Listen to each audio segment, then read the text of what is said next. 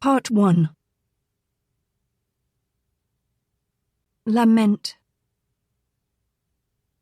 O my home, my land of sunshine, of loving folk and gently passing days, you are gone, gone beneath the booted heel of war, the million-legged worm that crawls mindlessly across my land and leaves behind a tangled waste of broken lives and lifeless bodies. You have left me, alone, forlorn, a toss like a leaf upon the flood. Wherever I would set my feet and rest, I find despair. You have rent the very fabric of my soul with your going.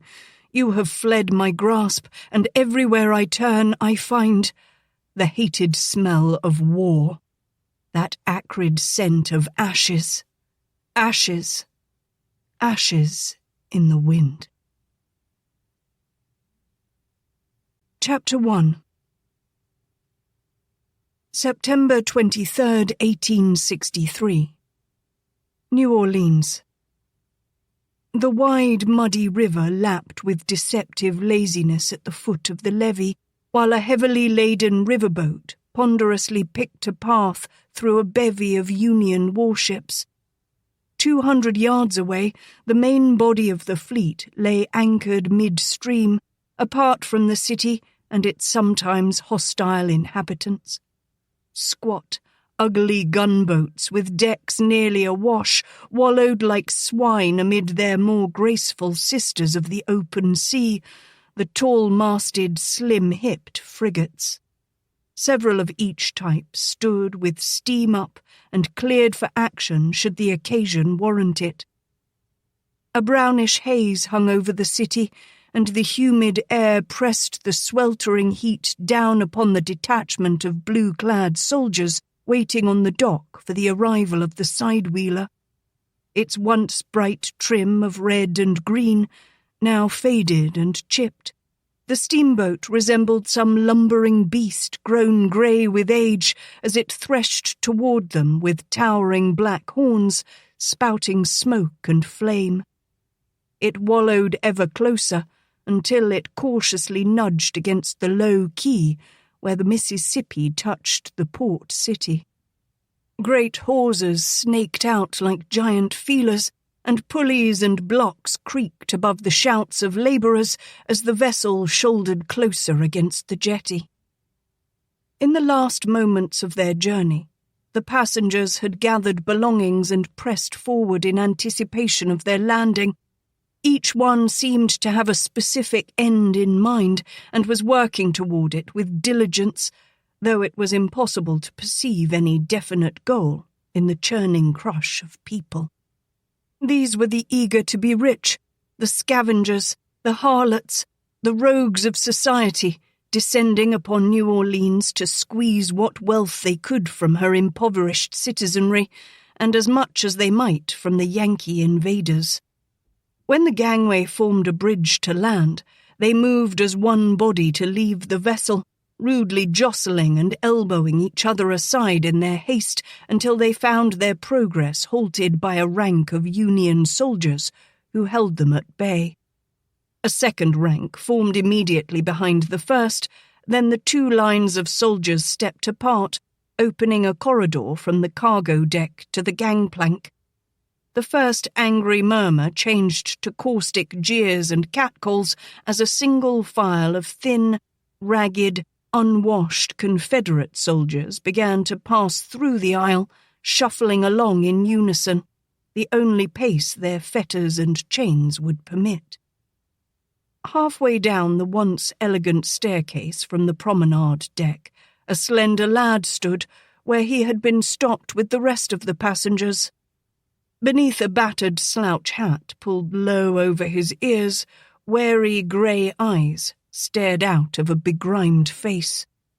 Over-large garments emphasized the smallness of his frame, and the baggy trousers were gathered about his thin waist with a rough rope. He wore a loose cotton jacket over a voluminous shirt, and though its long sleeves were rolled back several times, they still flopped over the narrow wrists. A large wicker case stood on end near his outsized boots, which turned up at the toes. The lean face was smudged with the soot of the deck passage, and through the smut the first signs of a sunburn showed across the bridge of his thin nose. His claim to years appeared no more than a dozen, yet the deliberateness and quiet reserve in his manner belied his apparent youth. Unlike the other travellers, a pensive frown marked his youthful brow as he watched his defeated countrymen led from the boat. The prisoners were met on shore by the waiting detachment, while aboard the riverboat the Federal soldiers fell in behind their officers and followed them ashore, at last allowing the other passengers to disembark. Dragging his eyes from the shuffling prisoners, the boy lifted his valise and began to make his way down the steps. The case was clumsy and repeatedly bumped against his leg or snagged the clothes of others who came in its path. Avoiding the glares tossed his way, he fought to control his burden and advanced as best as he could. Behind him, a man with a gaudily dressed and over-painted woman on his arm grew perturbed at the slow progress of the youth and sought to press past. His haste caused the boy to stumble. The heavy wicker case caught the balustrade, then rebounded heartily against the impatient one's shin.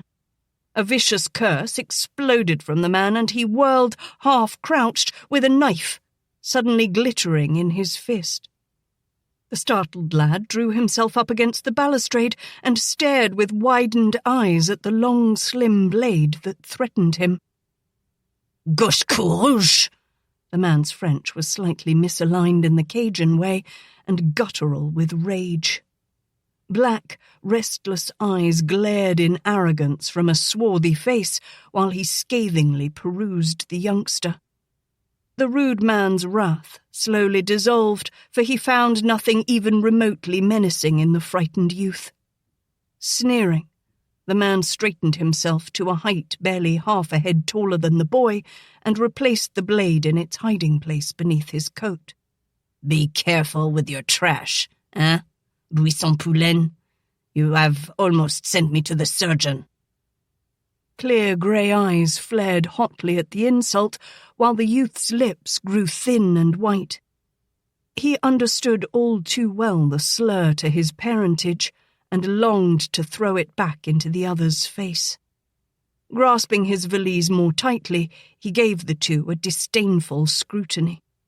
The woman was obvious, and though the man wore a coat of rich brocade, the bright print shirt and red bandana knotted about his neck marked him as one of the backwater riffraff whose presence in the city was usually occasioned by a mysterious rise in fortune.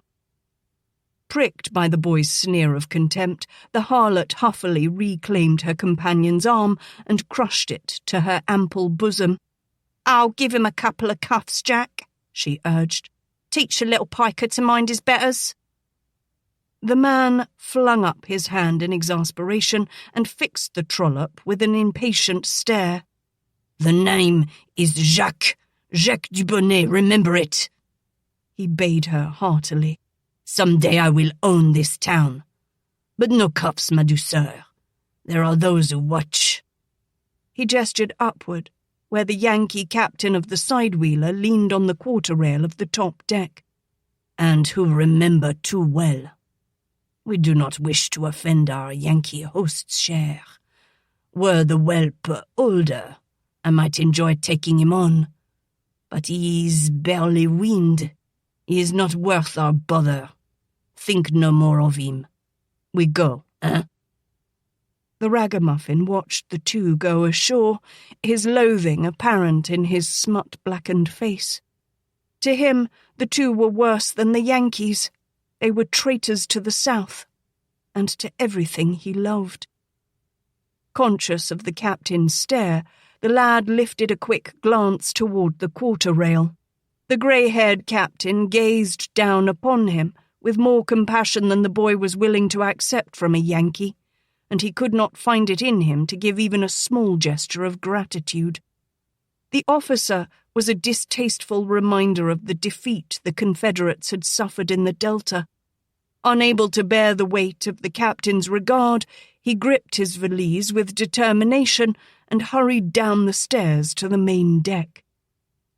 A landing ran along the waterfront to accommodate the low decks of the river steamers. A few yards of level space gave room for loading and landing, then the levee rose abruptly to the main warehouse level.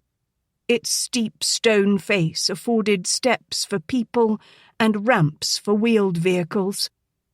As the lad laboriously hauled his case toward the nearest steps, a short caravan of Federal wagons rattled down an adjacent ramp. At a brusque command from a sweating sergeant, a handful of soldiers dismounted and started toward the sidewheeler. The youth eyed the closing Yankees nervously. Then, forcing his gaze downward, he carefully kept his pace slow and deliberate. But as their footsteps neared, his trepidation mounted. They seemed to be coming straight for him. Did they know? The lump in the lad's throat grew until the first soldier went on past and clambered across the gangplank, leading his fellows with him.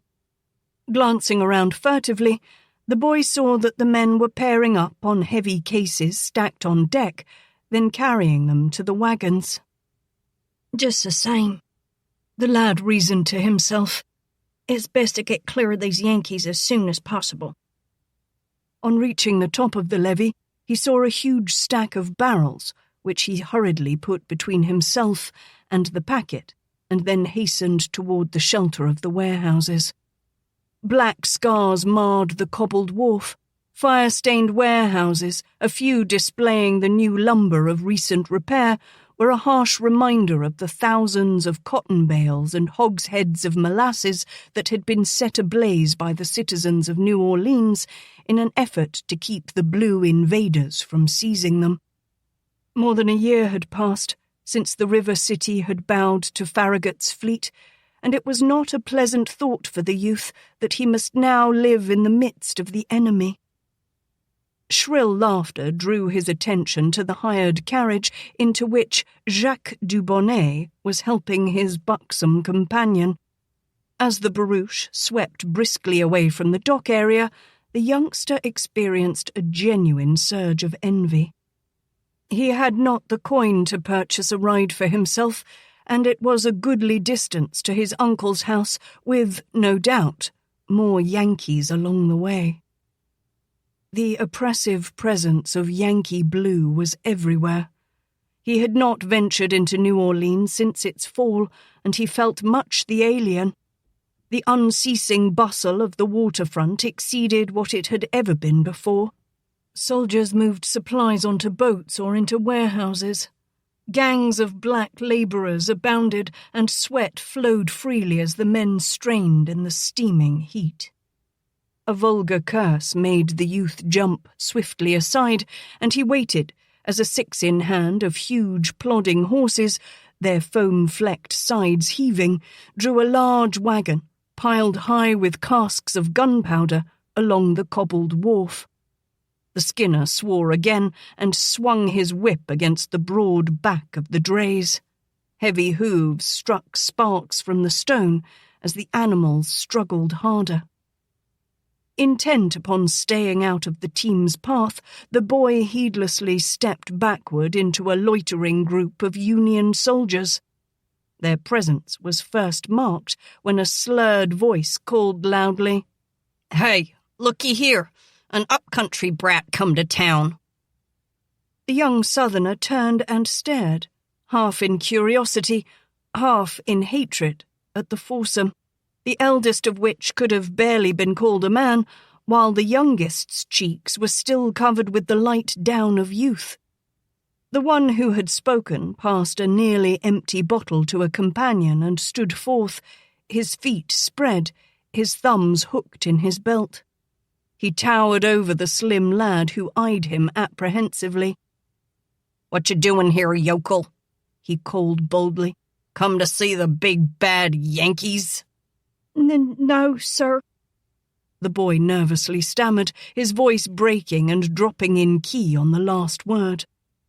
Uncertain and dismayed at this unexpected confrontation, he glanced uneasily toward the others. They were more than tipsy. Their uniforms were in sad disarray, and for the most part, they seemed only to be seeking some diversion from boredom.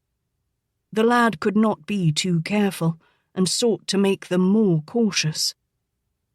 "I'm supposed to meet my uncle. He should be here." He let his voice trail off in the lie and gazed about expectantly, as if seeking some trace of his kin. "Hey." The Yankee private grinned over his shoulder. "This kid's got an uncle around here. There, boy." He jabbed a finger painfully into the other's shoulder and pointed to a team of mules nearby. "Do you suppose one of them could be your uncle?" The lad yanked the brim of his floppy hat lower, bristling under the uproarious laughter of the four. "Excuse me, sir," he mumbled, not intending to remain the target of the Yankee's drunken humour, and started to turn away. In the next instant, the hat was snatched from his head, bearing a mop of shaggily cropped, dark reddish-brown hair.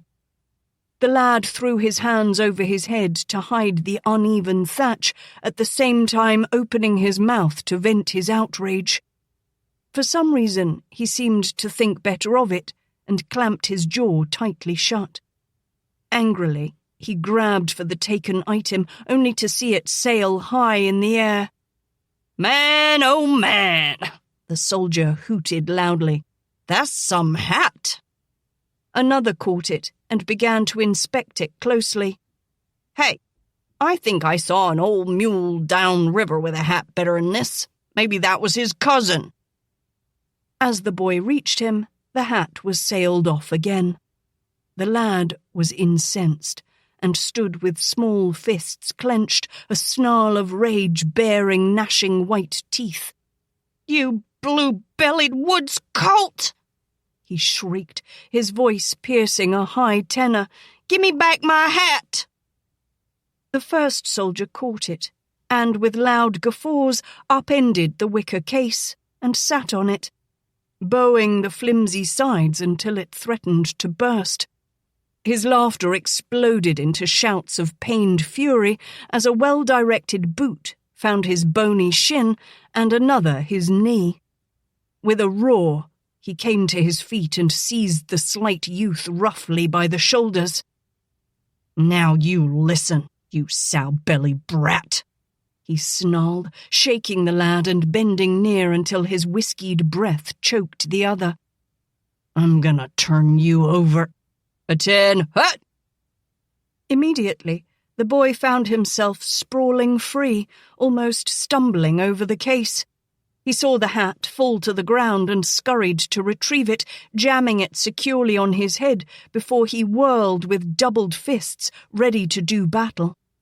His jaw slackened as he stared amazed by the sight of the four soldiers standing ramrod stiff. The whiskey bottle smashed on the cobblestones, and in the wake of its shattering, the silence was ominous. A tall figure strode into view, resplendent in dress-blue uniform with shiny brass buttons, bright braid on cuffs, and gold epaulettes bearing the rank of captain, riding on wide shoulders. A red and white sash was bound about a lean waist beneath a wide black gunbelt, and a hardy hat was pulled down over his scowling brow. As the man came forward, the yellow stripes that ran down the sides of his trousers flashed against the blue of the cloth. "You men," he barked sharply. "I am sure the sergeant of the guard can find more worthy chores for your attention than abusing the children of this city. Report to your quarters at once." His gaze sternly raked them as they struggled to maintain a rigid stance. Then he curtly ordered, "Dismissed!" The officer watched the scrambling departure of the four before turning to the boy, who found himself meeting eyes of bright azure blue set in a face bronzed golden by the sun. Long, light brown sideburns were neatly trimmed, accentuating the leanly fleshed cheekbones and firm, angular jaw. His nose was thin and well-formed, slightly aquiline, and beneath it were generous, but at the moment, unsmiling lips. There was an air of the professional soldier about him, a quality that displayed itself in his crisp manner, almost painfully neat apparel, and rather austere mien. The handsome features bore the look of good breeding appropriate to some princely head of state, and those eyes, fringed with dark lashes, seemed capable of piercing to the lad's innermost secrets, causing a chill of fear to go through him. Gradually, the captain's stern visage softened as he stared at the raggedy urchin. When a smile tugged at the corners of his mouth, he quelled it as quickly as it came. "I'm sorry, boy. These men are a long way from home. I fear their manners need as much improvement as their judgment." The youngster was overwhelmed by the presence of a federal officer and could muster no reply. He glanced away as the man's gaze ranged upward from his oversized boots. "And you, boy? Are you waiting for someone?" the captain inquired. "Or running away from home?" The youth fidgeted beneath the other's close inspection, but remained mute, pointedly ignoring the questions as he stared off into the distance. His ragged, ill-fitting garb and turned-up boots suggested a serious lack of coin, prompting the man to draw his own conclusions. "If you're looking for work, we can use an extra hand at the hospital." The youth wiped his nose on the back of a dirty sleeve and let his eyes roam derisively over the dark blue uniform. "I don't fancy working for no Yankee." The officer smiled leisurely. "We won't demand that you shoot anyone." The translucent grey eyes narrowed with hatred. "I ain't no lackey to wipe some Yankee's boots. Go find you someone else, mister." "If you insist." The man casually produced a long cheroot and took his time lighting it before continuing. "But I wonder if all that pride of yours keeps your belly full." The youngster lowered his gaze, too aware of the painful gnawing in his stomach to make any denials. "When was the last time you ate?" the captain queried. The urchin's retort came sharply on the heels of a piercing glare. "Can't see it's any of your business, blue leg." "Do your parents know where you are?" The man watched the youngster thoughtfully. "They'd turn over in their graves if they did." "I see," the officer said with more understanding. He glanced about until his gaze fell upon a small eating establishment located near the wharf. Then he looked back to the boy. "I was about to have a bite to eat. Would you care to join me?" The boy raised cold, bright eyes to the tall captain. "Don't need no handout." The Yankee shrugged. "Consider it a loan if you must. You may reimburse me when your fortunes improve." "My ma learnt me never to jaw with no strangers ner Yankees." The officer responded with a low chuckle of amusement. Unable to deny the latter title, I can at least present myself. Captain Cole Latimer, assigned as surgeon to the hospital. Now the clear grey eyes betrayed a wide measure of distrust as they swept the officer. "I ain't never seen no sawbones younger 'n 50, mister. Betcha you're filling me full of rot." "I assure you I'm a doctor, and as to my age, I'm probably old enough to be your father." "Well, you sure ain't my pa," croaked the youth irately. "Not any damn Yankee butcher." A long, lean finger was thrust into the boy's face, almost meeting the tip of the slim, arrogant nose. "Now look, boy. There are some folks here who would not take kindly to your choice of titles. You can bet they'd use stern measures to take some of the starch out of you. I fished you out of one scrape, but I have no intention of playing nursemaid to any quick-tempered little whelp. so have a care for your manners." The grimy cheeks flexed with irritation. "I can take care of myself." Captain Latimer scoffed in disbelief. "By the looks of you, somebody needs to take you in hand. When did you last wash, anyway?" "You're the nosiest bluebelly I've ever seen." "Ornery little runagate," Cole Latimer muttered and gestured officiously. "Grab your bag and come with me." He left the waif staring after him in dumb surprise and strode purposefully toward the eating establishment he had espied earlier. He had gone only a few paces when he sharpened his voice and, without glancing around, barked, "Hop to, boy! Don't stand there gawking!" The urchin scrambled in the officer's wake, crushing the hat tighter on his head and struggling with his heavy case. Before the entryway of the wood frame structure, Cole Latimer paused. The youngster was a quick step behind, almost treading on the heels of the shiny black boots, but halted abruptly when inquiring blue eyes turned upon him. "Do you have a name?" The lad squirmed uneasily and glanced around him. "You do have a name, don't you?" Cole Latimer inquired with a hint of sarcasm. A brief, reluctant nod gave him an affirmative answer. Al. Al, sir." The nod became more vigorous. Throwing away his cigar, the captain arched a brow as he peered at the lad. "Is something wrong with your tongue?"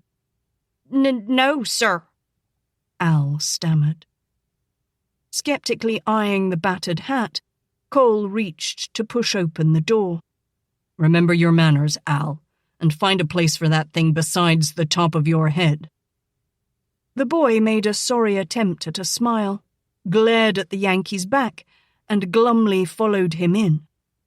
The stout matron of the place paused in her work to watch the two cross the room, where they settled themselves at a small table that stood before a window.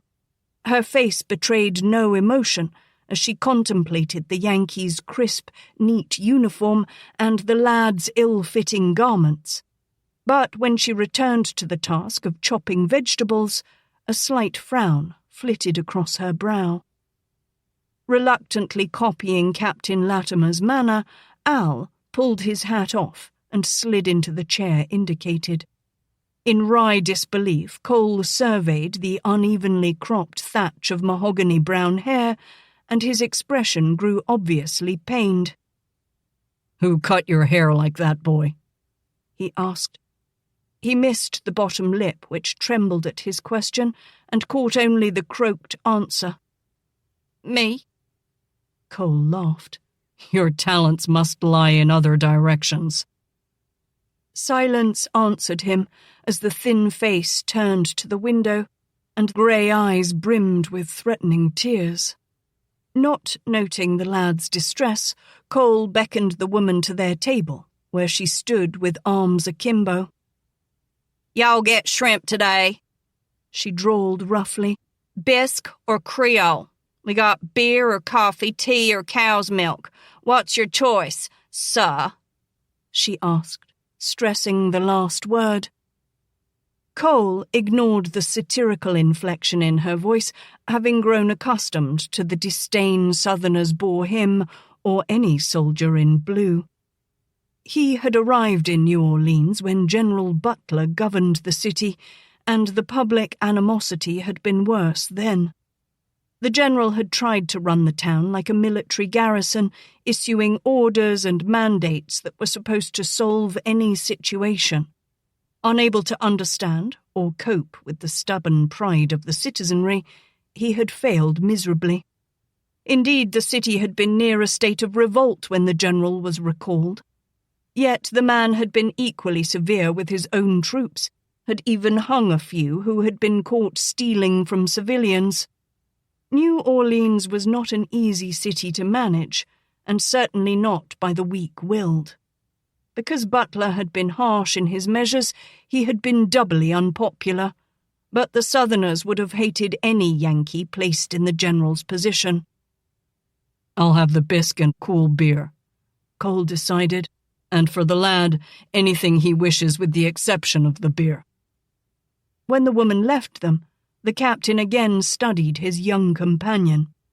"New Orleans seems an unlikely destination for a boy who hates Yankees as much as you do. Have you kin here? Or someone else to stay with?" Got a uncle. "That's a relief. I was afraid I would have to let you share my quarters." Al choked and had to cough to clear his throat. Ain't gonna bed down with no Yankee, that's for sure. Sighing impatiently, the captain came back to the subject of work. "I would assume you have need of some sort of income, but most of the civilians are in a hard way themselves. The Union Army is about the only source capable of hiring you, and the hospital seems a good choice for one such as you. Unless, of course, you desire to join the sanitation crews and sweep the streets." Al controlled his glare only slightly. "Can you write and cipher?" A little. "What does that mean? Can you pen your name, or can you do more?" The boy stared at the officer with bristling anger, and his voice was flat as he retorted, More, if I gotta. "We did have some blacks to clean at the hospital, but they enlisted in the army," Cole commented. "We don't have much of an invalid corps, since the wounded that are capable of getting about are either returned to their units or sent back east to recover." I ain't gonna help heal no Yankee. The boy hotly protested. A hint of tears brightened the translucent eyes as he spoke. Y'all killed my pa and brother and drove my ma to her grave with your infernal thieving. Cole felt a pang of pity for the ragged lad. "I'm sorry, Al. My task is the saving of lives and the mending of men, whatever uniform they may wear." Huh. I ain't seen a Yankee yet who wouldn't rather ride across our lands, burnin' and lootin'. "Just where are you from to have gained such a high opinion of us?" The captain interrupted brusquely. Up river. "Up river." Sarcasm was bold in the captain's tone. "Not Chancellorsville or Gettysburg. You've heard of those places, haven't you?" Despite the tightening lean jaw and the lowered gaze of the other, he didn't ease his mockery. "Why, from your answer, I could assume you were a damn bluebelly just like me and had seen some of those Johnny Rebs swarming over our lands. Just how far up river do you mean, boy? Baton Rouge? Vicksburg? Perhaps Minnesota?" Stormy grey eyes flew to meet his and snapped with irate sparks. Only a brayin' ass would come from Minnesota. A warning finger made a reappearance beneath the lad's slim nose. "Didn't I tell you to mind your manners?" My manners is just fine, Yankee. Boldly, he slapped the hand away. It's yourns what got me riled. Ain't your ma ever told you it weren't nice to point? "Be careful," the officer cautioned almost gently. "or I'll take down your britches and blister your backside good." With a gasp, Al came half out of his chair, then crouched like a wild animal at bay. Indeed, a feral light gleamed in the lucid depths of his eyes. He jerked up his hat again and jammed it over his shabby hair. You lay a finger on me, Yankee. He ground the words out in a low, husky voice, and you'll draw back a nubbin. I ain't taking no guff off no damn blue leg. In the face of this dire threat, Cole Latimer rose and leaned forward deliberately until blue eyes stared into grey from a little more than a hand's breadth apart.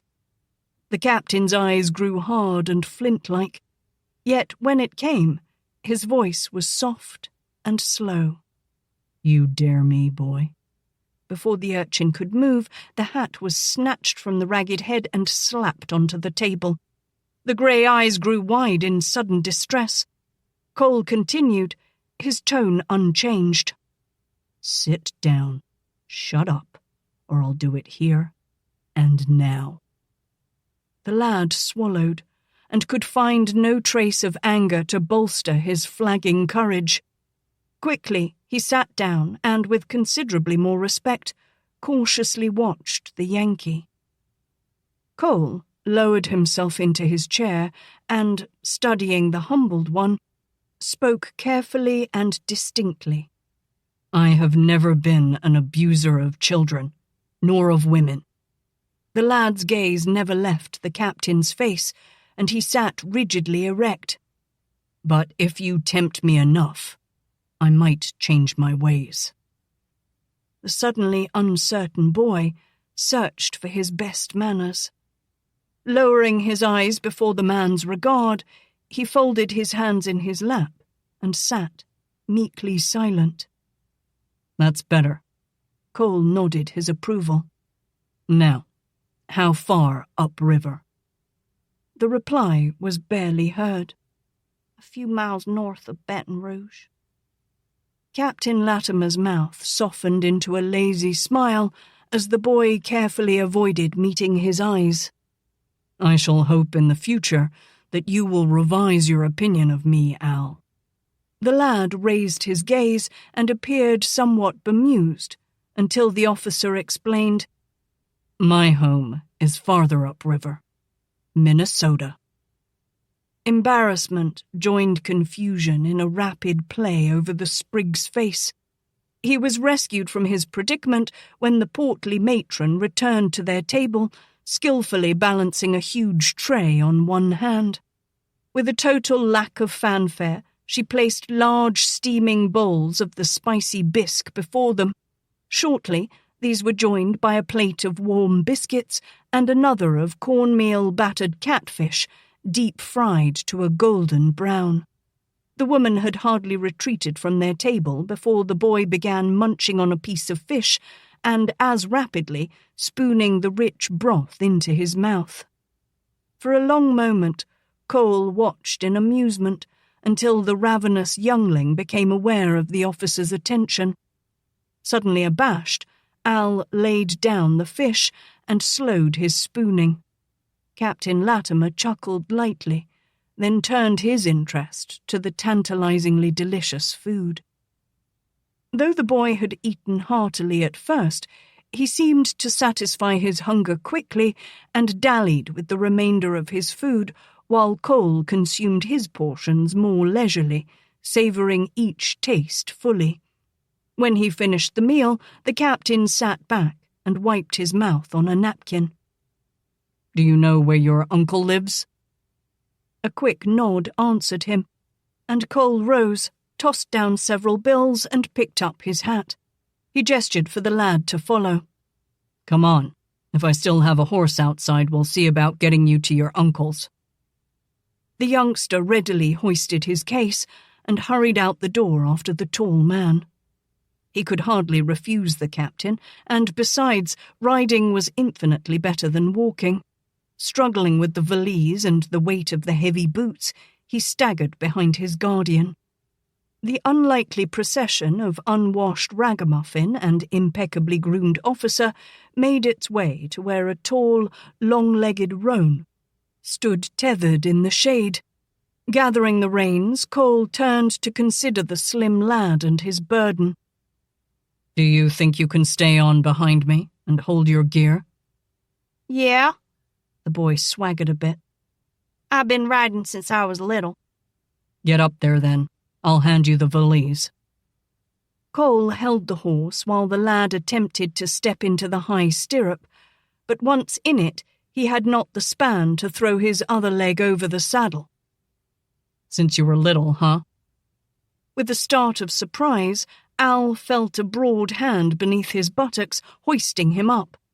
The grey eyes widened considerably, and some distress showed in his face as he was settled on the back of the steed.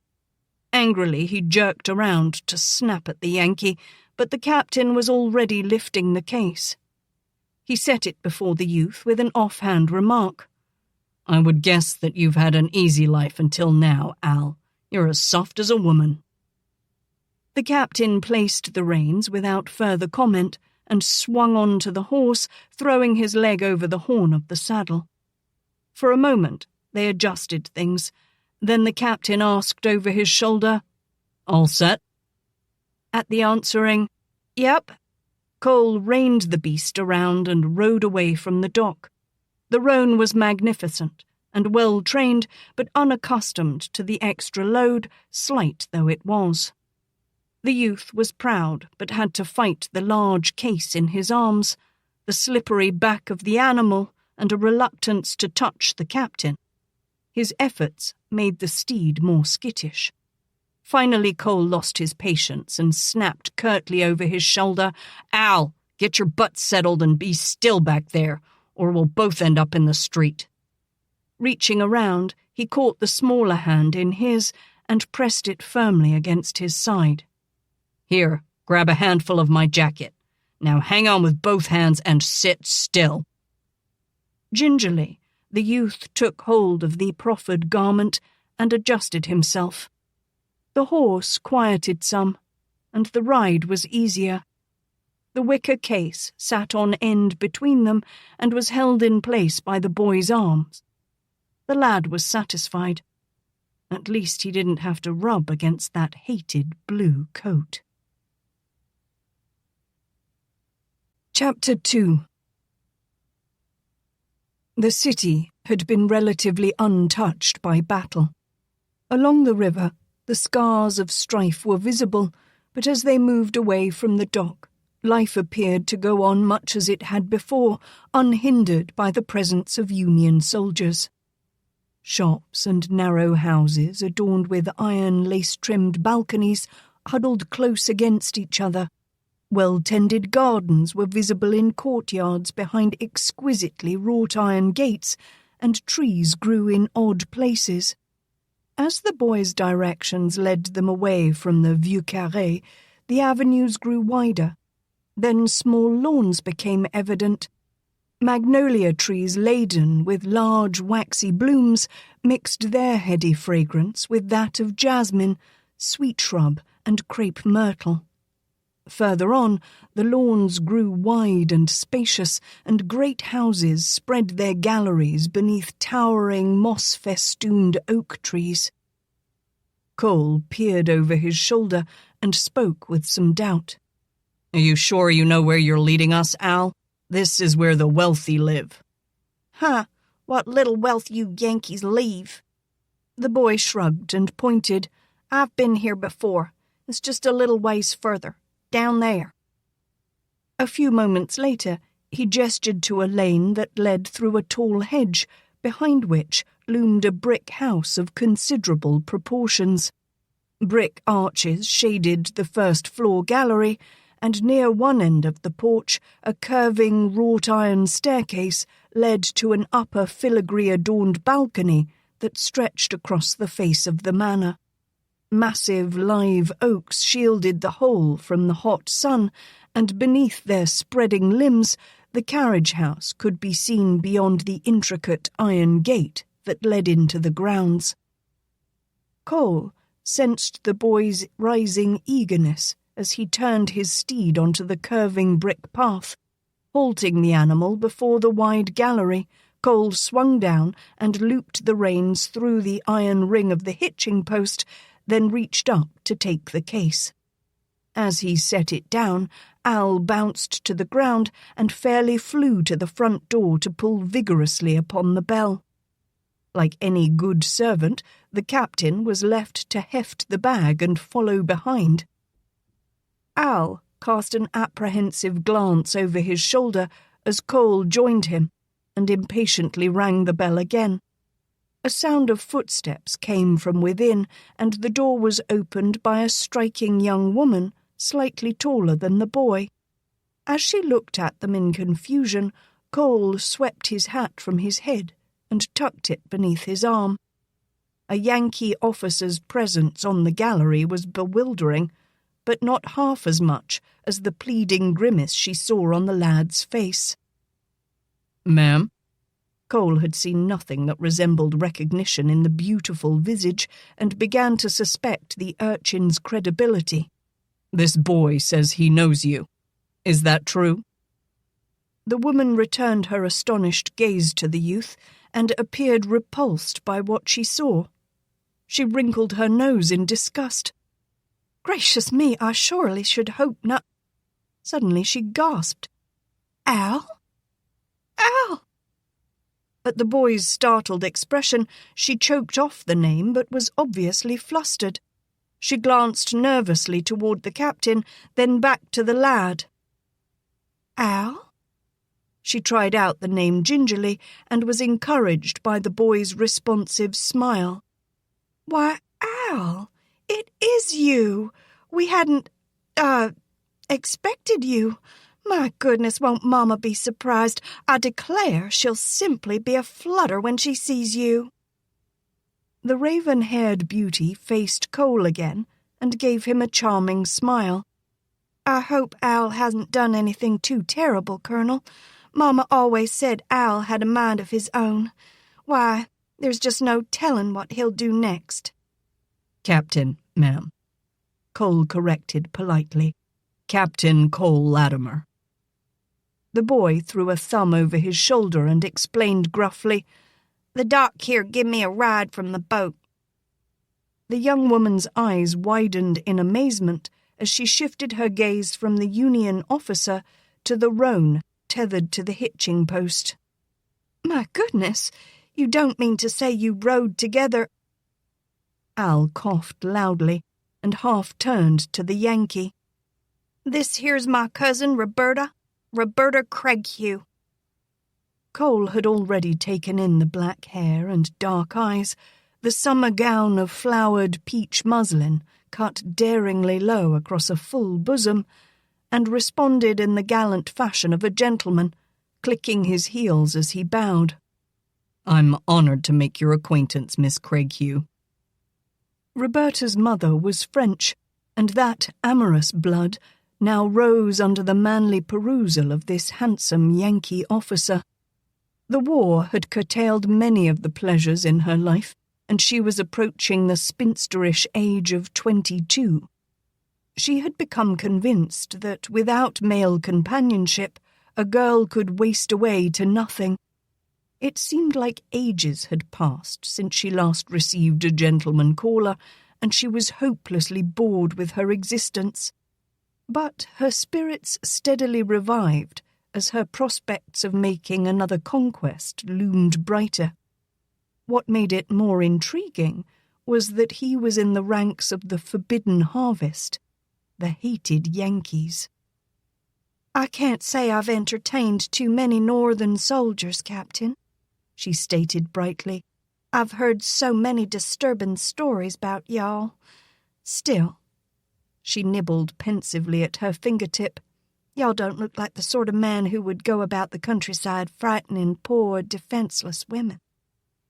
White teeth gleamed in a reckless smile as Cole responded, I try hard not to, ma'am.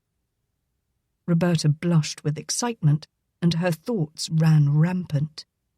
He seemed far more manly and self-assured than those silly boys who had feverishly plied her with proposals before marching off to war for the Confederacy. She had found no challenge in winning their hearts, but this Yankee might prove better sport. As if suddenly reminded of her cousin, Roberta faced him. Al, why don't you run along in? Dulcie will be glad to see you, I'm sure. Dismissed but reluctant to go, Al glanced worriedly from his cousin to the Yankee. Al had seen that certain look come into Roberta's eyes before on prior visits, and he knew it boded ill for himself, if not for the captain. To have the enemy pay court to Roberta was like looking down the wrong end of a rifle. He'd just as soon not be on the dangerous end when it went off. Wiping a grubby hand on his dingy trousers, Al extended it toward the man.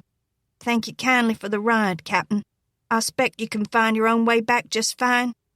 Al nodded toward the sun shining through the trees. Looks a bit like rain, though. Guess you'd best be getting back before... Nonsense, Al, interrupted Roberta. The least we can do is repay this nice gentleman for his kindness. I'm sure he would enjoy some refreshments after that long, hot ride. She smiled warmly at Cole. Won't y'all come inside where it's cooler, Captain? Ignoring her cousin's distress, she opened the door wider and beckoned sweetly. "This way, Captain." Al stared after the two as they entered the house, his teeth clenched in rage, his grey eyes flaring. He hefted the heavy case and wrestled it through the door, but in the process banged his elbow and mumbled several words the captain would not have approved of, had he heard. Fortunately, that one's attention was well occupied, as Roberta led him into the sparsely furnished parlour. "You must forgive the appearance of this room, Captain. Before the war, it was much more grand." Demurely she spread her wide, hooped skirts before Cole's chair and perched with ladylike poise on the edge of the faded silk settee. "Why, my father has been left with only a little bitty store to make ends meet after we had so much, and who can afford to pay such exorbitant prices as he must charge? Imagine paying a whole $1 for a bar of soap. And I grew so fond of Parisian scents, I can't bear to even look at those rough old cakes Dulcie makes." "War seems to get the best of everybody, ma'am," Cole commented with irony. "The war wasn't so hard to bear until that dreadful General Butler descended upon us. Excuse me for being blunt, Captain, but I hated that man." "Most Southerners did, Miss Craighue." "Yes, but few had to endure what we were put through. My father's warehouses were seized by that beastly man. Why, he even had our furniture and valuables confiscated just because Daddy wouldn't sign that miserable old loyalty oath. They were even going to take away this very house, if you can imagine, but Daddy gave in, just to keep me and Mama safe. Then there was that awful affront to all of us when Butler issued orders that the women folk of the city should be treated less politely by his men. I just can't imagine a gentleman like yourself, sir, following such a command." Cole knew General Order 28 by heart, for it had caused a great furore among the civilians. Butler had issued it to protect his men from the insults of the women of New Orleans, but his actions had backfired and eventually won more sympathy for the South. "And I, Miss Craighue, cannot envision you deserving such treatment." "I must confess that I was afraid to set foot outside this house for fear of being accosted. I was most relieved when the Union Army decided to replace General Butler, and now they have that other nice general in command. I've heard that Banks gives the most lavish balls and is far more cordial. Have you ever been to any of those affairs, Captain?" "I'm afraid I've been too busy at the hospital, Miss Craighue. It's a rare day I have to myself, but I've been most fortunate today. After the General's inspection of the hospital this morning, I was able to take the afternoon off. I shall, hereafter, consider it as my good fortune." Al stood through Roberta's chatter and the captain's replies, attempting to catch her eye while at the same time trying to stay out of the man's range of vision. But the lad realized his cousin was totally engrossed with entertaining the Union officer and refused to be interrupted. Forcing the woman to remember her manners, Al dropped the valise on the marble floor with a disrupting clatter. Roberta started. "Oh, Al! You must be starving, child, and supper won't be for ages yet. Go tell Dulcie to find you something to tide you over." She smiled brightly at Cole. "Gracious, it's been so long since we've entertained, I've nearly forgotten my upbringing. Captain Latimer, won't you stay and join us for dinner? Dulcie is just about the best cook in New Orleans."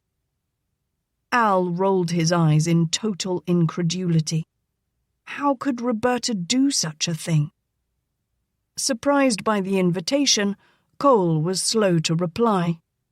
Usually it was only the women of the back streets who would lower themselves to consort with the enemy, and even they were not always the most congenial. Though it had meant long months of celibacy, he had not been inclined to indulge himself with some pretty knife-wielding Confederate sympathizer. Nor, for that matter, had he been tempted to crawl into bed with those proven safe by countless numbers in the Union ranks. He was not uneager to be in the company of such a beauteous lady, but there were things to be considered. Her father, for instance. He would just as soon refrain from getting himself into a forced marriage. "I just won't hear of you rejecting my invitation, Captain." Roberta pouted winsomely, confident that he would accept. After all, she had never been refused before. "I suspect that you've been shown very little hospitality here in New Orleans." "One can hardly expect it under the circumstances." Cole smiled. "Well, it's settled then," Roberta replied happily. "You must stay. After all, you did bring Al home, and we are indebted to you." Unable to regain Roberta's attention, Al gave a subdued snort and made his way toward the back of the house. The oversized boots clumped noisily against the floor, marking his passage through the mansion. The sound of his stride was like a death toll, echoing through the stripped rooms, and he softened his steps. The house was hardly more than a shadow of its former splendor, and it was painful to look about at the bare walls and empty nooks and crannies where once treasured pieces had been displayed. Absent, too, was the usual bustle of servants. Al could surmise that, except for Dulcie's family, all the slaves had gone. He swung open the kitchen door and found the black woman busy preparing a stew for the evening meal. Dulcie was a large-boned woman, broad but not fat, and stood a good head taller than the slight youth. She paused in scraping a carrot and wiped her brow with the back of her hand. From the corner of her eye, she caught sight of the unkempt lad and frowned heavily in displeasure as she looked him over. "What you doing here, boy?" she questioned suspiciously. She threw down the carrot and rose to her feet, wiping her hands angrily on the large white apron. "If'n yo want some victuals, yo comes to the back door.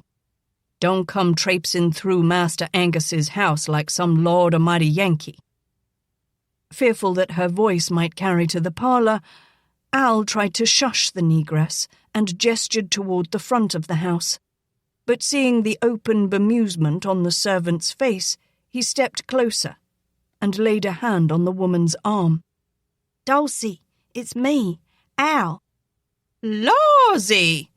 The screech of recognition seemed to ring through the whole manse before it ended abruptly as the wide-eyed youth clapped an anxious hand over the old woman's mouth. In the parlour, Roberta glanced worriedly toward the direction of the kitchen before meeting Cole's wandering gaze. Coyly, she murmured behind her fan, "Al always did have a way with Dulcie." Avoiding any further inquiries, she engaged him in bubbling conversation. The colour of his uniform she had already discarded as irrelevant. He was a man, completely and totally. It showed in his walk, his speech, his gestures. The easy, rich timbre of his voice sent delightful shivers down her spine. His manners were smooth and polished, yet she sensed in him that which brooked no impertinence. He was at ease with her. Still, she surmised that he would be equally relaxed in a group of men. She had barely met him, yet her blood was warmed by his presence, and she thrilled with the idea of being actively courted again. Cole had resigned himself to a wasted day when the misplaced waif became his responsibility.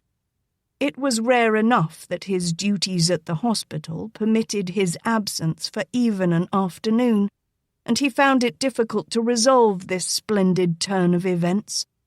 To be here, in a cool parlour enjoying a pleasant repartee with a desirable woman, was a greater reward than he might have expected from giving aid to an orphan whelp. He relaxed as he listened to Roberta's light and animated chatter until a few moments later a carriage rattled to a halt before the house, immediately silencing the effervescent woman. Concern creased her brow, and she came to her feet, at once nervous and more than a trifle distraught. "Excuse me, Captain. I do believe my parents have arrived home." She was about to hurry into the hall when the front door burst open and Angus Craighue came charging through the portal, followed closely by his wife. Angus was a short, stocky man of Scottish descent, with whitening, tawny hair and a broad, ruddy face. Layla Craighue was a distraught woman whose small stature had grown plump with the passing years. Her dark hair was lightly streaked with grey, and her sudden distress clearly showed in her large, dark eyes. Indeed, the anxious expressions the elders wore gave mute evidence that both had seen the roan with its federal trappings. They could only think the worst. Roberta had no chance to halt her parents out of earshot of the captain and explain his presence. He had decorously risen with her and now faced the two, who could hardly do more than gape at him. "Is there trouble?" Angus Craighue demanded. He shot a quick glance toward his daughter, but gave her no pause to answer before his anger was again turned on the Union officer. Craighue's stubborn, square jaw tightened as he hotly declared, "Sir, my daughter is not in the habit of entertaining your men in the absence of a proper chaperone, and most especially Yankees. If you have business with me, we'll go into my study where we won't disturb the ladies." Cole was about to allay the man's fears when Roberta interceded. "Daddy dear, this is Captain Latimer. He met Al at the dock and was kind enough to escort him here." Rumbling in confusion, Angus scowled darkly at his only child. Some of the indignation apparent in his ruddy face yielded to obvious bewilderment. "Al? Him? What is this, Roberta? Some tomfoolery of yours?" "Please, Daddy." She took his hand, and her black shining eyes stared intensely into his. "He's in the kitchen getting a bite to eat. Why don't you and Mama go and greet him?" In some consternation, the elder Craighues acceded to their daughter's urgings. Roberta relaxed a bit as she found herself once more alone with Cole. She graced him with a fetching smile and was about to comment on the heat of the day when, from the rear of the house, there came a shrill scream followed, after a breath's pause, by a rush of confused French. Roberta jumped as if stung, but recovered herself quickly as she realized the captain was already moving past her. "No, please," she gasped, grasping his arm. She was saved from the need of further physical effort by the reappearance of her father, supporting his distraught wife against him and patting her cheek while she continued to babble a stream of incoherent words. Angus hastened to lower his burden to the settee and managed to calm her flood of garbled verbiage. "Perhaps I could be of assistance, sir," Cole offered, stepping near. "I am a doctor." "No!" The answer was sharp and sudden. Angus waved away the other's help and, struggling to control himself, continued more calmly. "No, please, forgive her. It was just the surprise. There was a mouse." He shrugged lamely. Cole appeared to accept the excuse until he looked pointedly toward the door where Al had come to lean against the moulding. Then he nodded. "I think I understand." Roberta twisted her hands anxiously, nervously eyeing the youth. "Al has changed so much. It would give anybody a shock." Layla had regained a small bit of composure and struggled to sit upright. Carefully keeping her gaze away from the lad, she tried to maintain some semblance of poise. "You must forgive us all, Captain," Angus said rather tersely. The older man appeared rather strained as he faced the doctor. "We don't often have Union officers visiting here. We were sure there was some difficulty. Then to see the boy Al." The youth sauntered casually into the room, his large boots dragging on the threadbare rug, and gave them his own dirty-faced grin, showing small, sparkling white teeth for a moment. He shrugged and gave the excuse. "Sorry, Uncle Angus. I ain't never been too good at writing, and sides, I couldn't have sent a letter nohow." Angus flinched slightly as the lad spoke, while Layla's bewildered gaze fastened on the boy and followed his every movement. "It's all right, Al," Angus managed to reply. "These are hard times." Roberta smiled somewhat tremulously at Cole. "I do hope you don't think we're a bunch of ninnies with this display, Captain." "Of course not," Cole assured her politely, though his eyes, raising to the slim lad, gleamed with amusement.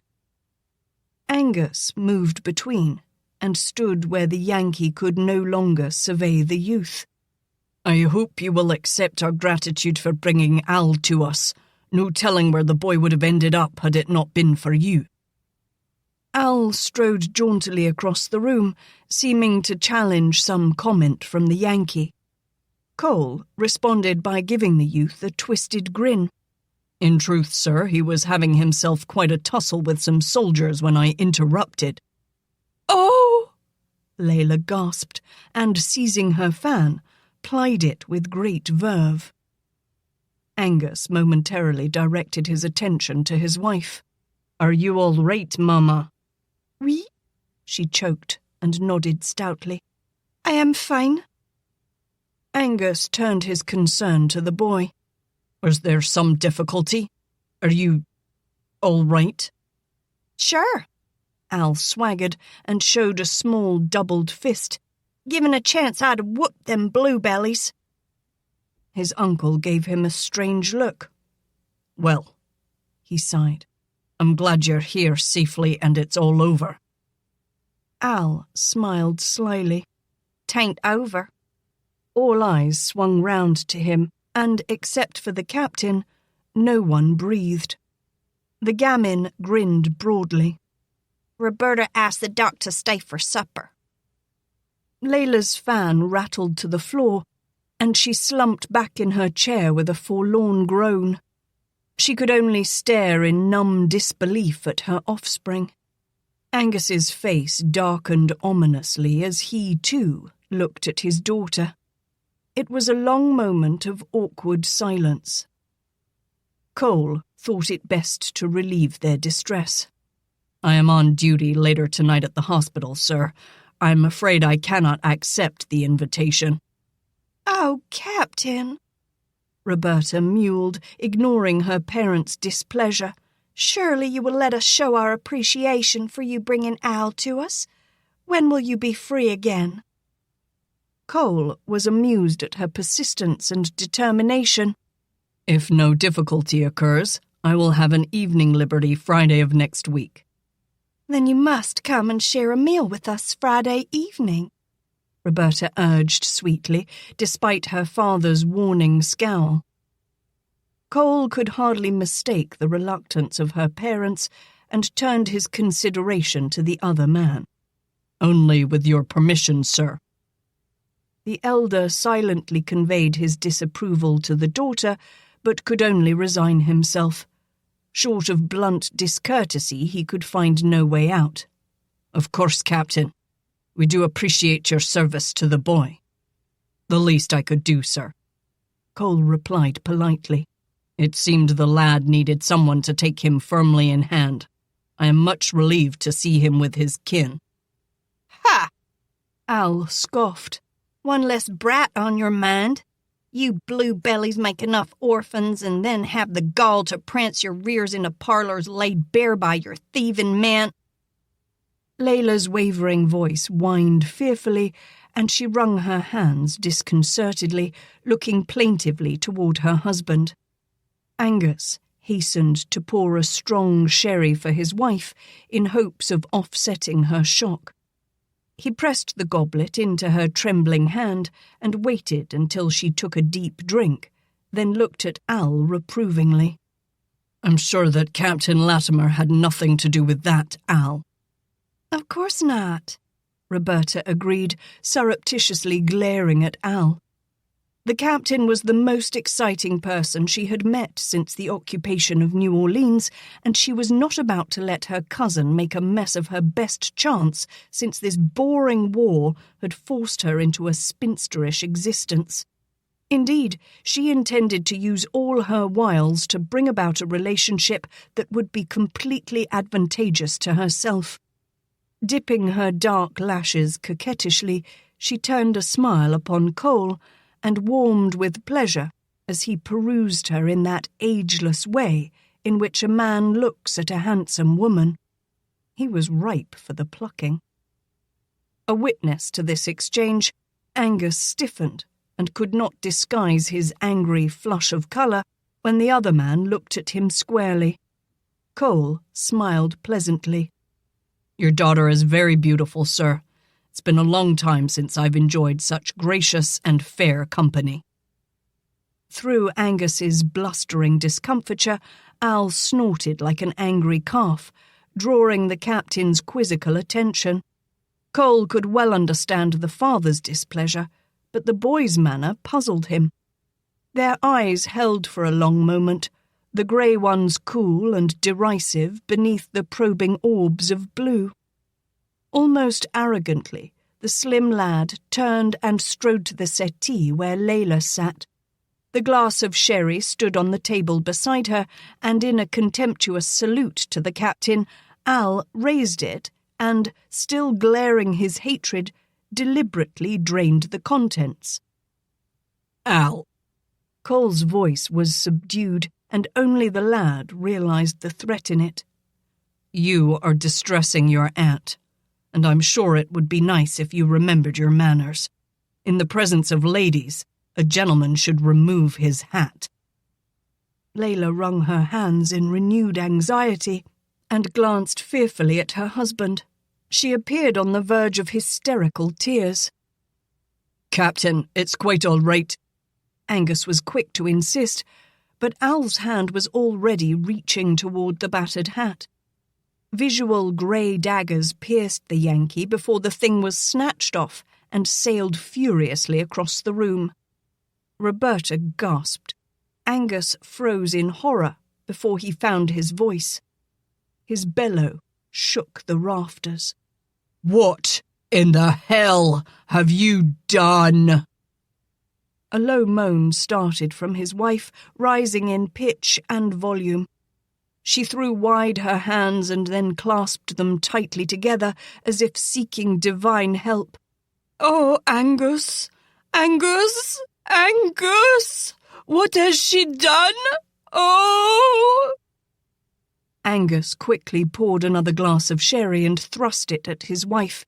"Here, Lila, drink," he bade, and with rare presence of mind added, "Roberta hasn't done anything. It's that fool boy chopping away at his hair again." His frown was fierce and deep as he directed it toward the youth, but he spoke aside to the captain. "Al has always been afraid someone might mistake him for a girl." His nephew choked and turned away, but Angus addressed him curtly. "Al, I think it's time you had a bath.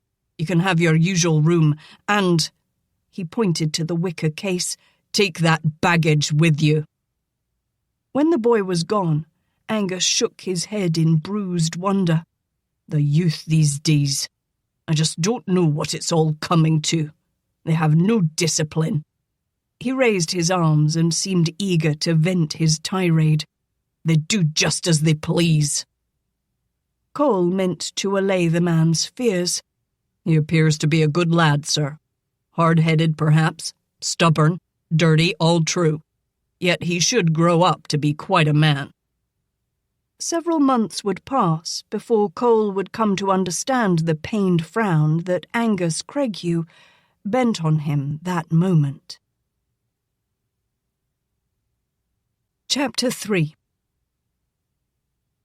Al placed the large wicker case on the bed and slumped wearily beside it. On the riverboat, A cotton bale had doubled for a bed, and it was an everlasting mystery how a thing that began so soft could be made so hard and uncomfortable.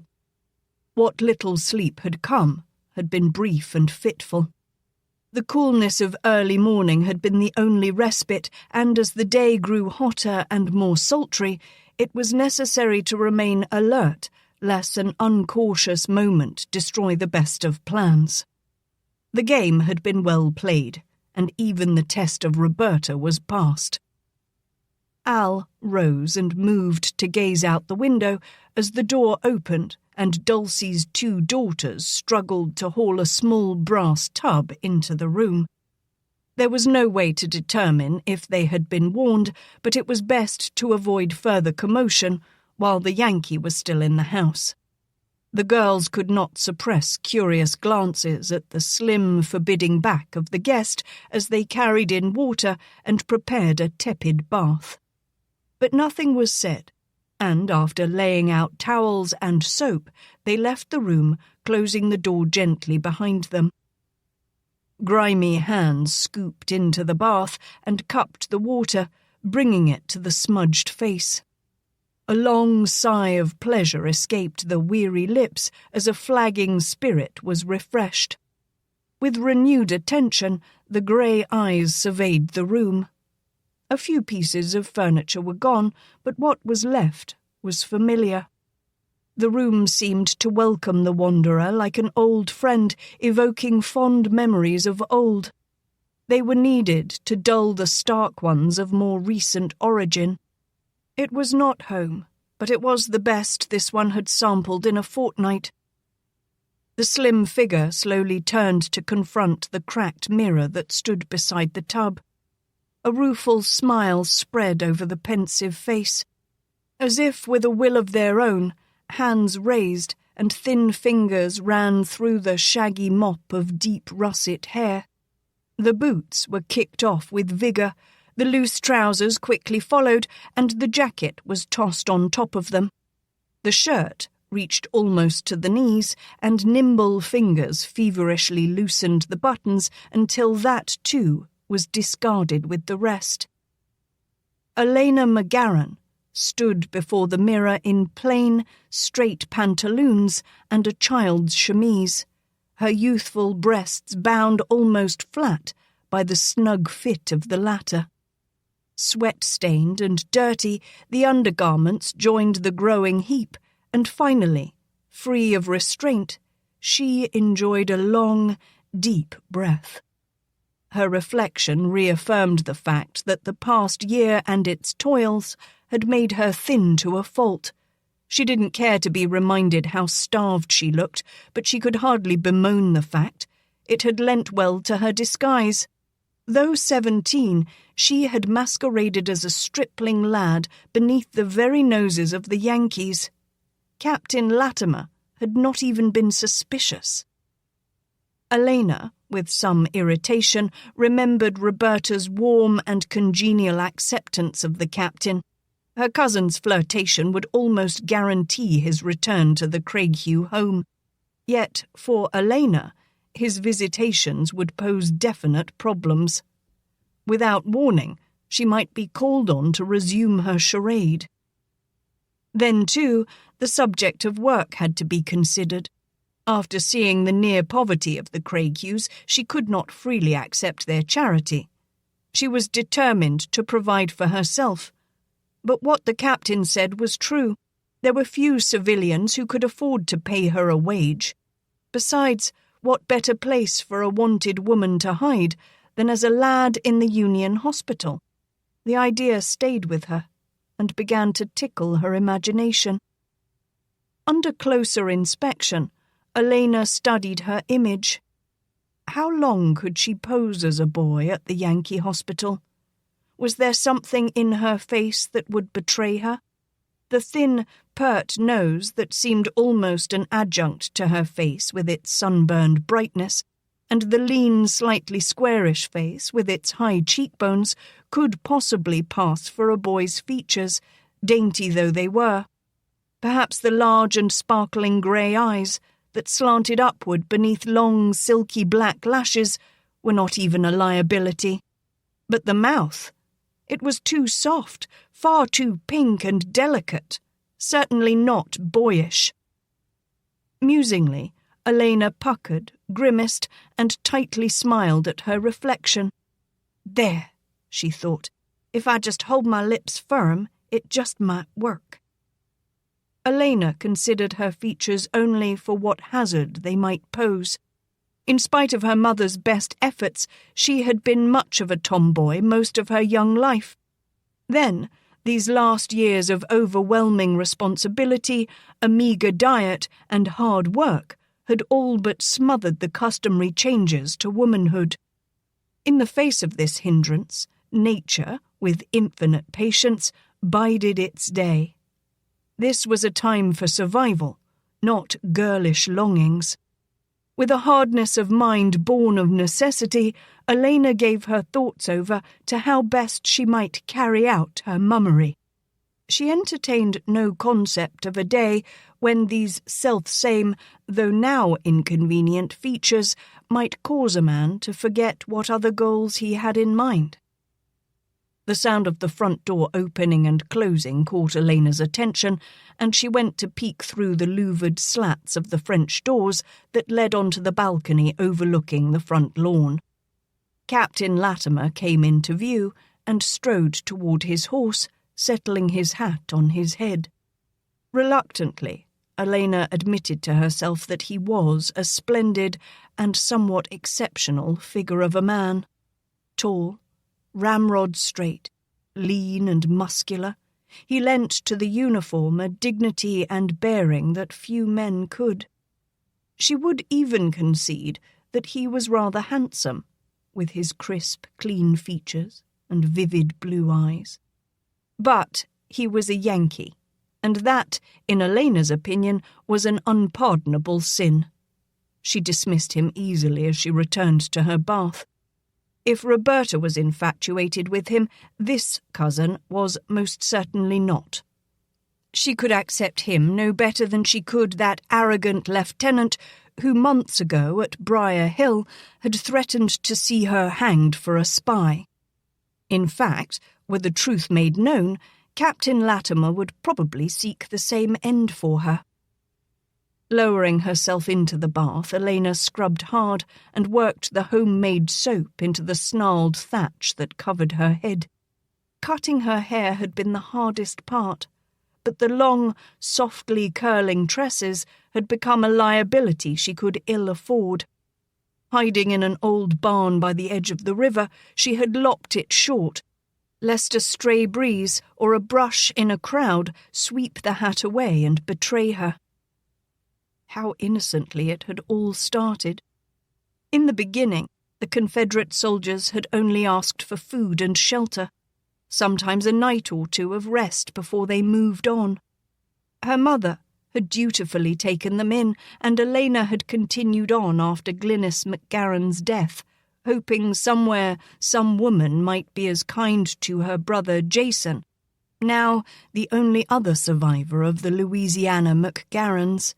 Banks and his scavengers had left precious little after their occupation of Alexandria, but Alaina had persisted, sharing what she could after the Yankees ravaged Briar Hill. But then, more than a fortnight ago, a young soldier had died in her barn, leaving in her care a message for General Richard Taylor. It had seemed simple enough for her to deliver it to the Confederate camp. That deed, however, proved pure misfortune. The eldest son of her white trash neighbours, repeatedly rebuffed by her somewhat caustic tongue, discreetly followed her to the camp and home again. Once more he had proposed that he move into the MacGaren house and set himself up as lord and master of it, offering to wed her now that she had no kin left to care for her. He had retreated quickly enough when Alaina took up her father's pistol and drove him out of the house at gunpoint. The rejected swain had wasted no time in carrying the tale of her deed to the Yankees, receiving no doubt a goodly sum for his loyalty. Hate beat a more bitter note in Alaina's heart as she remembered the Yankee lieutenant who had ridden up the lane to Briar Hill with his handful of black soldiers. He had sat back in his saddle to watch in glee as his men circled close about her on their mounts, frightening off the milk cow she had been leading.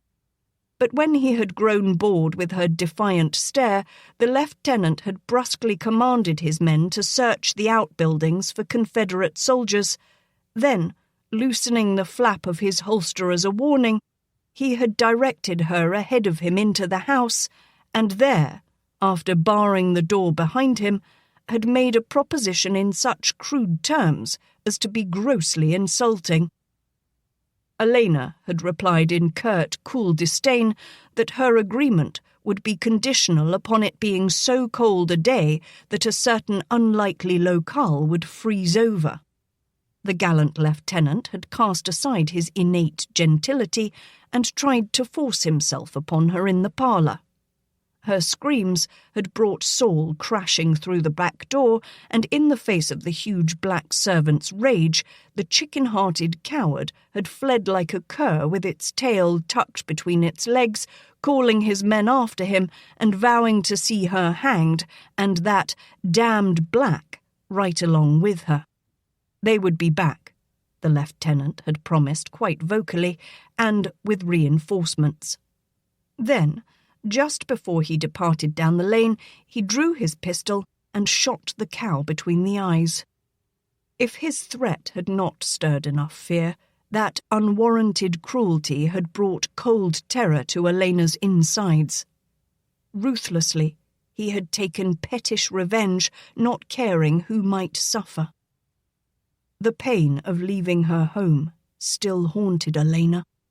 It seemed like ages since she had thrown what she could into the aged valise, assumed her boyish identity, and scrambled up behind Saul on Briar Hill's only remaining horse. For more than a week they had roamed the countryside, going to ground whenever Union troops were in the vicinity, only daring to return home once for food in the wee hours of morning. They were in Baton Rouge when Saul, about to cross the street to join her with their precious knapsack of food, was stopped by a shout. Glancing about, Alaina had spied the lieutenant rushing toward him and gesturing wildly for other soldiers to halt the black's escape. There were few men who could delay the powerful man, much less hold him secure. As he fled down the street away from her, Alaina drew back into the alley and slowly measured her retreat until, well assured no one gave her notice. Then she clambered onto the back of the nag and lit out. That night she kept a vigil for Saul, roaming the streets and finally camping on the outskirts. No more was seen of him, and after 2 days of scouring the countryside for him, and eating nothing but a few handfuls of raw corn found in an untended field, she had traded the horse for the fare on the riverboat and headed for New Orleans. The memories sharpened the pang of homesickness, and Alaina actively set her mind to something less disturbing. Finishing her bath in a rush, and donning a threadbare garment, she laid out her meagre possessions. The black dress she had worn to her mother's burial was her best, while the 2 muslin gowns she owned had been repeatedly patched. Alaina shook her head in rueful recollection. That fool soldier on the dock had nearly squashed the case open, and she had worried that it might fall from Captain Latimer's horse when she rode behind him. A young boy would have found a valise full of women's garments hard to explain. The captain had been so sure he had rescued an orphan lad. Instead, he had delivered to safety a young woman branded a spy by his own army and hunted like a dangerous animal. A light rap sounded on the door and, at her call of admittance, Layla bustled into the room, followed closely by Angus and Roberta. "Alaina, child, you gave me such a start," the older woman tenderly scolded before placing a kiss upon the girl's brow, where the short hair was beginning to dry and curl in soft, feathery wisps. "And your your beautiful hair, all gone." "What made you leave Briar Hill?" Angus questioned brusquely. "When we came to see your mother buried, you were determined to remain. It's been almost a year since Glenys passed away. What happened to change your mind? Surely Jason hasn't been—" "No." Alaina didn't want to consider that her oldest brother might have perished like her other brother Gavin and her father. "No," she said more calmly.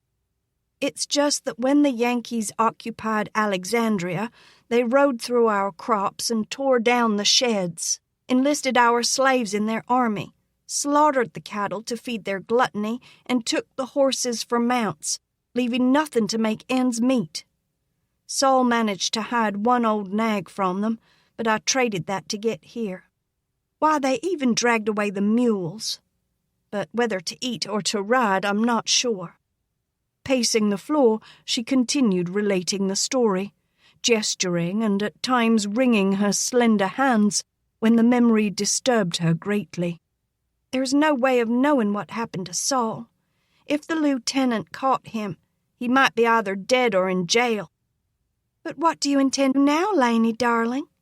Roberta asked with wide, innocent eyes. Angus cleared his throat, and seeing no other choice, magnanimously yielded a declaration. "She'll stay here with us, of course. There's little else she can do." "But, Daddy," Roberta implored, "Captain Latimer will surely come back. What is he going to think if he finds out that Al is really a girl?" "You shouldn't have invited him, Roberta," her father mumbled discontentedly. "Oh, Daddy," Roberta smiled and affectionately pinched his cheek. "Think of all he can do for us. Isn't it time we started taking from the Yankees instead of giving up everything that we own? Haven't they stolen enough from us? With butter $4 a pound and eggs $5 a dozen, how can we afford to exist? Dulcie has been going to the French market less and less, and your customers have become quite stingy with trading their foodstuffs and paying their bills. Why, I haven't had a new gown in months, and now we have another mouth to feed." "Roberta!" her mother gasped. If any lagging uncertainty remained in Elena's determination to find work, Roberta's crudity strengthened her resolve. "I don't intend to be a burden," she announced. "Captain Latimer is looking for a boy to work at the hospital, and I'm going to accept the position. As Al." "You'll do no such thing!" Layla was aghast. "I've never heard of anything so ridiculous. Imagine a young, innocent girl working for those dirty Yankees. Why, your dear mother would come back to haunt me if I consented to anything so foolish. Poor Glenys. She was so in hopes you'd learn to be a lady. And now look at you. Ma petite, what's to become of you?" The woman dissolved into tears, unable to bear what this dreadful war had done to her niece. "Now, Mama," Roberta soothed, patting Layla's shoulder. Although always rather thin and bony, Alaina had drawn, with her brightness of wit and easy charm, a covey of young men continually about her, and Roberta could not bear to share the tiniest bit of masculine attention with her cousin. She could only think that Alaina, dressed as a boy, would be no competition at all. Indeed, the situation might lead to a bit of fun. Alaina always was too uppity for a country cousin anyway. "The Yankees won't know it's Lainey. They'll think it's just a boy, Al. That's all. And she plays the part so well no one will ever know. What a trick to play on those nasty old Yankees." Angus silently agreed with his wife. His sister, Glenys, had often despaired because Alaina refused to conform to a more genteel way. The girl had found far greater pleasure romping with her brothers, and Angus did not doubt in the least that she could shoot and ride about as well as most men. If anyone could pull such a farce off, Alaina was the one to do it. Chapter 4. Alaina stared wistfully out as the rain made long, wavering runnels down the window panes. Finding the right hospital had been difficult enough, but waiting for Captain Latimer had proven even more time-consuming. She was beginning to wonder if anyone had bothered to inform the doctor that Al had come to inquire about a job. But what could one expect when a dirty-faced urchin asked to see a busy surgeon? Had she come wearing wide hoops and a fetching bonnet, Alaina wagered herself, she would have had better results. The room into which she had been ushered was obviously one in which the doctors spent their leisure moments. The narrow cot, the sparse and stark furnishings, however, indicated little time spent in relaxation. In the hallway outside the day room, brisk footsteps stopped abruptly at the door. Quickly Alaina stepped down from the high stool where she had perched and, hat in hand, faced Captain Latimer as he entered. Seeing the scowl that drew his brows sharply together, she became suddenly wary of her foolishness at being here. Whatever else she might think of the man, she knew that Captain Latimer was not really a fool. How long could she hope to hide her identity behind the guise of unwashed scamp? Recognizing the young lad, the captain curbed his irritation at being summoned from his duties and crossed the room to the washstand. Pulling off the long white coat that was liberally smeared with blood, he tossed the garment into a basket before he met the youth's uncertain gaze. "At least you appear to have learned a few manners since last we met," he commented, a bit more tersely than he had intended. Seeing the apparent confusion of the other, he indicated the tattered hat. "I done thought about that there work you offered," Alaina began politely, though she chafed at having to ask anything of a Yankee. "And seeing's how my uncle can't afford another mouth to feed, I expect it's the only right thing for me to do. That is, if and you still need me, sir." "Of course we need you, Al. Right now, if you can begin." At the quick, answering nod, the captain briefly smiled. "Good. I'll show you what needs to be done, then I must get back to work. A riverboat was ambushed a few miles upriver, and they're bringing in the wounded. It would seem that your countrymen have difficulty recognizing the color of our uniforms. Several civilian passengers were brought in with the soldiers." Alaina bristled as if rubbed the wrong way with a burr. "Them civilian whatevers ain't no more'n pack rats. They go up river just to steal cotton from the plantations, and you blue bellies sit back and let 'em." Cole splashed water into a porcelain basin and peered askance at the untidy youth. "Whatever they are, they're still human." "Huh, just barely," Alaina snorted derisively. "I ain't gonna shed no tear over none of them." "Perhaps I shouldn't trust you in the wards," Cole said, stripping off his shirt and splashing cool water over his face and shoulders. Sunlight glanced off a small gold medallion which hung on a long chain about his neck, sending tiny flecks of light dancing across the wall. "I'm wondering if you might do more harm to our soldiers than they can bear." The grey eyes narrowed. "Just as long as I don't have to play wet nurse to none of 'em, I'll do my work and do it good," she assured him sharply. "You needn't worry on that account." "Of course." She drew the last word out while she gave the man a scathing regard. Had she been of such a mind, she might have admired the wide-furred chest or the fascinating play of muscles that rippled along his ribs and arms. She relished more her hatred of Yankees. "If you think your fellers got something to fear from an orphan boy, well, mister, you just better not hire me on." Cole laughed aloud at the youth's audacity. He had already come to the conclusion that Al was as blunt and honest as any boy he had ever known, and twice as dirty. "I thought your uncle told you to wash." Al's lean jaw flexed with irritation. "You show me what you want clean, Blue Belly, and I'll see it done. But leave me out of your plans. A little dirt never hurt nobody." Cole grunted in derision. I can't even tell what you look like beneath all that grime. You don't need to, Yankee. Just 'cause you favor water and bathing, there ain't no need for me to take up your vices. Alaina didn't care for the way he contemplated her filthy garb and the wash basin, and asked harshly, What you want me to do round here? You did say you had to get back to work, didn't you? Cole slipped into his shirt again, and over it donned a fresh white coat. He led Al through 8 wards of the hospital, pausing in each to give brief, pertinent instructions as to what would be expected. The wards were large rooms crowded with cots, and upon these bandage-bedecked men. A thick layer of dust had accumulated beneath the beds, and old, discoloured dressings were strewn upon the floor.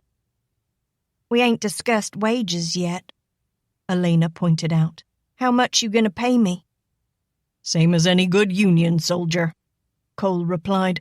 $1 a day and found. I'll take the meals, Al stated flatly. But since I ain't gonna sleep here, make it $1.10 and you got yourself a deal. That sounds fair enough, Cole conceded, half amused. But you better be worth it. Alaina shrugged noncommittally. She wasn't about to go out of her way to reassure any blasted Yankee. When the captain left her, she did not tarry. She filled a bucket from the cistern pump and into it pared thin shavings from a bar of lye soap. With a heavy broom, she reached into every corner, beneath every bed, stand, and chair, raking out the piles of trash and dirt. Her activities were ignored for the most part by soldiers more engrossed in the boredom of their pain than in the presence of this tight-lipped lad. A rare attempt was made by an occasional soldier to exchange some brief word with the boy, but since Al was no more inclined to pleasantries than the others, these attempts were met with grim silence, and the lad hastily took himself elsewhere. The day's labour saw 2 wards clean. The filth and grime had collected for several weeks and had become almost a natural fact of life in the wards. It was near dusk when Alaina wearily surveyed the well-scrubbed floor she had just finished. Her knees were raw, her hands burned from the strong soap. It was a dismal thought that she had only 6 more wards to clean, but that, she told herself firmly, would have to wait for another day. Even for a young lad, it was quitting time, and she had no wish to travel the streets after dark. Feeling a bit frazzled and worn, she plodded down the hall in her oversized boots. At least the results of her hard work were readily discernible. The 2 wards almost gleamed with their new tidiness. The floors were scrubbed, the windows washed, the tables dusted. Even Captain Latimer would find it hard to fault her labours. But then she hadn't seen him since early morning, and perhaps that was just as well. If the 2 wards were clean, she could hardly say the same for herself, and he did seem to resent her lack of neatness. The ride home on the scrawny back of Old Tar, short for Tarnation, her uncle's ancient nag, did nothing for her fatigue. When she arrived home, Roberta was at the back door to meet her, with her hair done in style and wearing a fetching gown of mint-green muslin. Alaina felt the sharp contrast between them. Before leaving the house that morning, she had rubbed a muddy mixture of dirt, grease, and water lightly through her own hair to disguise her dark, burnished curls. It was a disgusting mess that she longed to wash out, and, as she passed her cousin, she hid her reddened hands with their short, broken nails and hurried to closet herself in the small pantry just off the kitchen. With the abrupt reduction of the Craighue larder, the sizable cubicle had been made into a bathing chamber for the family, being conveniently near the kitchen hearth, where a hot bath could be prepared without the laborious hauling of water. It was here that Alaina whiled away a good part of the evening, instead of taking supper with the family. She lazed away the time, washing her hair, cleaning and trimming her nails, and rubbing a soothing salve on her red hands. It was a small luxury she permitted herself, but after playing the part of a boy these weeks in her bid for freedom, it was a great relaxation just to be a girl again. Where the pleas of her mother had failed, the enforced confinement in the boyish garb was beginning to show some results, to make her long to be a lady. On the 5th day of work at the hospital, Alaina started over again and cleaned the first 2 wards. This time her labours went quickly, as the depth of debris was less. She placed empty tins for the trash, and the soldiers began to use them. She even had help from a few who were mightily bored with their humdrum existence. Much to her discomfiture, she found her midday meal intruded upon when Captain Latimer brought his plate of food and joined her at the table. With a baleful eye, Al peered up at him and considered the other tables in the mess hall. They were the only 2 people in the room. "What's the matter, Bluebelly? You can't find no place else to sit?" "Excuse me, Al. I didn't know you had a penchant for eating alone." The captain apologized dryly, but made no attempt to leave. "What you think I come in here so late for?" Al queried impertinently. "I'm particular as to what kind of critter I eats with. Never had a stomach for taking down victuals with polecats." "Stop your caterwauling and eat," Cole ordered tersely. "You won't grow much bigger than you are now if you don't learn to pay more attention to food." Cole pointed to the leather pouch on the table beside Al's plate. "What do you carry around in that?" "What's it to you?" The captain shrugged casually. "Well, I guess I'm curious. It's not a change of clothes, I'd wager, since I haven't seen you in anything but what you're wearing." "If you gotta know, it's victuals," Al grumbled. "What I can't eat here I take home." She looked at the doctor narrowly and rubbed the tip of her nose with a thin finger. "You got some objection?" Replying in the negative, Cole took a sip of coffee before he reached beneath his white coat and produced a narrow tan envelope with an official-looking stamp over the sealed flap. He tossed it on the table in front of her, and she noted that it bore the name Al Craighue. "What's that for?" Alaina questioned suspiciously. "Your wage for the week." She tore open the missive. "But there's $7 here," she remarked, counting it out. "The paymaster decided to make it an even amount. You've earned it." He watched the lad tie the money carefully in the corner of a worn handkerchief. The captain continued eating for a thoughtful moment before he inquired, "What are you going to do with all that wealth? Buy new clothes?" "Half goes to Uncle Angus to pay for lodging. Then I plan to save what I can from the rest," Alaina stated matter-of-factly. "If you'd like to earn some extra money, I have quarters in the Pontalba apartments, and I could use someone to clean it during the week while I'm on duty." "You sure you can trust me, Yankee?" Al prodded. "Do you want the work or not?" Cole asked impatiently.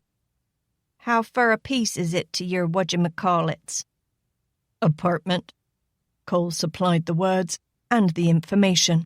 "It's right on Jackson Square. You know where that is, don't you?" "Yep," Al nodded. "How do I get in?"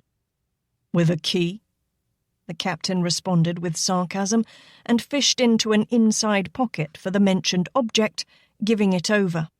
"I can get another from the landlord, so you can keep that. I will expect the same degree of cleanliness as I have seen here at the hospital, and for that I will give you $3 a week." $3 a week? Alaina repeated in amazement. "You rich or something?" "I can afford you." Alaina shrugged. "Makes no difference if you are or ain't. I'll clean your apartment, and won't do no thieving neither." "Didn't expect that you would. Would you like wages in advance?" "I can wait. Sides, you'd best hang on to what you can, just in case General Taylor takes New Orleans. Likely you could buy yourself some place to lay your head when the Johnnies capture you." I'll worry about that when the time comes. If it ever does, the captain replied. Alaina rose to her feet and hitched her breeches. Gots to get back to work now, Yankee. Can't say as it's been nice talking to you. Despite himself, Cole smiled as he watched the lad amble off. Sometimes the urchin could be completely exasperating, yet there was something about him that was likeable too. He just had the usual difficulty defining the latter. The days sped past, and with each, Roberta grew more restive and impatient for the arrival of the appointed evening when she and her parents would entertain Cole Latimer. She repeatedly inspected her best gown, lest some flaw mar her grand display. Indeed, no bird of paradise ever lent more attention to her preening than did Roberta. Insistent upon perfection, she scolded Dulcie on the eve of the captain's intended visit because the dining room and parlour had not been tidied for 2 days, as if, the black woman grumbled, there were not more important matters to be seen to than sprucing up the house for a Yankee. Time progressed, as one might expect, and the day of Roberta's challenge arrived, much to Alaina's chagrin. While the older cousin dozed peacefully behind carefully drawn drapes, the younger girl dragged an indignant old tar from the stall, mounted astride his knife-edged spine, and laboriously prodded him into a reluctant saunter, directing him toward the hospital. Once underway, the ornery nag settled into a bone-rattling trot, punctuated by grunts and wheezes, until he was convinced that no amount of fakery would regain him the comfort of the carriage-house. Though it was still early in the morning when Alaina arrived at the hospital, there was already a train of ambulances before its doors, and attendants were unloading wounded by the score. Alaina could guess the reason. Although the Mississippi River had been open to federal shipping since mid-July and Baton Rouge was considered secure, General Taylor was recruiting for the Confederacy in upcountry Louisiana and was making himself felt by waging a continuous guerrilla battle against the outlying fringes of the Yankee army. The blood and gore soon forced Alaina to retire from the crowded hallways, and the last she saw of Captain Latimer that morning, he was sorting out the wounded and determining which could afford to wait a few hours or even a few days. The latter cases were rare, for only the more seriously injured were sent back to the hospital for treatment. The rest were treated in field hospitals nearer the action. Though the morning progressed, Alaina refused to venture near the surgeon's wing, and the persistent odour of chloroform grew stronger by the hour.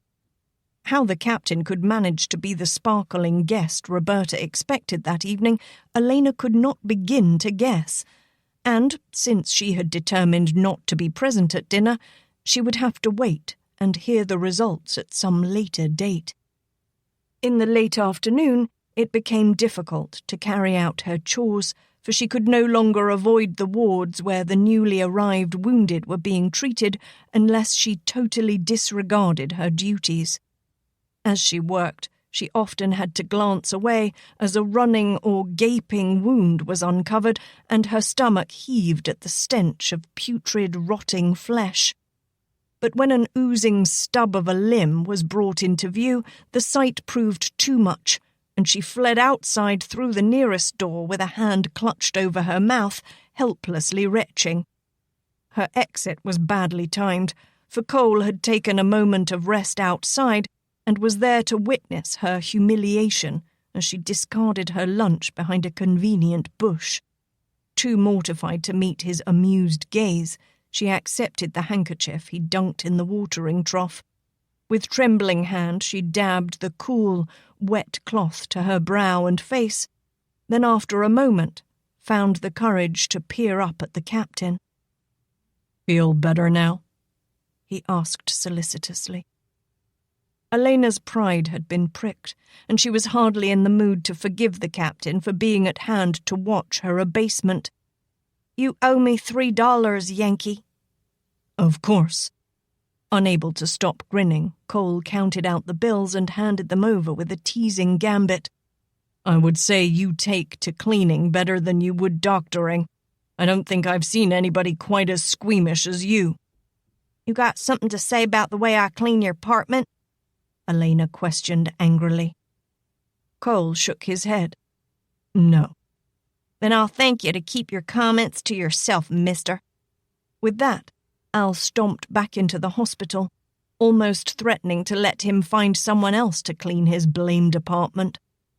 But then it was probably the easiest money she would ever make, for Captain Cole Latimer was as neat as his appearance suggested, and $3 seemed like a lot to waste for pride's sake. As it was, she took pleasure in avoiding the captain for the remainder of that afternoon. Small revenge, to be sure, but revenge she could afford. The ride home on the narrow back of Old Tar that evening was a further test of endurance. The old horse's skill at finding his stable was unerring, and he grumbled only slightly as Alaina led him back to his stall. In the light of the dim lantern that hung from an overhead beam, she saw that Jedediah, Dulcie's husband and the Craig Hughes coachman, had remembered her and left new hay in the manger and a fresh pail of water beside it. It was a relief that her labours were shortened this much, and she made a mental note to thank the man. She scooped a handful of oats into the grain box for the already dozing Tar, knowing that if Uncle Angus learned of it, he would sorely protest this squandering of the precious grain. To date, her uncle's sole use of tarnation was when he had hitched the animal up to a decrepit cart and went to plead his poverty with the Yankees. Perhaps Angus had been wise, for he had managed to retain possession of at least 2 horses, one a fine gelding of moderate spirit, which the man used on his own high-wheeled gig, and the other, Old Tar. The beast seemed a random collection of bones connected by rawhide sinew, the whole of which masqueraded in a worn and well-scarred horse's hide. He had 2 gaits. A loose-jointed shuffle appeared to be his normal one. It was perhaps faster than a walk. But when an unusually winsome mare happened by, the blood stirred in his veins. He arched his scrawny neck, flagged his tattered tail, and with great effort actually lifted his hooves from the ground, all of which resulted, if a rider was present, in a spine-snapping trot.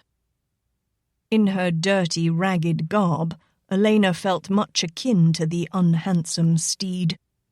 A handful of Angus's grain now and then was her tithe to the aging mount.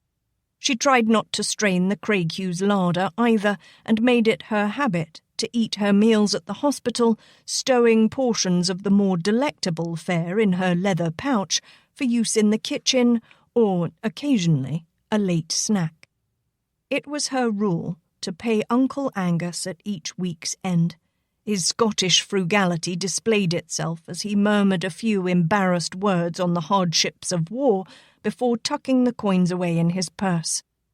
Alaina was fully aware that available goods for the store were sharply curtailed since the occupation, and that his account books were heavy with entries of unsatisfied credit.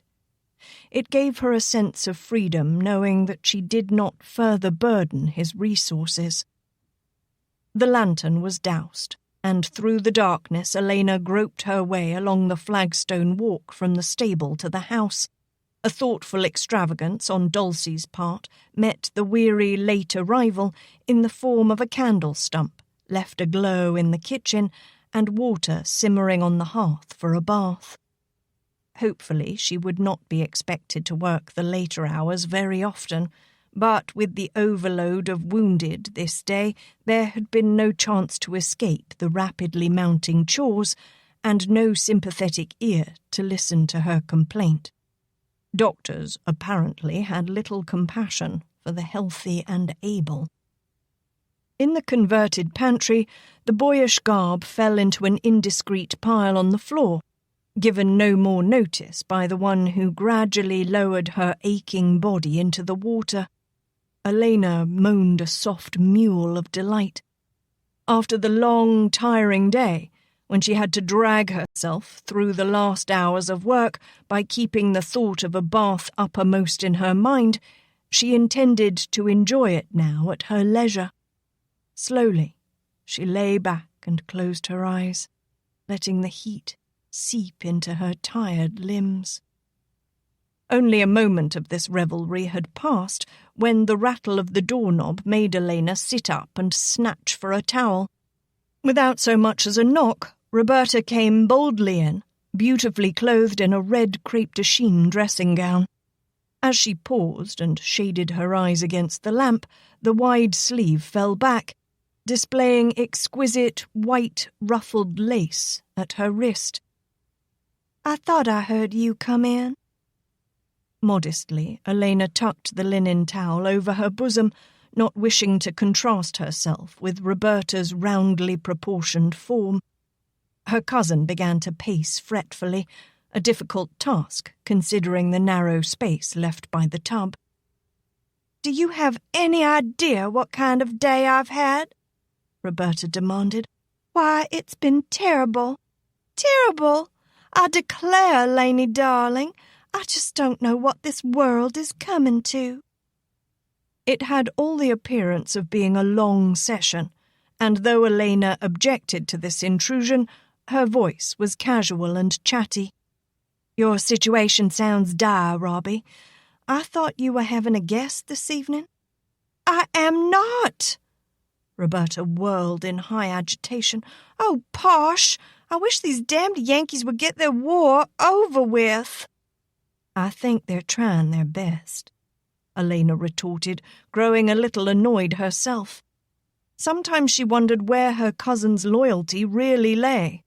But then, Roberta had given nothing to the war but hours of complaint about her highly vocalized inconvenience. "The sooner the better, I say." Resentfully, Roberta folded her arms beneath her bosom. "Then the rest of us can get back to doing things the way they were before." "I believe Mr. Lincoln has other ideas," Alaina reminded her dryly. "That backwoods oaf," Roberta railed and faced the tub. "I'm sick to death of that man's name. I'm sick of all this killing." Alaina's eyebrows raised as she stared at her cousin. Roberta rarely, if ever, concerned herself with the casualties of war. "Whatever has upset you, it must be serious." "I'll tell you what has upset me. Just look at this." Roberta pulled a crumpled note from the pocket of her wrapper and waved it beneath Alaina's slim nose without giving the girl a chance to comply. "For some damn reason, Captain Latimer couldn't come tonight. He sent this instead." She shook the missive angrily above her head, making the flame flicker in the lamp, which sat high on a shelf. "A righteous excuse, an emergency. Bah! All the Yankees ever do is march about Jackson Square or ride their horses up and down the streets to look threatening. How can anybody get hurt that way? All General Banks does is steal cotton or some such thing.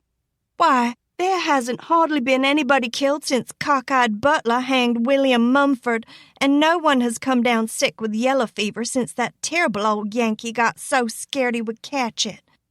Imagine getting all those men out to sweep the streets. Why, New Orleans never had such a cleaning. And here we all were, hoping the Yankees would come down sick and die." Alaina's bath was becoming increasingly tepid, not to mention the fact that she was beginning to feel slightly waterlogged. It went against her grain to defend a Yankee and his reasons for not coming, yet Alaina realized her own comfort was at stake. Despite her great reluctance, she relented. "There was a skirmish upriver, Roberta. The wounded were brought back, and the doctors were kept busy trying to tend them all. I had to haul away bloody bandages and muddy clothes all afternoon just to keep an open passageway through the wards." "Muddy clothes?" Roberta's mind grasped at Alaina's statement like a vulture at raw meat. "Laney, you don't mean you're there when they undress men?" Offended by the way of her cousin's mind, Alaina gritted, "I haven't seen a naked man yet, and I wish you would stop calling me Laney. You know I hate that name." "I guess you always did prefer Al to anything more genteel." Roberta simpered, and, ignoring her cousin's frown, flounced down upon the low stool that sat beside the tub. "What's so hellishly important about Cole tending those men anyway? Surely other doctors are there to bandage up those men." "There are other doctors," Alaina conceded, "but it seems they were all in demand today." Roberta sensed her cousin's growing irascibility and changed the subject, though not adroitly. "You must have learned a lot about Captain Latimer. I hear the other doctors talking." "You spy on them?" Roberta queried, leaning close. Alaina glared. "I do not. I'm just not deaf, that's all. They don't care who's around to hear." "Tell me more about Cole," Roberta urged. "Cole?" Alaina looked at the other woman wonderingly. "Is he rich?" the older cousin questioned excitedly. "Real rich?" "How should I know?" Alaina snapped. "I only know that he can afford to pay me $3 a week for cleaning his apartment, and he never seems to have a shortage of money." "You didn't tell me you cleaned his apartment." Thoughtfully, Roberta tucked her tongue in her cheek. "I bet Daddy doesn't know about it either." "I can ill afford to turn down $3 for a few hours' work," Alaina said crisply. "And I see nothing wrong with it since Captain Latimer is not there when I am." "You mean he trusts you in his apartment alone?" "And why not?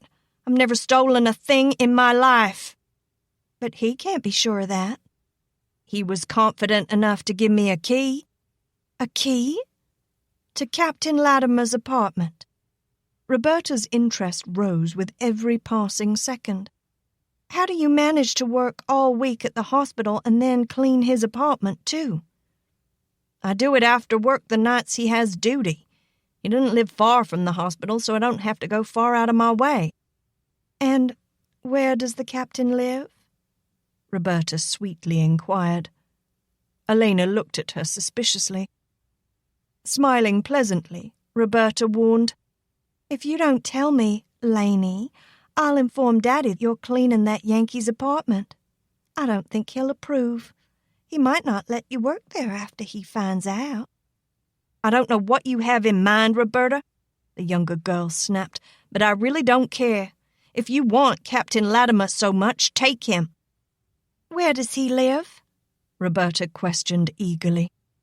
Alaina shrugged. "Pont Alba Apartments. Anything else you'll have to find out from the good captain himself." "You're mean, Laney," Roberta pouted. "You always did like to tease me and be hateful about things. You're getting just what you deserve for being so spiteful." "Do you see now?" Alaina retorted, affecting the Scottish burr of her father. "The truth never hurt me nane. But you'll now be hearing more about his lordship from these here lips." Roberta sulked for a long moment, but realizing even a fine pout would not impress her cousin, changed her tactics. "I'll ask Captain Latimer when he comes." "Comes?"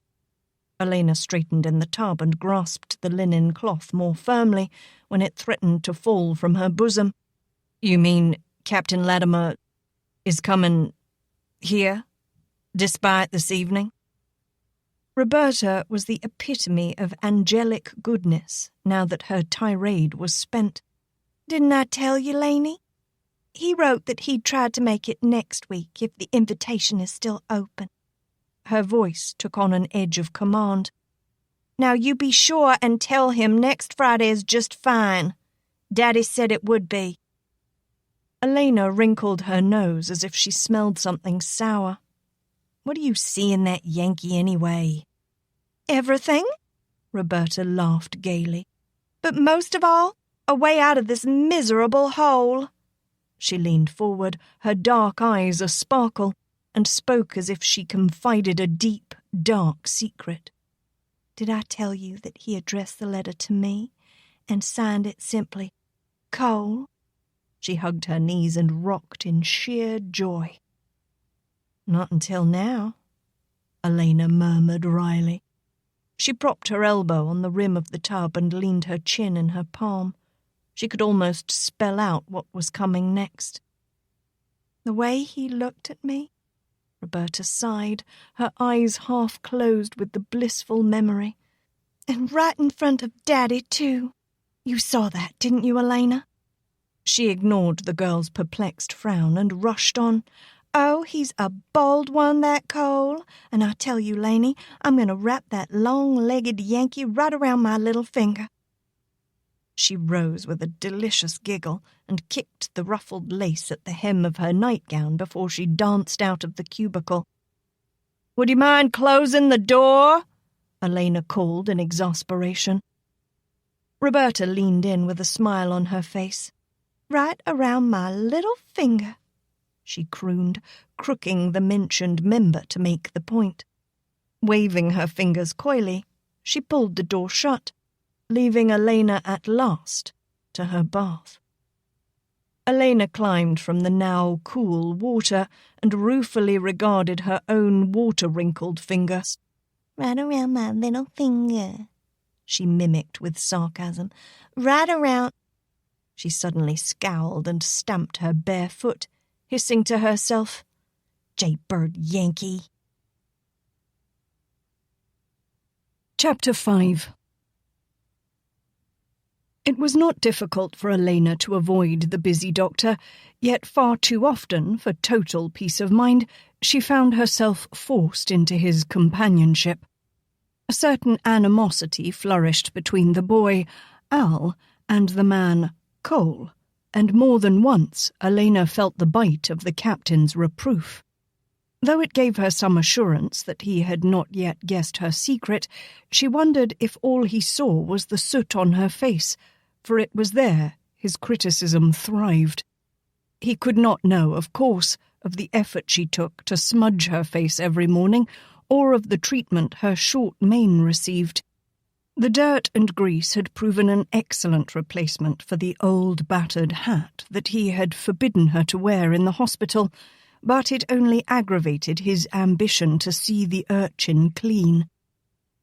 "One of these days," he threatened, "I'm going to teach you how to properly wash yourself. Look at your hair. It's so stiff you could pound a strand through a fence post."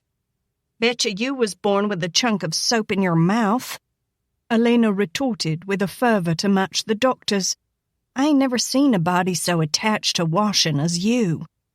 "That raises the question of what you were born with," Cole returned, with sarcasm, before striding away beneath her glare. The night the captain came to call on Roberta, Alaina took herself far from the house. She had no intention of joining the group for dinner. Dressed as a filthy boy, she would simply be subjected to the Yankee's disapproval if it didn't arouse his curiosity as to why Angus would allow the child to appear in such an untidy state at their table. If Alaina managed to escape that evening's festivities, she was not able to avoid hearing all about them from Roberta. The older cousin sought her out as soon as possible, not caring that Alaina was just dozing off to sleep when she burst into her room. "Oh, Laney, it was the most exciting evening ever. And do you know Cole's father is also a doctor and has been a widower since shortly after Cole was born? I'm sure they're rich, too." "Did you ask him?" Alaina yawned sleepily as she snuggled deeper into the soft bed. "Of course not, you silly child. That would be rude. But I know they are." Roberta smiled slyly. "Cole has travelled abroad and was educated in the East, where he and his father have properties besides their home in Minnesota. I imagine when the old man dies, Cole will inherit all of his fortune. Why, he already owns properties of his very own. Now tell me, what man without money can boast of that?"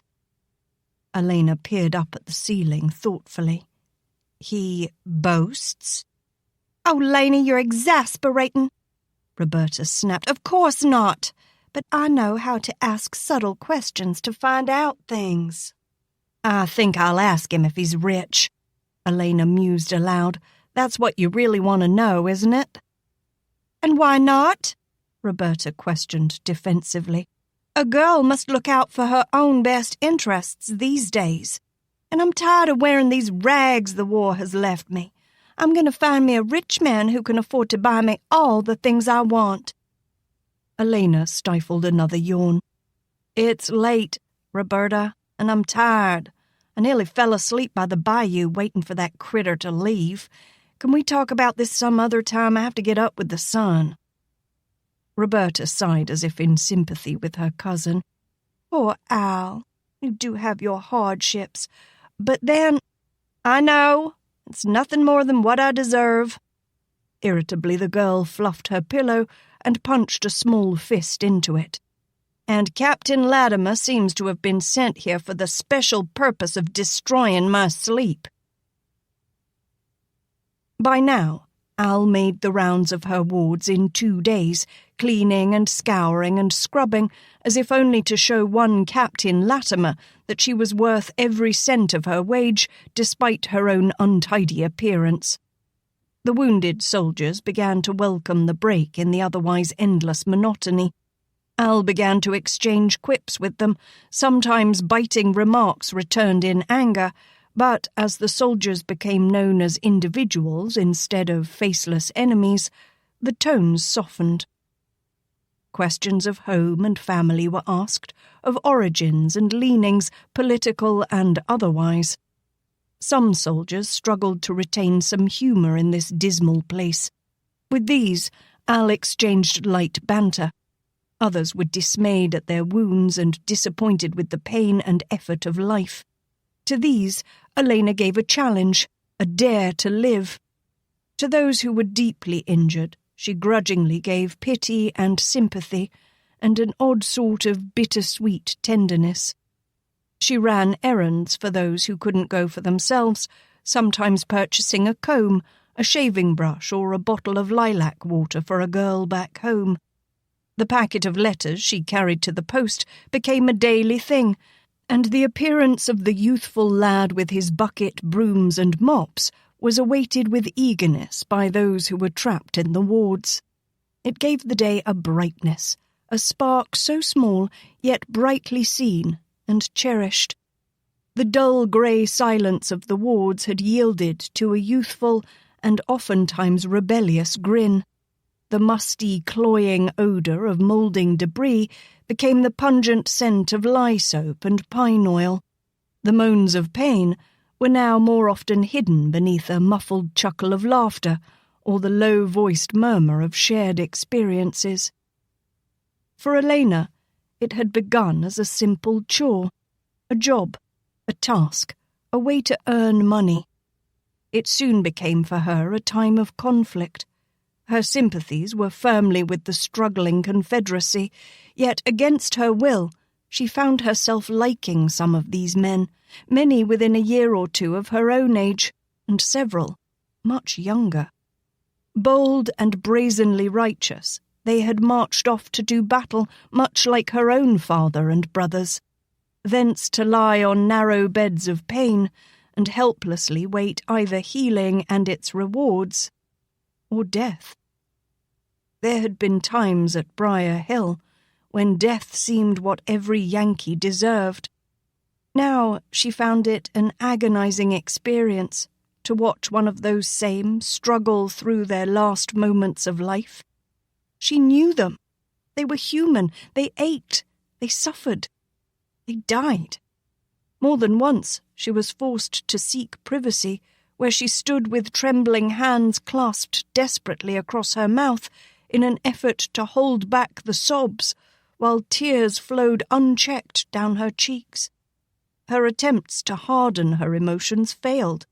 Instead, she seemed to become more vulnerable to the hurt and agony of watching death have its way. On this morning, in early November, Alaina vowed to keep her distance from any who were close to that dark door. She carefully reasoned it through and came to the decision that the only way to avoid such disturbing grief was not to get close to it. It was a mild, pleasant day as she hopped onto the mule-drawn streetcar to continue her journey to the hospital.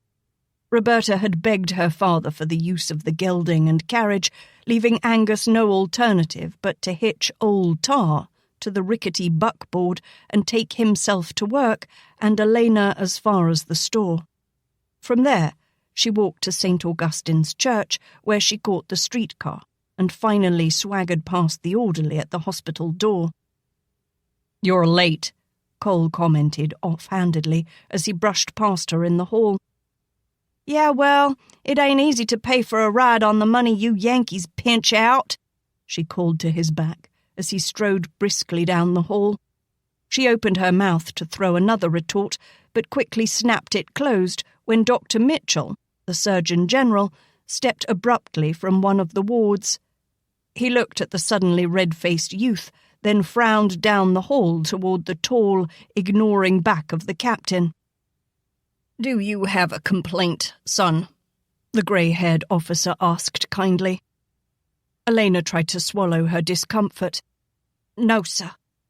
"Then I suggest you get about your duties. Several ambulances arrived during the night, and there's some tidying up to be done. Captain Latimer is far too busy now to discuss your wages." "Yes, sir," Alaina mumbled. General Clay Mitchell was the only Yankee yet she had not dared to stand her ground with. He was a tall, barrel-chested Irishman, and though he demanded the respect of every man in the hospital, there was something kindly about the man. It just wasn't in her to be rude to such a gentleman, even if he was a Yankee. Closer to the surgery rooms, cots had been set up to accommodate the new arrivals, some of which writhed and moaned with pain, while others wept softly. One lay apart from the rest. He was so still Alaina could have taken him for the dead. A bandage covered his eyes, and a thin trickle of dried blood trailed from the corner of his mouth. His belly was covered with a sheet to keep the flies away from the wound that slowly turned the whiteness of the cloth to a dark, foreboding red. Here was one who was so far gone, the doctors had chosen to delay treating him until those soldiers with a better hope for life could be tended and perhaps saved. The sight made Alaina back slowly away. "No more," she thought. "I've seen enough." She fled to where she kept the cleaning equipment, determined to keep her resolve, and busied herself with scrubbing the wood floor at the end of a ward where she was sure no soldier teetered near the brink of death. Her promise to herself, however, was not to be kept. Even in the safe haven she had found, she began to hear the faint call of a desperate plea. She tried for some time to ignore it. Surely someone else would fulfill the man's need. A simple task to fetch the soldier water, but not her task. Never again. Yet it seemed she could hear nothing else, and no one gave him water. Rallying her determination, she dipped her coarse brush into the murky liquid and began to scrub harder. But nothing could drown out the thin, weak call. "Blast it all!" she swore beneath her breath and jumped to her feet. She hurried down the hall to where the soldier lay, still so motionless that it frightened her. Then she saw his tongue flick weakly across parched, cracked lips. "Wait." She bent beside his ear, afraid he was too deep in pain to hear her. "I'll get you water." She touched his thin hand reassuringly, then rushed off to the mess hall to find a glass. When she returned, she carefully slipped an arm beneath his head and raised him enough that he might sip the water. But suddenly, she found her wrist seized. "Don't!" Cole commanded sharply, and taking the glass from her, set it aside. "You'll do him more harm than good." He saw the bewilderment in the dirty face, and gentled his tone. "You never give a gut-shot man a drink. Here, I'll show you." From a nearby cabinet, he took a clean cloth, dipped it into the water, and carefully wiped the dry lips. He dipped the cloth again, but this time dribbled a few drops into the soldier's mouth. Alaina watched Cole quietly as he began to speak to the man in a tone that was strong yet cajoling. "This is Al. He's going to stay with you for a while." As she shook her head with her own desperate need to be gone far away, Cole frowned sharply, warning her to silence. "Rest easy. We'll be able to tend your wounds in just a few moments. They're clearing out the surgery room now." Cole straightened and took Al's thin hand into his larger one and pressed the damp cloth into her palm. "Be here when I get back. If anyone asks, it is on my order." She nodded lamely. "Make him as comfortable as possible. It won't be long." Again she nodded, and even as the captain turned away, she was reaching to the washstand for the basin and pitcher.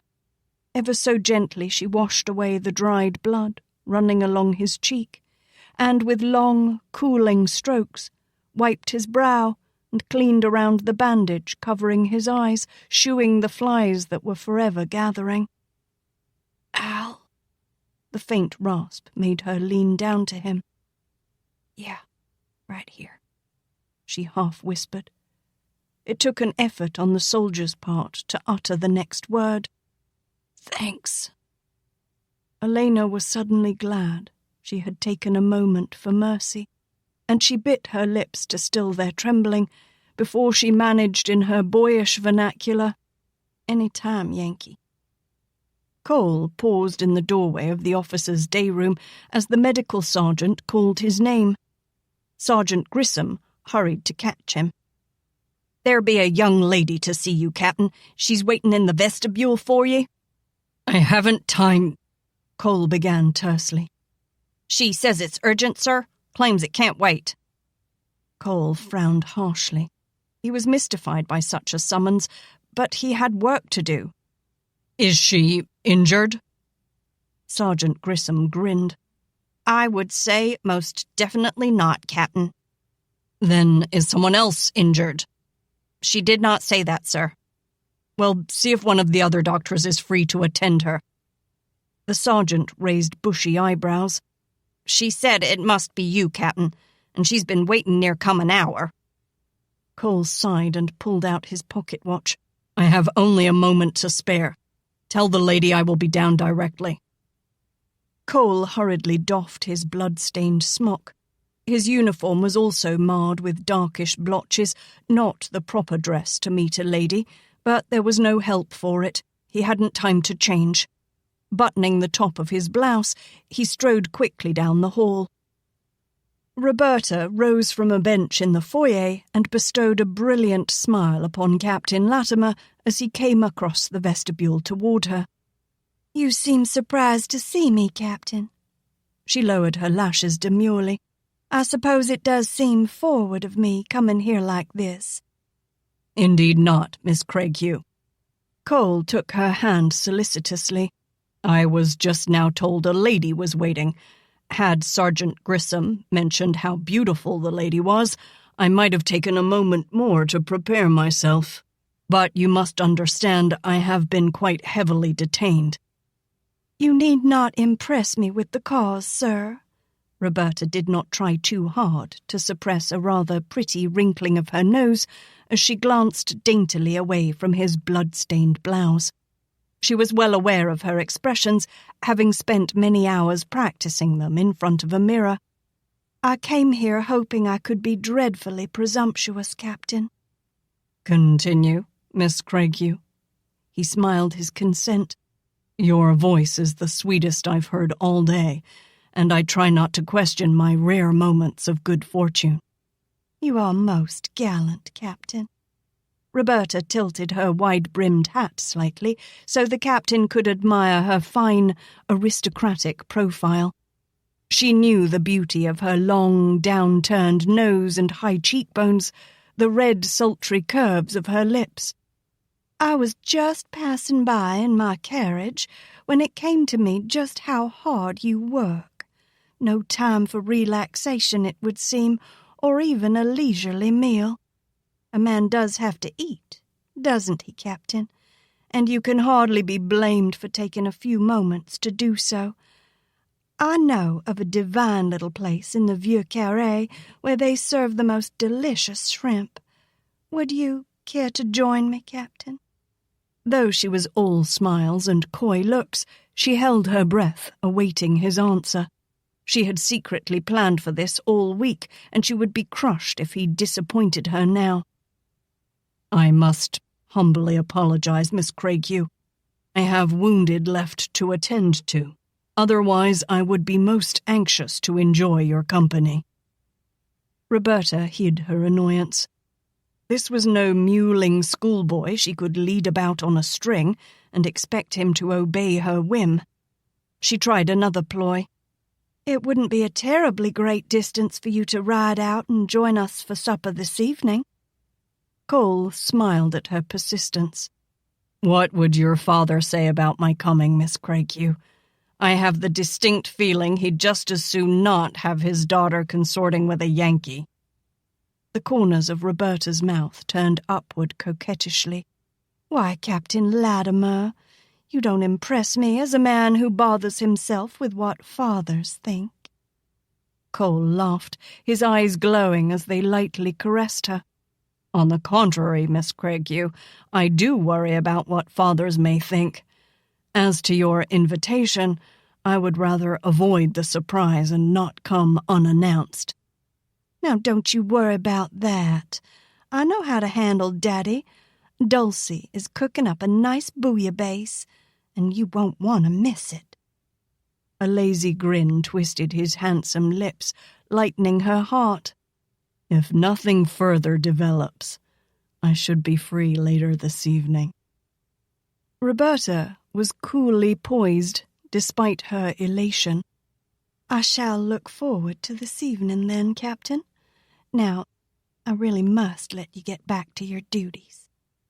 She waited briefly in hopes of hearing protestations, but she had to conceal her disappointment again when he glanced almost imperceptibly toward the large standing clock in the vestibule. She laid a hand tenderly across his lean knuckles as he strolled with her toward the entry. "I've held you away from your work long enough, Captain. You will forgive me, won't you? I must not know much about doctoring to imagine you can come and go as you like." "I am destroyed," Cole responded as he guided her from the door and handed her into her carriage. "But I assure you that you have made my day considerably brighter." "This evening, then, Captain?" she murmured demurely. "This evening." Cole smiled and saluted her, then, spinning on a heel, ran back into the hospital without a backward glance.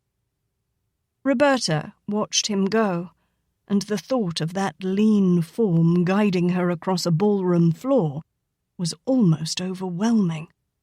And all that money! She could not suppress a delicious shudder at the thought. She rapped the back of the driver's seat with her parasol. "Jedediah, take me around by Jackson Square before we go home. I haven't been for a carriage ride in a month of Sundays." As the carriage lurched into motion, Roberta raised the parasol to shield her carefully protected skin from the sun, but not enough to hide her beauty from the soldiers who paused to stare. Chapter 6. Major Magruder was waiting for Cole at the head of the stairs, his hands clenched behind his back and his legs braced wide apart. It was obvious he had been watching. "Quite a bit of fluff you've picked up there, Captain Latimer."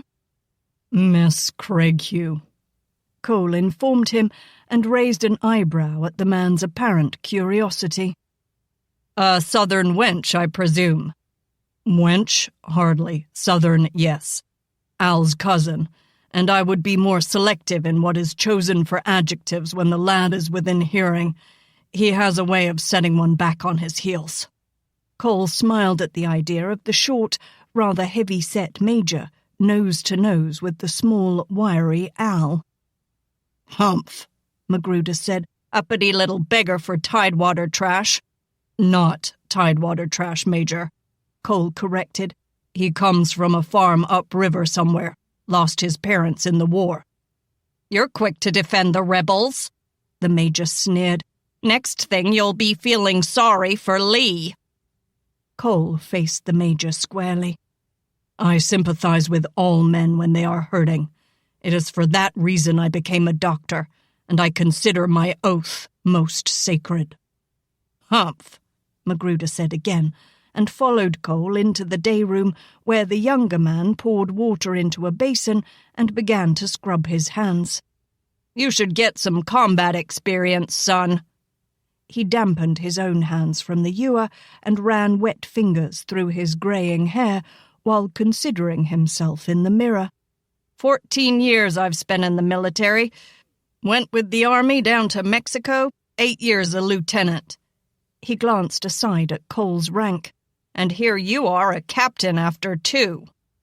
He leaned against the commode and folded his arms as if he were about to impart some vital wisdom to his junior. "Your fancy oaths won't do you much good in the heat of battle, with men falling all around you.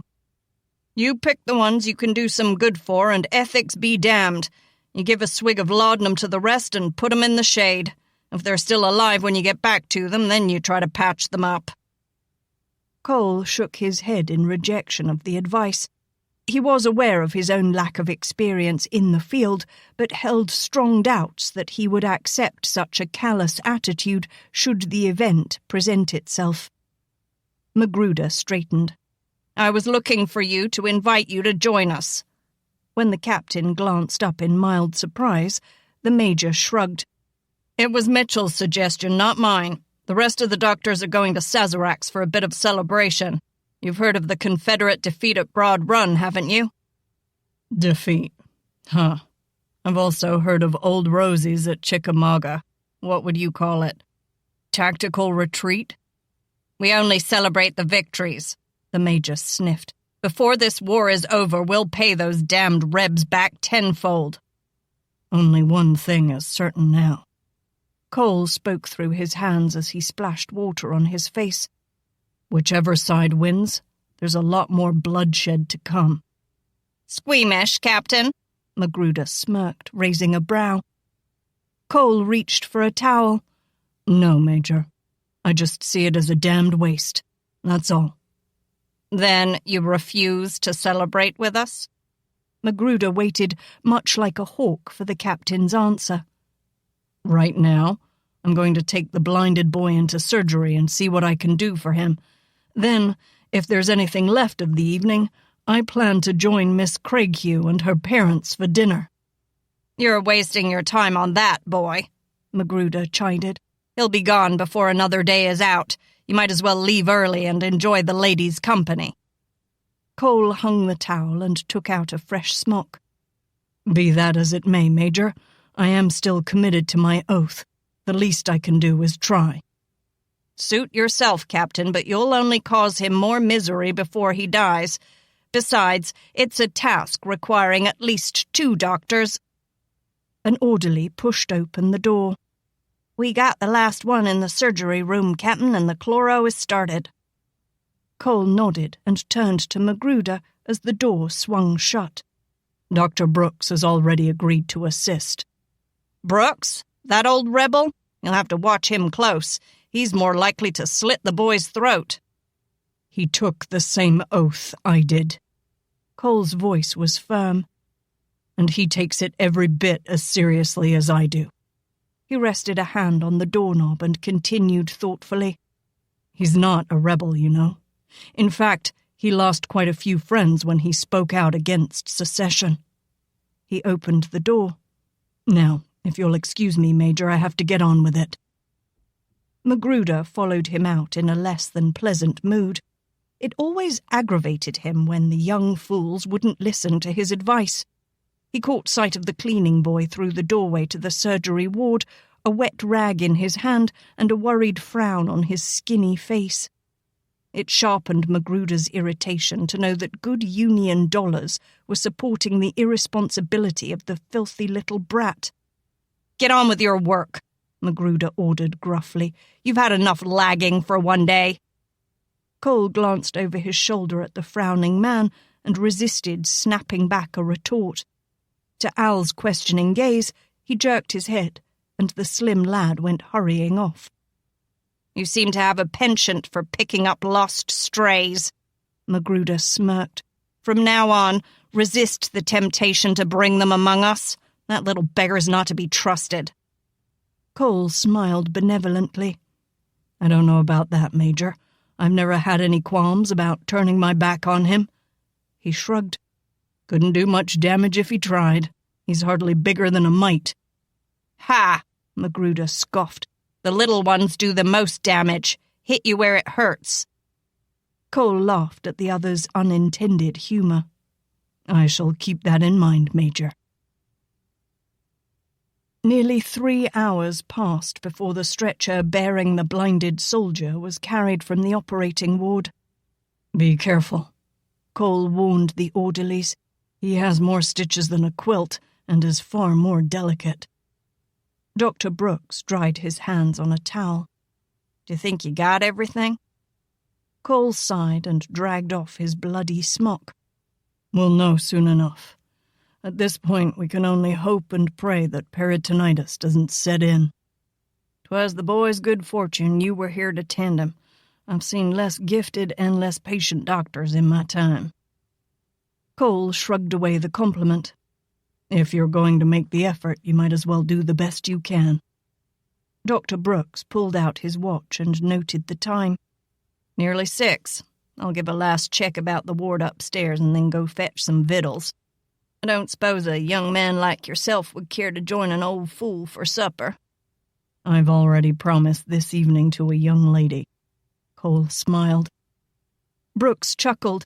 "She'll be much better company for you than I." The old man approached the stairs, then paused, half turning. "That cleaning boy I've seen flitting around here, you're not of a mind to share him, are you?" "You mean Al?" "I don't know his name. Don't even know what he looks like. Every time I pass through the hospital, he's on all fours scrubbing floors. If there's any part of him I could recognize, it's his hind end." "I'm not sure, but I'll think about it," Cole assured the man. The older doctor nodded understandingly. "Well, if you should decide in favor of it, bring him up." When Cole left the hospital and came around to untether his roan, he found Al perched on the hitching rail. The captain raised a wondering brow at the lad. "I thought you'd be gone by now. What are you doing here this late?" Cole glanced over the back of the horses tied to the rail. "Where's that nag you call a horse? Don't tell me he threw you off his scrawny back." "Ain't got him today." The answer was short, as Alaina broke pieces from a twig and tossed them into the dust. "Roberta took the carriage, and Uncle Angus had to hitch up old Tar for hisself."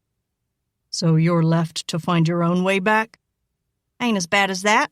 I was going to catch the next streetcar over to the store. Uncle Angus should still be there." "And if he's not?" Cole peered at the lad questioningly. "I didn't come here to beg no ride from you," Alaina hotly declared, just in case the captain was suggesting it. She cringed at the very idea. Riding behind the captain without the wicker case between them might well get her into more trouble than she was ready for. Indeed, she was well aware that she was beginning to look more and more like a grown woman without her clothes to disguise her. "Then what are you waiting around here for?" Cole questioned. "I was wondering." She found it hard to admit that she worried about a Yankee. "I was wondering if that last fella made it through all right." Cole led his horse around and stood staring at the young, unkempt lad. Finally, Al shrugged away her shame. "I got my weak moments, just like everybody else." Cole chuckled. "You do surprise me, Al." "He did make it, didn't he?" Shading her eyes against the lowering sun, Alaina tried to see his face, Bobby Johnson made it, Cole conceded.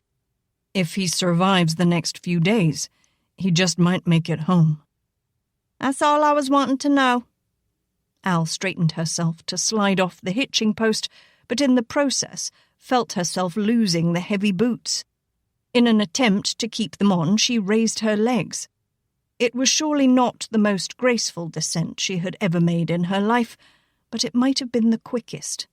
The hard ground was there to meet her soft backside when she landed unceremoniously in the dust. Her yelp of pain made Cole's horse shy.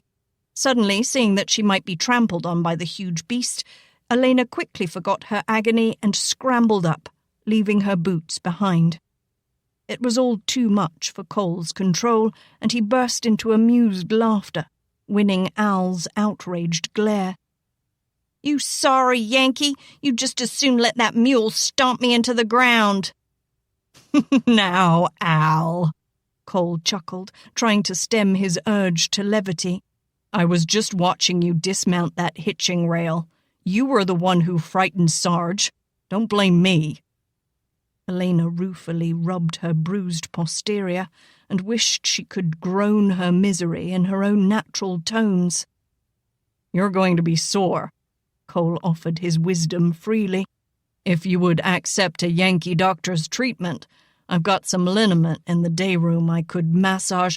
"No, sir!" Alaina shook her head and was most serious in rebuke. "I ain't taking down my britches for no Yankee." Cole was sure Al's voice carried the whole length of the street and back. He sighed and painfully closed his eyes. "Now that you have everyone staring, and no doubt think the worst, are you satisfied?"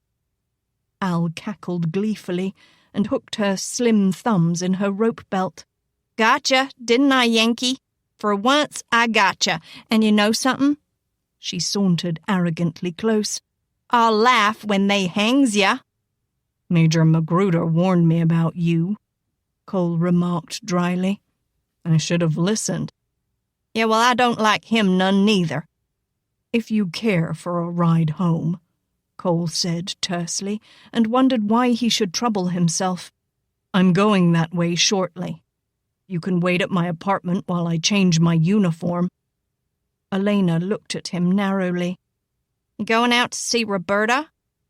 "She invited me to dinner."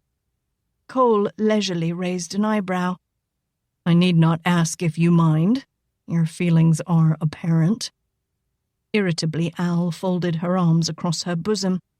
"Ain't no skin off'n my nose what critters Roberta fetches in for supper. She always was one for taking up with skunks and whatnot. Anyway, it ain't my table. Just don't figure on me joining you, that's all. I don't eat with Yankees less'n I can't help it." "Do you want the ride?" Cole questioned impatiently. "I ain't of a mind to ride the rump of that high-steppin' nag clear to home," she replied, rubbing her backside. "I had planned to take a buggy from my apartment." Cole shrugged. "Suit yourself, though. I guess when a boy is as soft as you are, he might just as well take to wearing dresses. As to that," he gestured casually to the slim, bare feet. "I've seen a lot of ladies' slippers bigger than your feet." Self-consciously, Alaina curled her thin toes into the dust. "You were gonna fetch up a buggy to ride out?" Cole nodded. "Do you want to come along?" "I'll meet you over your apartment, maybe," Al said sheepishly. She didn't like taking favors from Yankees, but it would save her a penny or two. And nowadays, a penny seemed like a fortune. "If you're not there when I come out," Cole said as he swung onto his mount, "I won't wait for you." Alaina retrieved her boots. "I'll be there, Yankee."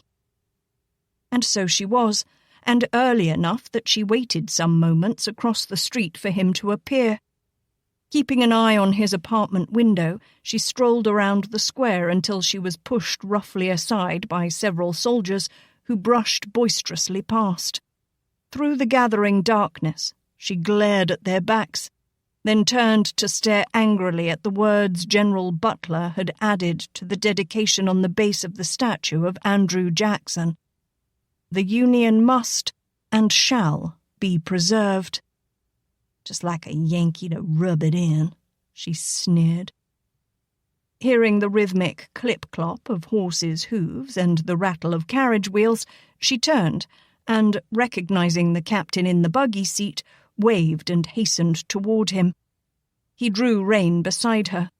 "I was wondering if you would make it." She saw his face in the deep dusk and the soft yellow glow of the buttons on his uniform as they reflected the lights from the gaily illuminated apartments. It sometimes surprised her just how handsome he was.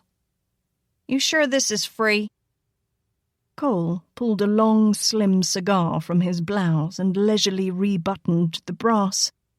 "Seems to me, Al," he spoke as he struck a sulphur match and puffed the long cheroot alight, "that you'd know when to keep that sharp tongue sheathed, especially when you could lose that which you want."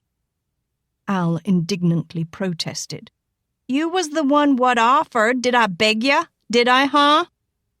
Cole raised the reins to slap them against the horse's back. "If you don't want the ride—" "Wait!"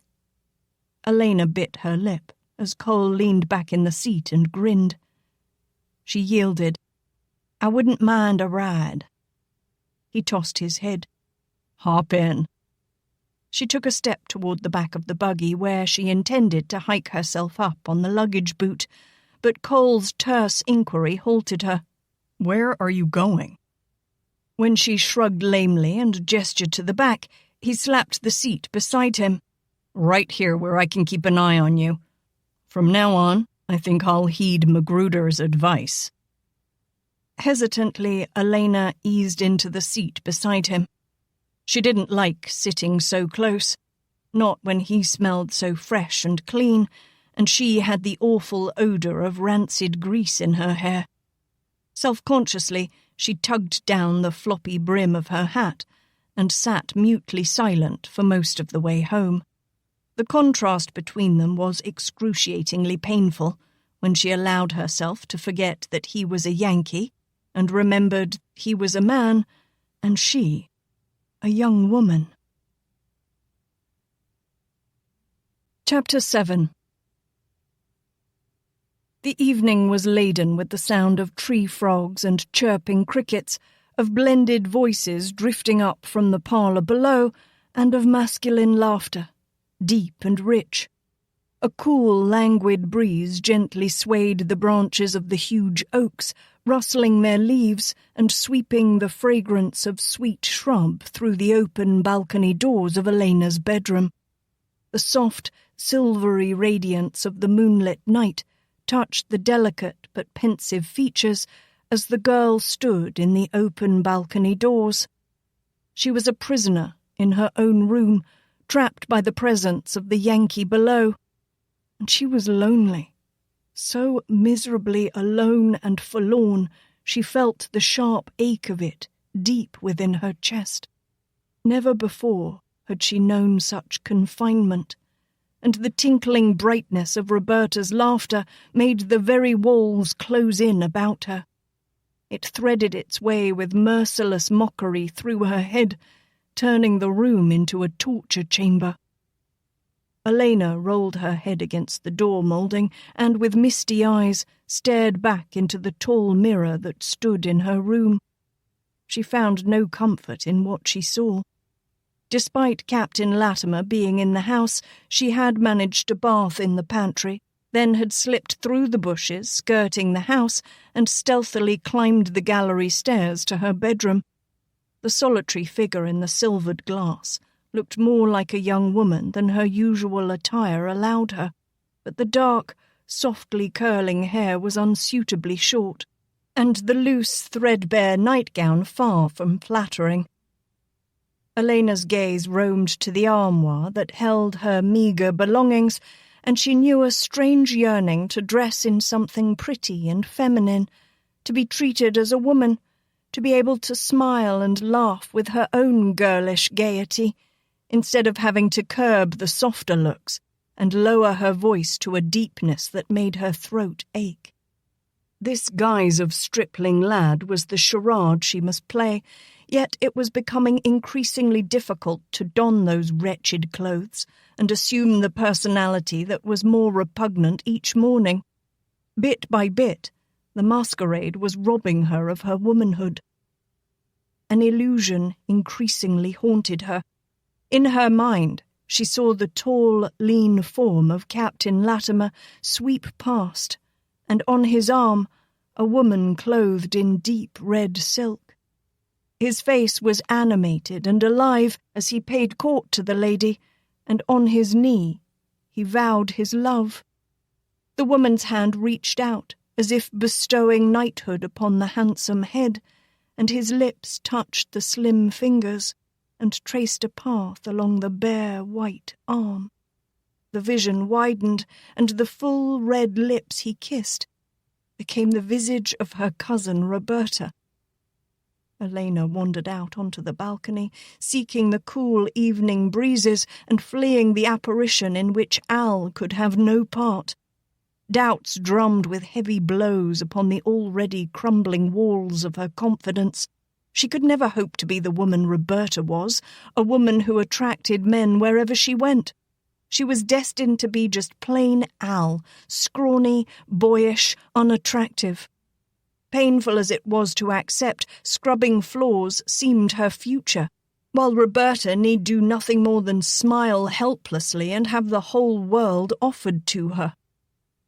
Slowly, Alaina meandered down the balcony stairs until she could survey the lower gallery.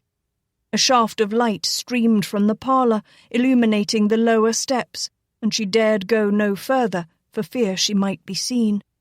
At the far end of the portico sat the bench and chairs around which, on those rare visits to the city, she and her brothers had played as children, while Roberta tirelessly dressed china dolls in clever gowns and frilly bonnets. Roberta's laughter intruded upon the stillness of the night, and joining it was the captain's deep, rich chuckle and the reluctant chortle of Uncle Angus. "Captain, it seems you've been nearly everywhere," Roberta crooned. "Besides your home, what is your favourite place? Paris, perhaps?"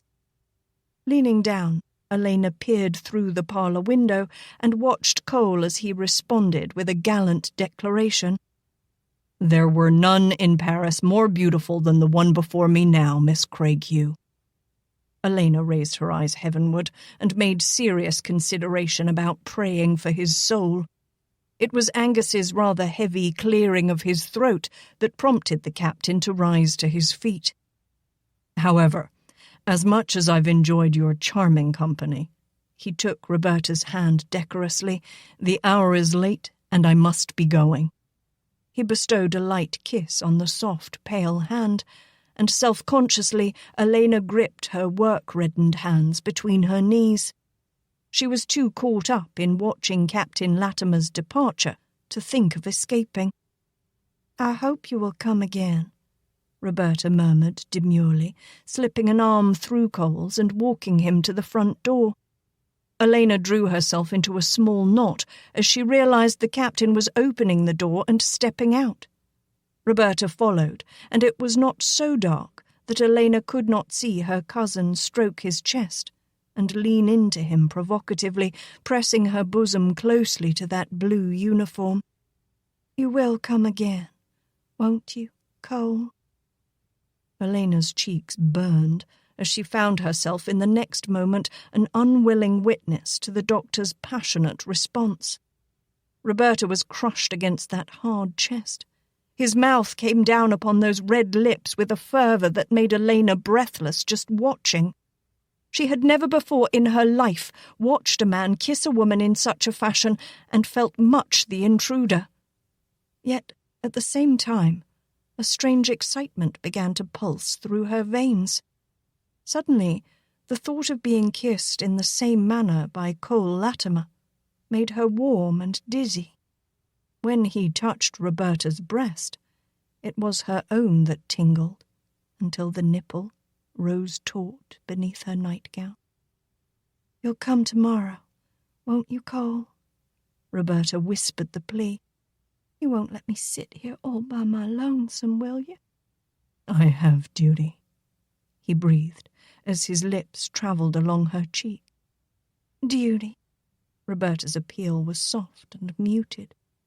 Can't you forget duty for a while, Cole? I'll be here all alone tomorrow. Mama's going to the store and Dulcie has to go to market. Won't you come? Please. Her lily-white hand covered his, pressing her bosom almost to overflowing her décolletage. We'll have the whole afternoon to ourselves. It amazed Alaina that Roberta could remain so purposeful beneath his caresses when she herself, only observing, was as much a tremble as a willow in a windstorm. The warm, yearning tide of feeling that throbbed within her loins was strange and alien to her, and reluctantly she conceded that if she were the one within his arms, she'd be nearly swooning by now. Footsteps in the hall intruded, and Roberta snatched free and began smoothing her hair. "I must be going," Cole whispered. "Your father is growing fretful." "I'll be expecting you tomorrow." Roberta smiled tenderly. About to turn away, Cole paused. "I'm sorry, Roberta. I really have duty." Then he was gone, leaving Roberta pouting petulantly as she watched him ride away. Being caught alone in a house with the captain would have been a surefire way of bringing this spasmodic courtship to a quick marriage, and her mother would probably have been the one to find them, having expressed her intentions of staying away only an hour or two. "Daddy," she called into the house, "I need a new gown, something real pretty." "Roberta, I must protest." Angus came to stand in the door. "You know how hard it is to come by even the few coins we manage to make at the store. I don't have enough to spare." "Oh, Daddy, don't be such a worried goose. Alaina pays you tomorrow, and I'm sure Madame Henri will wait for the rest of the money if you promise to pay her each week." "Roberta, I can't. It wouldn't be right." "Daddy, I'm going to catch me a rich man," the young woman stated matter-of-factly, "and I'll need all the help I can get. If I wear rags, he'll think I'm just after his money." "If you're thinking about that Yankee..." Angus's anger was genuine. "Rich or not, I don't want him in this house again. This evening has upset your mother. And besides, what will the neighbours think?" "Oh, what do I care about them? They're a bunch of old fuddies anyway." "You should show more respect, Roberta," Angus chided. "I know, Daddy," Roberta sighed laboriously. "but I'm so sick of having to scrimp for pennies." "Come in and go to bed, child. No use fretting your pretty head." "I'll come in a moment, Daddy. It's so nice out here. I'd like to enjoy the evening a bit longer." "Very well, but not too late." Roberta hummed softly to herself as she waltzed gaily about the gallery. She could almost imagine herself at a grand military ball such as Banks was purported to give, wearing the most beautiful gown there and, of course, having as her escort the most handsome man. Suddenly she gasped and came to a frightened halt as a pale apparition on the stairs took on human form. "Al?" she hissed, recognizing the small shape. "What are you doing here? I thought you were in your room." "The name is Alaina," the younger cousin corrected, and turned on bare feet to climb the stairs. "Would you mind using it?" Roberta sneered bitingly, enraged that the girl had been eavesdropping. "You always did look more like an Al than any Alaina, anyway." The younger cousin half whirled at the caustic comment, stared at the shadowed, smirking face, then continued on up the stairs, tossing back over her shoulder. "At least you don't see me throwing myself at a Yankee." "You're just jealous," Roberta followed her to accuse. "You're jealous because you'll never be able to catch a man like Cole Latimer. You and your scrawny... Why, he'd laugh you right out of bed." Alaina flinched at the cruelty of her cousin's words, half convinced that what Roberta said was true. "And I'm going to tell you something else, Alaina MacGaren," Roberta continued emphatically. "I'm going to get Cole Latimer to marry me." Alaina half turned, and Roberta smiled triumphantly until the smaller woman asked almost calmly, "And what will be your excuse when he finds out you're not a virgin?" Roberta gasped in shock. "How did you know?" Her voice shrank to a hushed whisper as she demanded again, "How did you know?" Alaina shrugged casually. "I overheard Chad Williamson boasting about it to the Shatler brothers. Of course, they're all dead now, so I guess I'm the only one who knows." In open threat, Roberta clenched her fist and held it before the other's face. "If you tell Cole, I swear he'll hear all about your little secret." Roberta calmed slightly, reclaiming her power over the other. "Besides, that was a long time ago. I was only 15, and it was only that once." She made a face of disgust. "Didn't like it anyway. All that panting and pawing.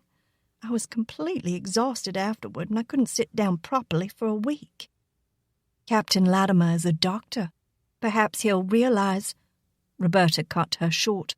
"I'll figure out something to convince him. I'll make him believe."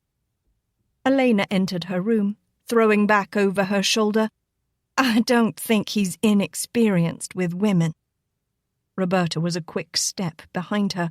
"I'll make him believe, I tell you." Alaina looked at her and calmly pointed out, "But first, you have to make him want to marry you." Roberta scoffed. "That's as easy as snapping my fingers. In fact, he's probably well on his way." Alaina nodded reflectively. "You may be able to pull off your schemes. You may even fool him in bed, as you say. But I wonder, Roberta, if you'll ever be happy. I mean, really happy." "Don't be absurd. Of course I will. He has money." Alaina laughed disdainfully. "Do you think that makes for real happiness? A wife must share her husband's bed with joy, bear his children." "Children? I'm not going to ruin myself for anybody's brat." Alaina gazed somewhat pityingly at her cousin. "If you really loved a man, you'd want his children." "That's the way you feel. And you, poor little goose, will be lucky if a man even looks at you." "If you're through with your insults," Alaina murmured, unable to find any firmness in her voice, "I'd like to go to bed now. I have to be at the hospital early." "Of course. You must rest a lot to be able to scrub all those floors. Cole mentioned that you scrubbed them real good." Perceiving that her thrust had hit its mark, Roberta swept gracefully into the hall, closing the door behind her. Alaina stood, with angry tears gathering and spilling over her thick lashes. Bruised by Roberta's assault, she slowly put out the lamp, and in the darkness stared at the shaft of moonlight spilling into her room. The insults had cut to the quick, and they were even more frightening, because the same disparaging thoughts had found no denial in her own mind. Chapter 8. Friday morning came in a disorganized rush for Alaina. She overslept, and from there the day degenerated into a mad frenzy. Her mops were unusually clumsy, and once she even tripped backward over a full pail of dirty water, spilling herself and the murky liquid onto the floor. She rubbed her bruised elbow and, muttering sourly, got back to her feet. Out of the corner of her eye, she caught sight of Captain Latimer as he stepped into the hall to see the cause of the commotion. His sharp, clear disapproval was, no doubt, meant to shame her for her clumsiness. It almost brought him a bucket over his head. When he was gone, Alaina sneered to herself and tried to wring some of the grimy water from her baggy garments. She could do without his fatherly discipline. It was mid-morning when she found time to check on the progress of Bobby Johnson. He was still under the effects of a heavy dosage of morphine to ease his pain and to keep him still while his wounds mended. It was enough for Alaina to find him alive. In the early afternoon, she became the object of the captain's perusal once again. She was polishing the last pane of a window when she noticed that he was watching her thoughtfully. It certainly didn't settle her any. Of course, another Yankee might have seen past her disguise and laid bare her secret, but with Captain Latimer, she could only surmise that he was contemplating her filthy garb again. He seemed blinded to anything else. Deliberately, she continued wiping the glass as he strode toward her, never turning until he was a short step away. Then she whirled and looked at him suspiciously, as if expecting some dire mistreatment from his hands. "I'm not going to beat you," Cole assured tersely. "At least, not yet." Alaina wiped her slim nose along her sleeve with an appropriate sniffle to accompany the action. My pa warned me never to turn my back on a bluebelly. Her derisive gaze swept him from toe of polished boot to handsome head. Yankee. "You must surely find that difficult with all these good Union soldiers about," Cole quipped with sarcasm. You said it, Yankee, I didn't. Alaina searched in her back pocket, dragged forth a ragged cloth, and proceeded to loudly blow her nose into it. Can't rightly find a spot where my backside ain't turned to a furner. "If you're finished," Cole said impatiently. "I've some more work for you to do, though it goes against my better judgment." I should have known, Alaina lamented with a feigned groan. You're either a-fussin' about my looks or wanting me to do something. What's it now, Bluebelly? Wiping up more Yankee puke? How she hated that word. Cole smiled sardonically. Al's ever-primed contrariness had a tendency to wear on one, but in view of the lad's squeamish nature, Cole translated it more as bravado. The boy deliberately challenged out some rebuke or punishment, and since that seemed to be his wont, Cole concluded it must be the last thing he received. He held his temper and answered the impertinent question. "Something worse, I think." Inwardly, Alaina cringed. She didn't take it as an idle threat, and vowed that if he set her to cleaning the room where the doctors did amputations, she would quit. She had no stomach for such gore. "Follow me." Cole stepped toward the door, then turned as Alaina paused in indecision. His voice cracked sharply in command. "Well, get a move on." Alaina chafed bitterly. This man knew how to get under a person's skin. I thought you might be gone to visit Roberta this afternoon. What made you stick around here? Cole raised a wondering brow at the youth. "I think you were misinformed." Alaina shrugged. Seeing as you were so hot and eager to get out to the Craighughes last night, I just figured you'd try to see her as much as you can. "I was sent here for the prime purpose of taking care of the wounded, not to pay court to the ladies, however much I would enjoy it. And you," the blue eyes bore into grey, "were hired to clean. Now come along." Much to Elena's relief, they climbed the stairs to the 3rd floor, a place where she had never been allowed before. It was a hot day, and here the heat was more intense. Perspiration seemed to pop from every pore, making the coarse cotton shirt cloyingly clammy against her shoulders and back. Small beads of moisture began to trickle down between her breasts, and it was an agony not to scratch. Even Cole, as he strode down the hall with his highly polished boots and immaculate garb, was not unaffected, and his blouse began to show a dark, damp streak down his spine. Alaina had to hustle, in her oversized boots, to keep up with the captain's long strides. She followed him down a main hall, Then they came to another, where a sergeant sat at a small desk. The short corridor ended in a doorway that stood half open and betrayed a whole squad of Union soldiers lounging and playing cards within the room. Behind the sergeant, a soldier stood guard in front of another door. The air was stifling here, and sweat darkened the soldiers' blouses. When he saw the pair, the sergeant wiped his brow with a red kerchief, nodded to Cole, and rose to unlock the guarded door, ending Al's bemusement. A ward fully twice as large as those below was revealed, but here the beds were filled with soldiers of the Confederacy, recognizable by various articles of the grey uniform many of them wore.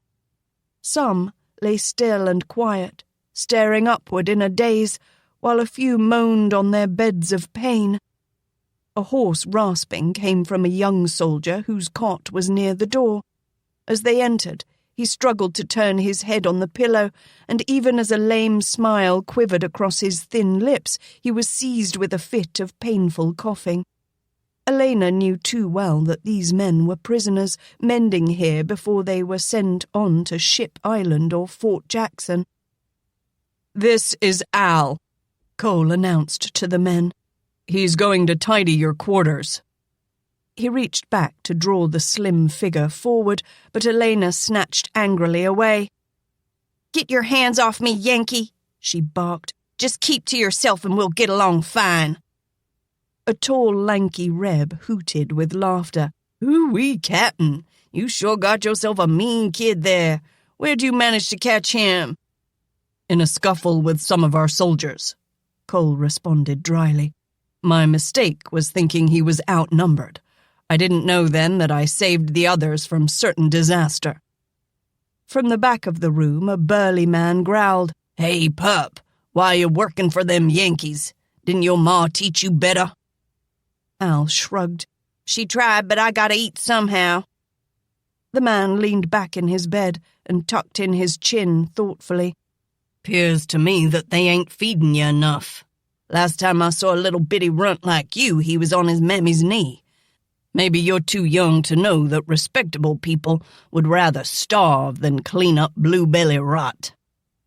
Leisurely, Al sauntered to the foot of the man's cot and stared pointedly at the filth that surrounded it. "Ain't bluebelly rotten here, mister. It's all Johnny Reb." The soldier scowled at her, but the bright grey eyes never wavered. A low chuckle of laughter came from his fellows, and red-faced the man gruffly commanded, "Get to work before I take a broom handle to your scrawny backside." Alaina's gaze casually marked the man's good leg, which was drawn up beside the one that wore a long wooden splint. "Try it, Johnny, and you'll be needing planks for your other leg." Any concern Cole might have had for the lad's safety faded quickly as he witnessed the exchange. Al handled himself like a small banty rooster, full of fight and about as easily subdued. Alaina glanced around as an older man, white of hair and thick of frame, entered from a small room at the back of the ward.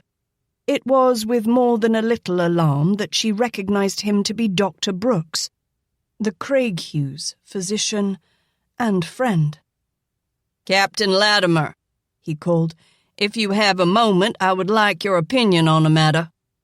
The doctor moved to the bedside of a soldier, spoke to him in a low voice, then began to draw back the sheet that covered him. Alaina didn't wait to see if the soldier wore anything more than the bandage across his stomach, but in her haste to make her glimpse as brief as possible, she whirled and stumbled into the captain. "Al," he snapped, steadying her. "What's wrong with you?" Alaina fumbled for an excuse. "Guess it's the heat." "Then take off that blasted coat. You look hot enough to roast." He reached out as if to flick the shirt front, and there was a loud slap as Al struck the hand away. "Told you not to touch me!" Her tone approached a strident screech. A chair clattered in the hallway, and the guard rushed in, followed by the sergeant. Both appeared ready to quell whatever disturbance might be brewing. Cole's angry frown bore into the youth as he rubbed the smarting member. "One of these days, Al," he gritted. "One of these days." I warned you, didn't I? Don't touch me. I said it. You just don't listen. It's your own blamed fault. Al! Cole's lean cheeks flexed tensely, and the blue eyes narrowed. "Do you have any notion how exasperating you are?" The slim shoulders shrugged indifferently, and finally Cole spoke over his shoulder to assure the sergeant. "It's all right. Just be prepared to watch this hot-headed imp while he's here. He'll have another war starting before you can stop him." With a last glance of warning to the youth, Cole brushed past and went to converse with Dr. Brooks. Alaina kept her gaze carefully away from the thin, bare form lying on the bed and the wound Cole was examining. She began to tidy the room and stooped to pick up several volumes of poetry that lay scattered beneath the cot near the door. "Hey," the soldier rasped, too weak to raise his head from the pillow. "Are you from around these parts?" "Upriver," Al replied, scrubbing around on her knees as she picked up the books. "Close to Red?" "Rednecks, I'll betcha," the burly one tossed sourly. Alaina bristled but didn't glance his way. Straightening the volumes, she rose with them in her arms. "You wouldn't happen to know a young lady who lives about 10 or so miles from Alexandria, do you?" The soldier beside her wheezed, interest lighting his eyes. "Pretty little thing, no bigger'n you. She gave the bunch of us some food one time." He swallowed heavily. "And let us bed down for the night in her barn. I never knew her name, but she had a big black man who always made sure we showed her respect. She called him Saul." Alaina turned aside and mumbled over her shoulder. "All the people have gone from there now. She's probably moved on like the rest of us." "That's too bad." The soldier coughed before he continued. "I was thinking that maybe when this war is over and I'm released from prison, that I'd pass that way again. She was a real lady, sharing with us what little she had. I'd like to repay her somehow." Elena's hand trembled as she put the books aside. A young man, full of dreams that all too soon would be crushed behind the walls of a prison. How could she tell him that this scrawny, scraggly-haired youth was all that remained of that girl? She started in surprise as a hand came upon her shoulder, and with reluctance she faced Dr. Brooks. "So, you're the young lad Captain Latimer has been warning me about," he chuckled. "It took an effort on my part, but he finally brought you up here to help me out." The kindly blue eyes twinkled as Alaina lifted her gaze. Then amazement dawned in his face, and his mouth sagged slowly open. "My lord!" Alaina grimaced sharply as he recognized her. Dr. Brooks had often been at the Craighue house when she and her family were visiting there. On several occasions he had teased her about gathering in with the young boys as if she were one of them. Abruptly, Dr. Brooks cleared his throat and turned back to Cole, catching the younger man's arm and leading him to the door. "There was another matter I wish to discuss with you, Captain. The morphine is almost gone." The two men walked out into the hall, and Alaina slowly released her breath. Dr. Brooks would guard her secret as jealously as he guarded the lives of these men who filled the Confederate ward. A light breeze caressed her, bringing her to the awareness of her surroundings. It suddenly dawned on her how much cooler it was here in the ward than in any other room in the hospital. Lifting her eyes, she saw the open skylight high above her head. There, the hot air was allowed to escape, while the cooler breezes from outside were drawn through the rooms. "Them dumb Yankees ain't figured it out yet," the lanky Reb chuckled, catching the lad's contemplation of the air vent. "They stuck us way up here to keep us from climbing out the windows, but they ain't yet realized we got the coolest room in the place." Alaina grinned at the humor of it, remembering the sergeant sweating in his airless corner. Lately, it was a rare day that they could snatch even a small victory from the Yankees. When Dr. Brooks returned to the room, his pale blue eyes met hers. "I would have a private word with you, Al, when you've finished with your chores." On Saturday, Alaina worked in her uncle's store under Roberta's supervision.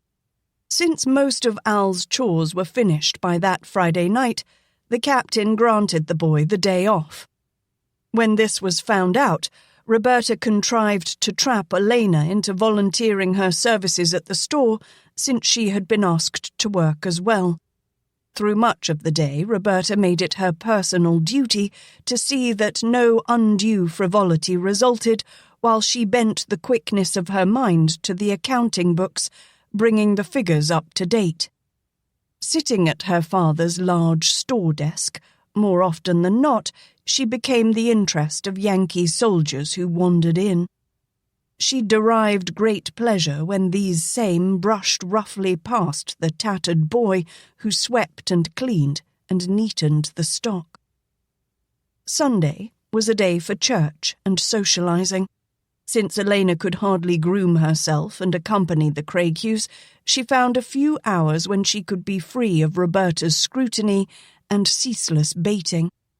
Dulcie and her family went to their own church, and that was usually an all-day affair. Thus, Alaina had the house to herself.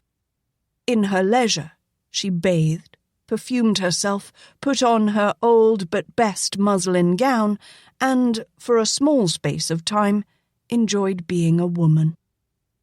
It was early afternoon when she glanced out a front window and, to her dismay, saw Captain Latimer riding up the lane. In sudden panic, Alaina flew to her room. There was not a moment to lose. The gown and slippers were thrown aside, and the detested breeches and shirt dragged on. The boots came well above her ankles and hid her stockinged feet. She rubbed a handful of ever-ready dirt over her face. The floppy hat would serve to cover her clean hair. There was no time to muddy it again, nor could she bring herself to do it. The doorbell clanged, and after a few moments was heard again. Alaina held her breath, hoping he would go away. Finally, she heard his footsteps crossing the gallery. She waited anxiously, counting the moments. From the French door she could see no sign of the Yankee or his horse. Carefully she crept down the gallery stairs so the oversized boots would not clump against them. To avoid any possible meeting, she dashed through the tall bushes toward the back of the house. Sighting the carriage house, Alaina headed for it, jumping over the low shrubs and sprinting for the open door. She glanced back over her shoulder and darted inside, intending to saddle Old Tar and head out to the bayou where she wouldn't be disturbed. But, in the next moment, she charged full bore into the back of Captain Cole Latimer. She hit him with such force that she knocked him away from the water pump and sent him sprawling in the dust and dirt of the stable floor. Alaina stared in mute surprise as Cole rolled and with a growl came to his feet. Spitting chafe, the captain recognized his assailant and flung out a hand to catch the thin arm as Alaina attempted an escape. "You bumbling little roughneck," he barked. "What are you trying to do?" His fingers bit painfully into her arm, and Alaina's fear came back full force as she realized that in her haste she had left on her corset and feminine undergarments. The soft chemise held her bosom to a full roundness, while the corset, tightly cinched her small waist. If he touched her, there was no way she could explain it away. Her arm ached under his tight grip, and this manhandling was more than Alaina had ever taken from anyone. Her own orneriness came to her defense. "Get your hands off me, Yankee!" she shrieked. "You got no right to lay a finger on me!" Hotly irate, Alaina snatched her arm away and was immediately afraid she had left some skin behind. Some meagre sense returning, she hunched her shoulders in the outsized shirt and crossed her arms to rub the offended member. She moved away from him slightly, into a deeper shadow of the barn. Cole was somewhat chagrined at his own quick temper. "I'm sorry." He began to dust himself off. "I'm sure it was an accident, and—" A sudden thought struck, and he looked up sharply. "It was an accident, wasn't it?" "Yeah." Alaina relented a bit. "I didn't see you in the dark." "What were you running away from, anyway?" Then Cole chuckled. "I'll bet you saw me and were afraid I'd come to fetch you for extra work." "I ain't afraid of work," Alaina snapped testily. "I guess you're not, at that," Cole conceded. He unbuttoned his blouse halfway down, folded the collar under, and rinsed his face and hands under the pump. "I brought my horse around for a drink before I headed back. Actually, I just have a few hours off and thought I'd pay my respects to your cousin." He missed Alaina's expression of disgust as he splashed water onto the back of his neck, then wiped it dry with a handkerchief. He retrieved his gauntlets and glanced about for his hat. He found it in the dust just outside the stable door. Brushing it off, he came back to Alaina. "Since no one else seems to be home, I'll be going back. You can inform Roberta of my visit." He watched as the lad moved away, the slim shoulders oddly hunched. "What's the matter?" "You hurt my arm?" Alaina snapped. Her clear grey eyes narrowed and accusing. "I'll apologize for that, if you will apologize for knocking me down." He waited, his bright blue eyes gleaming with amusement. "I guess," was the most Alaina would relent. She was considering how well she might enjoy swinging a heavy boot against the bluebelly's rear. Suddenly, a perplexed frown came upon Cole's face, his brow raised wonderingly as he bent toward Alaina and sniffed. "What in the world? Have you taken to a lady's way?"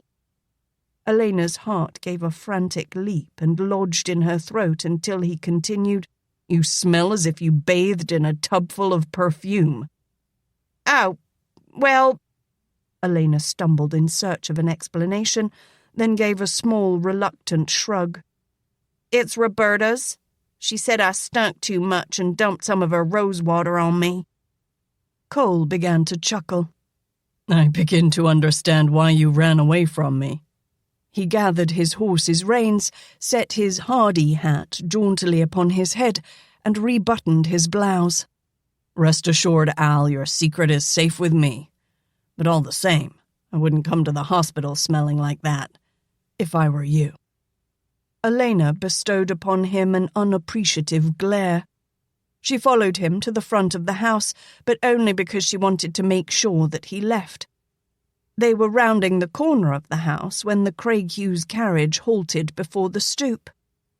"Why, Captain Latimer," Roberta called gaily and waved. "What brings you way out here today?" Her smile froze into a fixed grin as she saw Alaina bringing up the rear. "Don't tell me you came out here to see little bitty Al." Cole gallantly offered a hand to assist her to the ground. "I had a few hours free and thought I might find you at home." Angus cleared his throat loudly and descended to help his wife down. "I'm afraid our daughter is committed to joining us this afternoon, Captain." "But Daddy!" Roberta moaned and was bent to argue, but her father's angry look silenced her. She dared not continue for fear of creating a scene that would discourage the captain from coming again. "We planned to visit friends, and they asked especially that Roberta join us." It was an outright lie, but he was not of a mind to bend to his daughter's whims again and allow this man to eventually become his son-in-law. He granted his daughter almost everything she asked of him, but her hand in marriage to a Yankee was something else entirely. "I hope you have not been waiting over long, Captain." Roberta managed to smile dazzlingly. She had gotten around her father before. This presented no mean challenge. Only time was needed. "Al entertained me quite fairly," Cole chuckled, "until I vow I could bear no more of his attention." "Al?" Roberta hurled a glare in the lad's direction, immediately suspicious. "What has he been, telling you?" "I'm sure he will relate the tale with relish. Thus, I leave the telling to him." Cole paused and glanced at Angus's stiff back. The elder Craighew's hospitality appeared very limited, and not caring to start a family quarrel over his presence, he spoke rather ruefully. "I'm afraid, however, that I must be going. I have overstayed as it is." Regretfully, Roberta watched him to the saddle and smiled demurely as he touched the brim of his hat. "I bid you good day, Miss Craighue." He glanced at Al. "I'll see you tomorrow." With a clatter of hooves, he was gone. Roberta waited until her parents had entered the house, then turned on Alaina in a fury. She managed to keep her voice low, but it was sharp and demanding. "Just how well did you entertain Captain Latimer, you little bitch? If you told him about me—" "My goodness, I don't know what got into me." Alaina feigned the innocence of a simpleton. She was well aware of what her cousin feared, and if, for a brief moment, she delayed her answer for the sake of revenge, it was understandable. "Alaina MacGaren, I'll tear that ragged mop out of your head by the roots." The younger girl shrugged. "It's not what I said, but what I did." Roberta's eyebrows raised sharply, her thoughts running rampant. "We had a tussle in the carriage house." Alaina licked her lips, as if savouring the torment she was putting her cousin through. "He even liked my perfume." "Lainey!" Roberta nearly screeched. "You're teasing me again, I just know it. And if you don't tell me just exactly what happened, you'll be sorry." "Oh, calm yourself," Alaina chided. "You look as if you're about to explode. I only knocked him flat on his face." "That better be all," threatened the woman. "That just better be all." Chapter 9. It was cooler now. The awful heat of late autumn had fled. Alaina's hair had grown to a length that brought stares of disapproval from Cole Latimer, and reluctantly, she lent herself to Aunt Layla's talents at trimming hair. The short, neat style proved very becoming to her small face, accentuating the beauty of the large grey eyes, the slim, fragile features, and high, delicate cheekbones. With the improved diet, her slight, willowy frame began to ripen beneath her baggy garments, but she continued as before, uncomfortable in her disguise as boy, yet unable to discard it. The day was Monday, and, as was their custom, the surgeons gathered early in the morning to tour the wards. This was, in part, a time meant for the men to air their complaints and indispositions. However, as was his custom, Major Magruder stationed himself close at the general's elbow with a readied pen and a warning glance for those who would criticize the staff overmuch. It was also the time when the doctors made their decisions on which soldiers were well enough to yield their beds and return to the limited duty units. Alaina had barely begun her labours when a brief column of grey-clad soldiers, once more in irons, came shuffling down the stairs. Dr. Brooks fought a running battle to keep these men until they were fully recovered, realizing that if they were sent to the prisons in a weakened state, it was tantamount to a sentence of death. As she watched, Alaina felt an ache within her chest. For most of them, the war was over. Unless they managed an escape from the well-guarded Yankee prisons, they would see no more of battle, but would spend their days fighting the privation of brutal confinement. As the prisoners passed, a few of them grinned or spoke to her. The burly sergeant, whose leg she had threatened, raised his clenched fist. "Buck up, lad," he smiled at the dirty-faced chore boy. "The war ain't over yet." His words rang hollow and flat, and it was more as if he tried to cheer himself. Alaina struggled to find some worthy retort, but then they were gone, and the hall was empty, though the rhythmic jangle of linked iron continued to echo down its length. Such high hopes had gone to war with these men, only a swift year or two past. Her throat felt tight, and tears threatened to course down her cheeks. Quickly she brushed at her eyes, then glanced up to find Cole watching her. The glare she tossed him hardly did justice to the bitterness that raged within her. At the moment, her hatred of Yankees was supreme. Watching the prisoners file past had been like seeing her own brother being taken away in chains. She hated this war. She hated the enemy. She hated Cole Latimer most of all. Cole wisely turned his back and continued with his duties. He would let time be the balm for this ragamuffin boy. Whatever he said now would only serve to deepen the rancour of the lad. Much to Alaina's consternation, the morning also brought an influx of prisoners to fill the emptied beds. Several were brought in on litters and taken into surgery. Among them was a young Confederate cavalryman, who had taken a Minié ball in his leg and was left with a jagged, gaping wound that formed a gruesome marker leading from mid-thigh to knee. General Mitchell had departed the hospital after the morning inspection, leaving Major Magruder in charge. It was the latter's decision, along with Major Forbes, to amputate the leg near the hip, since they were unable to extract the lead shot that had lodged in the vital joint. Cole learned of it from a casual comment made by an orderly and made haste to join his superiors. "It's gotta come off," Magruder declared angrily after the younger man had offered his opinion. "Damn it, Major!" Cole struggled a moment with his own rising ire and managed to continue more calmly. "It's a man's leg, not the hindquarters of a mule. There's no infection. The shot's in there deep, and it's only a matter of time before lead poisoning sets in. There is no way we can get it. Major Forbes and I have already tried." "Then try again," Cole urged. "At least that much you can do." "We've got other wounded to attend to," Magruder responded sharply. "Some of our own men are waiting. We can't waste the time."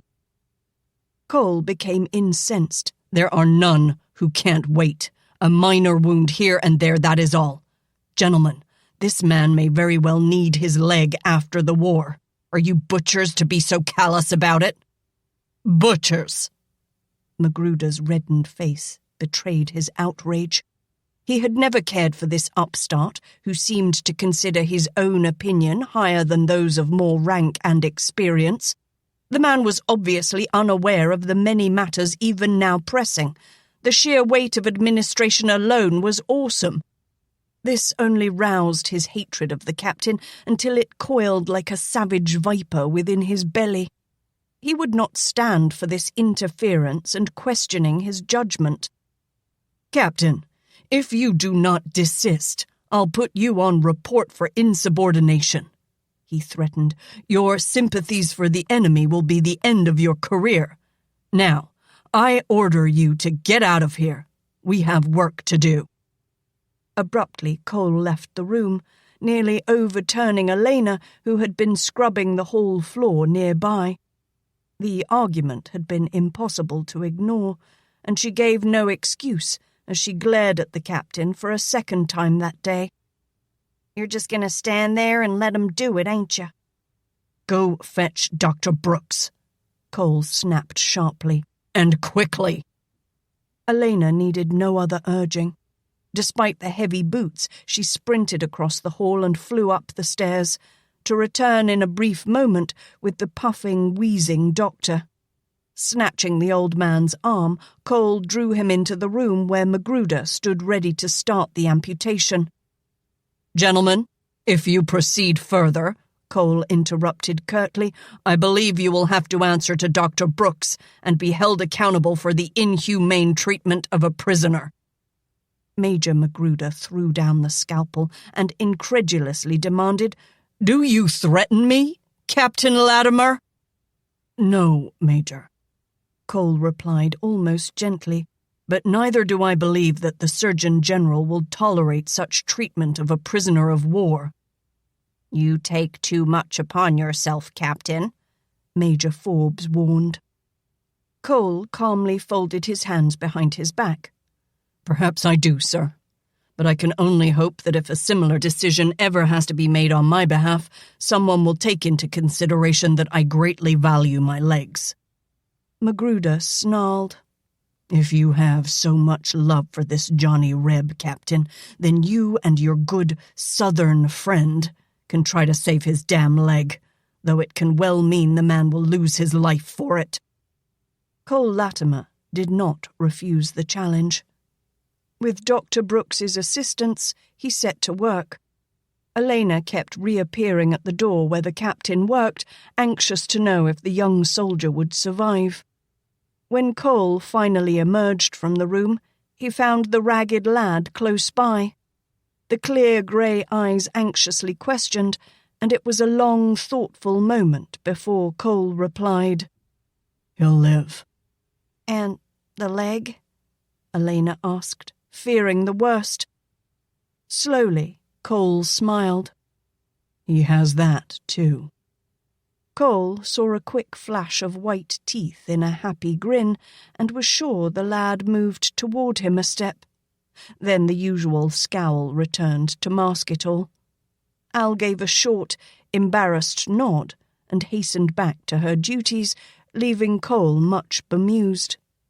The boy was obviously reluctant to show any softer emotion, such as gratitude, and seemed to find ease in an almost perverse belligerence. Bobby Johnson's condition had improved somewhat.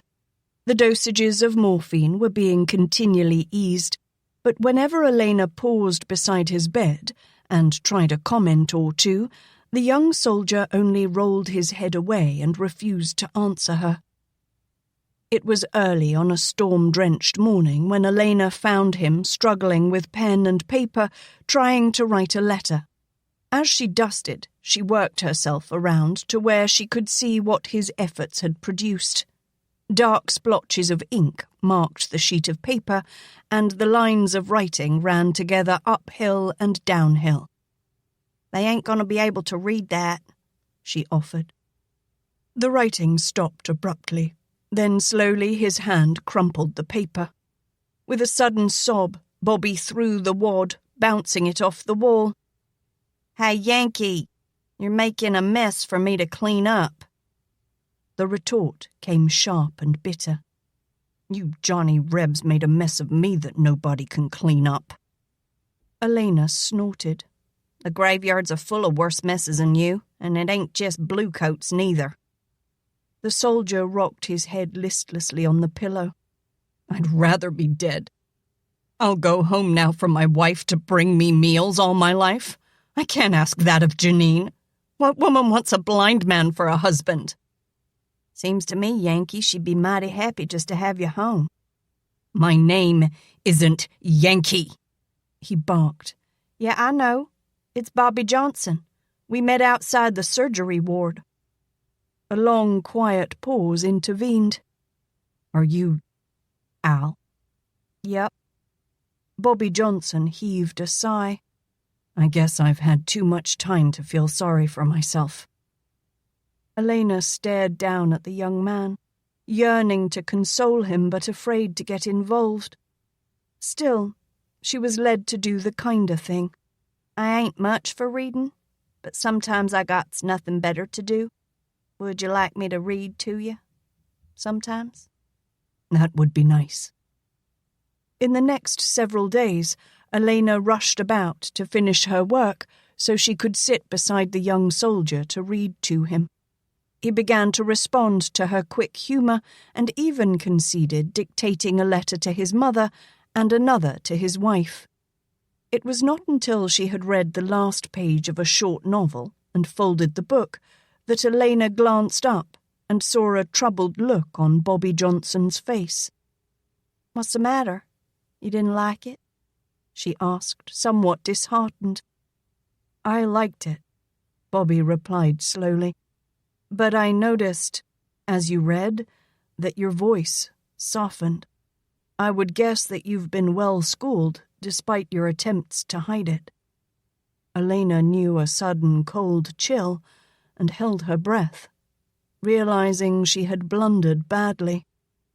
I also know that you are no Al. He reached out a groping hand to take her wrist. You are small, a small woman. Yes, you are a girl. Where did you come by the name of Al? Alaina, she whispered. Young? His fingers passed along her finely boned hand. Though rough from work, it was not a hand of an old person. 17. Alaina bit her lip and asked shyly, Are you going to tell anyone? Explain to me why you want the others to think you're a boy, and I will judge for myself. Reluctantly trusting to the blind man's wisdom, Alaina related her reasons, leaving nothing out.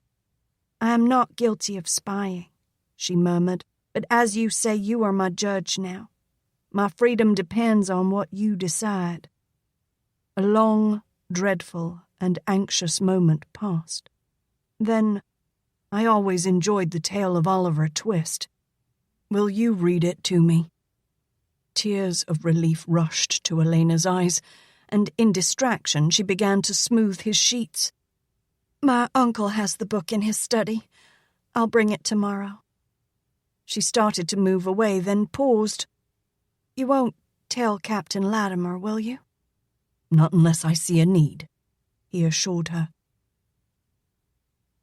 The rain continued to fall upon the city, and by Saturday, when there seemed to be some hope of it clearing, the heavy mists of early morning coalesced to a soaking rain. Leaden skies pressed close above the rooftops, and even the cobbled streets grew rivulets of mud. Al was to have the afternoon off. Her labours during the week had brought everything to a gleaming tidiness, and even after a careful inspection, she could find nothing more to occupy her in the wards. But as she stepped from the last, the grimy, filthy marble floor of the wide foyer just inside the front door caught her eye. Here was a challenge indeed. It would take the best of her cleaning talents to bring out the original beauty of the pale-veined pattern. Some time later, Alaina stood back and surveyed with satisfaction the meticulously scrubbed floor. A final mopping with rinse water ought to do it, she thought, and then I can go home. The task was nearly done, and the mop was being wrung out for the last time when voices sounded outside and the door swung inward to herald the entry of several officers and a pair of officious-looking civilians. They crossed the entryway and took no note of the angry glare that followed them as they left their passage marked with muddy footprints. Ominously, Al hefted the mop and heaved it back into the bucket. She started over again to erase the muck, dipping the mop often to rinse the dirt free.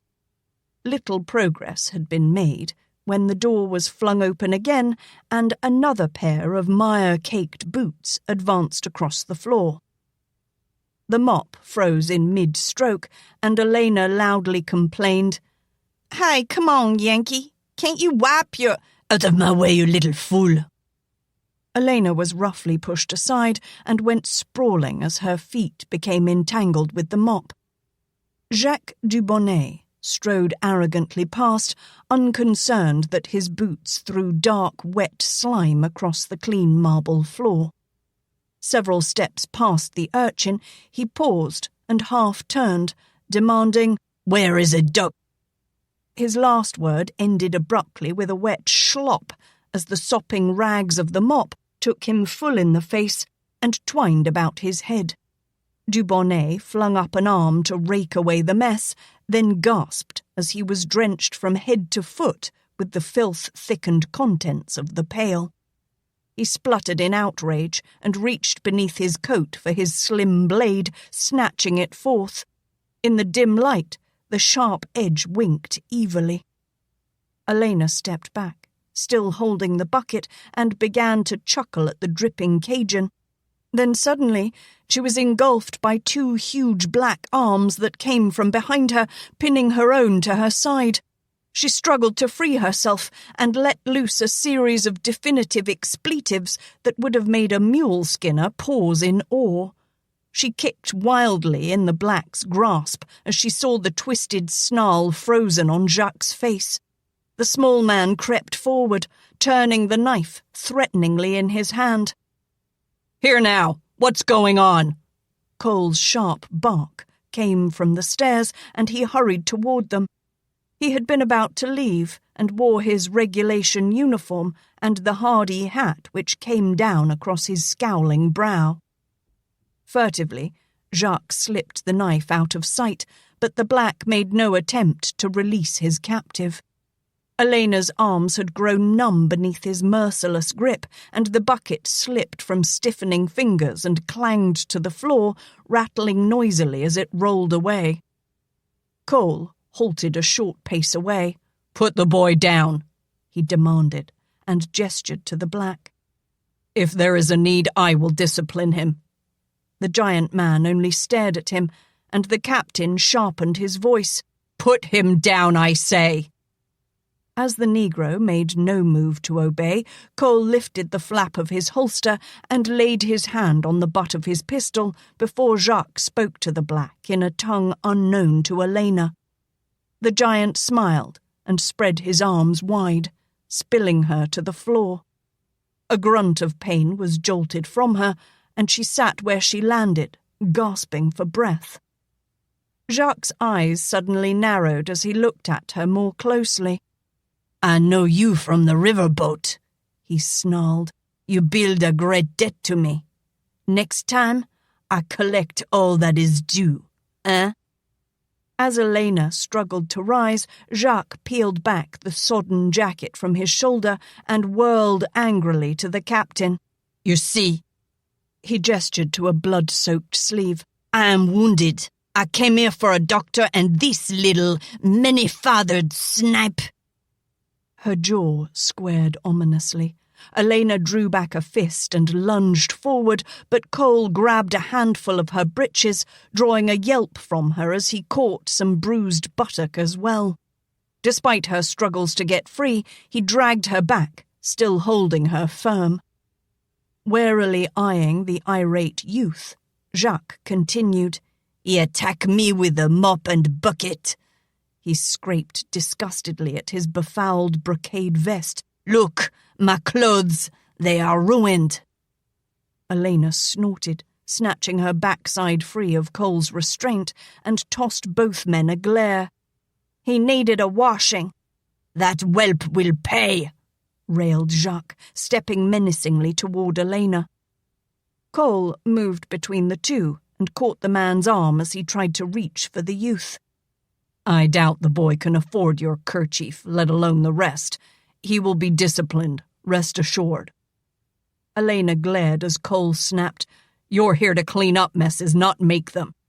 "That's just what I was a-doing when this jackass stomped in from the barnyard. That lame-brained mule ain't never been taught to wipe his feet." Cole's quick glance about the hall allowed him some understanding of the youth's irritation, yet it was a doctor's duty to tend the wounded. He gave the small Frenchman no chance to argue further. "Let me look at that." He plucked at the bloody sleeve and briefly examined the injury before he peered down at the man curiously. "This looks like a saber cut. How did you get it?" "Bah!" Jacques threw up his good hand. "I took a house in the country for payment of a debt. The sheriff, he is a city man. He would not serve the papers, so I do it myself." "Huh?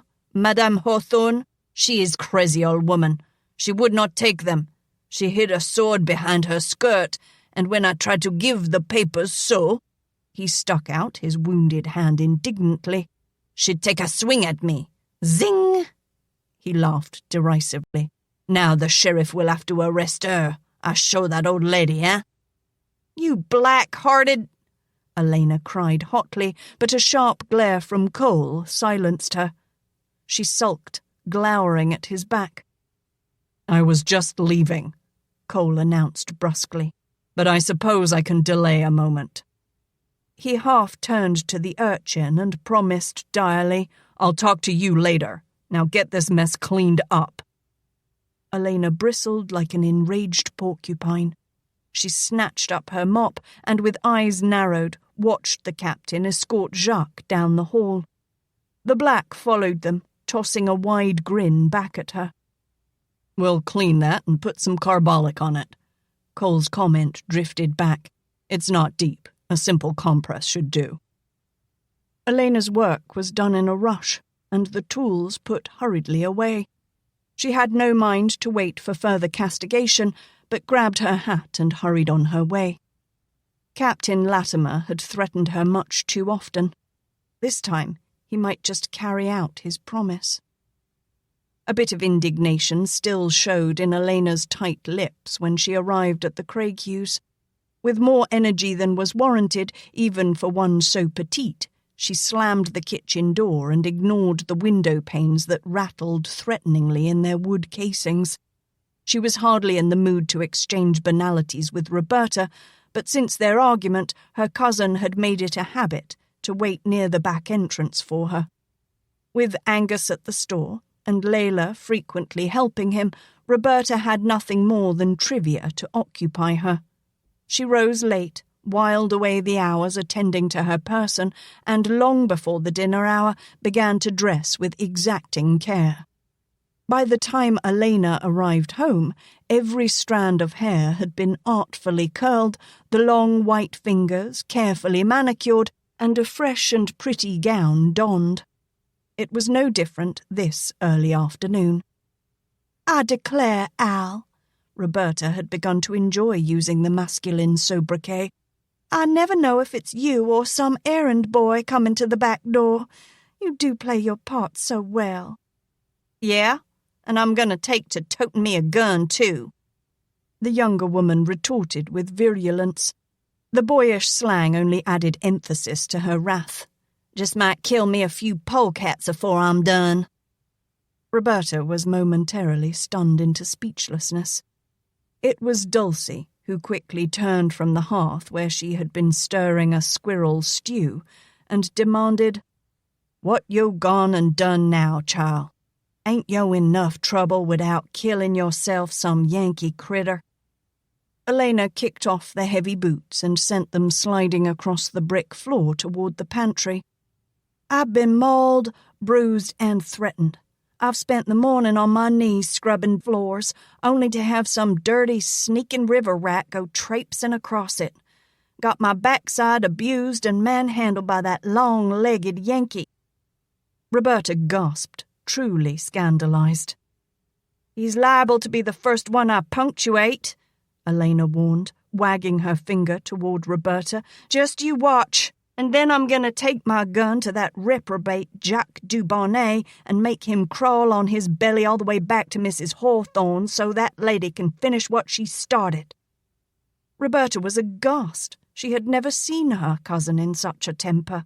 "Alaina, what has gotten into you?" "Righteous anger. That's what's gotten into me. Righteous. Do you know what that means, Roberta? She advanced on her cousin, her jaw squared dangerously.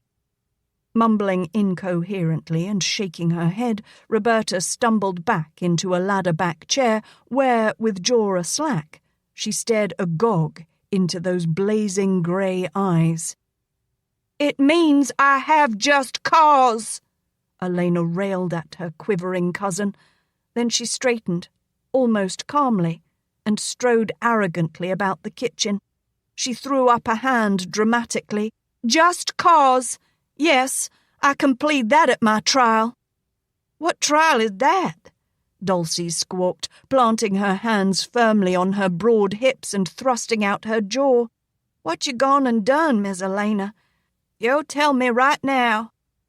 "Nothing yet," Alaina replied smugly. She took a peeled turnip and bit into it, then gestured with the vegetable, chewed, and waited until she had cleared her throat before she continued. "But I'm going to do something. Before I'm through, Jacques Dubonnet," she spit the name out with loathing, "is going to wish he never laid eyes on Mrs. Hawthorne." "You mean that old woman who comes to Daddy's store?" Roberta questioned uneasily. Elena's attention perked. "You know her?" "Well, she doesn't come in that often when I'm there," Roberta hedged, not quite sure just how much she should tell Alaina. After all, her cousin might well jeopardize what seemed to be a most promising relationship with Cole. "But you know where she lives?" Alaina pressed. "Not exactly," Roberta shrugged lamely. "Out north on the old river road somewhere, I think." The girl strode to her boots and snatched them on. "I'll find out where if it takes me all night." "Now, Lainey, don't! Don't do anything foolish," pleaded her cousin fearfully. The girl slopped the floppy hat on her head and grinned, showing small, sparkling white teeth. "That all depends on what you call foolish, Robbie. I guess I just don't consider shooting a few black-hearted varmints foolishness."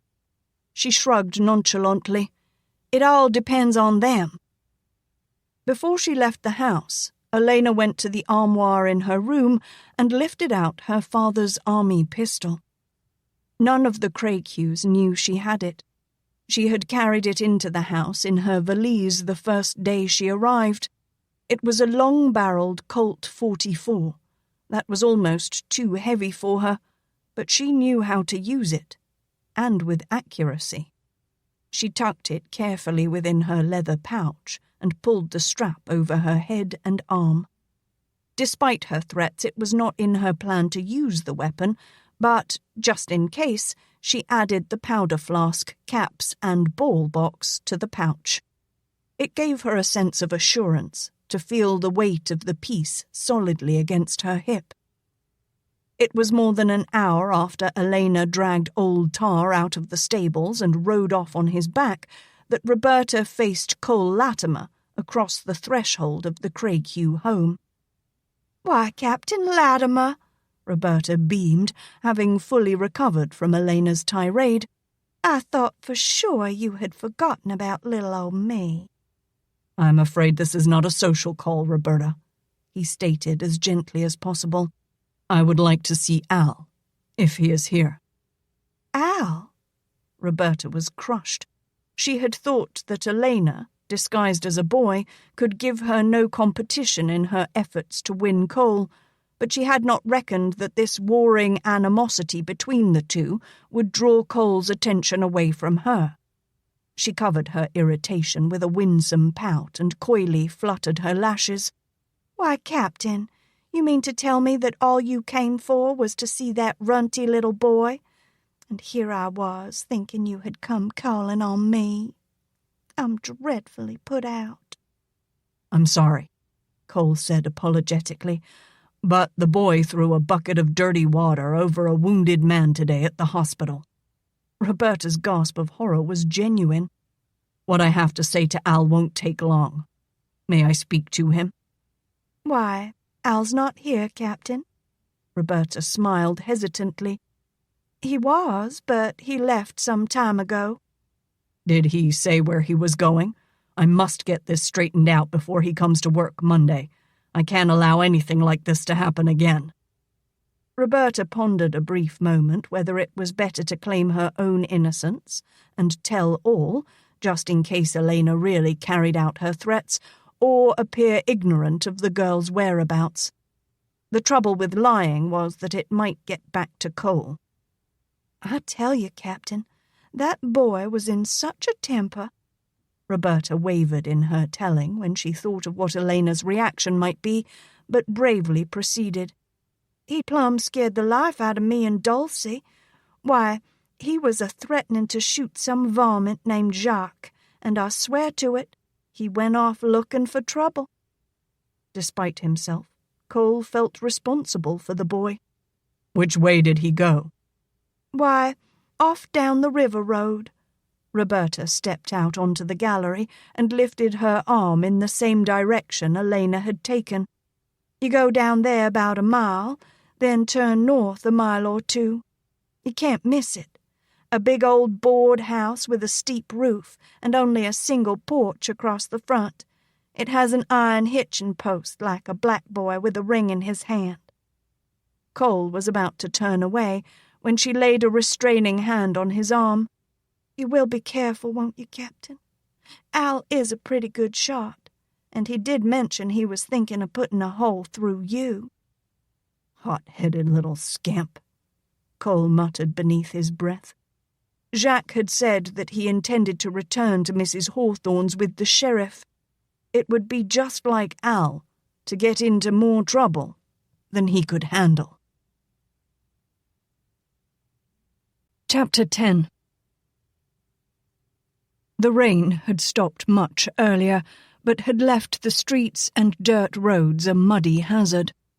The shuffling gait of old tar kicked up clods of mud and only nibbled at the miles, much to Alaina's festering impatience. She was not in the mood to contend with the nag's single-minded determination to return to the stable, though her angry prodding gained her little more than sporadic jolts of a knock-kneed canter. And she applied the smart taste of a heavy willow switch to his scarred hindquarters in hopes of speeding him on his way. The worst of her fears was realized as she came toward the end of the muddy lane. Tall shrubs allowed only a glimpse of the steeply pitched roof of the Hawthorne house, but afforded a clear view beneath the overhanging limbs of the massive oaks that bordered the road. 2 empty carriages waited there. One a fancy landau, the other a plain buckboard. Alaina could only surmise that Jacques had arrived ahead of her, and possibly, as he had threatened, with the sheriff. Alaina turned Tar off the lane and slid from his bony back. She left her boots beside the bush where she tethered him and, feeling the coolness of the wet grass beneath her bare feet, made a furtive approach along the tall hedge until she could view the front yard through the tangled growth of a wisteria vine. Her eyes readily found Jacques Dubonnet, and she noted with a certain satisfaction that he had delayed long enough to effect a complete change of clothes. The enormous black was present, lolling indolently against the far side of the fancy carriage, and another man, almost as big, stood near Jacques at the foot of the front steps. Facing them off, near the edge of the long raised porch, was a tall white-haired woman of 60 years or more. She bore herself proudly, with a firm, almost haughty demeanour, while she rested her crossed hand in imperious grace upon the hilt of a downward-thrust, brightly gleaming sabre. The unspoken challenge was clear. She'd use the sword if there came a need. Alaina ran along the bushes until she could slip through a break to the back of the house. Rounding the structure, she stopped to choose the best vantage point. A few low shrubs grew alongside the house, and she crouched behind their cover, where she would miss no word of the exchange. Jacques was waving his arm wildly and demanding some show of action from the sheriff.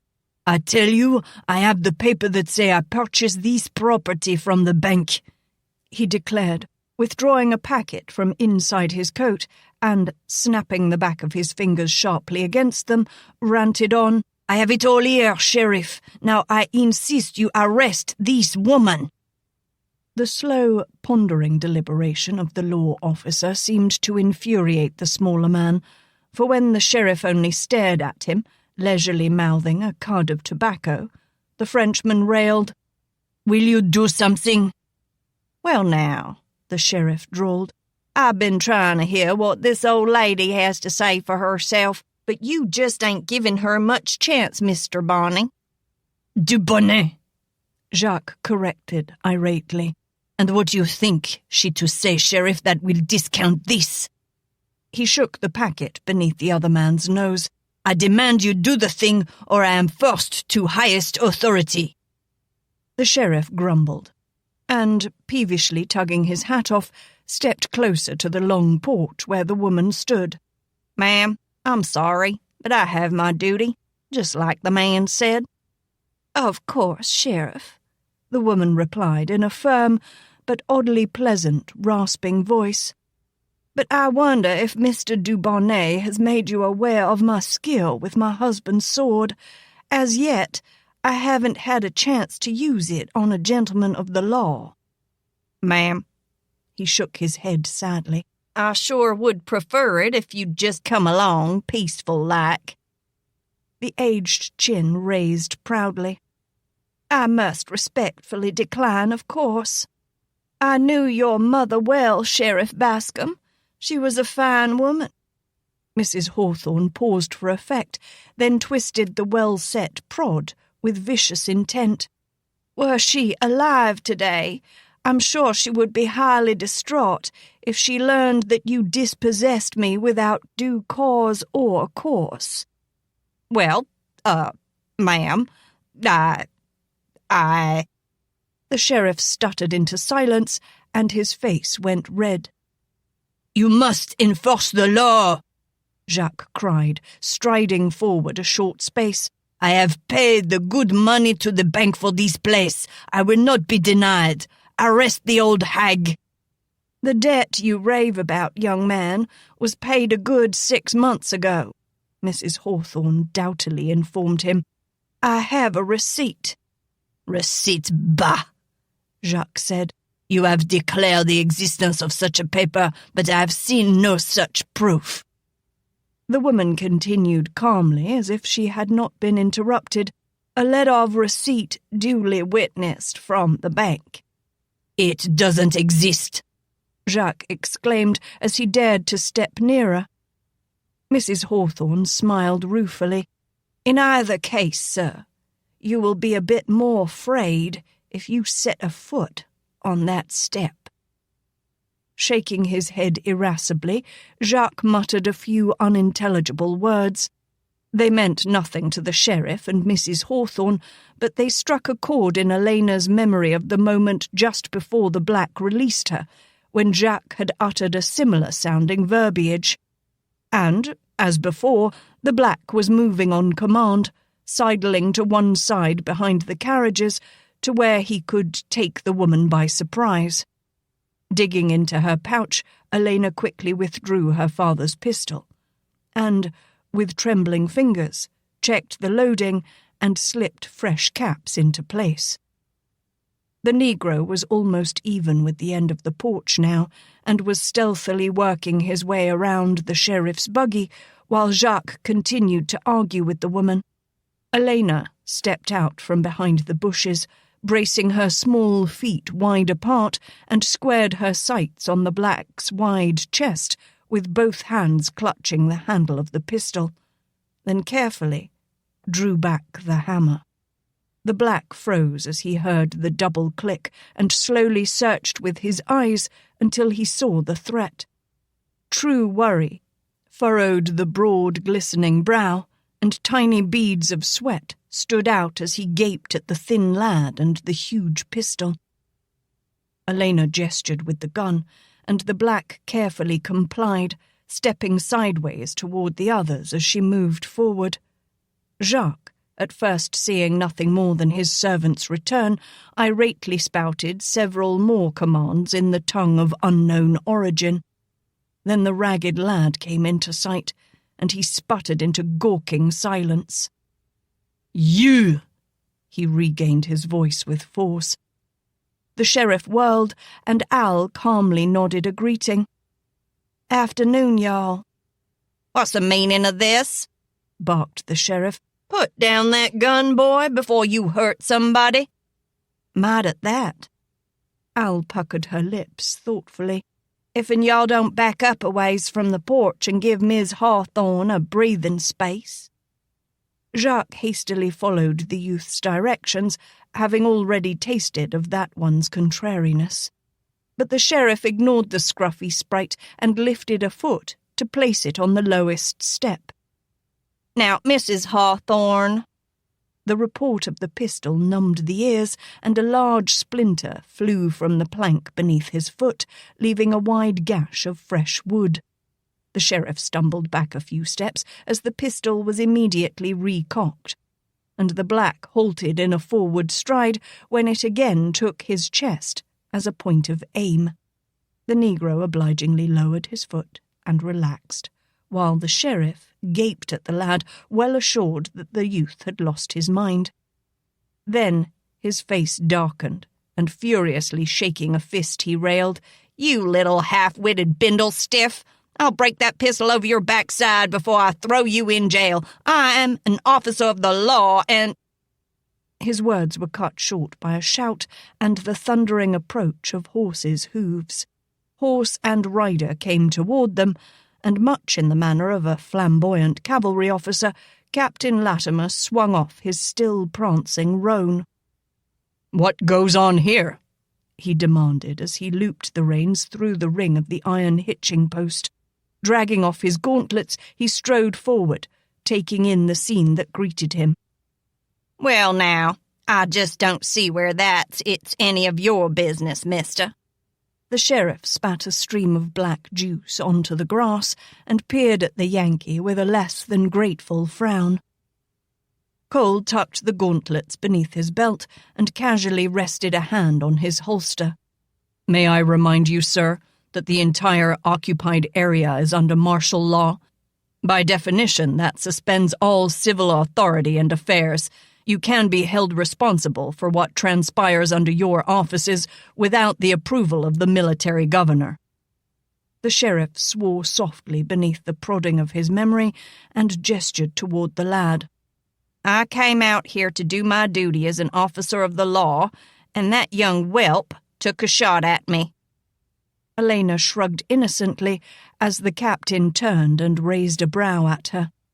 "I could have shot him clean through if I'd have wanted to." She gestured toward the black with the gun. "Could have shot him, too, while he was a-trying to sneak up behind that poor woman." "Al, put that gun down," Cole commanded.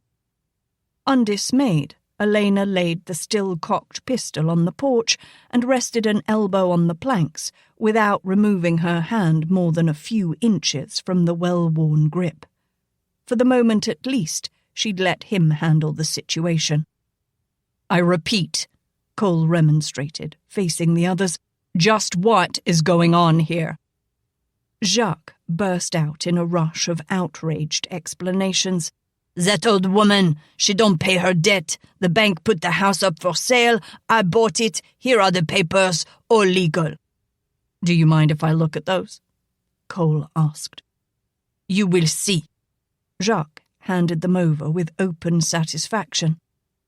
After a moment of studying the documents, Cole glanced up at the old woman. "What do you have to say about this?" "I pay my debts," Mrs. Hawthorne informed him loftily. "All of them. I have a receipt." "Bah!" Jacques snorted. "She says she has such a paper, but nothing has been seen of it." "Sir, I do not lie," she informed him bluntly, raising an audacious brow. "And I do not cheat people either." "May I see the receipt you speak of?"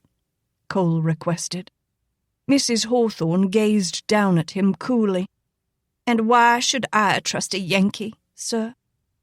A gleeful cackle from Al won the captain's glare. "Now there be a woman what's got a good head on her shoulders."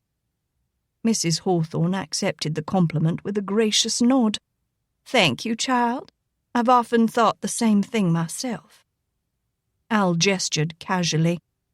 "I guess as Yankees go, though, he's fit to be trusted." She caressed the handle of the pistol tenderly. "At least, as much as them other fellas. I am beholden to your kindness, child, but I'm a bit confused. Perhaps I have cause to trust you, seeing that you stopped that black oaf. But why should I take your word?" "Well, I ain't a friend of that there fella." Al nodded toward Jacques. "So I must be a friend of yours." "For some reason that sounds reasonable to me," Mrs. Hawthorne responded in wry amusement.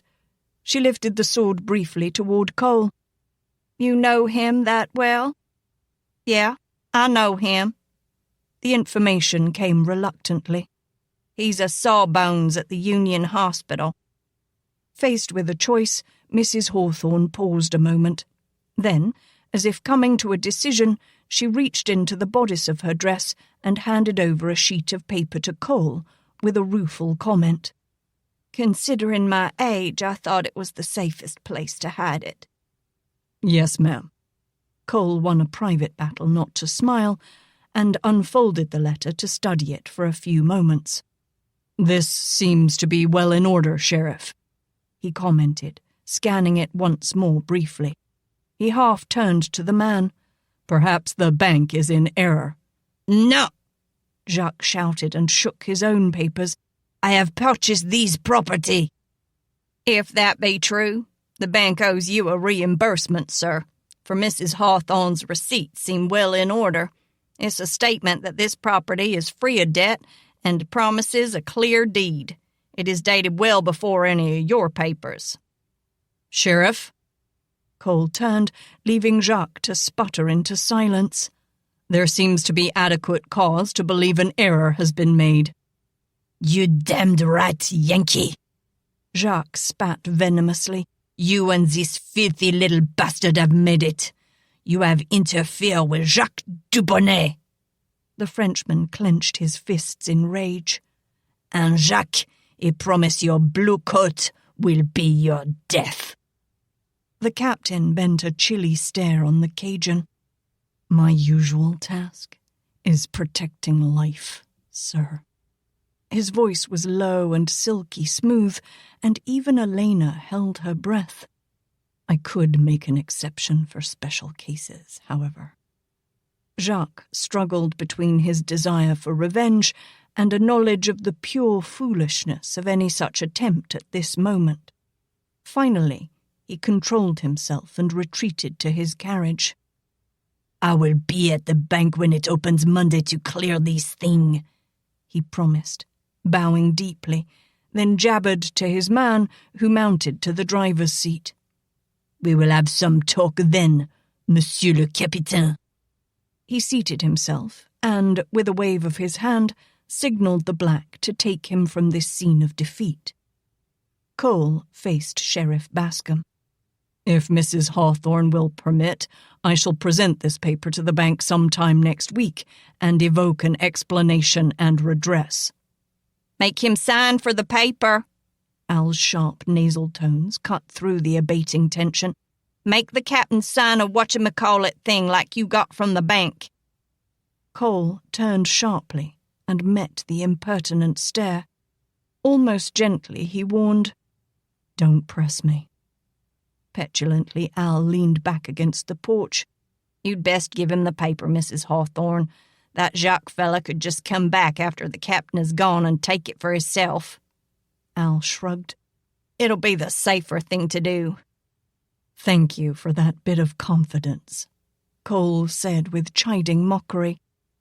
"'Tain't confidence in you," Al objected tartly. "It's just a matter of choices." "I stand corrected." Cole glanced at the museful sheriff. Al never made anything easier, especially when it pertained to getting him out of trouble. I'm sure as a gentleman of the law, Sheriff, you can understand that the boy was only trying to protect the lady's rights. He meant no real harm. Well, I dunno. The sheriff scratched his head. Good. Cole took the decision from him. The boy works at the hospital under my direction, should you need to question him further. Reluctantly, the man heaved his heavy shoulders. I guess he didn't hurt me none. He gestured to the splintered board and directed a frown at Al. You better be careful with that iron, boy. We ain't hung anyone your age for, 8 or 10 years at least.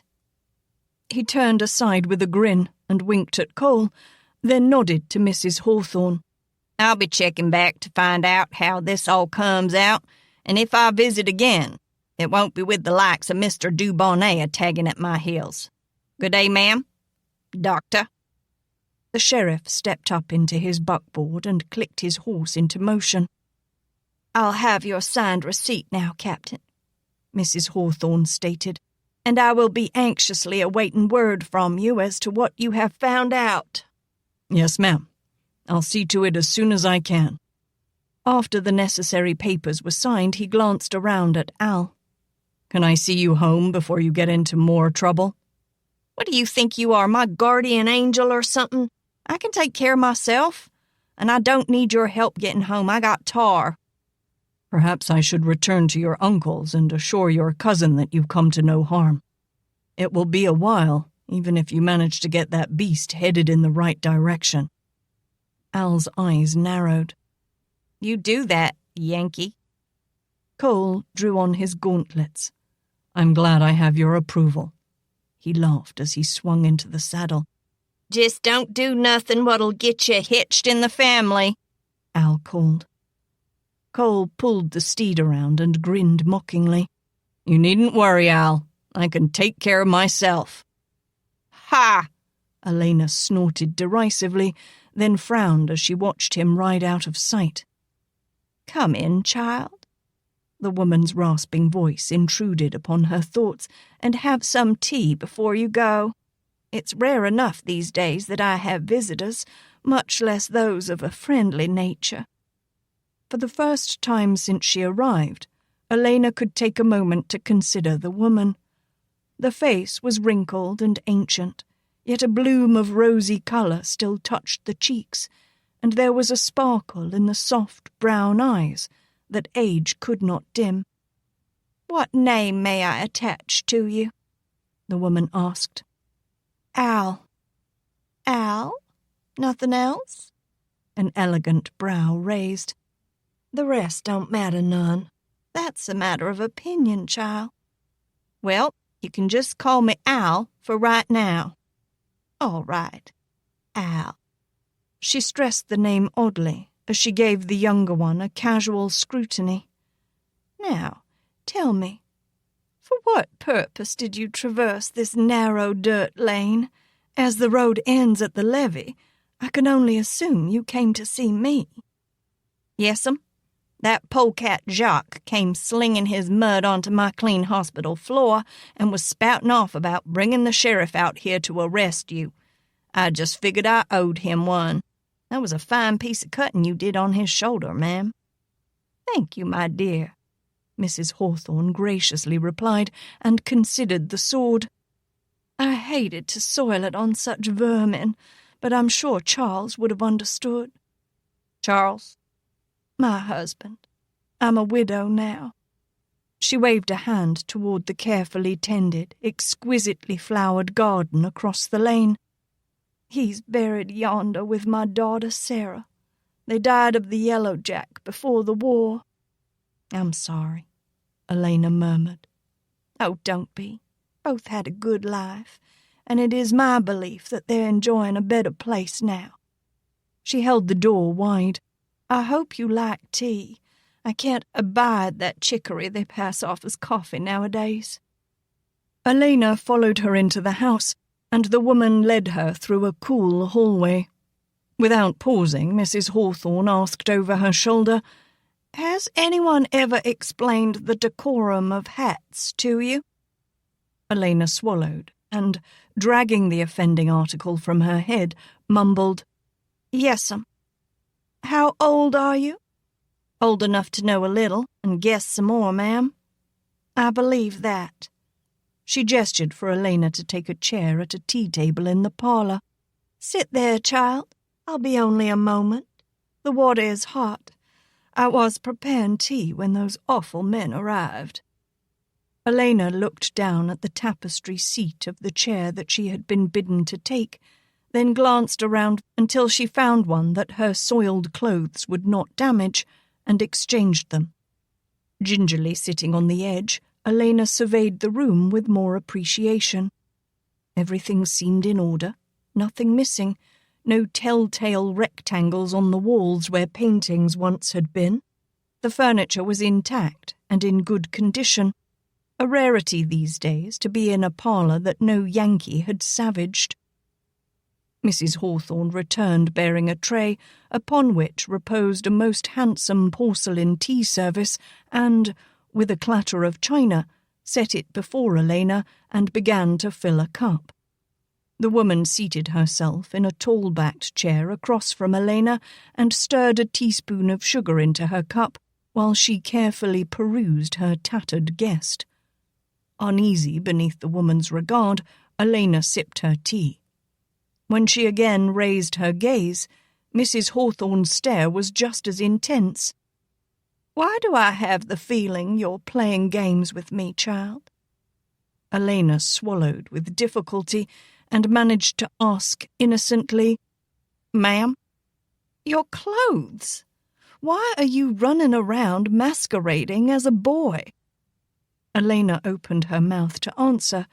Then, as she realized the full import of the words, her composure crumbled. She sat as one stunned, her mind stumbling and forming no logical thought.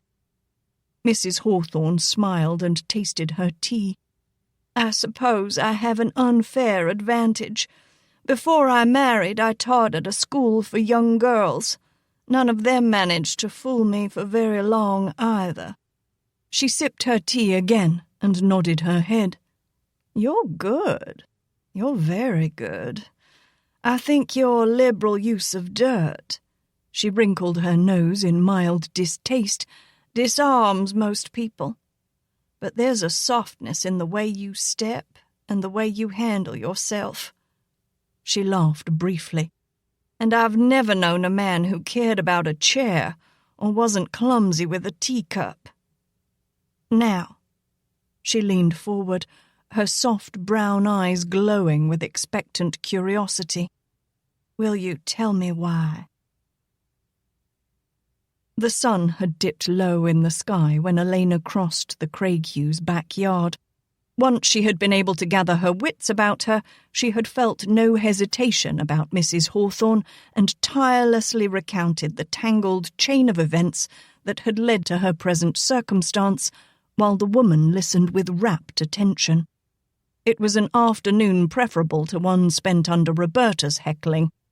That one was waiting for her in the kitchen with a smug, complacent smile. "Where have you been all this time, Laney? You missed Captain Latimer's visit." "Good," she nodded stoutly. "I've had enough of old striped pants for one day." Roberta laughed and examined her fingernails closely.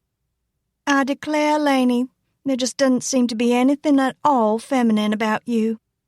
If you mean I make my own bed, wash and iron my own clothes, and work for a living, you're right. When have you ever brought $1 into the house?" Roberta sniffed delicately. A lady has other responsibilities." Dulcie rolled her eyes and, with a rattle of pots and pans, loudly busied herself. "Yeah," Alaina grunted laconically. "Like being lazy and getting fat." "Lazy? Fat? How dare you!" Roberta's ample bosom contested the restraint of her bodice as she drew her shoulders back in stunned amazement. Before she could air her outrage, the pantry door slammed loudly, shutting off any further rejoinder.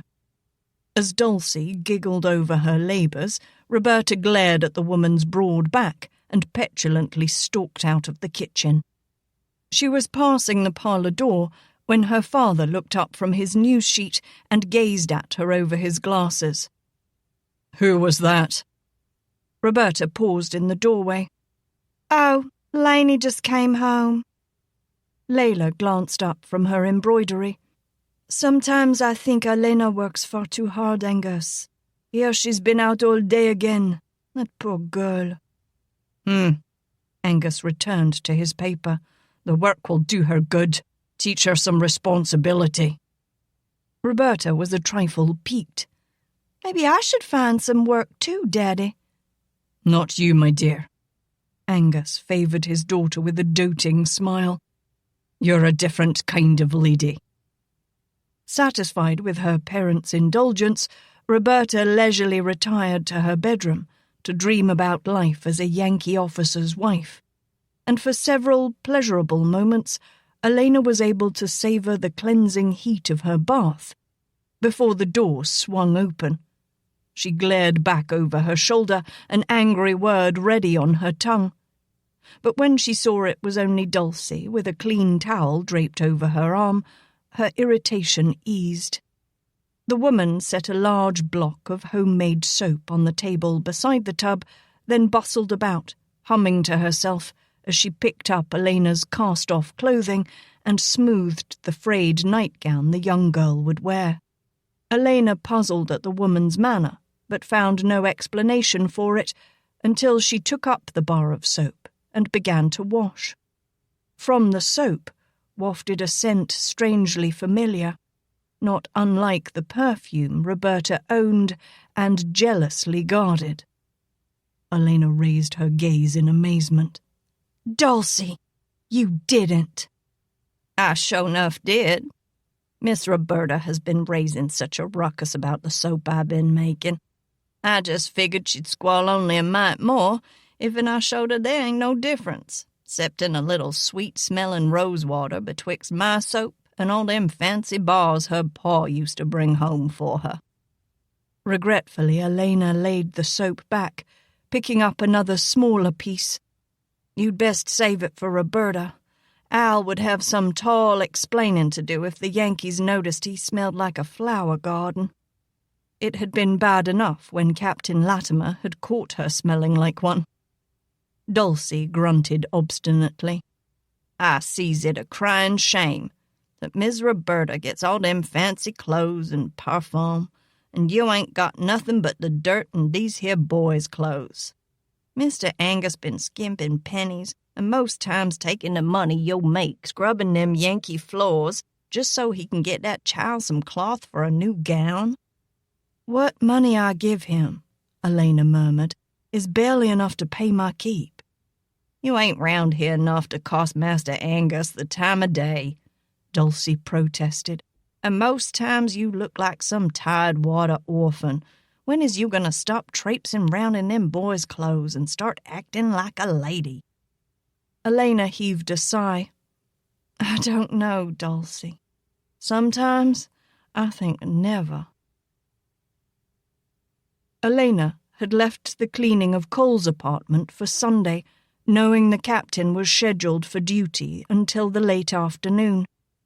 She sought the time away from the Craighue house, wishing to avoid any further confrontation with Roberta. She found it necessary, however, to seek Cole out at the hospital and admit that she had misplaced his key. "You needn't say what's on your mind," she warned. "I can see it in your eye." "After yesterday, I'm trying to refrain from saying anything to you," he retorted, handing over the key, "because once I start, I might not be able to stop." "You got a chance to visit with Roberta," she reminded him rancorously. "That should have made you happy." "Not nearly as much as turning you across my knee would." She glared at him. "You got them papers of Mrs. Hawthorne's seen after yet, Yankee?" "If you don't know better, the banks are closed on Sundays." "Don't get enough money to put in banks," Al goaded. "How should I know what their hours be?" Cole peered down into the grey eyes, his own narrowed suspiciously. "Are you complaining again?" Alaina shrugged petulantly. Just stating fact. What do you do with your money anyway? Haven't you earned enough by now to buy yourself a change of clothes? Can't see doing that till these wear out. Cole opened his mouth to retort, but Al cut him off abruptly. Gotta go now if and I'm gonna finish your apartment afore nightfall. You ain't paying me to stand here jawing with you. Be there to let me in, Cole called to her back. or else bring the key back here. Yeah. Sometime shortly after noon, Cole paused over his meal to receive a packet of letters Sergeant Grissom brought to him. After briefly testing the perfumes of the two from Xanthia Morgan and Carolyn Darby, he tucked them into his blouse, saving them to read at home at his leisure. He felt a mild disappointment at the absence of a correspondence from his father, then noticed the painstaking script of Oswald James, a lawyer and close acquaintance of the family. The date was nearly 2 weeks ago. He chose to relieve his curiosity as to the lawyer's purpose in writing and slit open the envelope. A crushing weight descended upon him as he read the first line. I regret to inform you that your father passed away during the night. Roberta directed Jedediah to a halt beside Jackson Square and, after bidding the black driver to wait, continued by foot, loftily ignoring the Union soldiers who paused to stare. She had other purposes on her mind and was not bent toward petty flirtations this afternoon. She was after richer game than that. A Yankee doctor, to be exact. She had taken the key from Elena's coat, and the cool weight of it inside her glove reassured her that all would go smoothly. Even cajoling her father into allowing her to take the carriage for a Sunday afternoon outing had been relatively simple. By the time Cole Latimer reached his apartment, she would be garbed in such a manner as to eliminate any reluctance he might have. Though he had thus far betrayed none, one could never be too sure about a single man's objection to being caught. The rapid tap of her sharp heels gave evidence of her haste. Now that she had laid out her strategy, she was eager to be about it. Even the repugnance of submitting herself to that undignified end by which men proved their virility did not dissuade her. Once Cole bedded her, she could claim herself with child, and even if he proved unwilling to do the honourable thing, she knew her father would convince him. A prior afternoon, spent discreetly questioning proprietors of nearby shops, had supplied the information she needed to find her way to Cole's door, for the man himself had been casually evasive. Indeed, the captain appeared to have a strong sense of self-preservation. Footsteps behind her made her hastily tuck away the key and chance a surreptitious glance askance. Her hopes were momentarily darkened as she recognized the tall, broad-shouldered form of Cole Latimer coming toward her. His brief, stiff smile as he swept off his hat was discouraging, but she plucked up her resolve and turned to face him with a coy laugh. "Why, Captain Latimer, would you believe that you're just the person I was hoping to see?" You're not here to see Al? He remembered distinctly telling her that he would be on duty all day. That he was here at all was due to the fact that the Surgeon General, upon learning of his father's demise, had ordered him to take the afternoon off, since there were no duties pressing. "Al?" Roberta questioned apprehensively.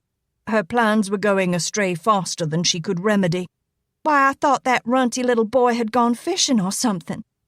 He's here, Cole stated, and reaching past her, turned the knob and pushed open his door. The overlarge boots stood just inside the entrance, and the bristly swish of a scrub brush could be heard from an adjoining room. Roberta was through the door before Cole could invite her in, and he followed, closing it behind her. Al? He called. A noise much like the outraged squeal of a little piglet preceded the sound of running bare feet. "I thought you had to work, Yankee." Alaina came to an abrupt halt in the parlor door as she saw Roberta. Each woman stared at the other with something less than pleasure. Then Al leaned cockily against the door jamb and scratched her nose with a forefinger. "'Pears to me you got company, Captain. I suppose now you'll be wanting me to finish up and be on my way. Is that right?" "No, that isn't right." Cole scowled at Al before stepping out onto the balcony. His eyes searched the street below until they found the carriage with Jedediah waiting in the driver's seat. Cole returned to meet Roberta's questioning gaze.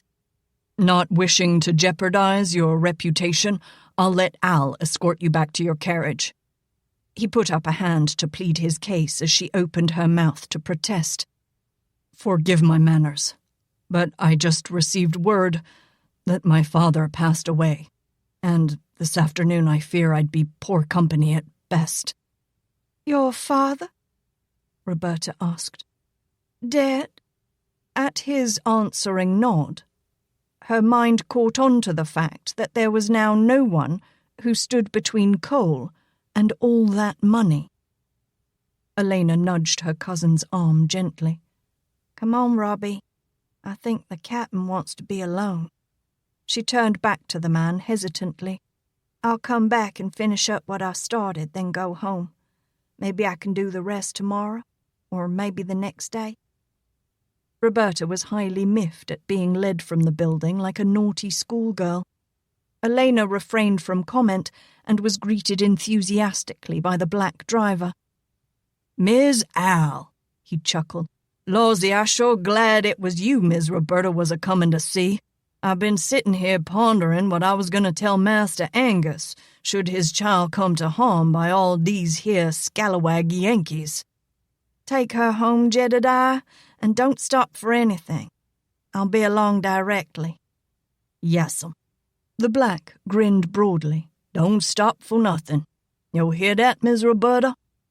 "You'll do as I say, Jedediah?" Roberta informed him sullenly. "Now take me home, and be quick about it." "Yes'm. I intend to do just that, Miss Roberta." Chapter 11. Word had filtered down to New Orleans that Grant was guffawing because Law's command, mistaking it for a cavalry charge, had been stampeded by a bunch of frightened Federal mules in a night battle around Wauhatchie, Tennessee. But a more dignified Confederate explanation had it that the Gray troops had already been driven back by Orland Smith and Tyndale when the mule charge took place. To the groaning chagrin of the South, however, it was the Yankees' hearty recommendation that the mules be commissioned as horses. The city was quiet, almost hushed, and what faces Alaina saw as she pushed Old Tar through the early morning streets were drawn and downcast with the bitter taste of another defeat. It would be a bleak Christmas season for the South this year. It was a bleak enough Monday.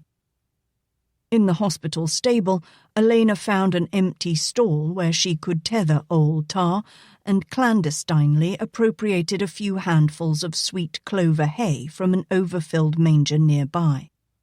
Noting that Captain Latimer's roan was present, she affected a boyish whistle and made her way into the hospital by the back door, pausing to hang her pouch and hat on a peg near the entrance before dragging out the mops, brooms, and buckets. As she backed out of the closet, her arms full of cleaning utensils, she was forced to step lively to avoid being knocked down by a rushing medical orderly whose arms were as full as her own, but with fresh bandages. He gave neither pause nor apology, but hastened off down the hall to disappear into one of the surgery rooms. Alaina glared after him until he was out of sight. Then, with a few mumbled words about rude Yankees, she leaned the mops and brooms beside the closet door. With her best nonchalant air, she sauntered toward Ward 5. She was early enough that she could pay Bobby Johnson a visit before setting about her day's labours.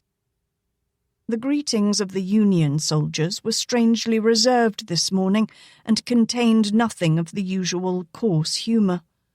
The ward grew hushed and still as she entered. Her eyes found the empty bed, then the sheet that had been spread over a large stain in the aisle. The dull, vividly familiar colour of drying blood marked the cloth where it touched the floor. Refusing to meet anyone's gaze, Alaina spun on her heel and fled the room, struggling to defeat the haunting nightmares that threatened to invade her mind. She let the door slam behind her and ran down the hall to the surgery room in use.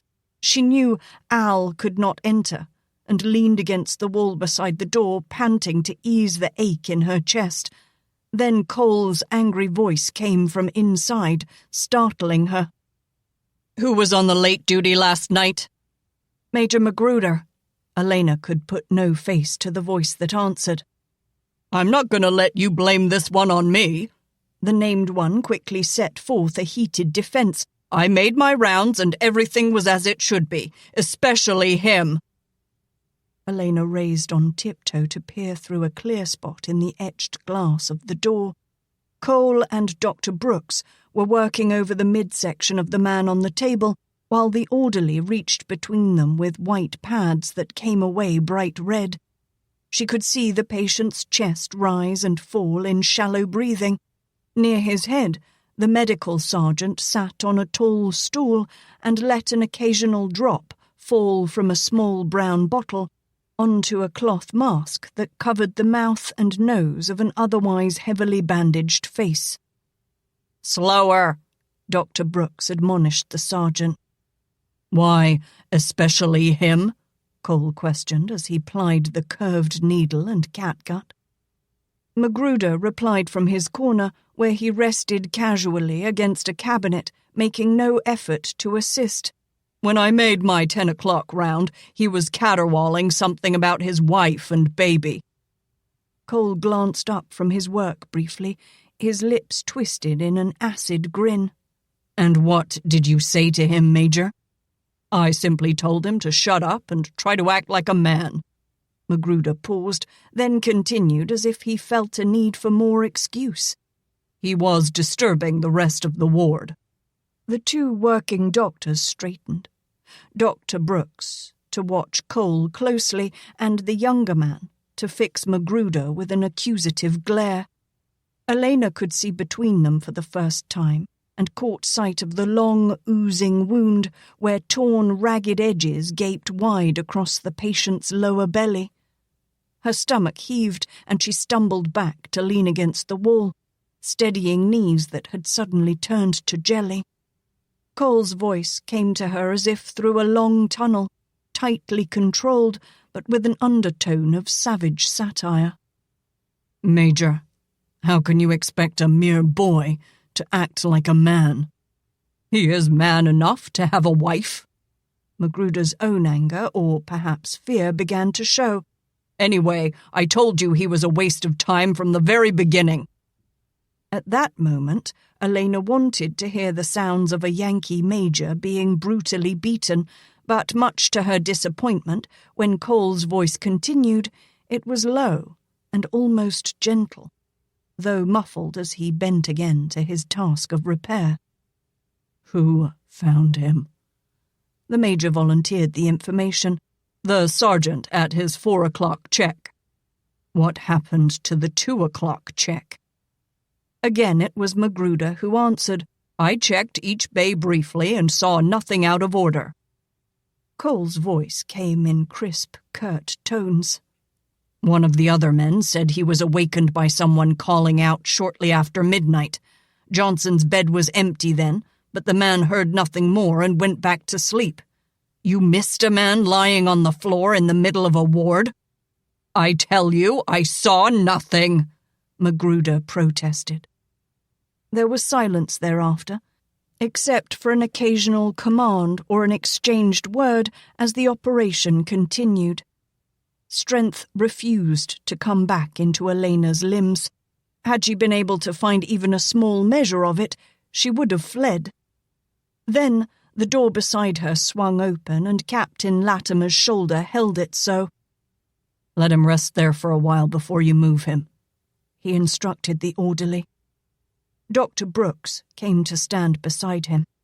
"You've done all you can, Cole. Whether he lives or dies is a decision God must make." "I can't understand why—" A frown from Dr. Brooks warned him to say no more as the other's gaze strayed behind the door. Cole turned abruptly and met the agonized grey eyes. His manner immediately gentled as he took note of the tear-streaked grime on the thin cheeks and the trembling lips. "It's Bobby Johnson." His voice was soft and understanding. "He fell, tore most of the stitches out, half bled to death." His clipped, disjointed sentences made him angry at himself, and he rubbed a hand across his brow in chafing frustration. "We patched him up, but I just don't know." He reached out to console the lad, but the small, work-roughened hand made a vicious swipe of negation as Al's lips curled back in an unemancipated sob. Utter pain showed naked on the young face. "Take the rest of the day." "No!" the half-choked word interrupted with finality. Al plucked courage from somewhere, and strength came anew. She turned her back on the doctors and trudged down the hall, narrow shoulders sagging, as if with the weight of the world. Buckets rattled echoingly in the hall, and a moment later, the old cistern pump began to clank. Everybody in the wards knew of the attachment that had formed between the cleaning boy and the blind soldier, although Al had yet to admit it as fact. Sympathetic eyes followed her through her duties, and when she was absent for brief spells, no one sought the urchin out. The attempts at banter were half-hearted and stilted. Private Bobby Johnson was returned to his bed with the tenderest of care. When no other duty pressed, Dr. Latimer was to be found at the boy's bedside. The young soldier lay motionless and pale. He showed no signs of regaining consciousness as the day wore on. Alaina was torn between a strong desire to be far away, should the worst happen, and a need to be near if he should come around. She was never far from Ward 5. Though she found many reasons to check on something near the last bed on the window side, she could not watch the still form for very long, and her visits were short. Cole heard the whisper again, and realized Bobby's lips had moved slightly to shape a weak "Who?" "Dr. Latimer." Cole rose from his chair and leaned closer. "How is it, Bobby?" "Hurts." The answer was simple. "Like fire." "Why did you get up?" Cole searched for more words to clarify the question. "Thirsty." The boy understood. His tongue licked at cracked lips. "Like now. Couldn't ask the Major." The hoarse whisper shook, and Cole wet the parched mouth with a moist cloth. "I had to do something for myself. Just for once. Had to act like a man." Cole touched the boy's hand. "Rest now. Don't worry. I'll be here." A wan smile was his answer, and that too faded as Bobby Johnson retreated into the blissful darkness of sleep once more. Angry at his own helplessness, Cole turned away to find Al standing at the foot of the bed. Alaina stared at the ashen soldier with a far-off look in her eyes. "I hope Magruder trips and falls head first into a privy some dark night," she hissed. "You can't blame the man." Cole sat back in his chair and tried to explain. "He couldn't have known what would happen." Al seemed not to hear. A slow smile curved her lips as she added with wishful relish, "And I hope I'm the one who trips him." "Aren't you about done for the day?" Cole asked as he swung around to face the unrepentant lad. "I guess." The grey eyes moved slowly to meet his. "I'd better warn Magruder to be careful on dark nights." The grey eyes never wavered. "Y'all just do that, Yankee." The words were what Cole expected, but something of the old bite was missing. "You're slipping, Al," Cole taunted. "I thought you hated all us Union bluebellies." "Go to hell, Yankee." This time the old spirit and Sting were boldly in attendance. "I'll be here at the hospital all night," Cole called after the departing youth. The comment came back loud and clear over Al's shoulder. "Then maybe I can get some peace for once." For the first time that day, honest chuckles were heard in Ward 5. The next day passed much as the one before. Expectant hope that the young soldier might recover thrived in everyone's heart. When Alaina looked in on him, his stomach was distended, making an obscene hump beneath the blanket. The stain that wet the bandages over his wound was no longer red, but black and malevolently odorous. For the most part he lay in a stupor, partly induced by heavy draughts of laudanum, though he was given to spells of such groaning and twisting that it seemed that a great rodent gnawed at his vitals. Alaina could abide neither the sight of these spasms nor the thought that she might be elsewhere should he rouse. The hours passed with a tortured spring-halt gait. No change was noticeable in Bobby Johnson's condition, and when a misty rain began to fall late in the afternoon, it seemed to Alaina that the whole world mourned in grey, dismal grief. The ride home was wet and cold, and Alaina sat for a long time by herself in the dark stables. In part, she had no desire to face Roberta, and in part, she needed the time to come to grips with her own tangled emotions. She failed on both accounts, and it was a late hour when the distraught young woman finally sank into a troubled sleep. It took an effort of sheer will for Alaina to draw herself from the warm bed in the cold, dark pre-dawn hour. Even then, it was not until she splashed her face with ice-cold water from the ewer that her brain began to function. The usual application of grime, soot, and grease was accomplished amid shudders of revulsion, and it was small solace that Roberta still snored loudly when Alaina crept down the stairs. It was a further test of her will to get old Tar to move from his snug stall and venture out into the chilling light rain that had continued throughout the night. A full hour of her workday had passed before Alaina was free of the shivers that had started with the ride to the hospital. Bobby Johnson lay as still as death, except for an occasional shudder that passed through his limp body. Cole hovered near, but would answer no question, and grew angry when Al pressed for a reply.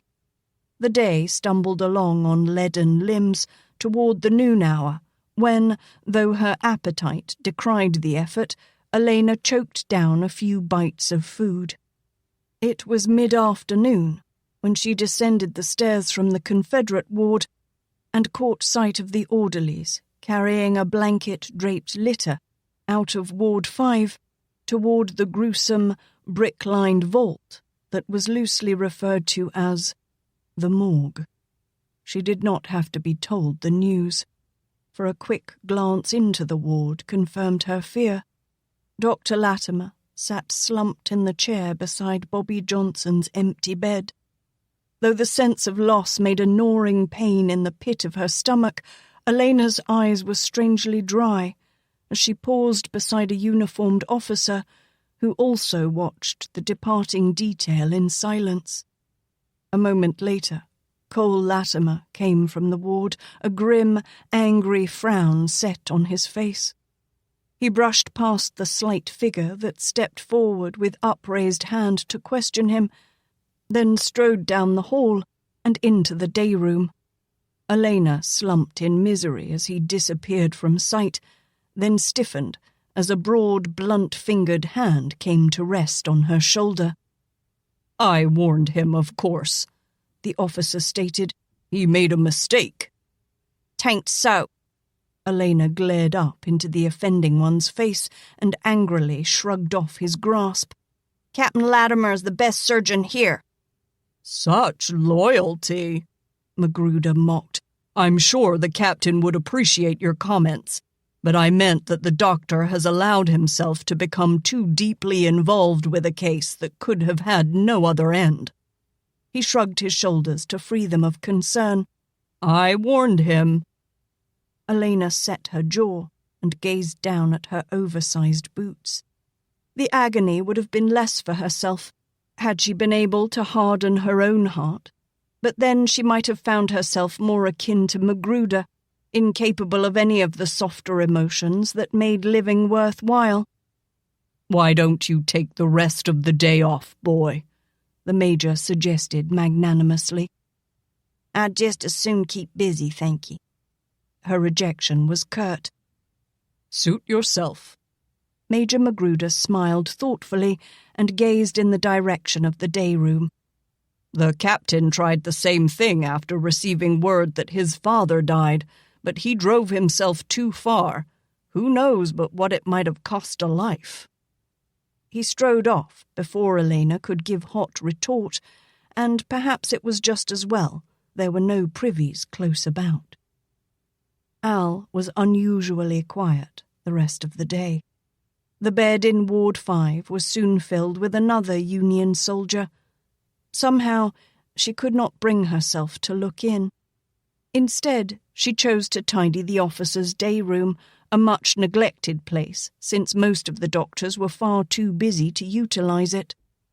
She had not seen Captain Latimer since he left the ward in such a rush, and the other doctors, living as close to death as they did not press the lad.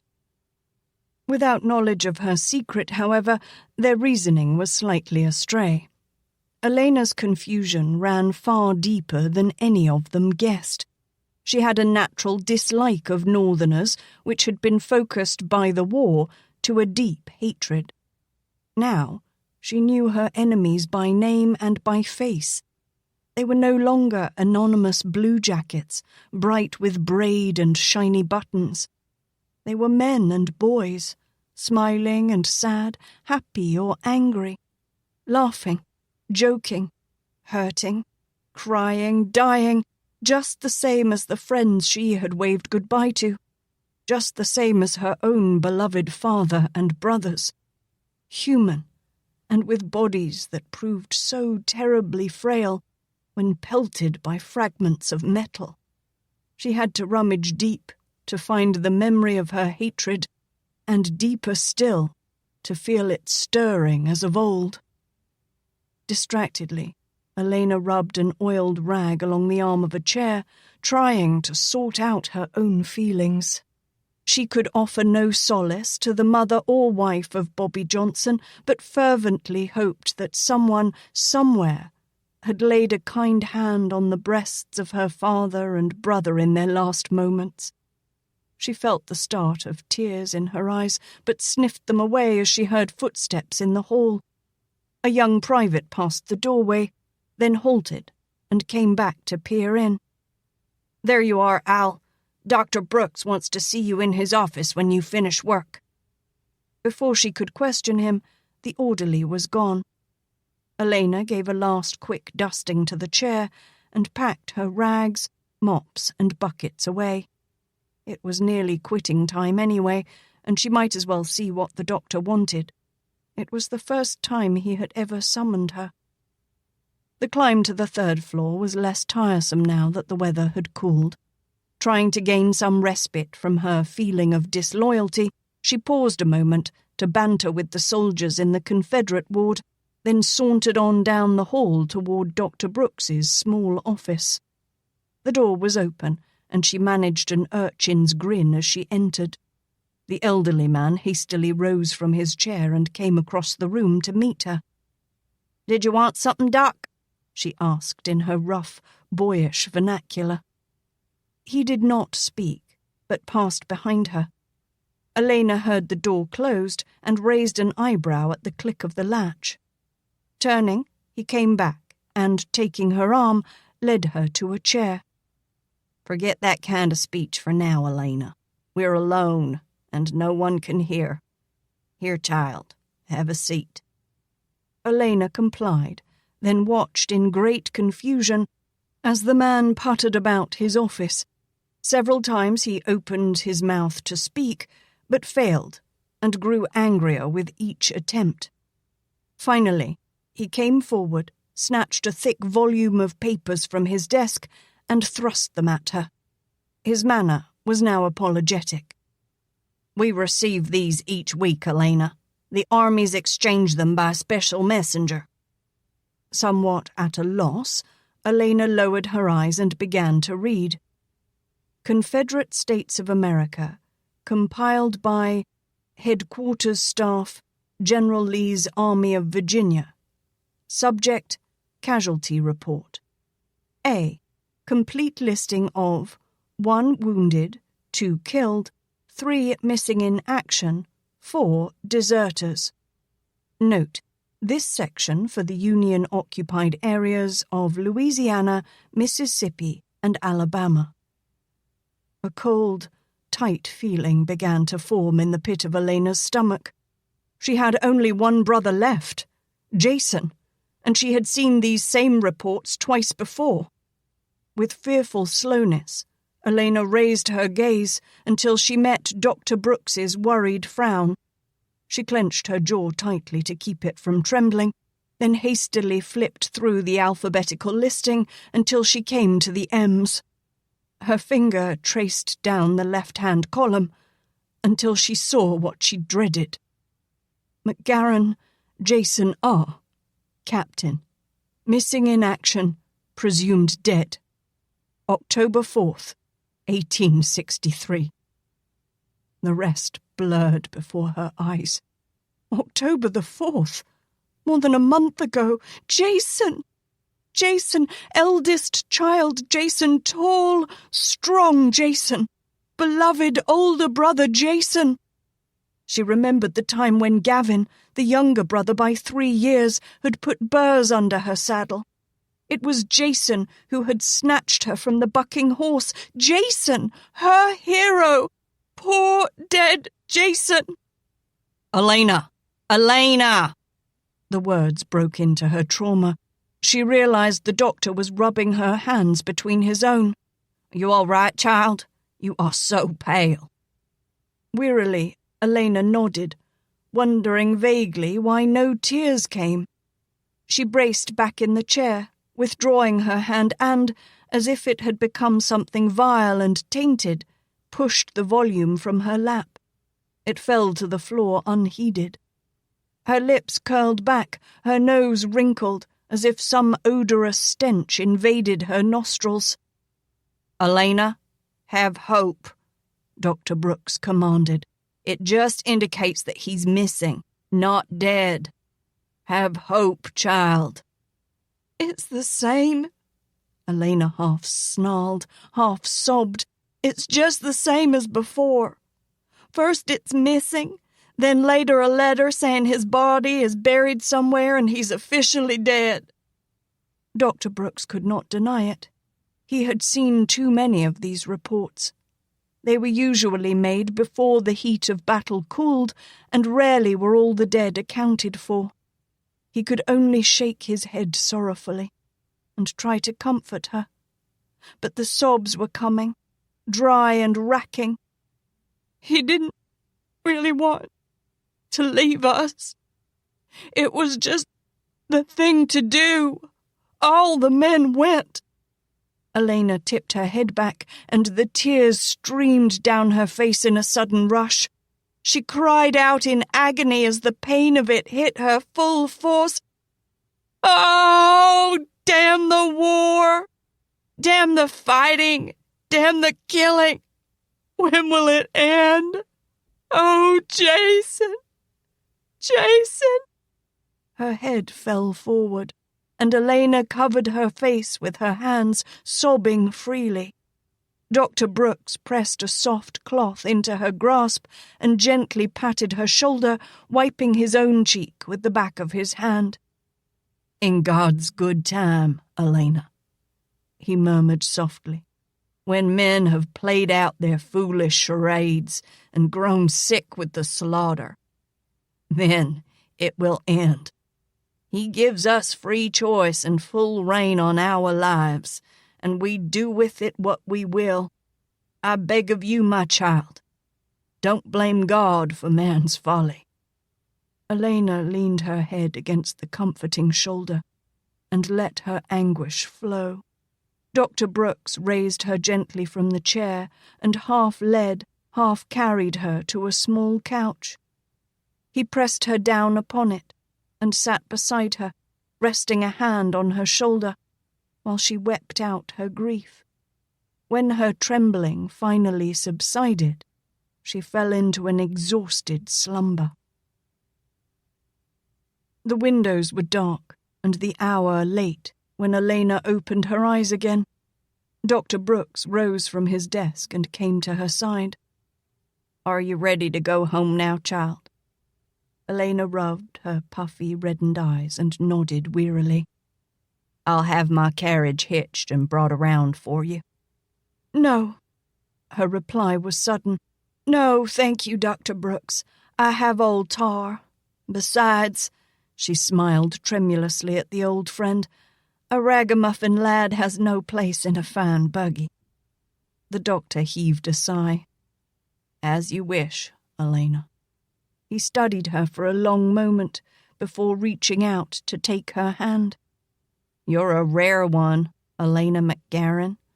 Many young women could not have borne what you have, and surely not with such spirit." He straightened. "However, even a lad can get into trouble this late at night." "I'll be careful," she reassured him quietly.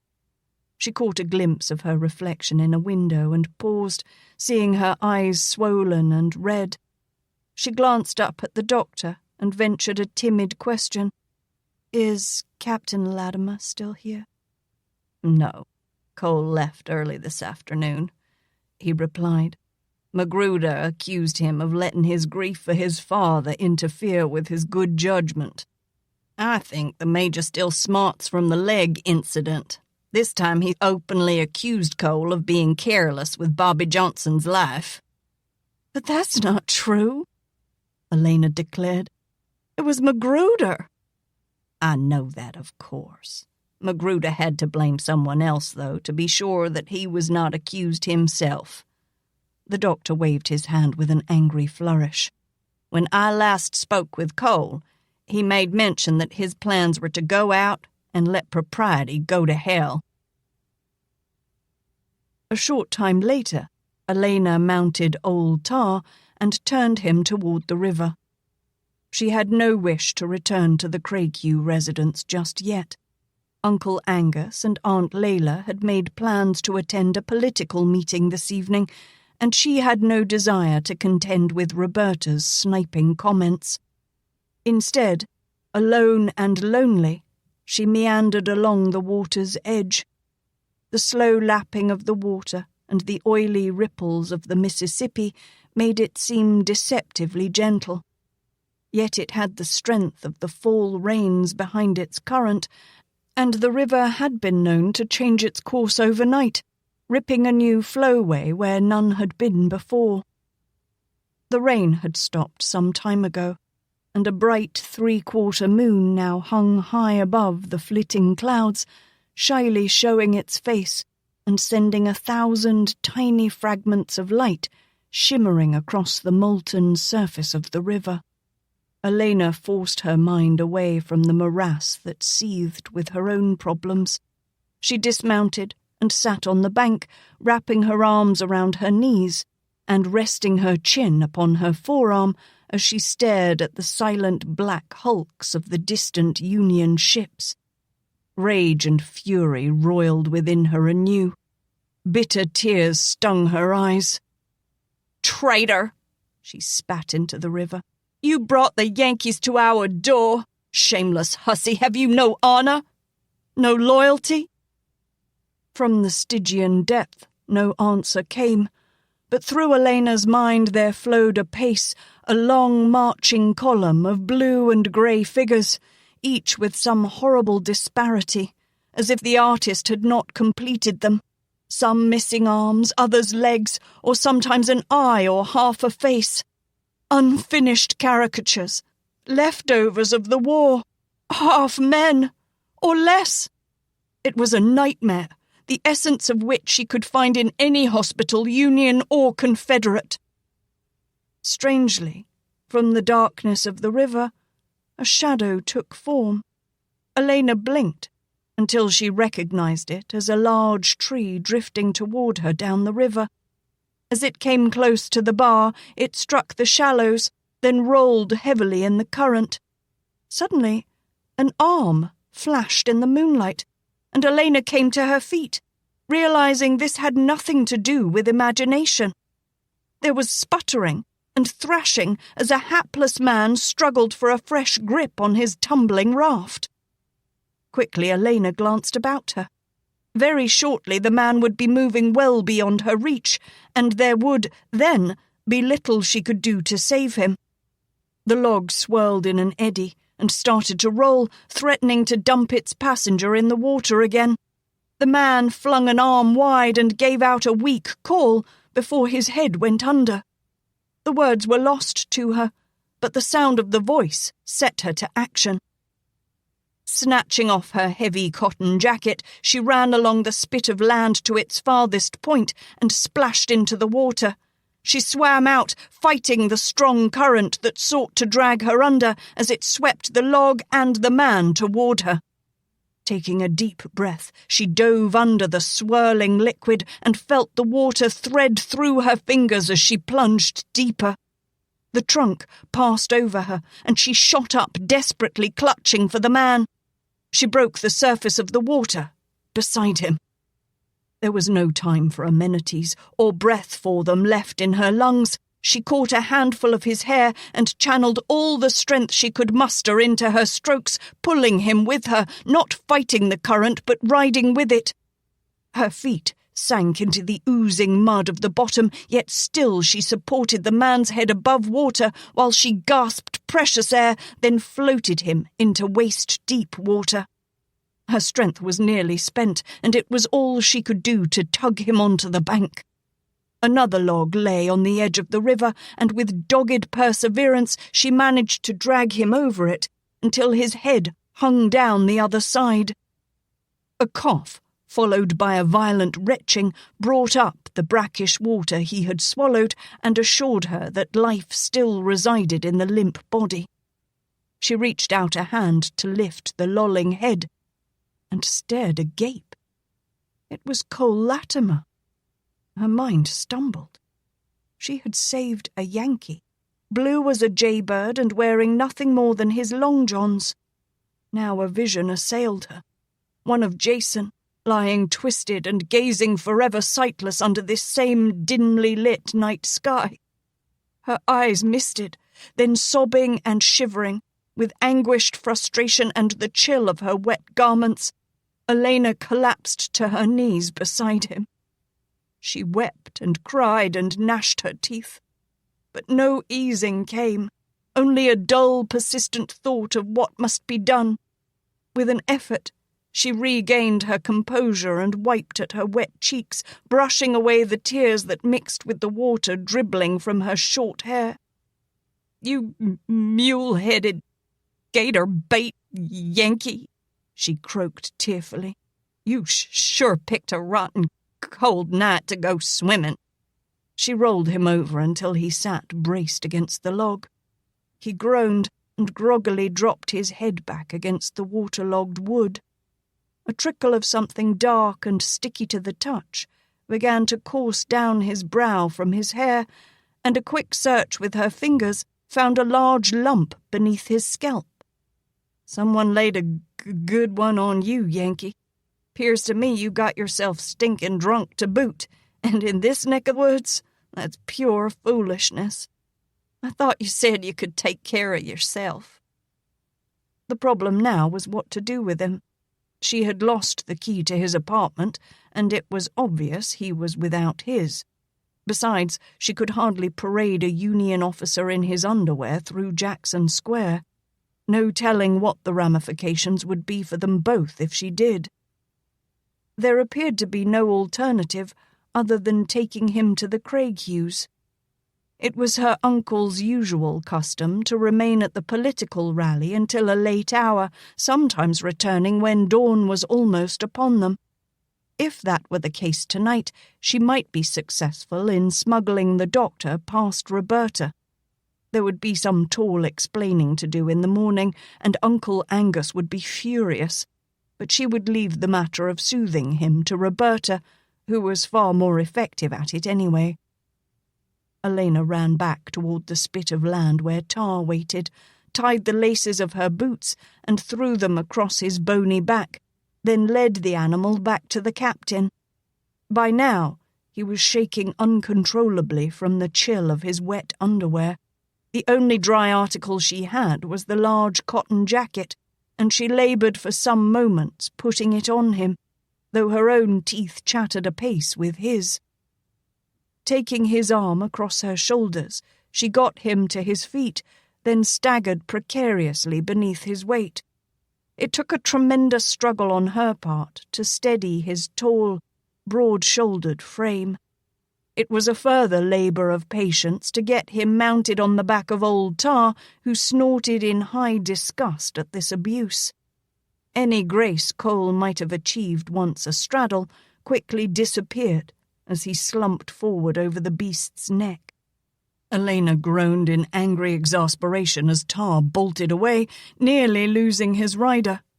Catching the nag's bridle, she led him once more to the log, which provided a step for her to mount. "Come on, Yankee, sit up." Her command finally penetrated his deep torpor, and sluggishly, Cole raised himself to a sitting position on the horse's back. Alaina settled herself with deliberation before the Yankee captain, then glared over her shoulder as he leaned heavily against her back. His hand slipped with angering familiarity around her hips, but she refrained from prodding him upright with her elbow.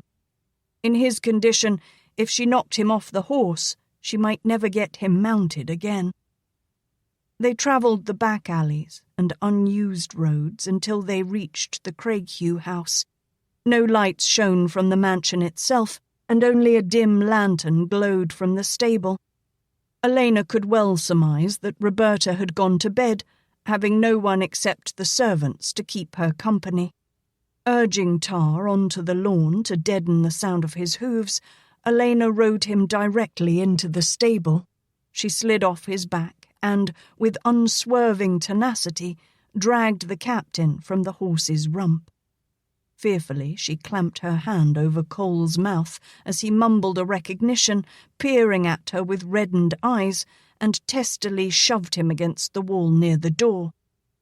"You ought to be ashamed of yourself, getting yourself drunk, then letting someone hit you over the head and take your clothes. That beats all, Yankee." She left him braced against the wall and led old Tar into his stall, giving the steed an extra measure of precious grain for his unusual efforts this night. Angus's carriage was still out, and for that bit of good fortune Alaina was extremely grateful. She rounded the end stall, then stopped in bewilderment, for the captain was not where she had left him, or anywhere to be seen. Her mind flew in 1,000 different directions. Where the devil had he gone? She called softly, passing the water trough, and suddenly she felt him stagger against her back. Her slight weight was not enough to stop them both from sprawling headlong into the trough. She went under first and thought she would be drowned before Cole rolled off her. Finally free, she choked and wheezed in air, almost strangling on the water she had swallowed. "Blue belly!" she railed, and swung her arm around, knocking him off balance. Her anger was not so easily vented, and she pushed his head under the water for a thorough dousing and sobering. When she pulled him up again, coughing for breath, she leaned down into his face, her small jaw thrust out obstinately, and warned, "Next time you try to give me a bath, Yankee, you'd just better head out running. The only reason I don't drown you now is 'cause you're too drunk to be scared." Cold, he strangled, and his violent shivering attested to his claim. Alaina relented, and with her own teeth chattering, climbed out of the trough. She dragged at him until she got him seated on the edge, then lifted one of his legs out and turned him about as she lifted the other. Worriedly, she glanced up toward Roberta's windows, hoping her cousin had not been awakened by the commotion. The windows were closed against the crisp night air, and Dulcie's quarters above the carriage house were still dark. When she got him to the house, Alaina carefully opened the back door, cringing as it squeaked slightly. Drawing Cole's arm about her shoulders again, she staggered into the house with him. Halfway across the kitchen, she realized they were leaving wet trails behind them. That would never do. "Wait here," she whispered to Cole, and settled him in a chair. "I'll get a couple of quilts." She ran into the pantry where that morning she had noticed a freshly aired stack and came back with 2. As she passed the hearth, she swung the huge kettle over the coals and laid several sticks of wood beneath it. If she ever got the captain to bed, she had every intention of returning to the pantry for a hot bath. Wrapping a warm quilt about Cole, and the other about herself, she took his arm again and hauled him up from the chair. They progressed clumsily through the house and began to climb the stairs. After ascending several steps, Alaina stumbled over the tail of the blanket she had flung about herself, banged her shin, and lost her grip on Cole. Fearfully she clutched at the balustrade, missed, and descended belly down several steps, bumping painfully along the edges. It was a moment of complete havoc as Cole followed after her. Tears of pain stung her eyes, and she clenched her teeth against moaning aloud as she found herself beneath him near the bottom of the stairs. She twisted out from under him and desperately clutched her hands over his mouth again as he muttered unintelligible words. "Be quiet," she hissed. "If I leave you in the stables, Uncle Angus might just shoot you for an intruder. The safest place for you is upstairs in the guest room, but we can't wake up Roberta. Do you understand?" She had great doubts that her words penetrated, and as she dragged the quilt about his shoulders again, she fussed in an angry whisper, "I never would have thought you'd get yourself so stinking drunk." Alaina tried the stairs again, this time managing them very well, considering she half-carried a man who outweighed her twice over. She led him to the guest room near her own. It was just down the hall from Roberta's bedroom, but far from the one belonging to the elder Craighughes. Moonlight brightened the room, and Alaina had no need of the bedside lamp to show her the placement of furniture. Jerking down the covers of the tester bed, she let Cole fall back upon it. With a wry word of thanks for the shadows deepened by the moonlight, she pulled the sodden underwear from his body, lifted his legs onto the bed, and drew the covers over him. "For once, Yankee," she said, smiling ruefully, "you ain't a-fussin' at me." She left him and closed the door quietly behind her. In a matter of moments she was in the tub. The steaming bath took her weariness and transformed it into a languid half-stupor. Deliberately, she took the scented soap she had avoided and began to lather her hair and body. Her disguise was the last thing she wanted to contend with this night, and at the moment she was numb to all the dangers of discovery. With a ragged sigh, She leaned her head back against the rim of the tub and watched the candle's flame make fluid shadows on the ceiling. She was like an empty shell, drained of strength, senseless to grief. What the morrow held for her she could neither fathom nor rouse a care for. It seemed an eternity away. Her thoughts meandered through fantasy. A beautiful gown, her hair long and shining, a man holding her as they danced. Suddenly she remembered Cole's strong, muscular arms about her as they rode together, and it became his face above her own, his eyes gleaming with warmth into hers, his embrace that she welcomed. Alaina shook her head furiously. This was madness. Cole Latimer was a Yankee. Angrily she rose, dried herself roughly, and snatched on her nightgown. She spread the boy's clothes before the kitchen hearth to dry and sat before the warmth of the fire to comb and fluff her hair. It was some time before she calmed her thoughts and made her way through the quiet house to her bedroom. The mansion was like a tomb of silence as she eased her aching body between the sheets. She guessed the time might be close to 11 or 12, she couldn't say for sure, but the moon steadily arched its way across the night sky as her bruised mind settled into the haven of sleep. The clock had marched away at least 2 hours when a muffled thump and a rolling noise startled her into full awareness. Muted sounds of movement came from the room next to her own, then a man's voice sounded in a low curse. "That fool will wake Roberta yet," Alaina thought frantically as she leapt from her bed. She snatched up a robe to throw over her thin, threadbare gown, then carefully eased open her bedroom door. Seeing no one, she ran on bare feet down the hall and slipped quickly into the guest room. Even as Alaina closed the door behind her, she gave a mental curse at her own stupidity for blundering in wearing feminine garb. Cole Latimer was not in a heavy stupor, as she had supposed, but was standing near the bed, fumbling with the lamp. The glass chimney lay on the rug near her feet where it had rolled, and it was obvious he was trying to light it. Bright moonlight streamed in through the parted curtains, lightening the room until all was visible. Though the lingering essence of intoxicants still clouded his brain, Cole became aware of the woman who leaned against the door. His mind felt slow and listless, and he could find no reason for what he saw, nor could he explain his presence in a strange bedroom, nor that of the woman. His situation struck him as extremely precarious. For all he knew, he might momentarily find himself confronted by an outraged husband or an irate father bent on restoring his daughter's honour. As to that, she did appear to be a young thing. "Ma'am," he began, sorely chafed at the thickness of his tongue.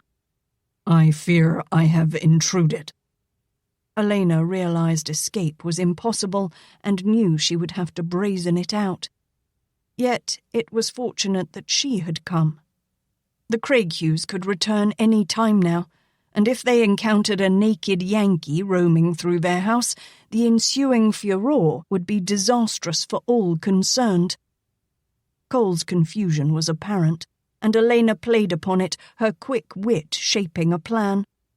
Through the rough talk of the soldiers at the hospital, she had learned things that had set her ears to burning.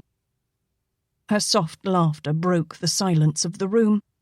"Surely you haven't decided to leave us after you vowed to stay the night, Captain. Can it be that you have forgotten so soon?" She mimicked the relaxed familiarity of the most successful courtesan, and her voice was as honey, smooth and cultured. The deception seemed simple enough.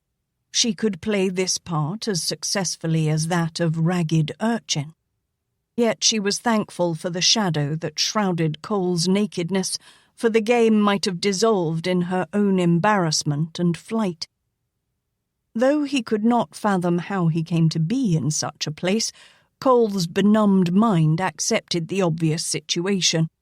If he had chosen to avoid the brothels for his own continued health, this was such a comely companion he could easily be induced to stay the night. After all, it had been some time since he had felt the pleasures of intimate companionship. Surely no great mental prowess on his part was required to satisfy his sudden hunger. His wit, though numb, was quite pragmatic, and, having found an explanation, settled on it with relish. Alaina remembered her uncle had kept a crystal decanter of brandy hidden away in the guest room, and she went to search the bureau for it. This was no time for the captain to sober up. If he would just drink enough and go back to bed, she was sure he would sleep the night through. As she passed before the window, a shaft of silvery moonlight penetrated her garments. The slim but well-curved figure whet Cole's appetite and imagination no small amount. The lust flared through his starved senses, and he felt a familiar tightening in his loins. "Here, Captain," the silky voice urged as the woman came back. "Have another drink." Alaina pressed a water glass, liberally filled with brandy, into his hand, then slipped quickly away as he reached for her. Her soft laughter teased him. "Drink first, Captain." Cole lifted the glass and tasted deeply of its contents. He was rather pleased at its quality, but accepted that, too, as logical. In the captive city, brothels were the only establishments that continued to operate affluently, and it was evident that this one was a step above the others he had seen. "Now really, Captain."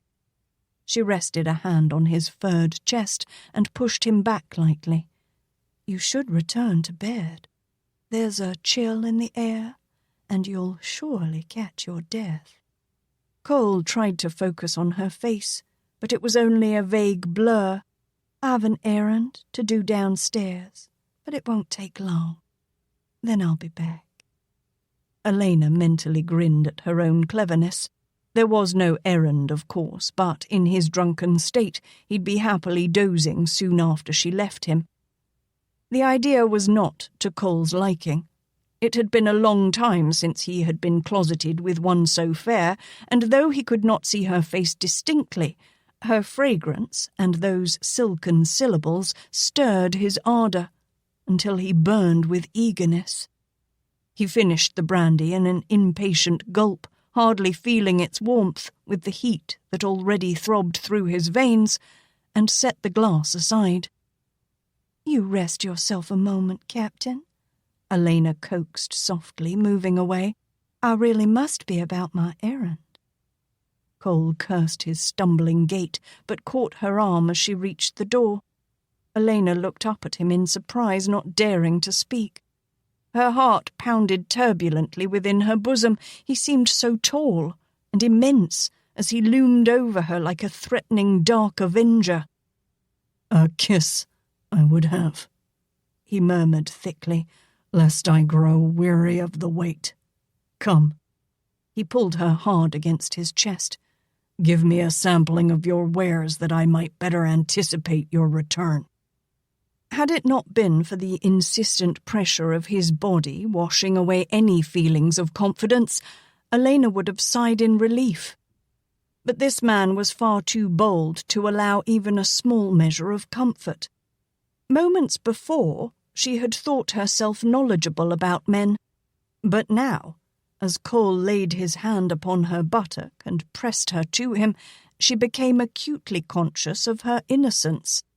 The instinct to snatch away from the alien hardness was almost overwhelming. Yet a well-versed lady of the night would hardly react in shock or refuse to kiss a customer. Though this path certainly did not lead where she wished to go, she could find no way out. Resolutely, Alaina raised on her toes to meet his lips, and saw his blue eyes translucent in the ghostly moonlight, his lean and handsome features starkly etched. A strange feeling, until this moment unknown to her, fluttered within her breast, and she was halted for a brief passing of time by the flood of excitement that surged through her. With renewed determination, she forced it down. She would answer him quickly, then go. She found her lips entrapped with his, and though they were soft and gentle, they flamed with a fiery heat that warmed her whole body. Her eyes closed, and the strength of his embrace, the brandy taste of his mouth, the hard pressure of his loins made her all too aware that this was a strong, living, healthy man, that he was treating her like a woman, indeed, desiring her. Her head swam as he drew back slightly, and she wondered vaguely if she might swoon. In the quiet moment that passed between them, she tried to still the violent tremor that had seized her. "You do overwhelm a girl, Captain," she breathed unsteadily. "But really, I must go now." Suddenly he was frowning down at her. "Not another." Alaina stared at him, confused, until the sudden realization dawned. She blushed furiously, but managed to give him a tantalizing taste of the velvet laugh. "Of course not, Captain. But I do have other duties, you know." Cole's scowl relaxed, and he gathered her to him again, impatiently. Her arms found no place to rest, and hesitantly Alaina laid them around his bare neck. "Another sip," he murmured against her ear, and brushed warm kisses along her throat.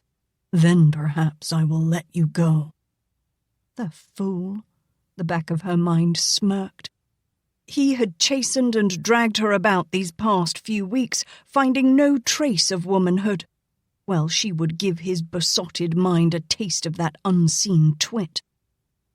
Almost eagerly, Alaina came full against him, little realizing the devastating effect her softly clad body had on him. Cole's arms crushed her to him, and his mouth turned across hers, invading, demanding, taking hers with a sensual leisure thoroughness. His hand slipped up to cup her head while he greedily devoured her moist, yielding lips. He felt the shortness of her silken hair, the stirring pressure of soft, round breasts against his chest, and even in his befuddled state, he ached to sample this woman more thoroughly. Alaina's mind reeled from the intoxicating potion of his passionate kiss. The trembling weakness in her limbs attested to its potency. His head raised slightly, and his tongue passed slowly along her parted lips, then penetrated to softly search, slowly, languidly possess. The odor of brandy filled her brain, and reality retreated from her grasp. She felt no need to struggle. He would be sated soon, she rationalized naively, and he could wait the night out in his bed. For this moment, she nestled in those all-encompassing wished-for arms, and the long-suppressed woman in her was free to enjoy the embrace of a man. Not just any man, but Cole Latimer. Cole loosened his crushing vice, and Alaina found she had to lean against him for support. His lips brushed her temple and pressed ardently upon her throat. He moved, and Alaina suddenly realized his arms were inside her robe and that the garment gaped open, offering her no further protection. The tie belt had been neatly slipped, and the only thing between them was the thin batiste nightgown.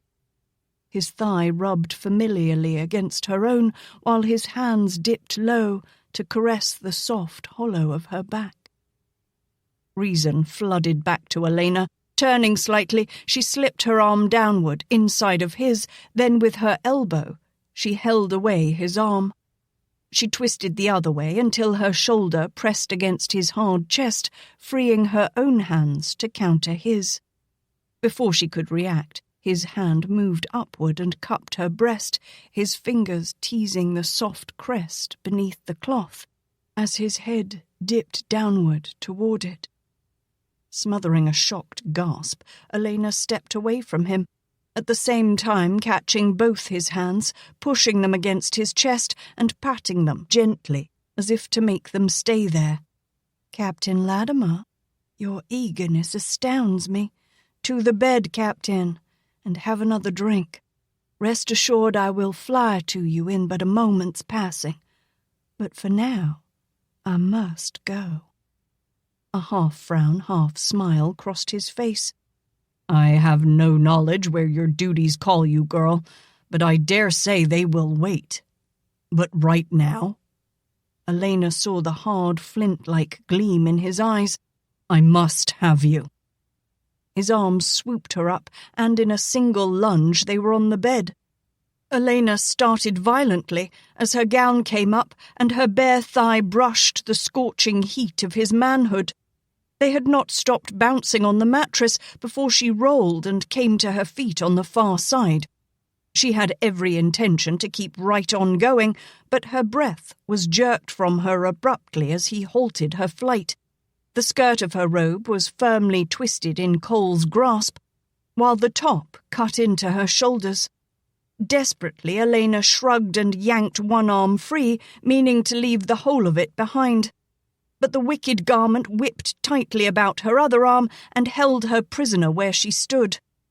Now, with definite panic rising, she crouched and braced her feet against his effort to bring her back. Cole was on his back and could not gain leverage to draw her nearer. Frantically, Alaina yanked at the twisted fabric with her free hand while Cole fought to disengage his arm from the tangled sheet. "Captain, please," Alaina begged, managing to keep her voice from betraying her alarm. "There will be plenty of time later. Let me go for just this moment." Her arm was almost free, and she took heart. "Rest assured, my Lord Yankee," she cajoled in the warmest tones, "I shall return to you as soon as my tasks permit."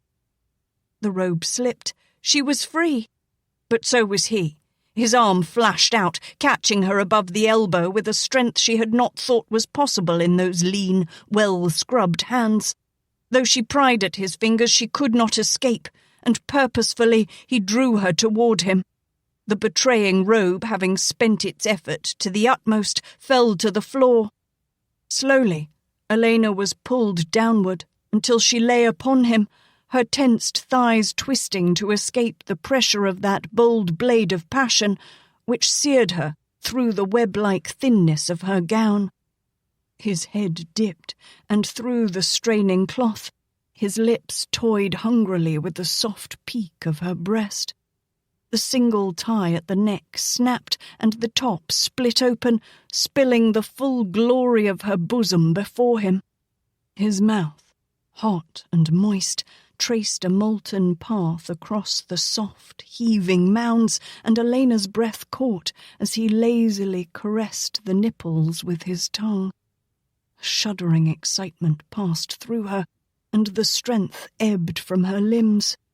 Weakly, she sank upon him, and Cole rolled to bring her beneath him. Raising his head, he stared down into her eyes and smiled slowly. "Madam, I will have you now." Alaina shook her head in frantic denial, some fear mixed with the awesome pleasure of the hard body pressing down upon hers. "I must go," she protested breathlessly, and in a half-sob again whispered, "I must go." "Nay, girl, I will have you now. I have paid the night away, and 'tis my right." Though she made no gain in her struggle to preserve her modesty, Alaina seized upon his words with new hope. She tried to push her gown down below her hips again, but his hand was in the way, caressing her flat belly and wandering over her hips and thighs with the boldness that made her quake. "But therein lies my cause, Captain," she whispered urgently, knowing he had no purse or anything else to barter with. "You have not paid." Cole frowned at her, then glanced back over his shoulder, no sign of his clothes. If he freed her now, she would fly, and he wanted her in a most desperate way. As a thought came to him, he tugged the gold chain and its medallion from over his head and held it before her eyes. "This is worth more than thrice your cost. It will be my security." "No, I cannot," Alaina gasped, but he slipped the chain over her head. The warmth of the metal seared her breast. "Please, Captain, I beg you." "Cole," he murmured, his lips hovering closely above hers. "Please, Captain, I can't." "Cole." His whisper was insistent. "Cole." Her own whisper was filled with dread. He smiled and closed the distance between them in a wink. A blinding madness seized Alaina as he grew more purposeful. He lowered his hips between her thighs, and her eyes widened at the burning heat of his maleness. That blunt hardness touched her intimately, intruding upon the privacy of her soft woman's flesh. "Oh!" she moaned in a strangled voice, afraid of that which probed with gentle but unrelenting pressure at the tight, resisting flesh. She heaved beneath him and strained against the broad expanse of chest. "Cole, listen to me." A burning pain exploded in her loins, and there was a sense of fullness as he plunged deep within. Alaina pressed her face against the base of his neck, biting her lip until she tasted blood, while tears of pain trickled down her cheeks unheeded. Then his hungering mouth searched out her lips, and he kissed her with a long, leisured thoroughness until the ache of the intrusion began to subside. He did not rush, but savoured each passing moment of pleasure, and in the waiting, a strange new budding ecstasy began to bloom and grow within Alaina, a feeling which she could neither quench nor deny. His tarrying attacked her senses. The throbbing heat of him warmed her, and she began to respond to his wild, ardent kisses. Her arms crept about him, and her tongue played timidly with his. She was not even aware of the precise moment he began to move. It seemed all so effortless on his part. But suddenly she was incapable of reason. She arched against him and met his consuming passion instinctively and with a raging fire of her own.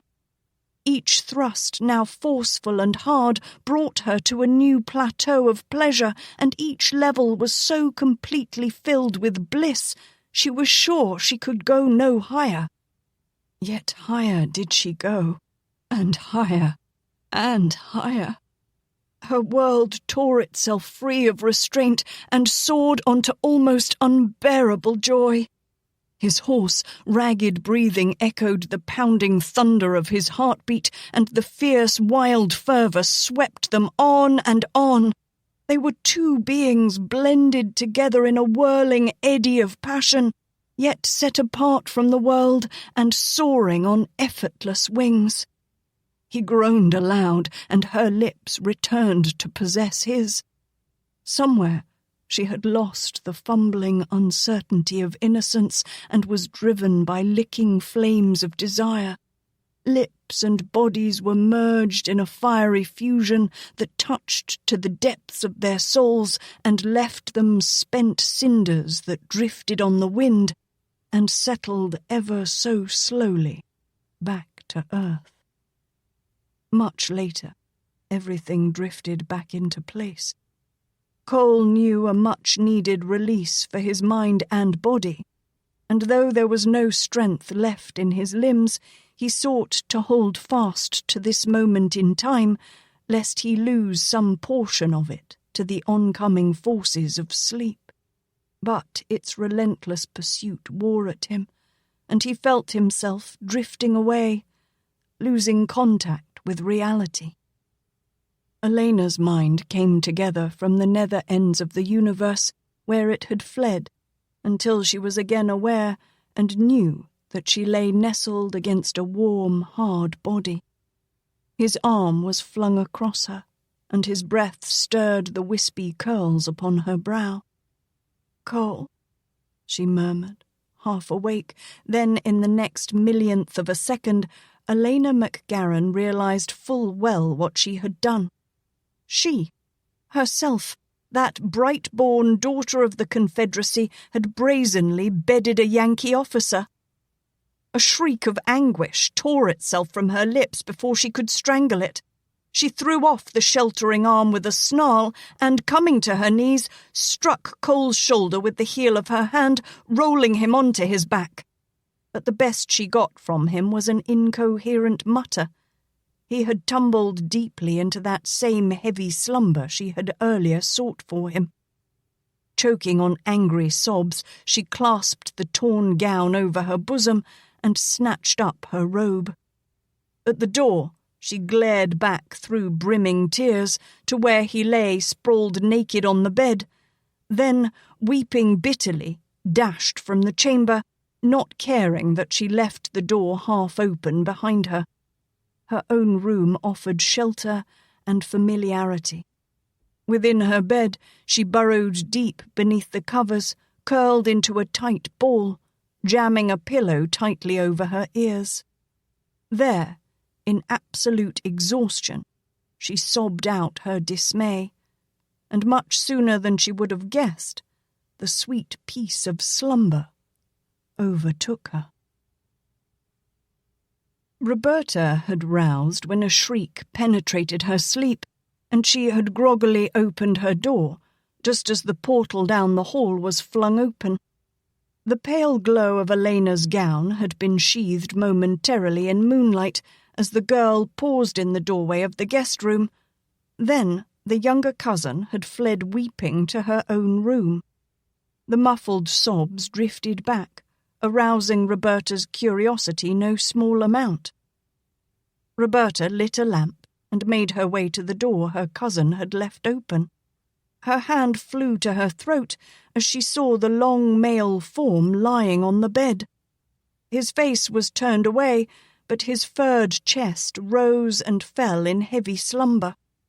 The room reeked of brandy, and she found the evidence of its use on the bedside table where the decanter and glass had been left. Cautiously, Roberta moved closer, until the light cast its glow upon the bed, until the dark specks of blood marring the bleached whiteness of the linen sheets became blatantly obvious to her. "Why, the little tart's been bedded." Roberta's bosom trembled as she laughed to herself. Then a gasp of horror was wrenched from her as she suddenly recognized the slumbering one. Captain Cole Latimer. The tramp! Vicious rage welled up within her. "She's gone behind my back and taken him. The bitch! She's had him, and he was mine! Mine!" Oh, how she yearned for vengeance. She wanted to rake her nails across the girl's visage, to slap the thin cheeks until they were red and raw. She almost ran to Alaina's room then, to snatch the younger woman from her bed, but the small spots of blood made her pause. Thoughtfully, she stared at them, and her mind began to race. This might be her chance to set a snare for the captain. If he was drunk, as he must have been to bed the twit, he might not remember everything that had happened when he woke in the morning. And if he did, and made a protest? No matter, she smiled smugly. Daddy will take care of that. She put out the light and cast her gown carelessly to the floor. She snuggled against Cole's firm chest. He did not rouse, and Roberta's eyes gleamed over her own shrewdness. Alaina had solved all her problems, even to the point of leaving evidence of departed purity. Chapter 12. An enraged bellow shattered Cole's slumber. He blinked red-rimmed eyes at the dimly lit room, then suddenly meaty fists were pummeling about his head.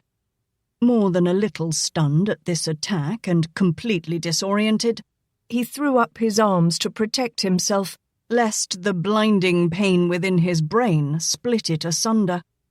All manner of vile names and curses were hurled down upon him, and through the epithets he could hear a shrill, discordant screeching of a woman.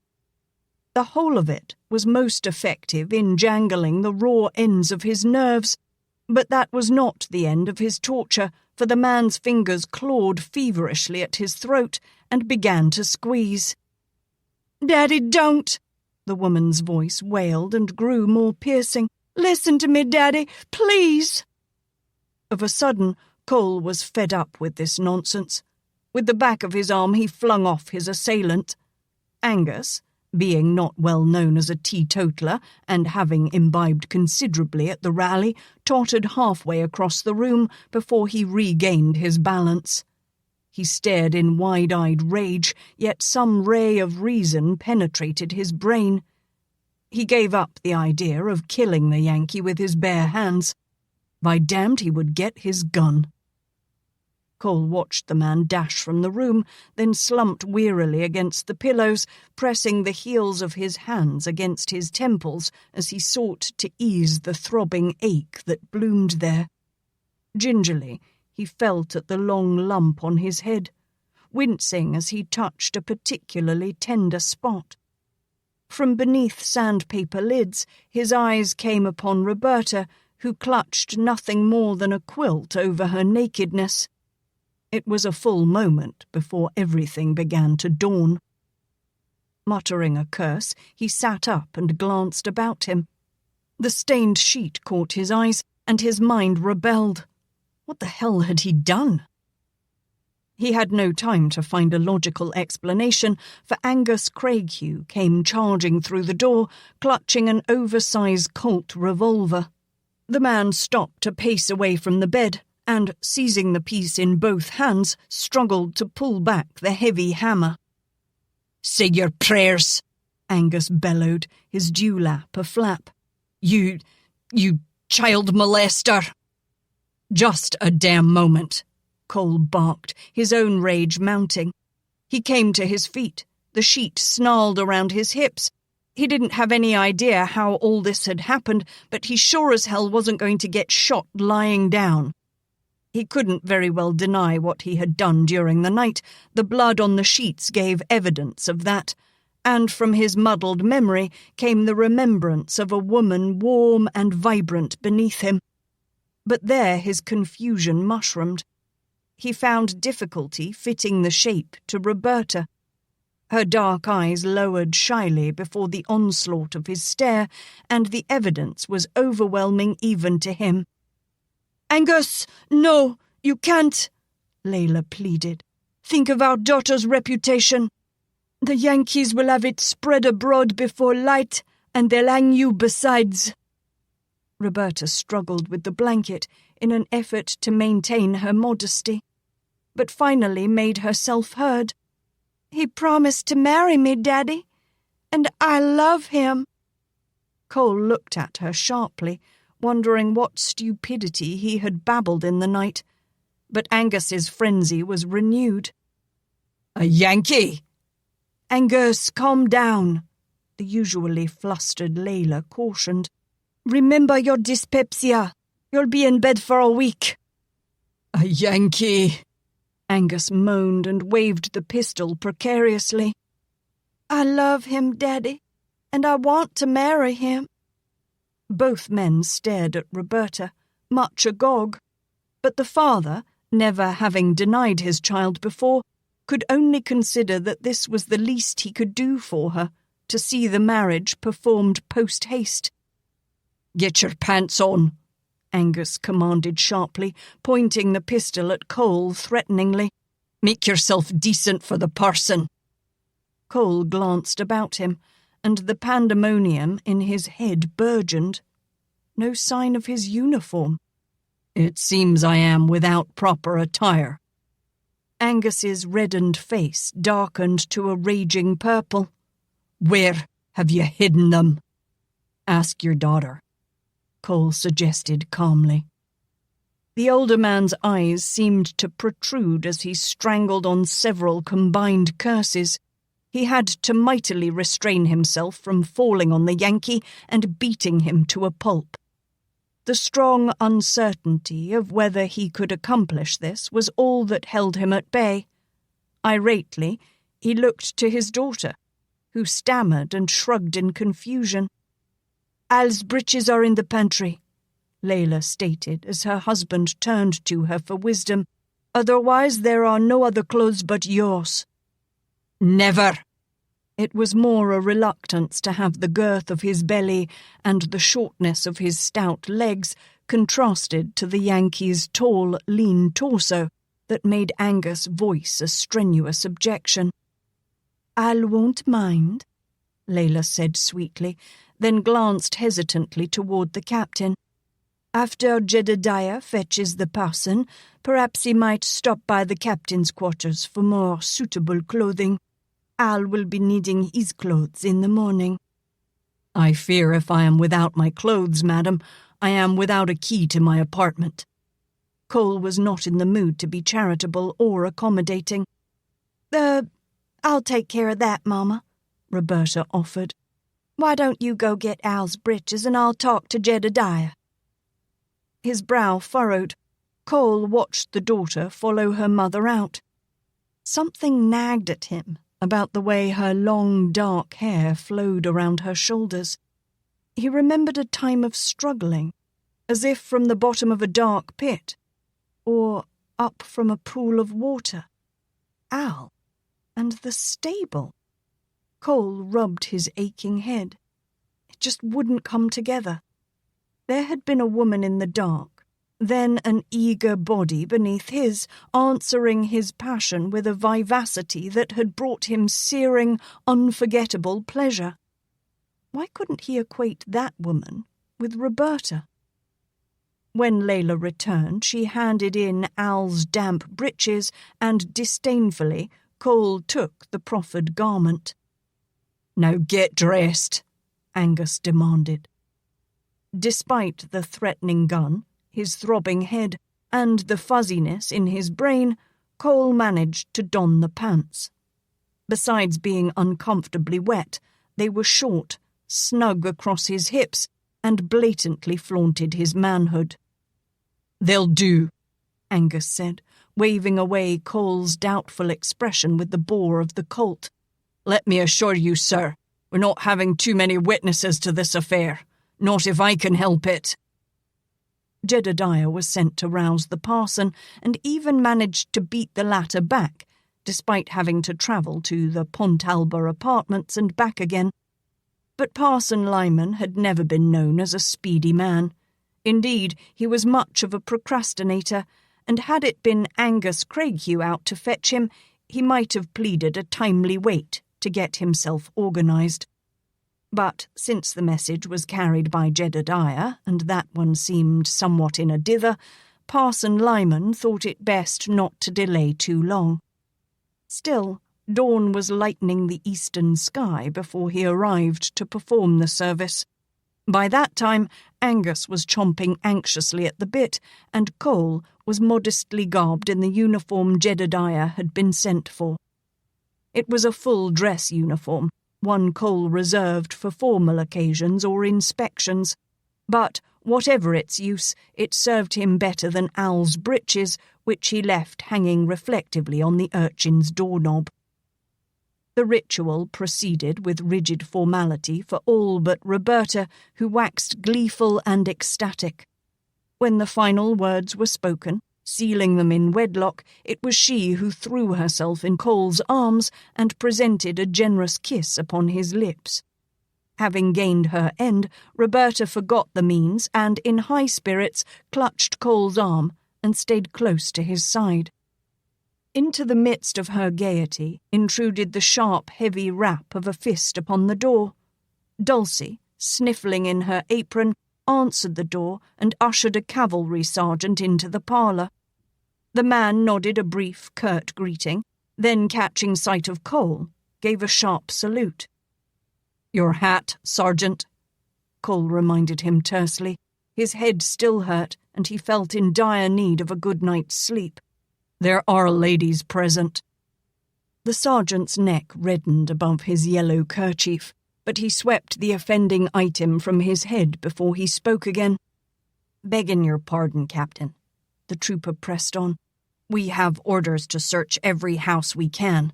Confederate sympathizers dressed in our uniforms broke into the hospital early this morning and helped some rebels escape.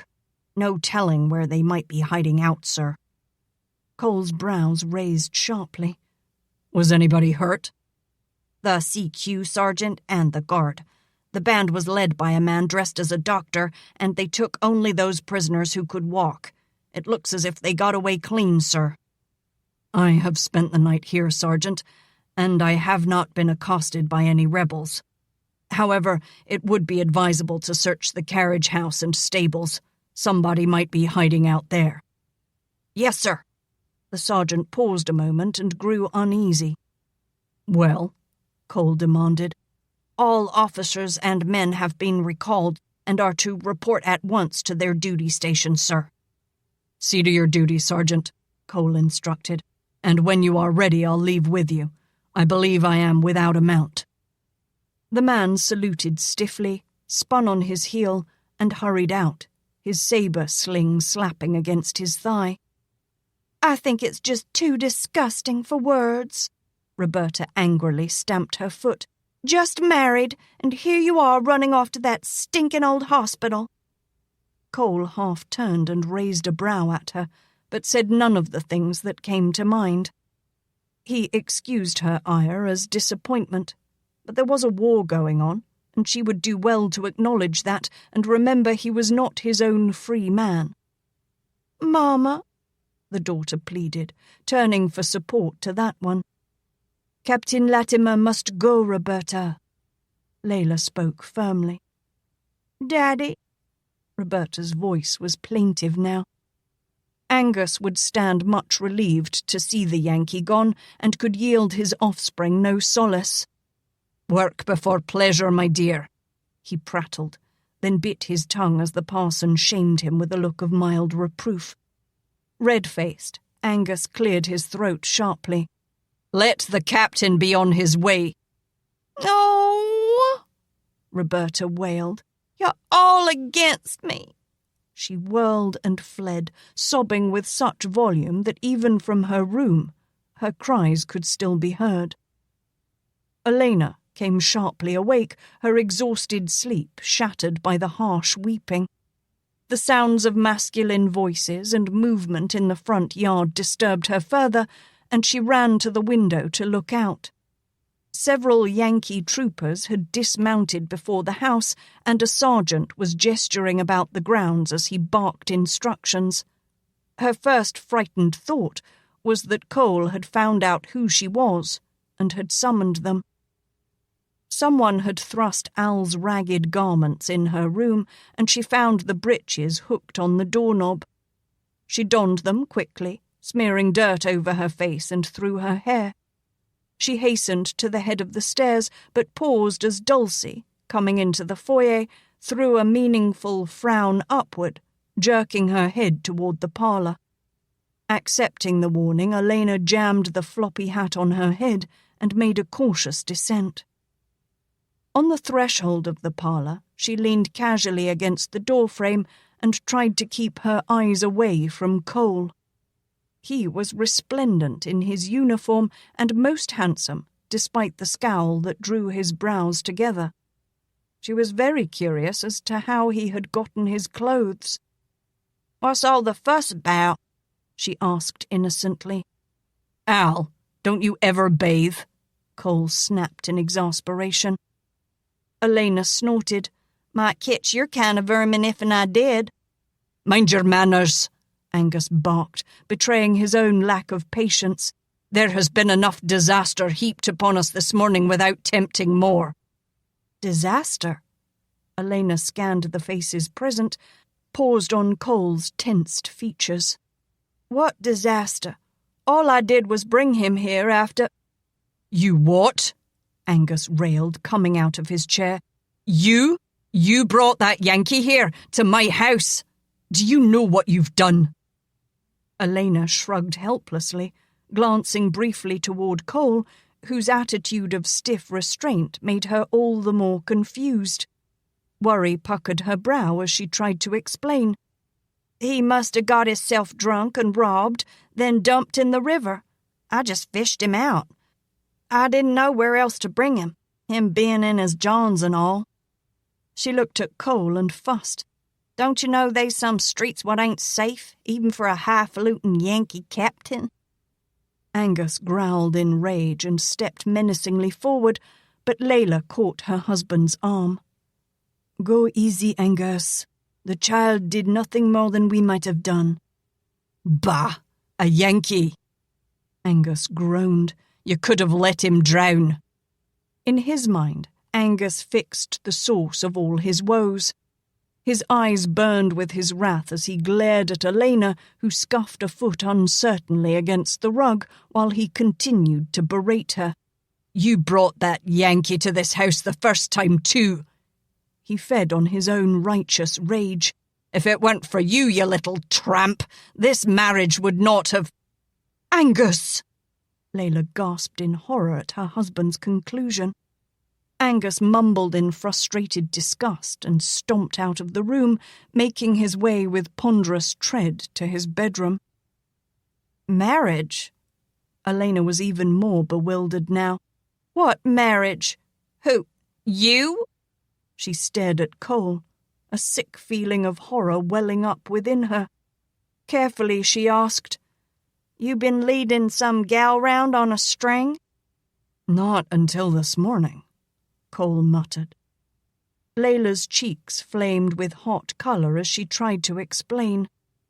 Captain Latimer and Roberta were, found together this morning. Angus thought it his duty to send for Parson Lyman. My God! The minister's coffee cup clanked loudly as he set it down firmly on the saucer. This lad was far too young to be allowed such freedom with language. He would speak with Mrs. Craighue on the subject of the boy's tutelage immediately. A sound of running feet left Layla gaping at the empty doorway where Alaina had stood only a second before. Was there something amiss with the boy? He left so quickly. Parson Lyman rose. The lad fled in much of a dither, I fear. He seemed most embarrassed by what happened here last night. Cole's brows came together in confusion. He could have sworn he saw tears start in the grey eyes before the boy whirled. Perhaps it's time somebody told Al the facts of life, he muttered. He seems unusually naive. The pastor scowled in disagreement. You'd never guess it from his language. Layla could not belie them, but she sought to temper their judgment of Alaina. We must make allowances, she bade them. Only last night Dr. Brooks dropped by to tell us that, Al's oldest brother is on the missing list, and presumed dead. Both of Al's parents are gone, the middle boy, and now the older brother too. There has been much of grief and pain for that poor child. Cole rubbed at his brow, as if he sought to soothe away the persistent ache that throbbed there. He could better understand the lad's tears now, and Al had a right to them. The boy had lost so many of the ones he loved. Alaina sat in her room and further strained the sorry condition of her hat, twisting it in anguished hands against the need to cry out. Sobs racked her body, but she had to choke them back. She could hear Roberta's wails of disappointment piercing the heavy walls of the house, and she longed to give vent to her own bitter hurt. But many questions would be raised by a chorus of bawling females. There was no question in her mind what had happened. Roberta had vehemently vowed that she would marry Cole, and Alaina groaned within herself, knowing she had witlessly trussed him up like roasting fowl for the woman. Cole's voice came from the front yard, and Alaina rose and went to stand beside the French doors. The sun was climbing over the treetops in the east, and the sky was a vibrant hue of fuchsia. Her eyes followed Cole as he moved about in the yard below. After a moment's discussion with the sergeant, he took a trooper's horse, swung into the saddle, and departed the Craighue estate. As he rode away, Roberta ceased her caterwauling, and then, in a moment, the squeak of her bed betrayed where she would spend the greater part of her day. Layla's weary footsteps marked her passage to her bedroom, and the house grew quiet. There would be no opening of the store today. Chapter 13. Mid-morning found Alaina finished with a leisurely bath that had been free from even Dulcie's attention. The housekeeper was understandably petulant and uncommunicative. She didn't like the idea, any more than her master, of a Yankee in the family. The house was strangely silent, and Alaina could guess the events of the early hours had unduly wearied the Craighus. With a ragged sigh, Alaina laid out the black gown she had worn too often for her age, tossing beside it the black-veiled bonnet, high-heeled slippers and corset. She could not bring herself to return to the hospital this morning. Instead, she would go and see Bobby Johnson put to rest, since his own loved ones could not be there.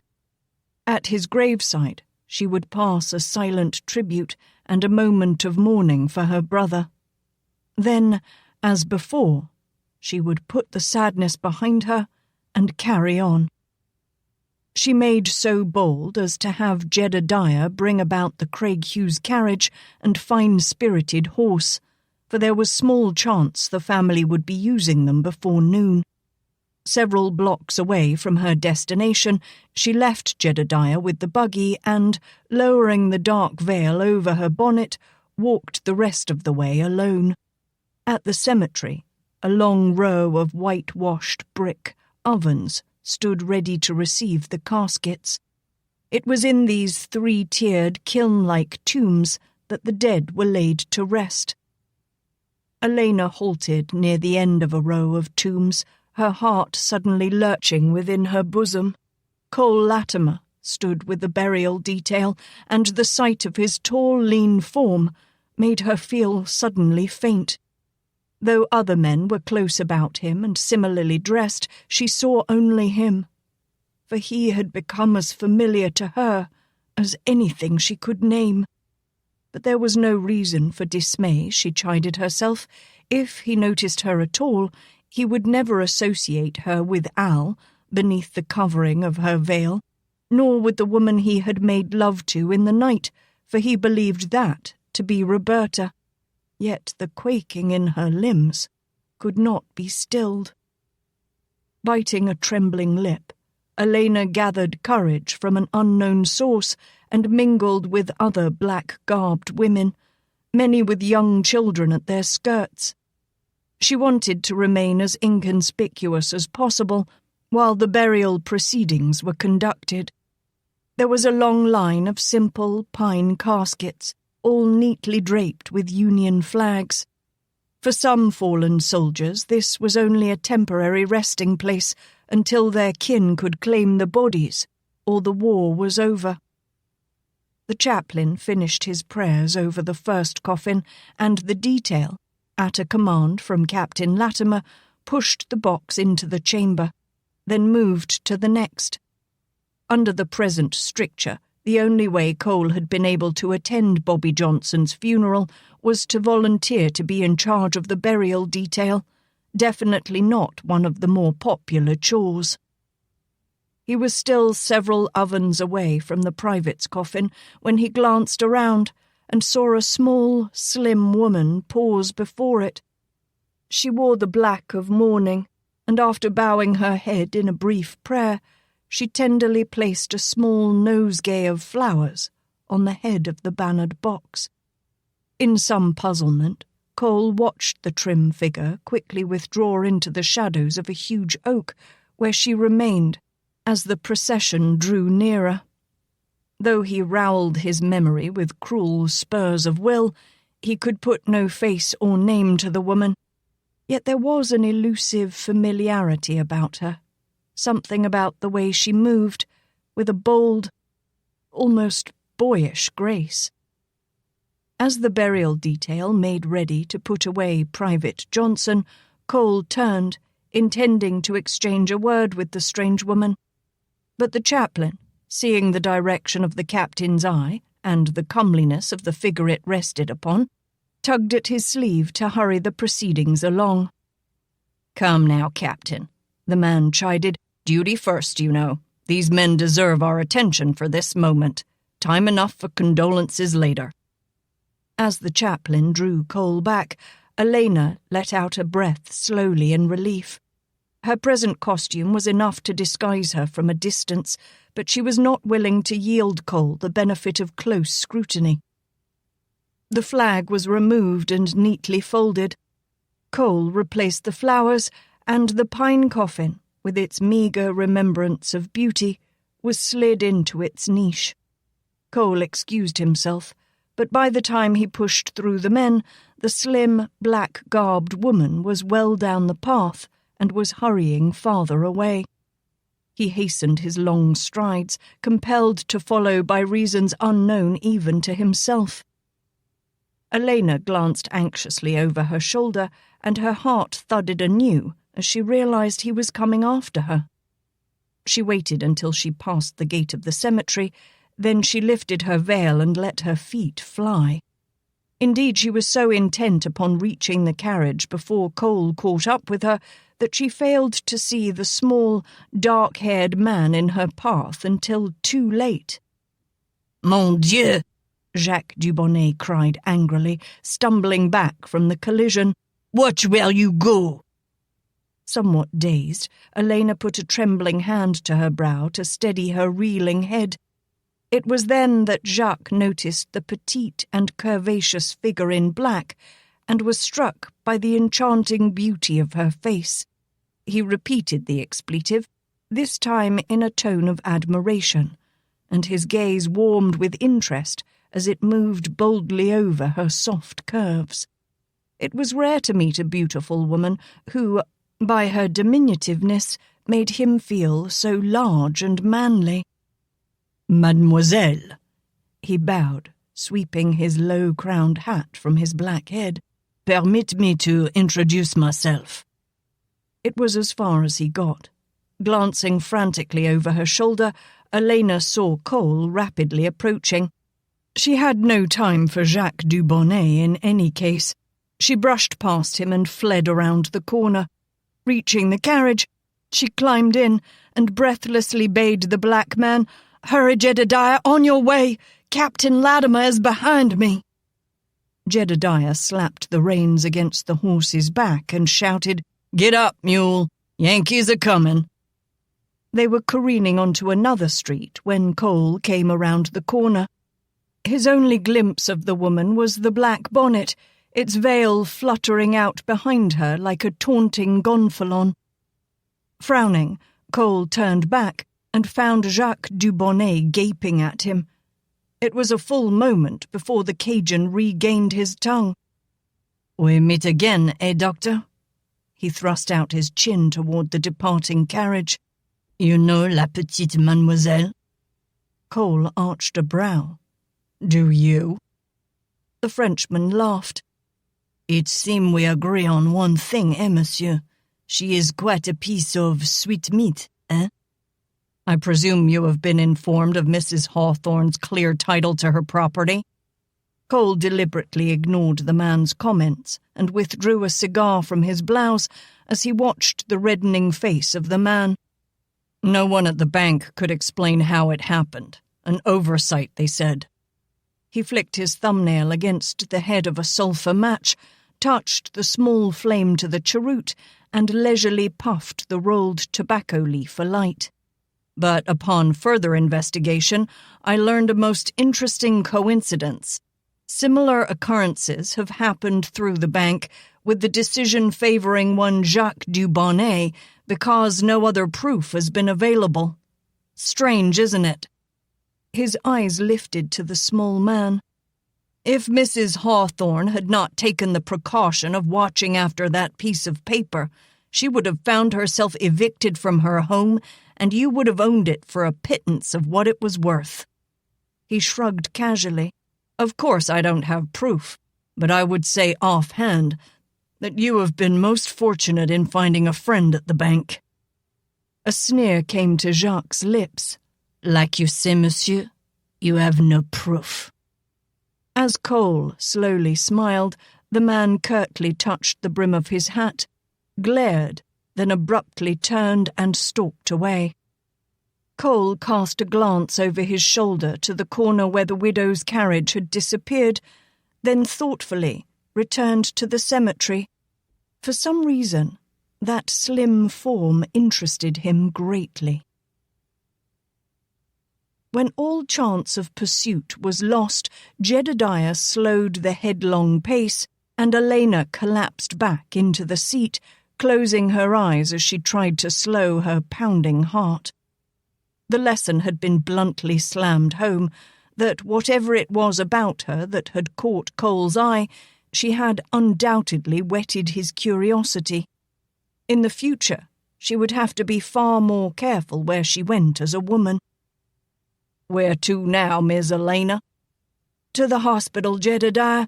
If the captain is gone, perhaps I'll be able to see Dr. Brooks a moment. But when they arrived, the burial wagons were just entering the stables, and from a distance, Alaina could see Cole in the buggy with the chaplain. She knew he would soon be about in the hospital, and she could not risk being seen by him again. As it was the old doctor's custom to return to his home at noon for a midday meal, Alaina directed Jedediah to take her to the Brookses' residence. There, a dour-faced black woman answered the door and showed Alaina into the doctor's study to wait. The noon hour had chimed before the doctor's buggy entered the courtyard and its white-haired driver alighted. He came into the house, frowning thoughtfully. Dr. Brooks was greatly loyal to those soldiers who were in his ward, and he could not be too unhappy that those few who had escaped would avoid spending the remainder of the war in a federal prison. But there were other matters to deal with. Dr. Brooks paused as he saw the young woman who waited for him. Almost hesitantly, he asked, "Alaina?" In response, the girl untied the bow beneath her chin and slipped the bonnet from her head, shaking the dark, silky hair out with a toss of her head. "Good heavens, child," the doctor chortled. "You play the part of Al so well it's difficult to keep in mind that you are, after all, a very beautiful woman." Alaina tossed the hat into a chair and snatched off her gloves. She had had far too much time to think. "Your words are kind, Dr. Brooks," she finally managed with grace. "But of late I find I have the same trouble myself. This role of lad wears on me." My child, my child." He would have consoled her, but Alaina faced him wide-eyed, anguish etched in every delicate feature. "I am not a child." Her lips trembled with her declaration. "I am a woman full-grown." She twisted her slender hands. "And I long for a man to treat me like one." Suddenly Dr. Brooks understood and watched her closely as she strode away in anger. "Captain Latimer, perhaps? I heard that he married Roberta this morning." Elena's grey eyes came quickly back to him. The old doctor shrugged. "The captain mentioned it this morning." Elena's frown faded to be replaced by a sad introspection. She wandered listlessly to the window and stood gazing out. A long sigh that was oddly broken in the middle lifted her narrow shoulders.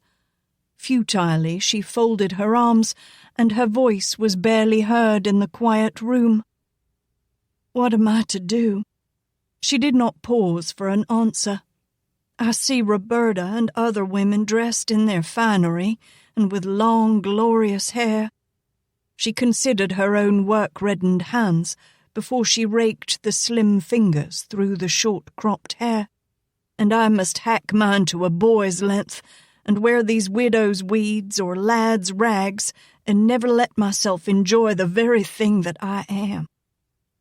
The doctor was still considering what his reply should be when the housekeeper entered the room bearing a large tray, weighted down by a pot of tea, a bowl of grits, another of greens, a platter of batter-fried chicken, and a smaller one of hot cornbread.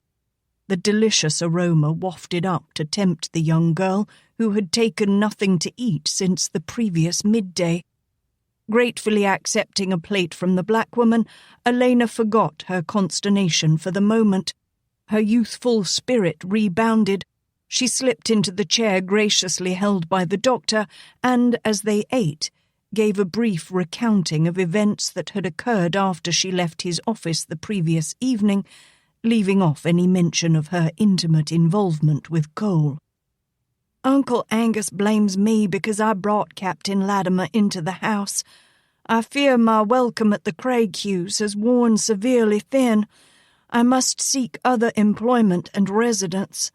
I have managed to save some money, but I can hardly support myself on a scrub boy's pay. I'll need to pay for room and board wherever I go, and I came here to ask if you know of some employment I might take." The doctor rose from his chair and paced the study greatly troubled. He rubbed his fingers through his thick white thatch of hair, mussing it terribly in the process. Finally, he spoke of what worried him. "Alaina, I have already had to defend Al this morning, lest he be considered to have taken part in the escape. Should he disappear now, an investigation would ensue that may well uncover your true identity. That would be most difficult to explain." He leaned his knuckles lightly on the table before her and caught her eyes with his own. "Nor can I recommend that you be anything other than extremely secretive about who you are. There is now a $200 reward being offered for one Alaina MacGaren." Alaina's eyes widened, and she watched the older man closely. "It seems," he continued, "that the Confederate prisoners commandeered a steam packet. It had over $100,000 in payroll money aboard.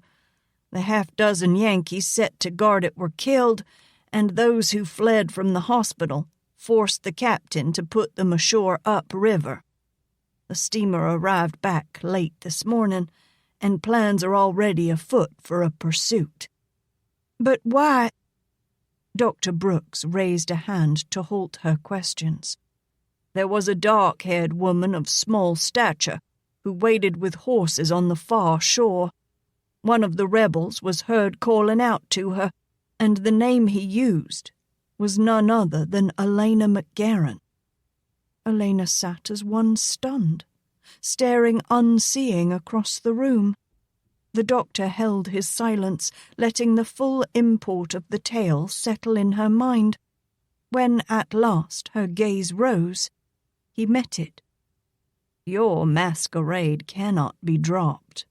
If Alaina MacGaren is caught, she will be hanged, or at the least spend many years in a Yankee prison. There is no safer place to hide than at the Craighughes, for that is where the boy, Al, is known to reside. Al must return to work or he will be sought for questioning. If he is not found, things will go very hard for Angus and Layla." Alaina shook her head vehemently and clenched her hands into fists. She wanted so badly to find some flaw in his reasoning and escape her increasingly odious role, but she knew his logic was deadly true. The week drew out. and still all Federal troops were held on duty. Even the new bride had to spend the evenings without her groom. Roberta chafed at this harsh cruelty and ridiculed Cole's notes of apology. This was too much for her to bear, she whined, and retired to her room to sulk in solitude, much to the relief of everyone else in the house. If Roberta fretted with the absence of her husband, then Angus chafed with the presence of Alaina. The latter's cause grew more perilous with each passing hour. A tale was brought back by the soldiers who had set out in pursuit of the band of rebels, and what they reported fairly curled the hackles of everyone's ire. All the wounded escapees from the hospital had been found not far from where they had left the riverboat.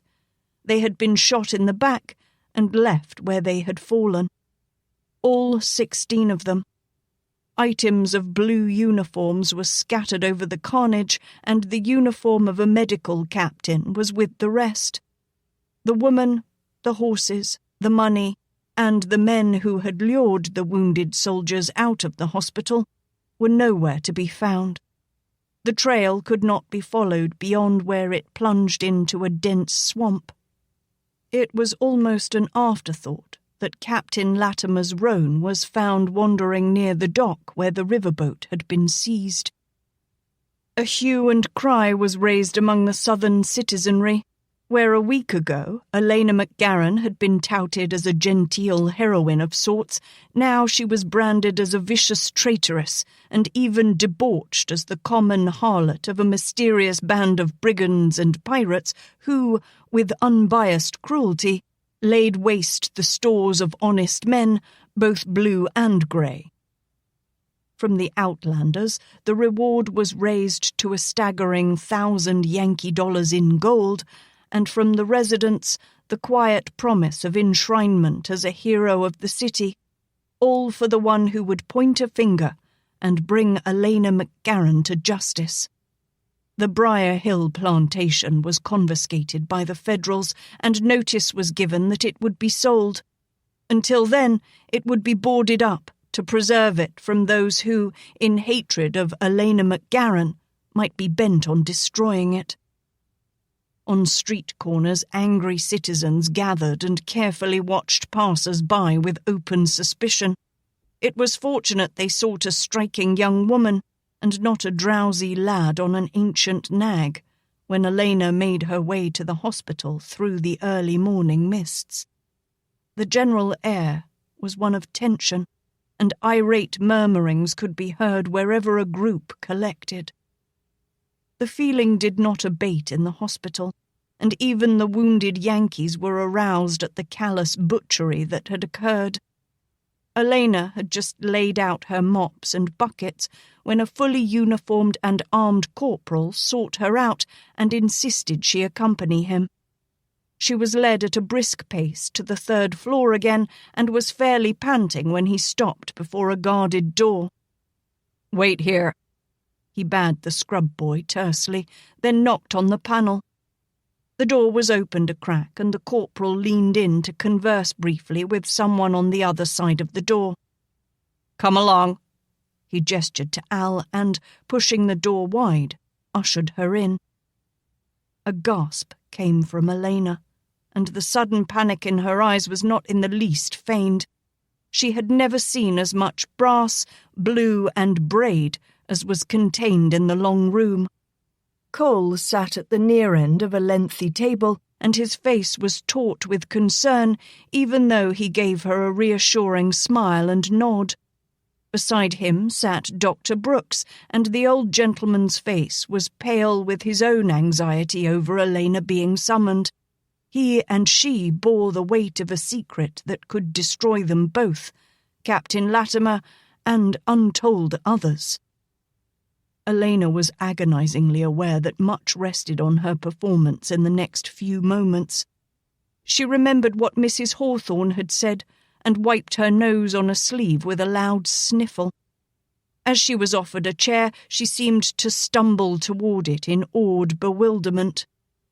Surgeon General Mitchell leaned forward in his chair at the head of the table and Alaina fixed her eyes with a glazed stare at his stars.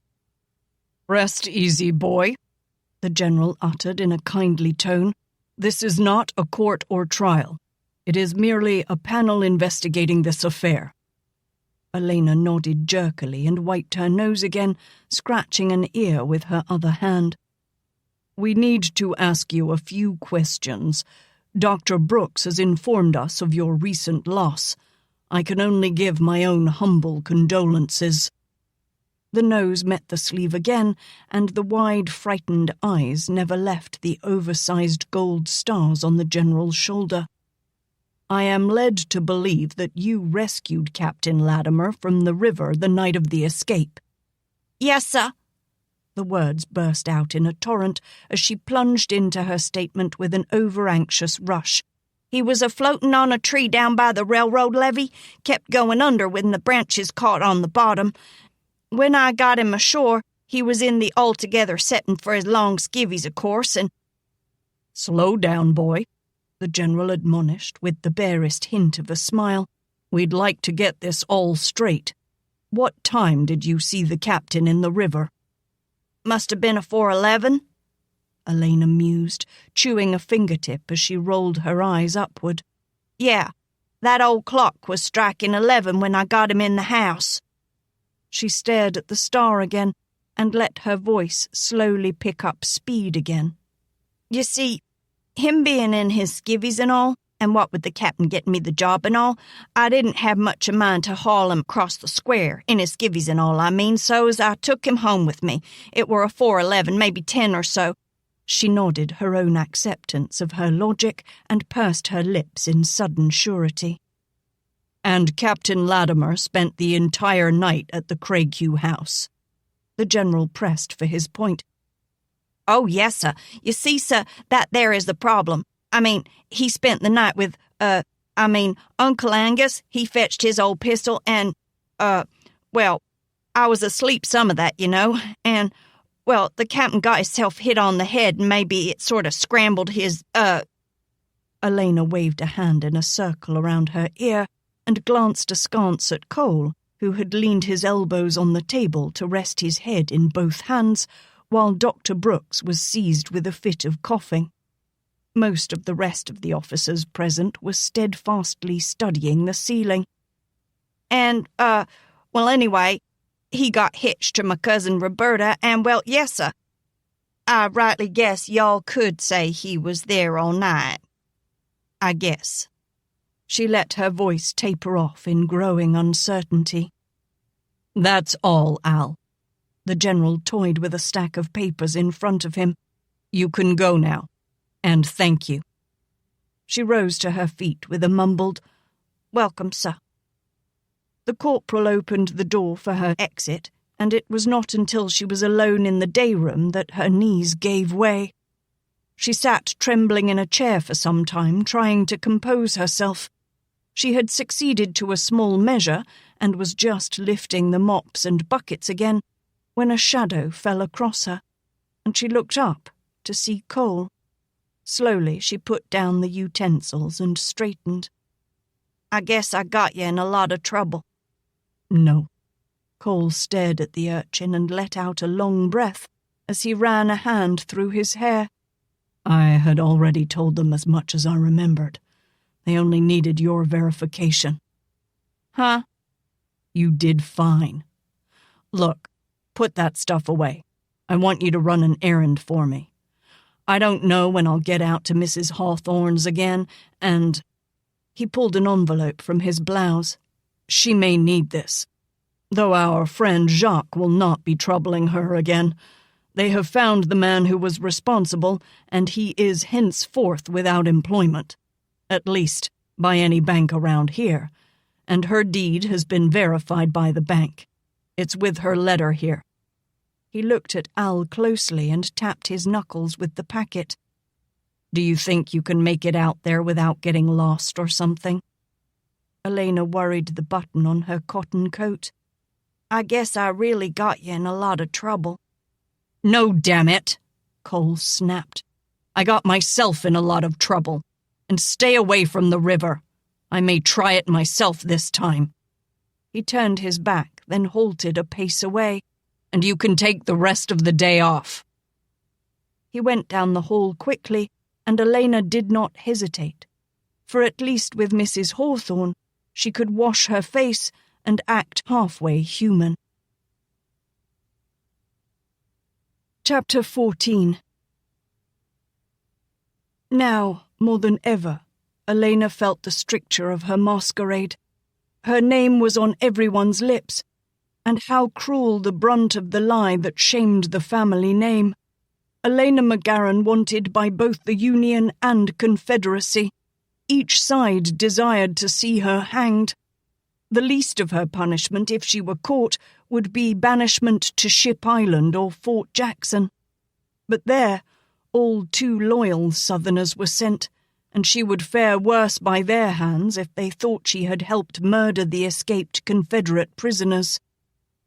Both she and the Craighughes were caught together in this irony of events. Alaina could not leave, for their good as well as her own, and they were obliged to accept her company.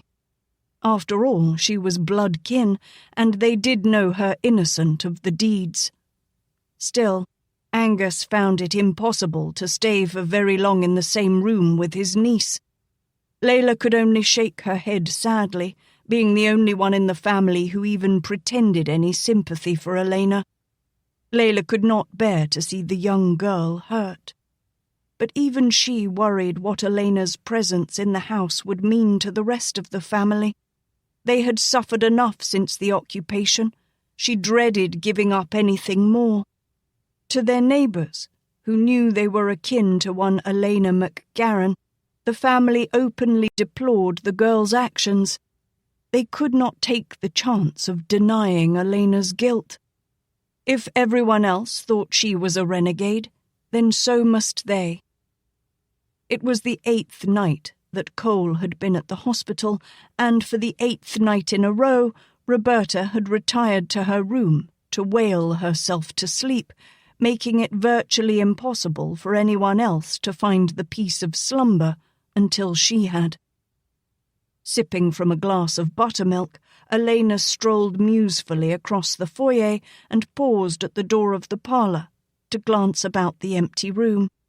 It was no more than 8 in the evening, but the Craighughes had retired to their bedroom for the night, perhaps hopeful they could forget their troubles for a brief time, or, behind their closed doors, reduce the noise of Roberta's bawling.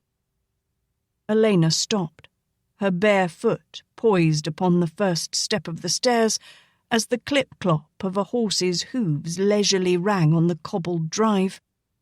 Peeking out the narrow window beside the front door, she saw the gold-trimmed blue of a Yankee officer's uniform. "Cole!" Her mind raced. "He's finally coming."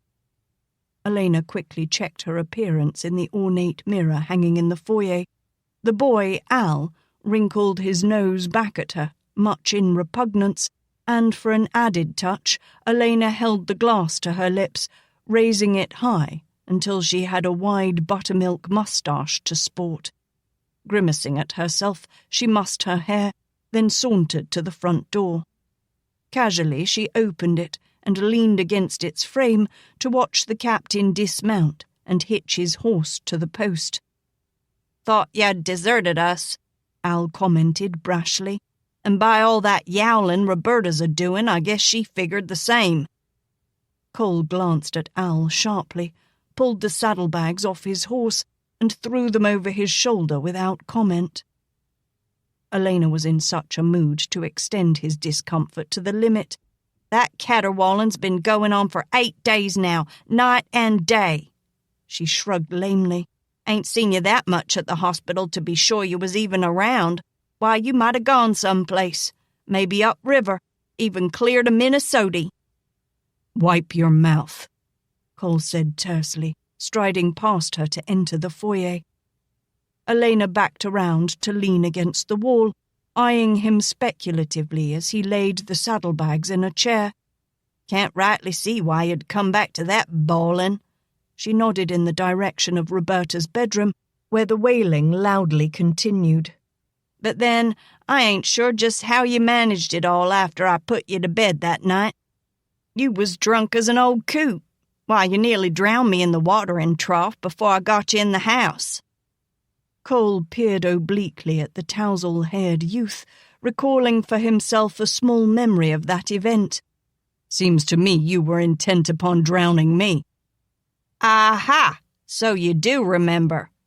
Alaina chortled boyishly and swaggered forth toward the well-groomed captain, hooking her slim thumbs in her rope belt and looking him up and down.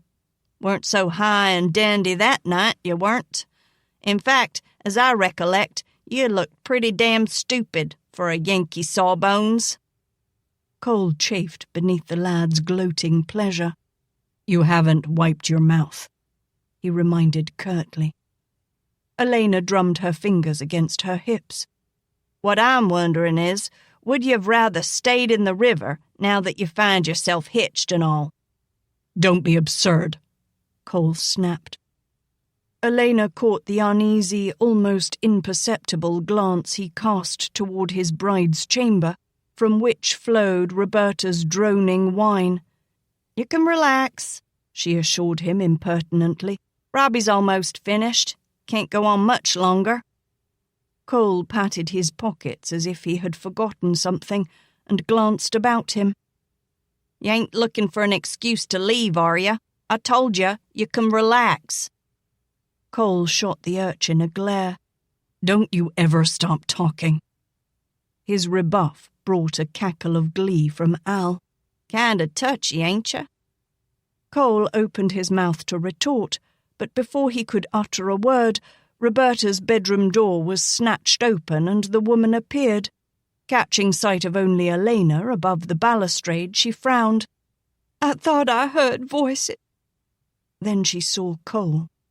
With a glad cry, she flew down the stairs, unheedful of her skimpy silk nightgown that strained into transparency across her bosom. She threw herself into his arms and smothered him with ecstatic kisses. "Oh, Cole, darling, I've been so worried about you." Painfully, Alaina averted her eyes from the exuberant bride greeting her groom. She wanted to be 1,000 miles from where she was now, any place but here, witnessing this. Cole glanced at the urchin's forbidding back. There was almost a cringing attitude about the small shoulders, and he could see only one cause. "Roberta, we seem to be embarrassing the boy." "What boy?" Roberta seemed genuinely perplexed until Alaina's brooding grey eyes turned. Then she laughed gaily. "Oh, him! Why, I guess I was so thrilled when I saw you, Cole, that I just didn't stop to think." She feigned a blush as she passed a hand across her bosom, leading his eyes to the ripe, swelling fullness. In the past days she had been plagued by one fear, and that was the flaw in their marriage vows. They were unconsummated. She had worried that Alaina would fly to Cole and tell everything. After all, the twit had fallen into bed with him when he was too drunk to know what he was doing. She wouldn't put it past her cousin to go a step further and try to separate them. Now that the consummation was only moments away, Roberta's dark eyes gleamed tauntingly at Alaina, boasting of the victory she had won. The younger cousin faced away again, and disconcertedly jammed her hands in her pants pockets while Roberta crooned to Cole. "Come, darling." She slipped her arm within his. "You must be exhausted." "I should stable my horse." "Nonsense. Al can do that." She threw a coy wave over her shoulder as Alaina glanced at her sharply. "He's good at it." After a restless night, Alaina rose at her usual time and glumly donned her dirty garb. She avoided the mirror as she rubbed the soot from the fireplace onto her face and arms, not wanting to see her red-rimmed eyes and be reminded of the tears she had shed during the night.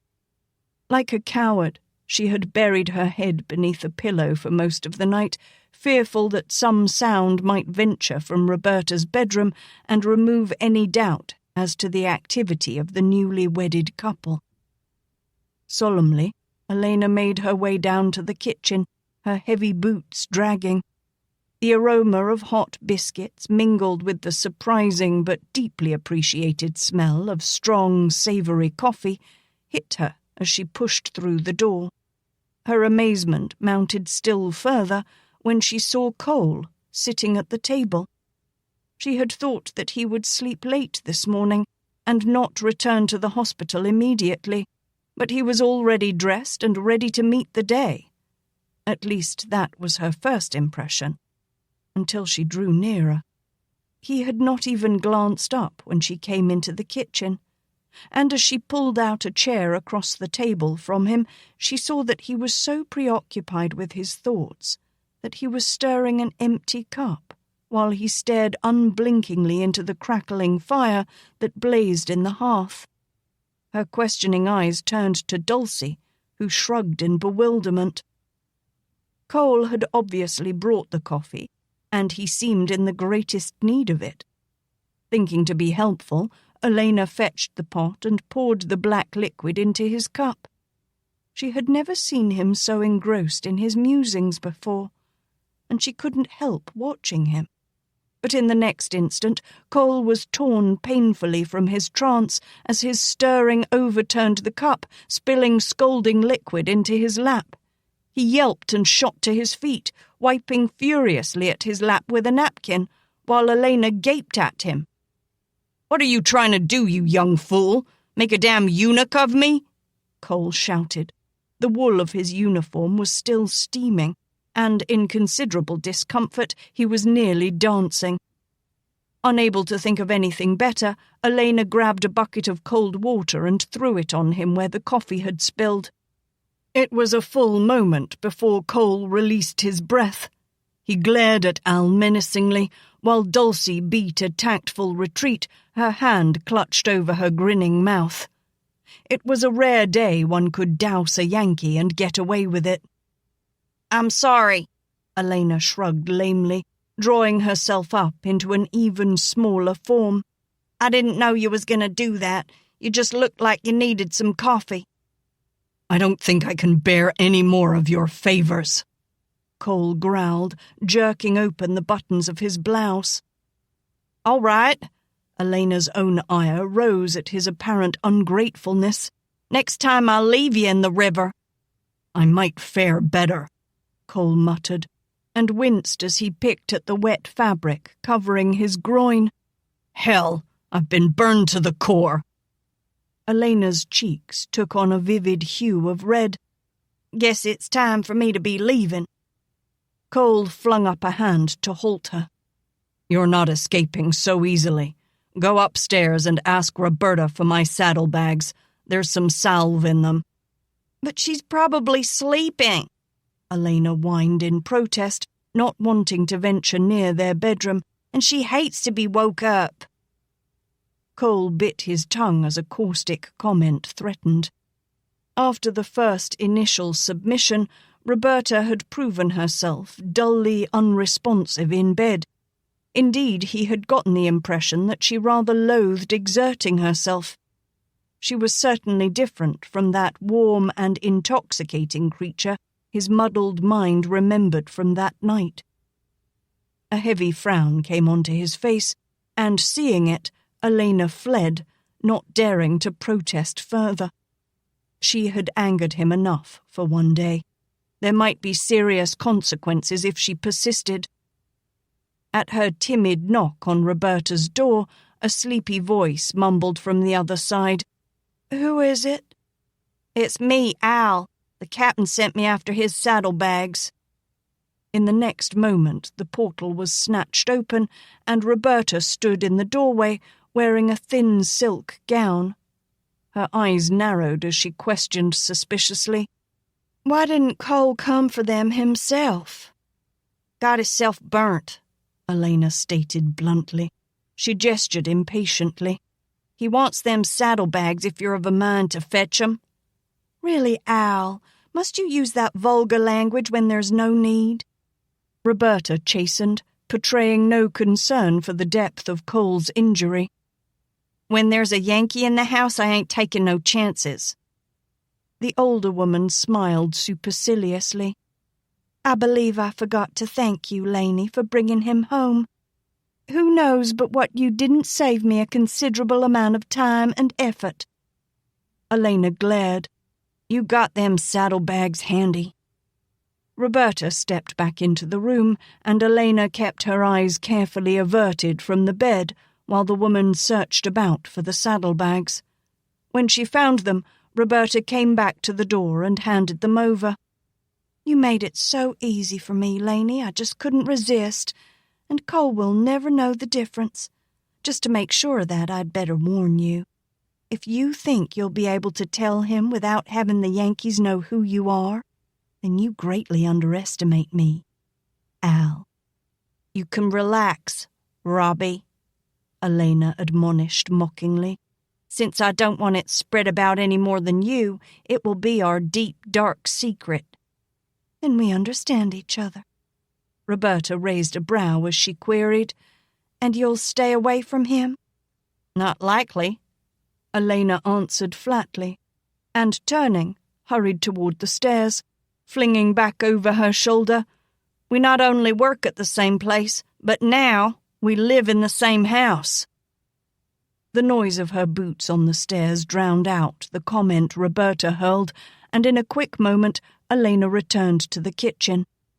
Cole was in the pantry with the door closed behind him, and she called through the wood, managing to sound more brash than she felt. Got your saddlebags, Yankee. I'm a-leaving 'em here, at the door. Now I gotta run before them blue bellies dock my pay for being late. Snatching up her floppy hat, she did a lickety-split scamper out the back door, not waiting to hear if Cole had anything to say. When, sometime later, Cole strode through the foyer at the hospital, Alaina jauntily braced her arm on the handle of the mop and gave him the best of a boyish smirk. You're late, Yankee. Major Magruder's been asking where you was at. Cole glared at her. I've no doubt you explained everything with your usual relish. You can bet on it, Yankee. Al grinned and cackled gleefully. Guess you'll be known around here from now on as Mr. Hot Pants himself. Cole briefly cast his eyes upward, as if seeking some divine help for keeping his control. If I let myself think about it too long, he growled, I might consider that you intended it as some sort of prank. 'Tweren't me what done it, Alaina denied. You done it yourself when you was a-moonin' over Roberta. I wasn't mooning over Roberta, Cole corrected sharply. Well, you sure was acting like you was, Al accused, sitting there stirring an empty cup. What was I supposed to think? I had other things on my mind besides Roberta, Cole stated heatedly. And it's none of your damned business what? Did I ask you, huh? You didn't need to. I saw the curiosity burning in your eyes. You was a-seeing nothing more'n seething hatred, Yankee. If you hated me so much, Cole mocked, why did you pull me from the river? Didn't see who 'twas till I pulled you out. Then I came close to throwing you back. Now I'm a-thinking I should have done it while I had the chance. Cole snorted impatiently and brushed past, convinced that Al would never admit to having a kind thought about a Yankee, even if the twit was capable of any. Her day at the hospital done, and seeking some excuse to delay her return to the Craighue home, Alaina turned tar onto the old river road.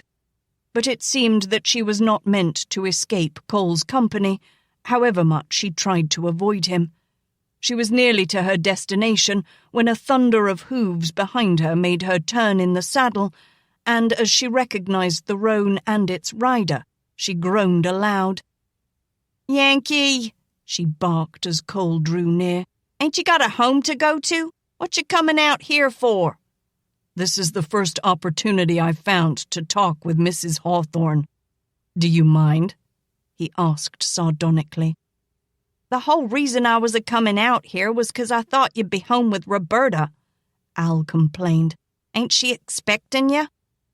I wasn't specific about what time I'd be home, Cole shrugged. And I had to see to this. Petulantly, Alaina turned old Tar toward the iron hitching post. She had hoped for a little free time in which she could relax and just be herself. Those moments she could spend as a woman were becoming more and more important to her, and she was not pleased when she had to give them up. Cole's presence only heightened her discomfiture. "If you was a lil more anxious to get yourself home, it wouldn't bother me none," she grumbled, sliding from the saddle. "I seen more enthusiasm in an old steer my pa had." Cole grunted obstinately. "Thanks to you, I'll have to abstain from being the loving husband for a few days. And if you can't grasp my meaning—" He frowned intently into the wide grey eyes that turned upon him. "You damn near ruined me." Alaina ducked her head and hunched her shoulders as she hurried toward the porch. She had a feeling that life was going to be rather bumpy around the Craighue Manor for a while, and perhaps it would not be unwise if tonight she stayed close to the shelter of Cole's shadow, just in case Roberta was waiting to talk to her. At certain times it was best to avoid trouble rather than charge full bore into it. But on the way home, Cole broached a subject Alaina would have preferred avoiding. He was silent and thoughtful as he kept the roan's prancing pace attuned to Tar's stable-bound gait. Then thoughtfully he turned to the sprig. "Al, are you sure you didn't take me someplace else before you got me to the Craighus?" Alaina found it difficult to answer him casually, and in a croaking voice inquired, "Just what kind of place were you thinking you was at?" Cole peered at her, trying to see her features in the dark, but Alaina kept her face averted and fidgeted with her hat, thwarting his efforts. "How old are you, Al?" "How old do you think I am, Yankee?" 13 at the outside, maybe." "That'll do." Alaina yanked the brim of her hat down low, uneasy beneath his casual glance. Sometimes darkness had a way of revealing more than it ought. "Do you know about houses of ill repute?" Cole asked. Alaina choked and coughed to get her breath, strangling out a reply. "Maybe." "I seem to remember finding myself in one," he stated bluntly. "Let me ease your mind, Yankee. You weren't in any." "Are you sure?" "Yep, as sure as I'm sitting here on old Tar." Alaina shrugged concedingly. "Unless, of course, you was there afore I found you. Maybe you went there first, got robbed by some of them fancy fillies." Cole found no balm for his troubled thoughts. There was still the matter of his missing medallion to be dealt with, but he just couldn't put anything in sequence. It was only a scattered set of impressions that he struggled with. Much later that evening, Alaina was in her bedroom, waiting for the household to settle for the night, when the door burst open without warning and Roberta stalked in, forcing her presence upon the unwilling cousin. "You little sneak," the woman sneered. "You did it on purpose, didn't you?" Alaina met the threatening daggers that came at her from Roberta's glower, smiling leisurely. "If you're talking about this morning, Robbie, had I thought of it, I might have done much better. There's just something about having that Yankee under the same roof that makes me more than a bit jumpy." She spread her hands helplessly.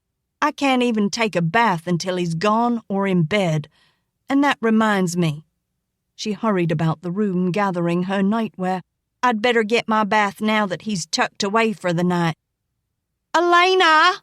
Roberta exploded. She reached out to halt her cousin, then froze when she saw the steel in the suddenly dark grey eyes. "Say what you will, Roberta," Alaina unconsciously mimicked Cole's soft, threatening tone and glanced pointedly at Roberta's outstretched hand. "But don't ever touch." "Stay away from Cole," Roberta spat in frustrated rage. "Do you hear me, you little brat?" "Like I said," Alaina stressed the last word coldly.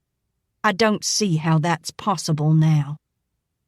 She slammed the door and hurried down the stairs before her cousin could catch her. Once within the haven of the pantry, Alaina released a long sigh of relief. Whatever Roberta's new status happened to be, the woman seemed bent upon making it even more pronounced. Though only moments before Alaina had seemed assured of herself, her countenance now hinted of uncertainty and dismay. It was strong in her mind that a real lady would never have entered such a shameful charade as she had done with Cole, and most certainly would never have let it progress so far.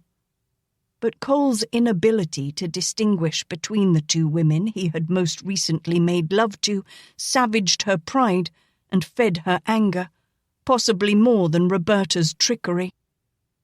Alaina snatched off her boyish garb and crushed it disdainfully beneath her feet. A tall mirror had been moved into the pantry, and in it she saw the incongruous vision of Al's dirty hair and besmudged face, and beneath it all, the ever-maturing form of a young woman clad in childish undergarments. The long gold chain gleamed around her neck, and, weighted by the small, shiny medallion, dipped between her round breasts.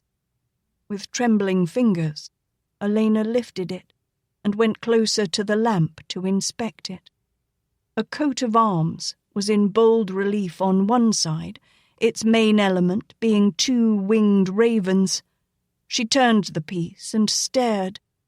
Engraved in fine ornate script under the smooth polished gold were the words, "Property of C.R. Latimer." The words tore into her brain with a rending impact that fairly staggered her. Yet she could not afford to put the thing aside.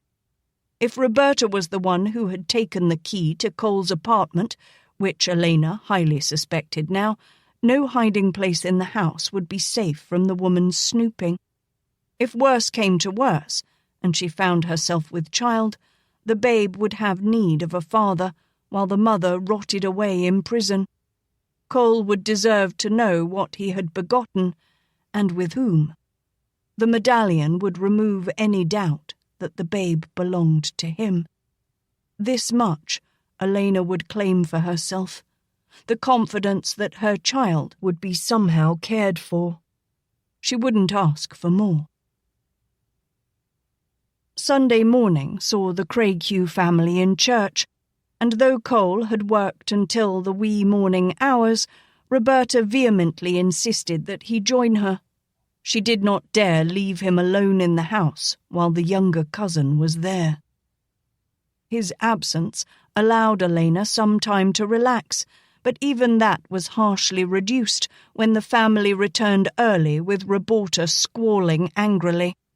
Cole had tried to warn his new bride that she might be heartily snubbed by old friends and acquaintances because she had married a Yankee, and yet Roberta had been so intent upon showing off her new possessions, as well as her handsome husband, that their stiff-necked disdain came as a shattering blow to her pride.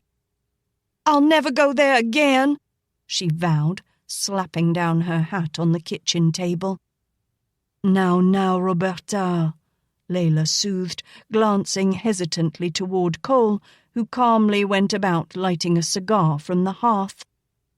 "Just watch me. I'll pay them all back. I'll give the grandest, most lavish ball this city has ever seen, and I won't invite any of them. I won't." Cole casually raised his gaze and squinted through the smoke as it curled from the glowing tip of the cheroot. "And just whom will you invite, my dear?" "Why—" Roberta paused a long moment in thought. There didn't seem to be any acquaintances left to ask. "Why, I'll invite General Banks and his wife. And more emphatically, I'll invite the Yankees. Layla gasped and, feeling suddenly faint, sought a chair and fanned herself fervently. Dulcie turned from the hearth with her brow gathered ominously and stared at the young woman. It was rather a blessing that Angus was still out in the carriage house. Cole leisurely examined the long cigar. That should impress everyone. Roberta missed the mild sarcasm and beamed. Of course. What's all the ruckus about? Al questioned from the doorway. Never mind, Roberta glared. Alaina shrugged and sauntered in. Guess it weren't any of my business nohow. Huh. Dulcie grunted obstinately. Miss Roberta done got some foolish notion in her head about inviting a whole passel of Yankees for a party. What? Alaina forgot her hoarse, boyish tone in her amazement.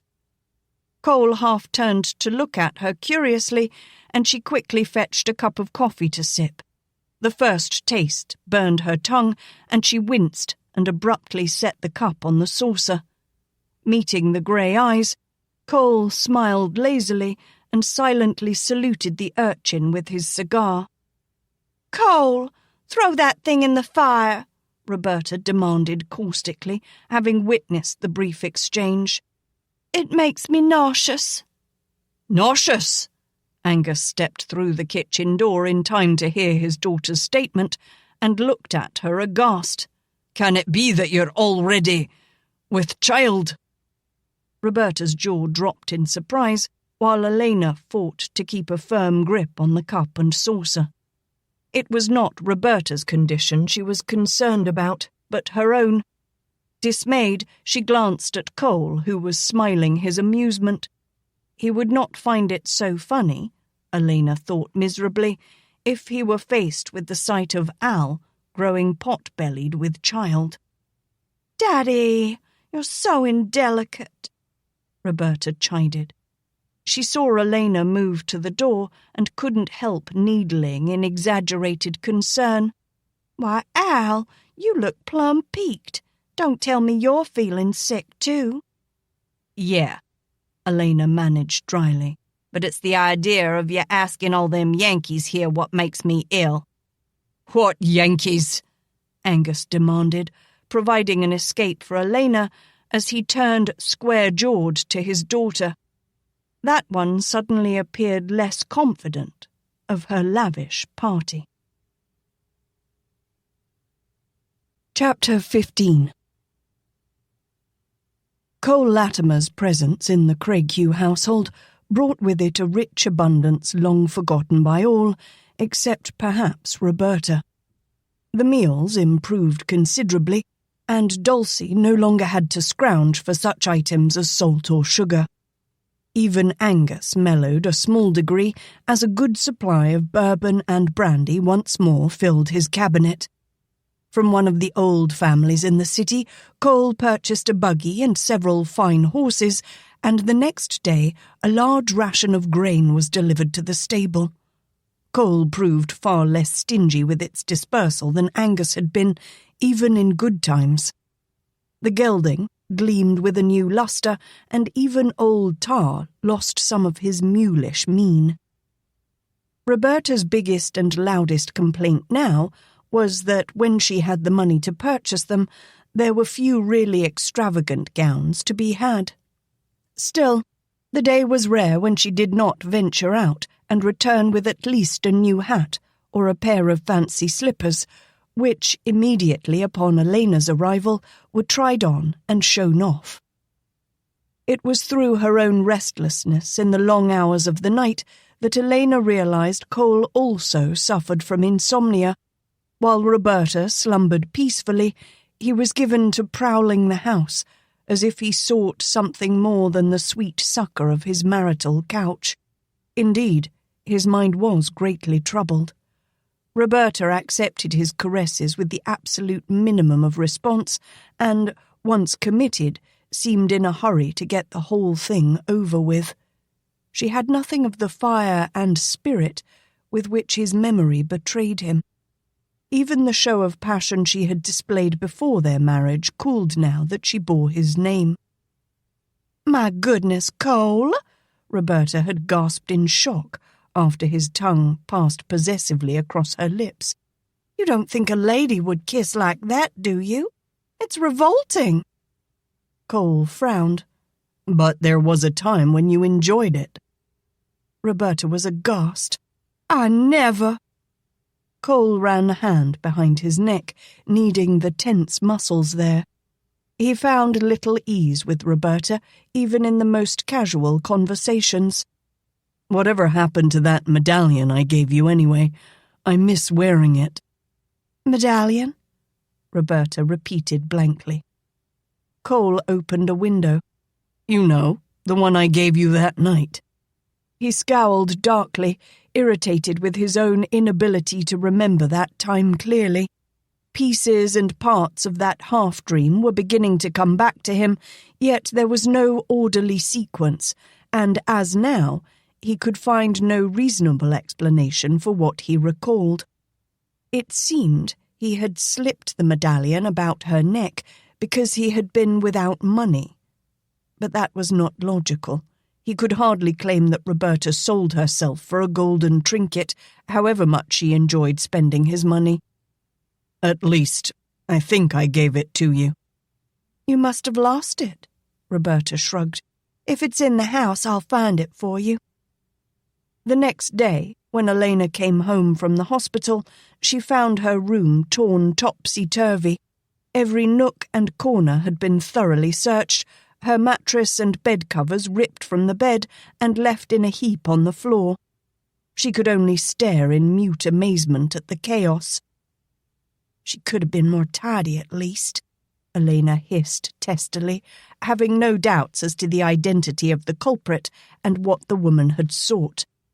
Angrily, Alaina returned her clothes to the armoire and began straightening out the disorder, but the sharp click of Cole's booted heels sounded in the hall outside her room.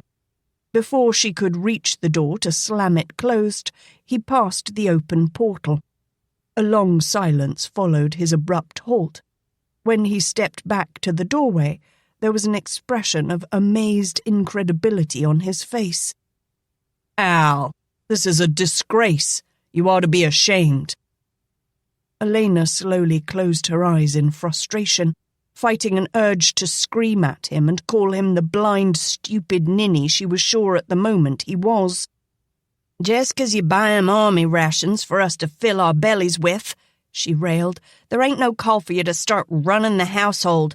I keeps my room just the way I wants it, and when the notion hits, I clean it up.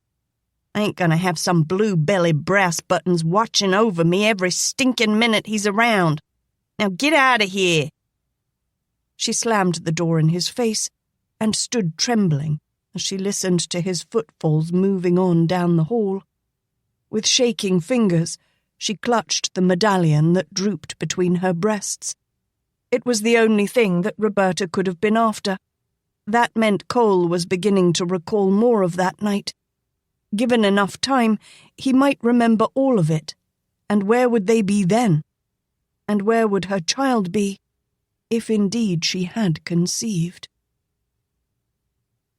The tension between Alaina and her uncle eased a trifle, no doubt aided by the fact that she spent much of her time at the hospital or at Mrs. Hawthorne's. At least at those places she was able to find some escape from Roberta's sharpening glares and the supposedly innocent remarks that cut to the quick. But life at the Craighughes was far from tranquil. After a few brief weeks of questionable marital bliss, arguments began to arise more frequently between the young wedded couple. Having managed to collect a sizable wardrobe of rich gowns and other accoutrements, Roberta wanted now to show them off at the fancy affairs and elegant balls the Federals were wont to give. Angus, with staunch southern stubbornness, had refused to open his house for the entertainment of Yankees, only frustrating Roberta more. General Banks's wife and many of the officers' wives were rumoured to wear fashionable gowns, and Roberta longed desperately to bedazzle them with her own collection. She was tired of the disapproving stares of the southern ladies. Besides, it was hardly a challenge to show her gowns off to black-garbed widows and those whose men fought in far-off places. If she could only attend one of those important affairs, she knew she would be touted as the best-dressed woman in New Orleans. And to attend those social festivities on the arm of a handsome federal officer would be the crowning achievement. The greatest problem was that Cole's profession lent him little time for leisure hours, and she had to content herself with a sparsity of engagements, a bitter vetch for her to swallow. Instead of staying home, as she had done in the past, she had expected her life to be once again exciting and gay. But she soon realized that though Cole was generous enough with his money, his time was carefully rationed. It became her goal now to demand more of that, since he seemed to value time more than money. If he did not come home when she expected him, Roberta sulked and threw tantrums. Indeed, if he had acted anything but totally convinced that Al was a dirty-faced boy in need of some discipline, she might have accused Alaina of trying to steal Cole away by keeping him at the hospital. A date had been settled on for the Federals to sell Briar Hill, and Alaina grew restive. She swore to herself that somehow she would buy it back, but with her meagre salary, that seemed an impossibility. She saw the necessity of once again dressing herself in widow's weeds and going out, but first she had to convince Cole to let her have a day off from the hospital, and this was her intent this morning. Alaina tugged on her garb and fussed silently as she struggled with the tight chemise. Luck had been with her, and she no longer had to worry about being in a childbearing state. Still, it was becoming increasingly difficult to hide the unboylike bounce of her bosom. It was a laborious and time-consuming chore to drag the old chemise on, and this morning it seemed even more difficult, because she hurried to catch Cole before he left. Except for Dulcie, Cole Latimer rose first in the house. Alaina was next, and the two of them were usually gone when the rest of the family stirred. Roberta trailed them all, waking at a late hour. She then complained that the others had taken the best of the food her husband had bought.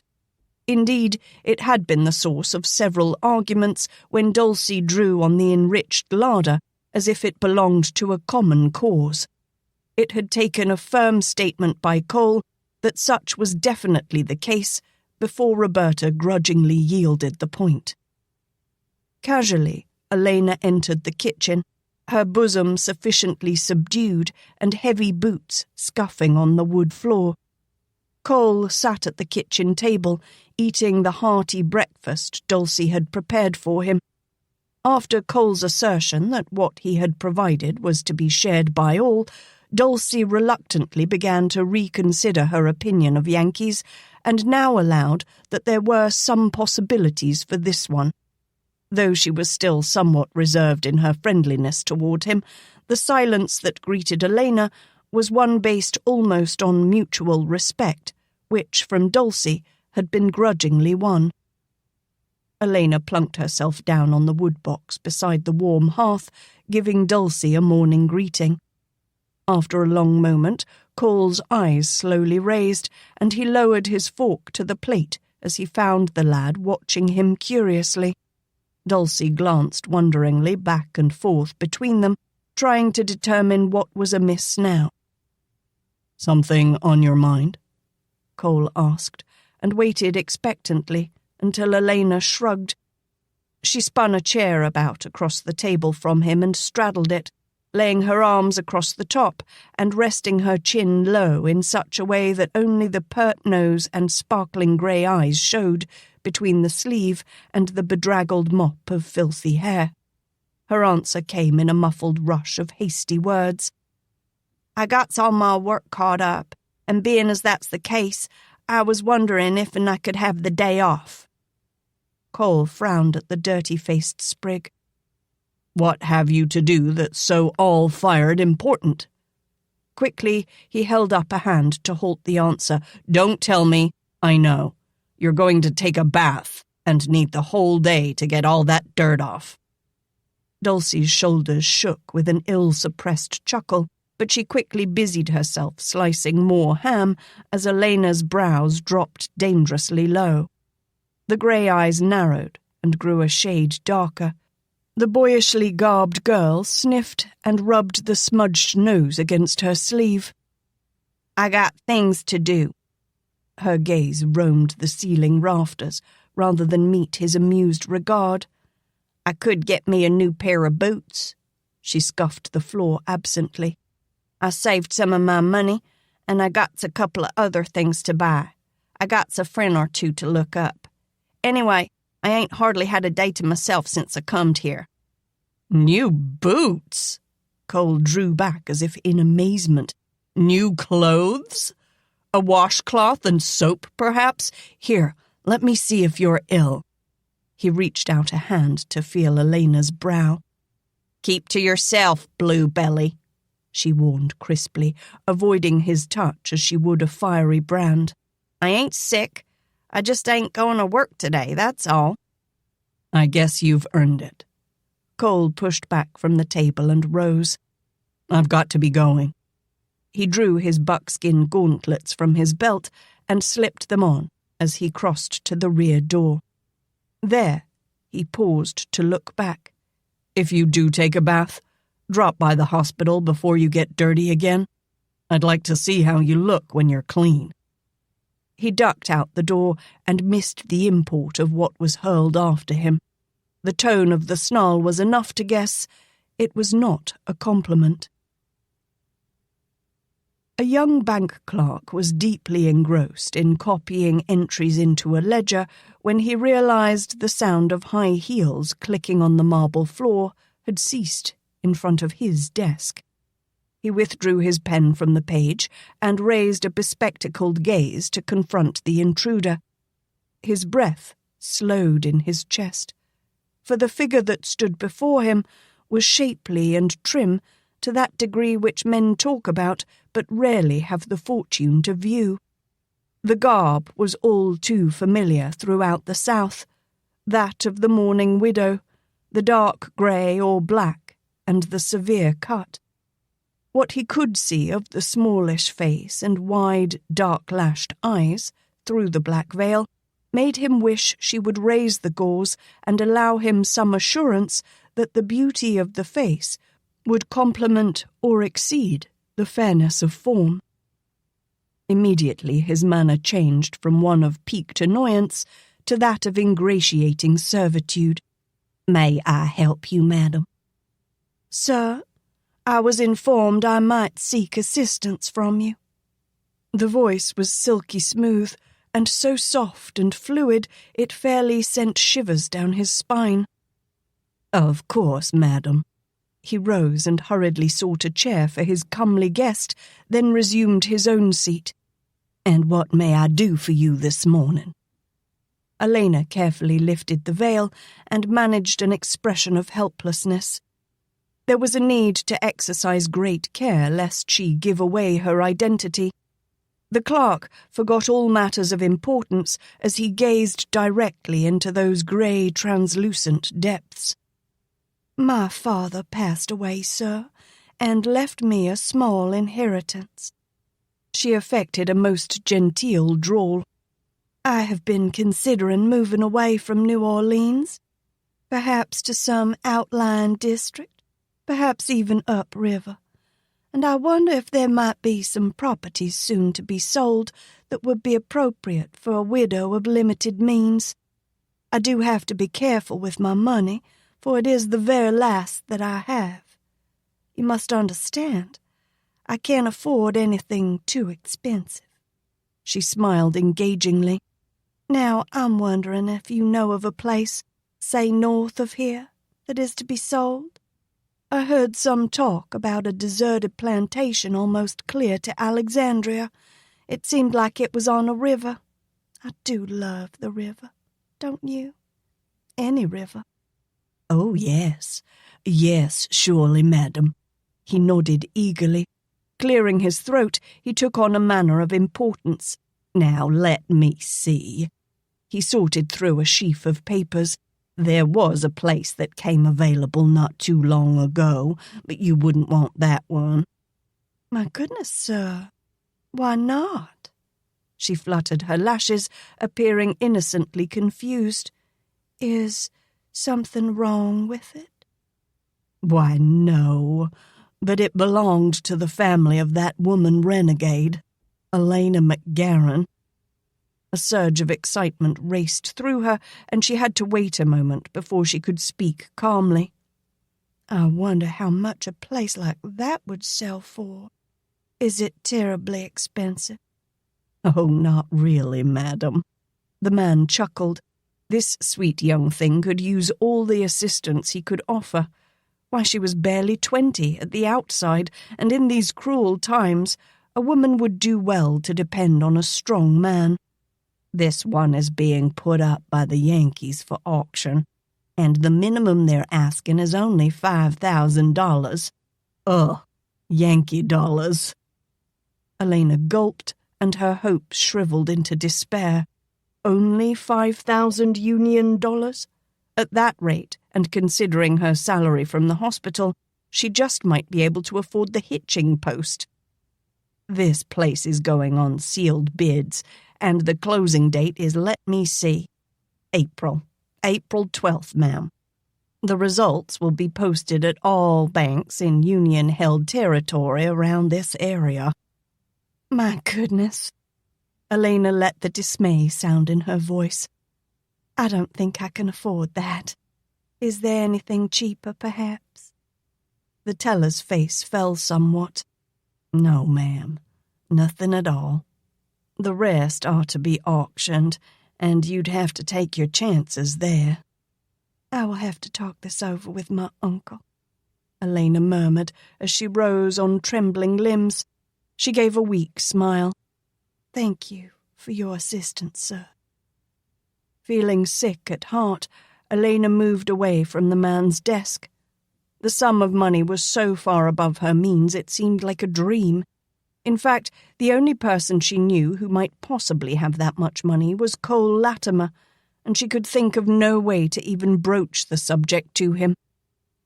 Eager to be away and think, Alaina stepped from the bank and was too engrossed in her dilemma to notice the man who moved to block her path, until she was abruptly halted by his presence close in front of her. Glancing up in surprise, she found herself staring into Jacques Dubonnet's black, shining eyes. "Mademoiselle." He swept a low bow as he spoke. Then, when he straightened, a smile flashed rakishly across his swarthy face. He had at last found the young widow he had been searching for. "We meet again." With pointed brevity, Alaina lowered her veil and stepped aside to pass on her way, but the man moved quickly into her path again. "Your pardon, mademoiselle." He spread his hands in a helpless gesture. "I dare not let you escape again. The last time I found no trace of you, it was as if you dropped from this earth." Alaina fixed the man with a dispassionate stare. "I cannot imagine your cause in looking for me, sir, but it seems you have wasted your time. I do not know you, nor do I wish to correct that condition. Now, if you will let me pass—" "Ma chérie," Jacques was quick to argue, "can you not guess that I am enamored with you? Now that I find you again, I be most stubborn to free you until I get the promise of your company. Perhaps this evening—" "Don't be absurd. Can you not see that I wear the dress of a widow? Your invitation is quite improper, sir, and if you do not let me pass, I will most definitely scream." The boldness of this wiry little man was beginning to wear on her temper. She tried to brush past him, but found her arm firmly seized. "This is too public a place to discuss such things of delicacy, ma chérie. I have my carriage and my man across the street. I will take you wherever you wish to go, and we may have a bit of privacy on the way." Jacques lifted his hand and gestured to the black who sat atop the elaborate landau. At the Frenchman's signal, the servant slapped the reins and began to ease nearer. "You presume far too much, sir. I do not offer my company to strange men." Alaina had had quite enough of the man's obstinate impositions and was most anxious to be on her way. Several passers-by had paused to stare, and if it was not unsettling to Jacques, it most definitely was to her. She jerked her arm from his grasp and fixed him with a cold, silver glare that pierced the veil. "Stand aside." "Come, ma petite, do not be difficult," he laughed, off-handedly dismissing her protests. Among his entourage of doxies, most had capered prettily for a few coins, and never having been associated with a lady, he had no concept of a gentleman's way of courtship. He savagely used women for his own egotistical whims, and when he tired of them, thrust them aside in disgust. This widow whet his interest, and he was not to be denied. He slipped an arm familiarly about the slim waist and began to draw her with him toward the carriage. "I will take you for a ride in my grand carriage. Then we can—" "Ah!"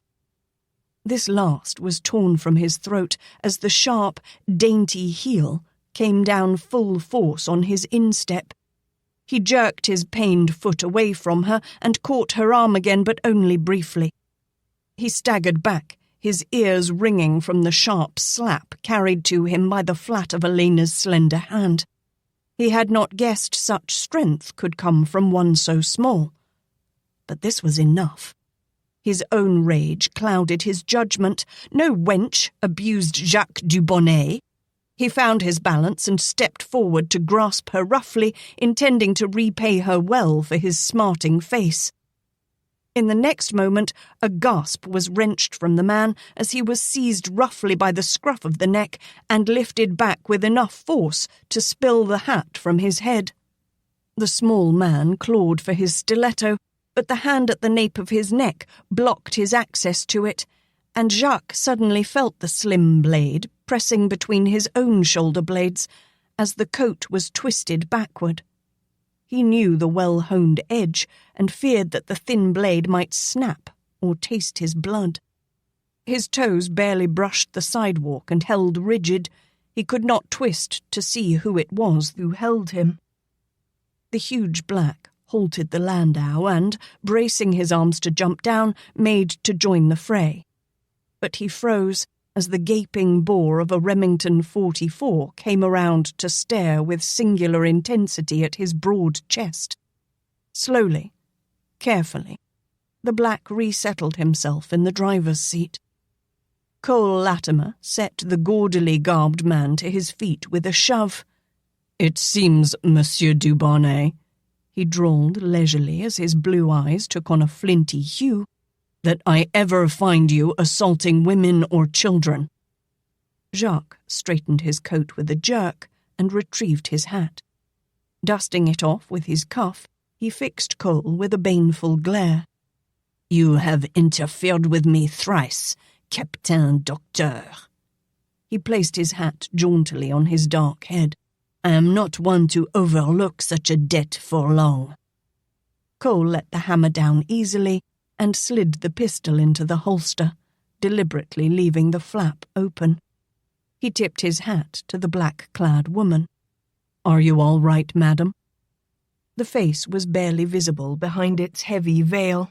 An almost imperceptible nod answered him.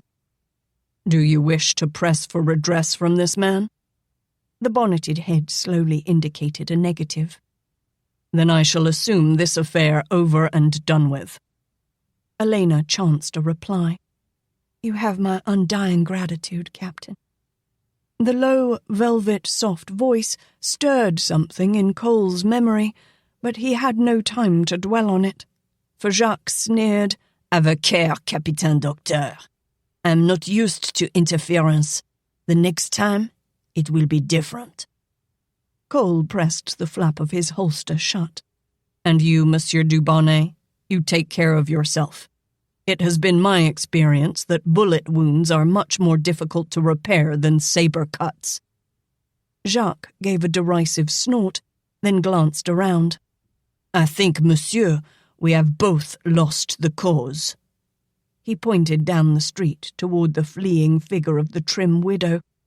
Cole watched her disappear around a corner and missed the quick gesture Jacques made to a tall, thin man who had emerged from a building across the street. The fellow returned a quick nod, then hurried after the departing widow. Casually, Jacques strolled to his waiting carriage and gazed back to the federal officer. Good day, Capitaine Dr. Latimer. Another time, perhaps. Cole touched the brim of his hat. Perhaps. The carriage swung about and Cole frowned. His moment of conversation with the widow had been far too brief. Like Jacques, he wanted to know more about her.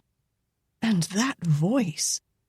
Something about it was like sharply pungent smoke drifting through his head, elusive as the very wind. But somewhere he had heard it before, and he would not be satisfied until it came to him. Just where?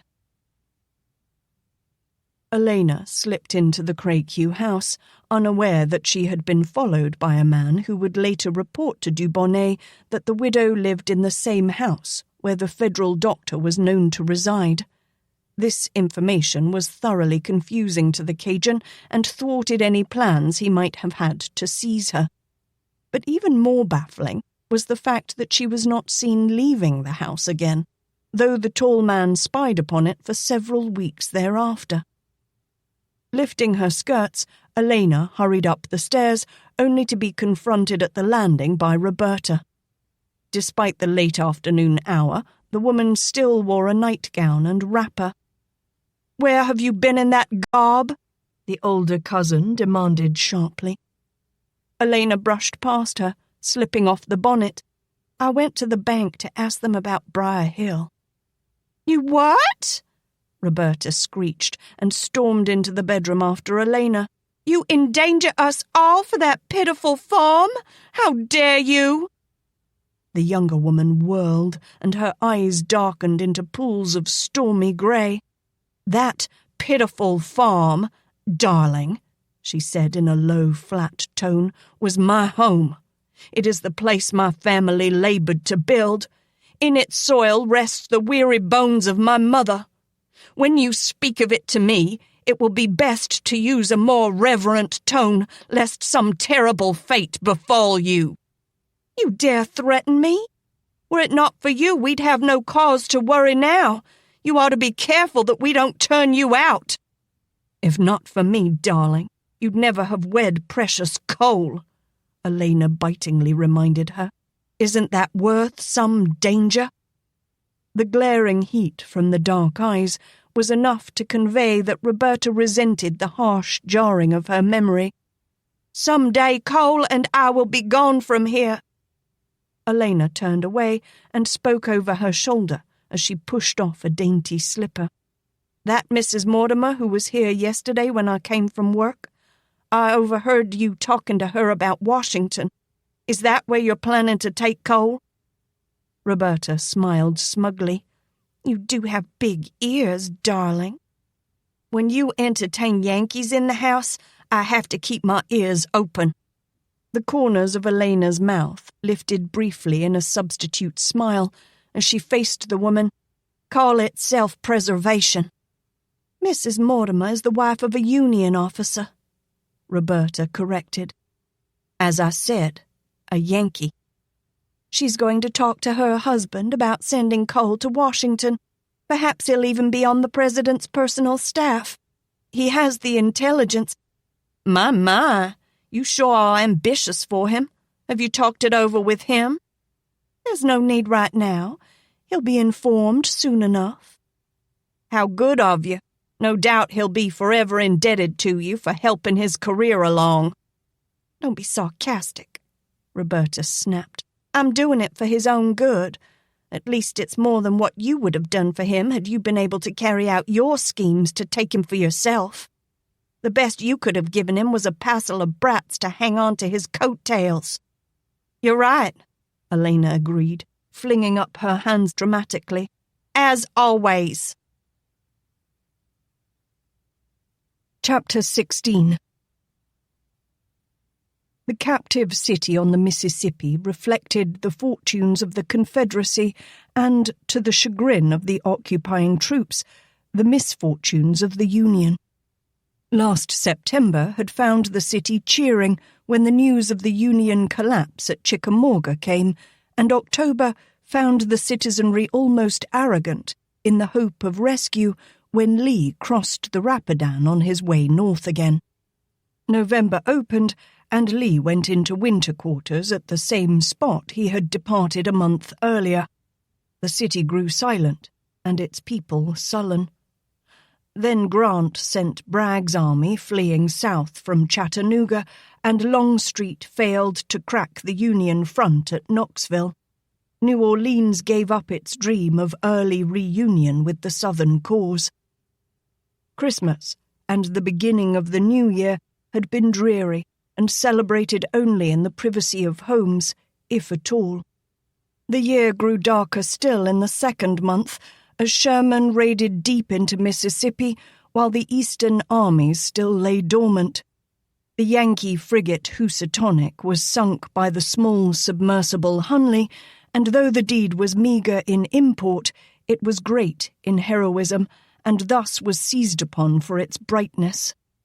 The news of the Confederate success at Olustee, Florida, was overshadowed when the Yankees appointed, as governor of Louisiana, one G. Michael Hahn, who, though a native, was an ardent anti-secessionist. Now, the winds of March came as if to dry the land and make it firm for the boots of marching soldiers. The 5th of the month dawned brash and breezy, and this Saturday had been chosen to embrace the inauguration of the new governor. When the ceremonies were completed in front of massed Union troops in Lafayette Square, the ensuing celebration awed the citizens of the city with its unbridled extravagance. A chorus of 1,000 men had been assembled, and their voices were raised in a full rendition of the Anvil Chorus, with all the bands of the army in accompaniment and hundreds of cannon fired in unison by electrical devices. All the churches had been ordered to ring their bells, and the din was magnificent, if somewhat tuneless. It was earlier in the morning when Alaina settled herself near the kitchen hearth while Dulcie prepared her a plate of grits and sausages. The bright flames danced around the bottom of a black kettle that hung over the fire, sending bubbles rolling over the surface of the water that filled it. "Ain't he later'n usual?" Alaina asked, nodding toward the pantry door. Dulcie came to the table to set the plate down and confided in a low whisper, "Mr. Cole's got to work late tonight, and Miss Roberta ain't hardly give that man a bit of peace since he got up. The Yankees is getting themselves all dudded up to celebrate that traitor being elected governor, and she wants Mr. Cole to take her to that highfalutin ball General Banks is giving tonight. Now that she and Mr. Cole's moving to Washington, Miss Roberta's got it in her head she's one of them Yankees. She had Jedediah fetch her over to Miss Banks's house just yesterday while you and Mr. Cole was at the hospital, and she come back a-raving over that woman's genteel manners." Alaina snorted in derision and stirred melting butter into the steaming grits. Dulcie set her massive arms akimbo and frowned sharply as she watched the girl sprinkle a heaping spoon of sugar over the cooked hominy. "That's the way them Yankees eat grits, child. Don't you go turning yourself into one of them critters, too." "Dulcie," Cole called from the pantry, where he had gone to bathe. "Yes'm, Mr. Cole." The black woman sauntered nearer the door. "Ask Jedediah to bring that water in here now, if it's hot." "Jedediah ain't here, Mr. Cole. Miss Carter, down the road, was ailing, and she asked Mr. Angus if Jedediah could fetch her to the doctor." "I thought I heard Al. Is he out there?"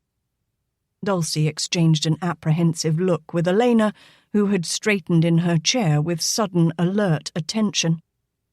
"Yes, sir," the black servant answered slowly. "Mr. Al's sitting right here." "Then have him bring the water in. This bath is freezing." Alaina's distress showed in her smudged face and widened eyes. After a brief moment, she collected enough of her wits to call back, "You wants it, Bluebelly? Come get it yourself. I got a day of totin' water ahead of me without starting now." "Al!" Cole's bark came with the sharp edge of anger. "Get that water in here now." Alaina threw down her fork and railed at the door. "I ain't fetching it, Bluebelly." "Get it in here now," Cole commanded, in a barely subdued bellow. "or I'll tan that skinny rump of yours." "Gotta catch me first, Yankee." "I'll catch you," Cole warned. "And I'll not only tan your bottom, I'll show you what a bath is for." At that threat, Alaina stuttered into silence. She wouldn't put it past the Yankee to do just that. "Al!" The captain's patience was wearing thin. All right, Alaina moaned in the petulant tones of a yielding teenager.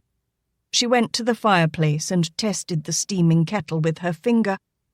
Then suddenly, a glow of mischief brightened her eyes.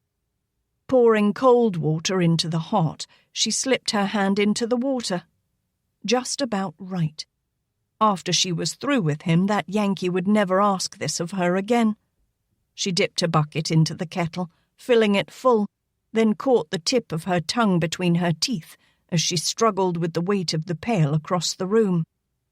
"Al! I'm coming," she wailed in answer. "Keep your suds up, Yankee, I'm hurrying." She avoided Dulcie's horrified stare and shuffled into the pantry, pushing the door wide. "Got your water, Bluebelly." Before Cole had a chance to reply, Alaina emptied the whole bucketful down his back. A hoarse gasp was torn from him at the sudden shock. It was just hot enough to be very noticeably uncomfortable. His roar of rage made Alaina drop the bucket, and as he grasped the sides of the tub to heave himself out, she quickly decided the moment was at hand for a hasty retreat. A gay torrent of laughter followed her as she fled. The enraged doctor snatched a large towel around his hips and charged after her, nearly slipping as his wet feet made puddles on the floor. The menacing look in those startling blue eyes squelched the rippling sound of gaiety the very moment Alaina shot a hurried glance over her shoulder. She did a sprightly scamper across the kitchen to place Dulcie's bulk between herself and the nearly naked and furious Yankee. "You little whelp! I'll blister your britches good!" Cole cried. "What's the matter, Captain?" Alaina asked, her chuckling voice a pure shade of innocence. "Weren't it hot enough?" "You witless little vagabond!" Cole's longing for vengeance was more than apparent as he began to stalk her. "It's about time you learned what a hot bath is for." Alaina solved Dulcie's dilemma by leaving that shelter and strolling across the room, carefully keeping the large cooking table between herself and the enemy. "Just 'cause you think you're some kind of relative now," Al informed him haughtily and rubbed a slim finger through some flour on the table, "don't think you got a right to handle me any more than before." "I'll handle you all right," he warned direly, and lunged around the table for her.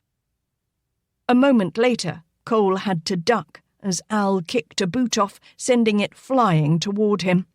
The second boot followed on its heels, catching Cole on the bare shin. His grunt of pain brought a quick grimace from Alaina, who hadn't really meant to hit him so hard, but she had no time to pause in consideration of his injury before he charged after her. Her giggles floated back over her shoulder as she circled the table. "What is going on here?" a shrill voice demanded, and all turned in abrupt silence to see Roberta in the doorway. "That brat nearly scolded me again," Cole gritted through clenched teeth. "And when I'm through with him, he'll need a cold pack for his rear." "Cole, stop it!" his wife railed as he lunged toward the dodging waif, who sprinted quickly away from the kitchen table to retrieve her boots. "Not until I teach him some manners," Cole flung. "It's high time somebody did." The man followed the laughing imp and raced toward the back door just behind the ragged form. The portal slammed closed, and in the next instant Cole found himself facing Roberta, who, fearing that her husband would follow Alaina into the yard, spread her arms across the portal, barring his escape. "I want to talk to you," she said sharply. "Upstairs, if you don't mind." "I was taking a bath," Cole retorted and turned toward the pantry. "And I plan to finish it, now that I've gotten rid of that little menace." "And paraded yourself naked around the women of this household," Roberta sneered. Holding the towel firmly around his hips, Cole caught himself in mid-stride, turned slightly, and gave a brief, apologetic bow to Dulcie. "Your pardon. I did forget myself in my quest for revenge." Dulcie's chuckling merriment could not be restrained as she busied herself stirring the grits. "That Al, he sure can scamper." "Cole," Roberta warned him tautly, "stay away from that boy." Cole arched a brow toward his wife. "Now, I can't very well do that, my dear. It seems I brought him to the hospital as a hireling, and I have yet to find cause to dismiss him. And as you should know, my dear," his voice was pleasant, but held more than a trace of sarcasm, "that is where I work." "Too much," Roberta gritted. "You could just as easily take me tonight, but you're more devoted to that damned hospital than to me." Cole refused to comment on that statement. Of late, it was the only place he could escape from Roberta's ceaseless harping. He noticed that Dulcie had quietly slipped from the kitchen, giving it over to them. "You don't deny it, then?" Roberta sneered. "You can't." He shook his head slowly. "Don't start that again, Roberta. Just the other night I had Major Warrington take my duty hour so I could go with you." "And you were miserable, weren't you?" "If you'll remember, my love." He stressed the endearment. "We went to the theater the night before and Antoine's afterward. My total hours of sleep were 3. I was tired."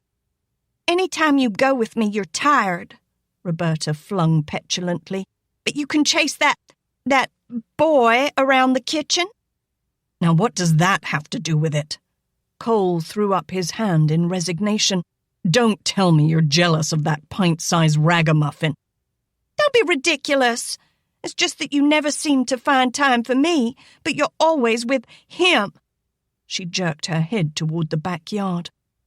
"Don't worry." Cole's sarcasm had thickened. "He won't be going with us to Washington." "Huh?" Roberta tossed her dark mane over her shoulder. "You'd just as soon stay here than be attached to Mr. Lincoln's personal staff." Cole sighed wearily and shook his head. "Roberta, I doubt that I will be on the president's staff. He has colonels aplenty to serve him. For your information, Washington has a large hospital which General Grant keeps well stocked with wounded. The only thing you can be sure of is that I'll probably have more paperwork to keep up." "It's still an important advancement, and if not for me, you'd have thrown away the chance. Now, as it is, you'll probably make general, and we can live in Washington and meet all the people who surround the president. That is, of course, when the Union wins." "I wish Grant were as sure as you are." Cole gave a wry, lopsided grin and considered Roberta more closely. It seemed that she had progressed quite far in her plans for them. "You should also know that after the war, I'll be returning to my home to take up my practice again." "What? To be slaughtered by the Indians just like all those other poor people? Oh, I heard about all those wild savages roaming the countryside. I'll never go there to live. Never!" Angrily, Cole turned his back upon her and strode into the pantry, slamming the door behind him. With a curse, he threw aside the towel and got back into the tub. But Roberta was in a bit of a temper herself and followed him. "You'll not escape me so easily, Cole Latimer." She marched straight to the tub. "And we still have to settle the issue about tonight. I want to go to that ball." Cole flung up a hand irritably. "Then go, but I've got work to do." "You wouldn't care if some other man did take me," she wailed with a sob of rage. "You're cold, unfeeling." He gave her a sidelong look of disbelief. "Madam?" "Ice runs in your veins," she accused tearfully. "Well, my dear," he drawled leisurely, "I've seen ice thaw quicker in a Minnesota January than you in bed." "What do you mean?" Roberta demanded in outrage. "Let's face it, Roberta. Since our marriage, you seem to have become bored with it all. If you want to know the truth of it, I liked you better the first time, after Al fished me from the river." For a stunned moment, Roberta gaped at him. Then the next instant the air cracked with the sound of her open palm meeting Cole's cheek. "How dare you! How dare you!" she railed in high agitation. "Just because I don't act like some eager little trollop who falls into bed with you for a trinket, you insult me like this? I am a lady, Cole Latimer, and don't you ever forget it. I assure you, a lady does not enjoy being pawed and petted." He frowned at her curiously as he passed a hand down his reddened cheek. "Strange. I seem to remember giving you a trinket for your favor. A medallion, as a matter of fact." His gaze lightly skimmed the heaving bosom above the low décolletage of her lace dressing gown. "And sometimes, Roberta, I get the feeling there are two sides of you, each completely different. Where is that woman I held in my arms that night, Roberta? Has she retreated now that the vows have been spoken and sealed?" Roberta straightened indignantly, gave him a scathing regard, whirled on her high heels, and stalked out of the room, taking her turn at slamming the door. Cole leaned back in the tub and listened to her heels clicking in rapid staccato across the brick floor in the kitchen. That woman, he mused, was turning his life into a living hell. Idly, he picked up a bar of homemade soap from a dish that held a vast assortment of scented bars Roberta had recently purchased. A fragrance wafted from it, filling his head and stirring in the very depths of his soul some twinkling memory he could not quite grasp hold of. A phantom form swam through his mind, and from its soft, beckoning lips came the ripple of sweet laughter, mingled with honeyed words. "But therein lies my cause, Captain. You have not paid." Cole's eyes flew open. That voice again. He must be going mad. He had not even seen the young widow's face, and here he was already having illusions of holding her in his arms. Presenting herself at the General's residence shortly after Cole left for the hospital, Roberta played upon Mrs. Banks's sympathies and gained an escort for that evening's affair. She spent the afternoon preening herself, trying on countless gowns and casting them off in distaste until she found one that met her mood. Before dressing herself for the grand affair, she napped in order to be fresh and rested for the long evening ahead. She would teach that Cole Latimer a lesson he would not long forget. Though Dulcie had been hard at work all day, cutting and preparing to smoke the meat of a hog that Cole had purchased and sent out, Roberta gave the black woman stern orders to make sure the bedroom upstairs was neat and tidy before she returned. Dulcie was still grumbling about the command when Alaina came home that night after helping Mrs. Hawthorne with some heavy chores. "Miss Roberta gone off a highfalutin it with some Yankee colonel. without telling Mr. Cole, Master Angus, or Miss Layla. And there her pa and ma went off visiting with kinfolk for the night. They sure is going to be some fur flying in this house if Miss Roberta ain't fetched herself home before Mr. Cole." The woman slapped down a long length of sausage she had just finished stuffing and shook her head sorrowfully. "And I's going to see some feathers flying myself, if and I ain't cleaned up that room before Miss Roberta gets back. Cora May and Lucy went off to sit with Miss Carter, 'cause the doctor told that old lady to rest in bed. I just ain't got around to cleaning upstairs yet, with all this here pork a-needin' to be smoked before hot weather sets in. Miss Roberta don't care if the rest of us eats or not." Despite her own weariness, Alaina offered assistance, well understanding the woman's plight. Since Cole had portioned out a comfortable salary for the Black family and had taken over the expenses of running the household, Roberta had assumed for herself the role as mistress of the manor. Now that she was a woman of affluence, Roberta had become a rather domineering figure and expected Dulcie and her family to cater to her every whim above that of the elder Craighughes. More and more, it was ceasing to be a home that could be enjoyed by all who occupied it. Late into the night, Alaina helped hang the hams and meats and clean the kitchen. Then, seeing that Dulcie was near exhaustion, she propelled the older woman off to bed with the assurance that, after her bath, she would straighten up Roberta's bedroom herself. Alaina had no inkling just what she had volunteered herself for until she stood in the doorway of her cousin's room and stared in amazement at the jumble of clothes, shoes, petticoats, hoops, and a vast assortment of accessories left helter-skelter about the floor and over the furnishings.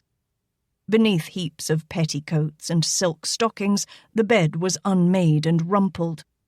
But in the disarray, Alaina noticed there was nothing of Cole's. His clothing was neatly arranged in the tall armoire that had been moved into the room to accommodate his possessions. Alaina placed cool fingers against her temples. She was bone-tired and dearly longed for sleep, but she had promised Dulcie that she would see the room neat and presentable before she went to bed. Despite the monumental task laid out for her, she had to keep her word. The soft patter of raindrops that began to hit the windows was a prelude to the storm that soon swept down upon the house. Lightning flashed and thunder rumbled swiftly on its heels, making Alaina jump as it loudly cracked the silence. She worked by the light of one lone kerosene lamp that sat atop the bureau beside the door. Angus had exacted a bit of revenge upon the Yankee, though it was little noticed by the one to whom it was directed, and had taken all but one lamp from the room. The late hours Cole usually kept saw him making his way through a dark house and finding the path to bed without aid of a light. Alaina carefully folded the silk stockings and put away the rich gowns, allowing herself the luxury of holding a few before her as she passed the tall standing mirror. In sharp contrast, her threadbare robe was a disillusioning mark of her own poverty. It brought to mind that she had failed thus far to raise enough capital to buy Briar Hill. Unable to think of a logical explanation as to why Al would need so much money, she had not dared to approach Cole on the matter of a loan. Almost self-consciously, Alaina doffed the tattered robe. Her gown still bore a bit of pretty lace across the bodice, even though the carefully mended rent Cole had put into it caused the garment to pucker untidily. Silently, Alaina worked, admiring the expensive clothes while she put them away. Though they belonged to another woman, it was a luxury just to touch the fine silks, the rich velvets, the seed-pearl-encrusted bodice, or the jet-trimmed crimson ball gown. A bolt of lightning streaked across the night sky, and the rain washed down the window in sheets. The small clock on the bedside table delicately chimed in the late midnight hour, and Alaina stared at it in amazement, wondering where the time had flown. A few last articles to put away, the bed to straighten, and then she could go to bed. Moments later, as she was tucking away the vast folds of a petticoat, Alaina paused to listen. Had she heard a noise in the hallway? Or was it the rumble of distant thunder? Whatever it might have been, she decided it was best to hurry. She had no wish to be caught by either Cole or Roberta. Quickly, Alaina closed the armoire door, then halted abruptly. This time, she could not mistake the creaking of the wood floor in the hallway as someone came toward Roberta's bedroom. No scuff of boots were heard, nor the sharp click of high heels. But it was raining hard. Cole would have stopped at the back door to remove his boots, whereas Roberta would have tracked mud through the house rather than trouble herself. Her heart thumping wildly in her chest, Alaina flew to the lamp and blew out the flame. But he'd only light it again, she thought frantically. Carefully trying not to make a noise, or worse yet, drop the lamp, she put the glass hurricane lantern on the floor behind the dressing screen. The room was now totally black, but she knew Cole had the advantage. His eyes were accustomed to the dark. Alaina stood in the middle of the room, turning about indecisively. She couldn't pass him in the hall. He'd probably mistake her for Roberta and stop her. A place to hide, then. Under the bed? Heaven forbid. She'd be trapped there as an unwilling witness should he and Roberta become amorous. The dressing screen. Of course. The doorknob turned, and Alaina flew to join the hidden lamp. But not fast enough. As the door swung open, Cole's eyes caught the pallid glow of her white gown as she dashed behind the screen.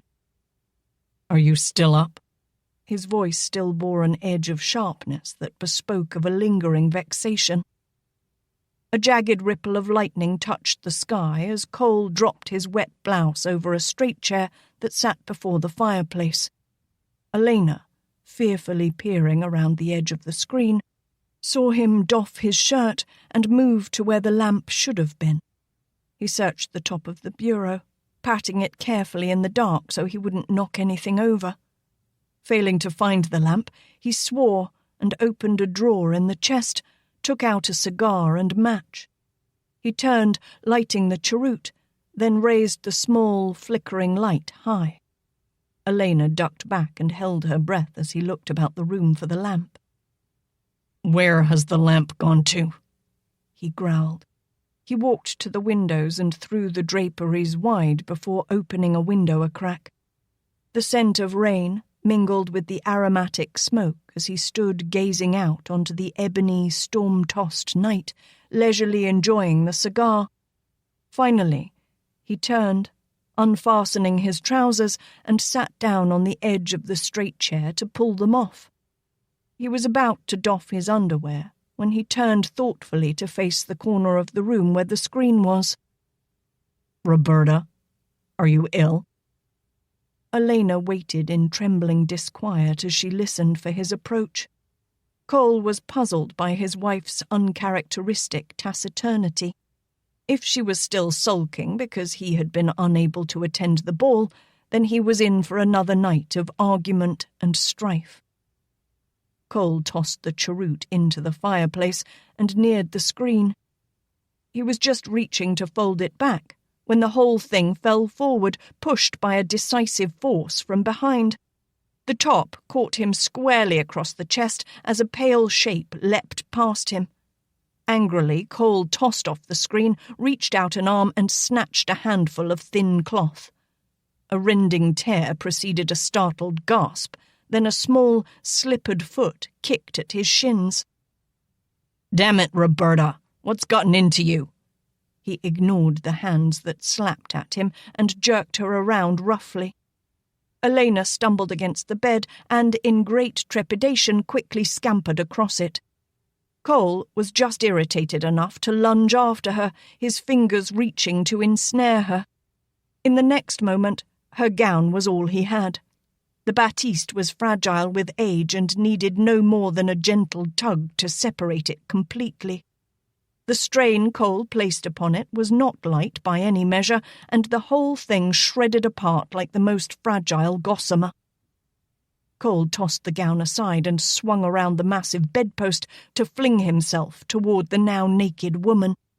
The vague blur of pale bodies in the dark room gave away their movements, and seeing him near her, Alaina abruptly changed directions and scurried to the opposite side of the bed. Cole was faster and leaped around the corner post in time to catch her full against him. The sudden contact of their bodies came as something of a shock to both of them. There was only the briefest meeting of soft, bare bosom against hard, furred chest before Alaina tore away with a gasp. But in that abbreviated encounter, Cole became certain of one thing. This was not Roberta. The form was too small, too slim, too light. He reached out a hand, brushing her hair, and immediately it all came back to him. The short hair, the slim body. His mind rebelled in disbelief. Who the hell? His eyes probed the darkness for her features as he demanded in a hoarse whisper, "Who are you? Who are you?" Lightning seared the sky in a brilliant, almost blinding flash, and in that moment, her hair tousled and unkempt, Al was plainly visible. "Good Lord!" Cole cried. There was a glimpse of her pale, heaving breasts with the gold medallion gleaming tauntingly between. "Al?" "Alaina." The whisper was like a pained scream in the room. "It was you. It was you that night." Alaina tried to snatch away, but he caught her wrists. She fought him, wildly twisting and writhing in an attempt to gain her freedom. "Will you be still?" he cried, and when she would not, increased the pressure of his grip upon the delicately boned wrists. Stubbornly, Alaina resisted the pain until finally Cole gave up the tactic, not wishing to hurt her unduly. Instead, grasping both her wrists into one hand, he gathered her close with his free arm and stifled her struggles against him. Alaina's eyes opened wide with alarm. "No!" she railed, suddenly afraid of his intentions. They were in the house alone, and there was no one to stop him if he chose to take her again. "Let me go!" "Be still, then," he commanded. Slowly, she quieted, and Cole loosened his hold, but as soon as he did, Alaina came alive with a flurry. She escaped his grasp and, without pause, sought to extend that condition with further flight.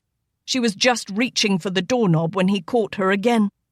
Cole's memory was like a book being opened wide for the first time, and he wanted some answers. Blindly, insanely, Alaina fought him, trying to claw his hand away from her arm. The night he had taken her virginity was far too vivid in her memory. She would not misjudge his strength or his ardour again. In her state of undress, she was far too vulnerable, and she wanted to be safe in her room with the door barred between them. "Stop it!" He caught her hand in his. "I just want to talk." He pressed her back against the wall and tried to still her frantic threshing with the weight of his own body. But he was too conscious of her warm body and of the soft nipples that seemed to burn into his chest. He was becoming increasingly aroused, and her struggles only sharpened his desires. Moisture popped from his pores, and it was a labour to remember that he was even partly a gentleman. "Oh, no!" Alaina moaned in dismay.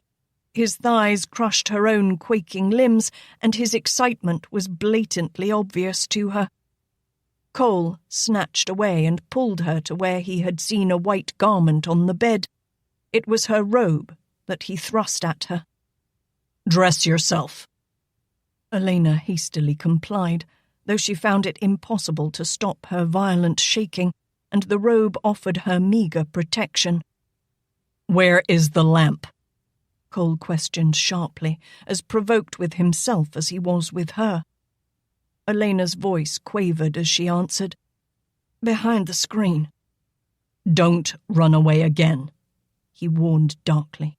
"You owe me that much, and I'm just in the mood to tear this damn house apart to find you." "I owe you nothing, Yankee." Elena sniffed with open mutiny in her tone. "Stay where you are," Cole commanded sharply.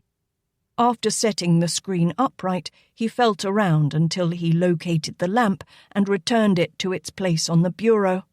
"I intend to find out just what the hell is going on here." He touched a sulphur match to the wick and, replacing the chimney, turned it up until its glow drove the shadows back into the corners. Reaching out, he pulled Elena close to the lamp and cupped her chin in his hand, raising her face full to the light. Tears streamed down her cheeks at this rude examination, but Cole could only stare in wonder. "By damn, I should have known." The dark brown hair with highlights of red framed a creamy-skinned visage. The lips were soft and sensuous, the eyes a clear, sparkling shade of grey, fringed by thick black lashes. Even with the undisguised fullness of womanhood, the features were unmistakably Al's. A chuckle started deep in Cole's chest. "I should have given you a bath the first day we met." "Fool! Idiot!" Then, as if these words were not bad enough, she spat, "Yankee!" He seemed oblivious to the epithets as he turned her face first to the left, then to the right. "How old are you?" She glared up at him, grinding her teeth as she answered bitterly, 17, going on 18. Cole heaved a sigh of relief. "I feared you were much younger." Another light dawned in his skull. "Alaina!" He raised a brow.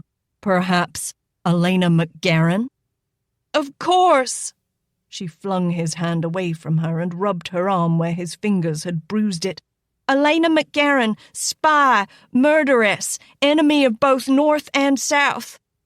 What is it now, 2,000 for my head? What will you do with it all?" "Damn it, girl. If you were with me, then you couldn't have—" "You are so swift in your deductions," Elena sneered derisively. "But tell me, Captain Latimer, who will be my defender? I carried a dead man's effects to his commander and became a spy for refusing a Yankee's fondling. I was forced to flee my home and become a lad. Will you destroy Roberta's name to clear mine? Or will you make up some lie to tell, then stumble over your hide-bound honor in its telling and trap me all the more firmly? Will you condemn the Craighughes to prison for having aided a fugitive?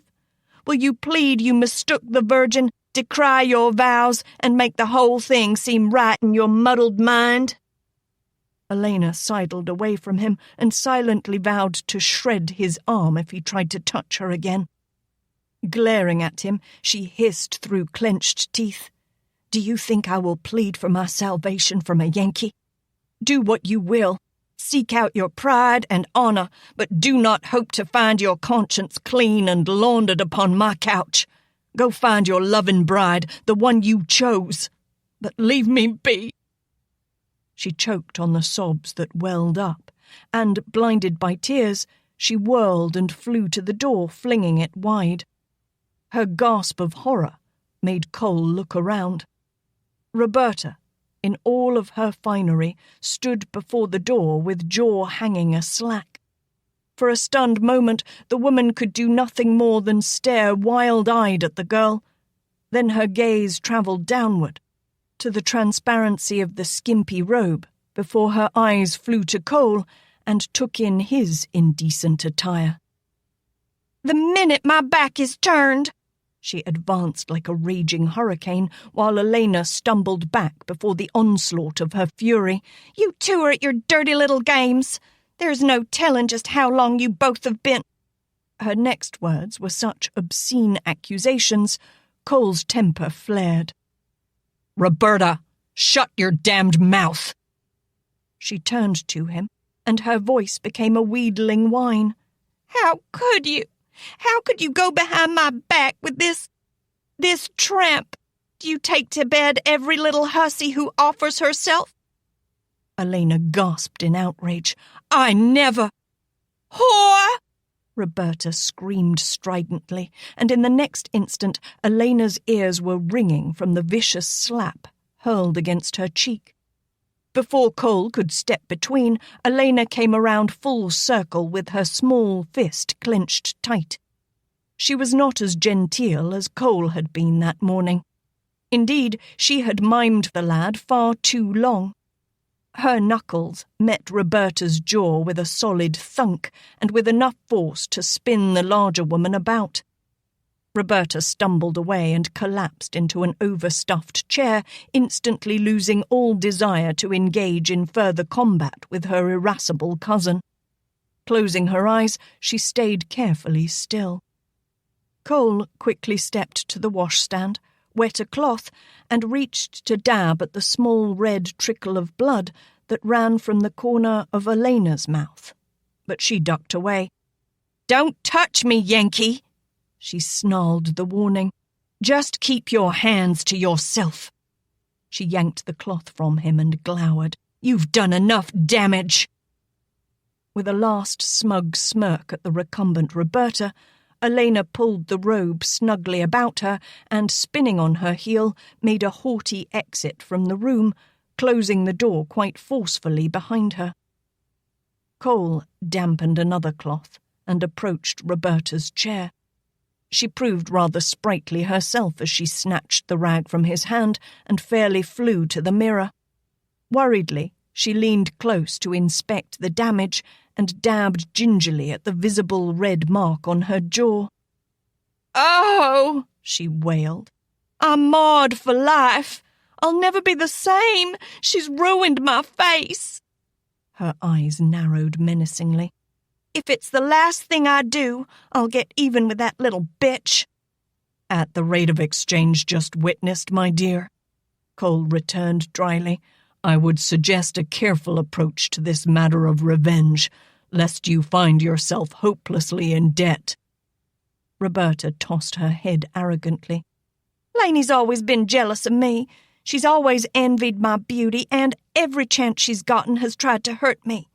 If that little whore thinks she can get away with this—" Cole firmly shut the window against the chill breeze.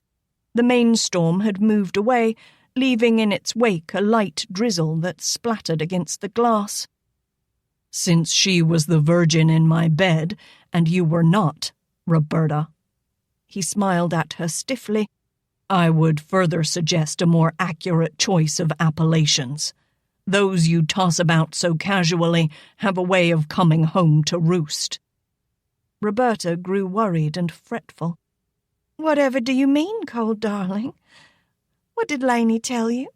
You of all people should know she can't be trusted. Why, she even betrayed those poor, helpless prisoners."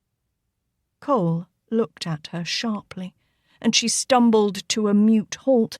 Scowling, he selected a pair of dry trousers from his wardrobe and jerked them on. "She told me nothing, Roberta. And you, my dear, of all people," the words stung more on the return, "stand witness to the fact that Alaina had no part in that slaughter upriver." He removed a heavy woolen campaign shirt from the armoire, and as he slipped into it, Roberta searched his face for a hint of meaning.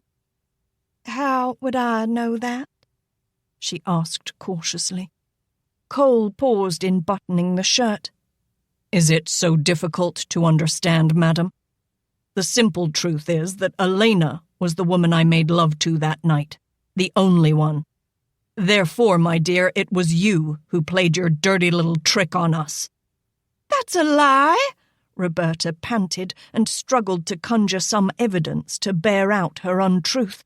"A vicious lie, I tell you, Cole. Alaina has filled your head with lies. You were too drunk to remember, but—" Roberta jumped in trepidation as Cole threw down his boots in front of the straight chair. You do err, madam. I may have been drunk, but that I do remember. He sat down to tug on the boots. It always confused me because you were so different from the girl I held in my arms that night. But until this very evening, I could not imagine anyone else in this house being the one. At least now I know the truth. Roberta accepted his words with dismay. What she had done was out in the open. Her greatest fear was that Cole would set her aside. Without his money, she would go back to a dowdy and boring existence. She would never go to Washington. She was distressed at the idea of being made the laughingstock of all those drearily garbed widows she had haughtily snubbed. Plaintively, she held out her hands to Cole. "Oh, darling, I only did it because I loved you so much." She decided a mild wringing of her hands and a confused countenance would enhance her plight. "Why, Cole, you just don't know how I yearned for you."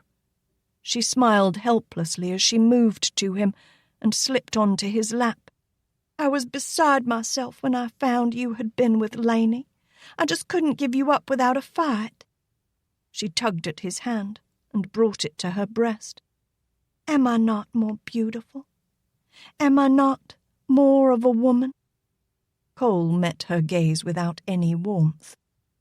"Madam, that little twit of a girl, for all her boyish mien, could give lessons on the art of being a woman at the local bawdy house." He smiled dispassionately. "At least she's not afraid of a man mussing her hair." With an indignant gasp, Roberta shot to her feet and drew back her hand to strike him across the face. Cole's eyes never wavered as they rested coldly upon her.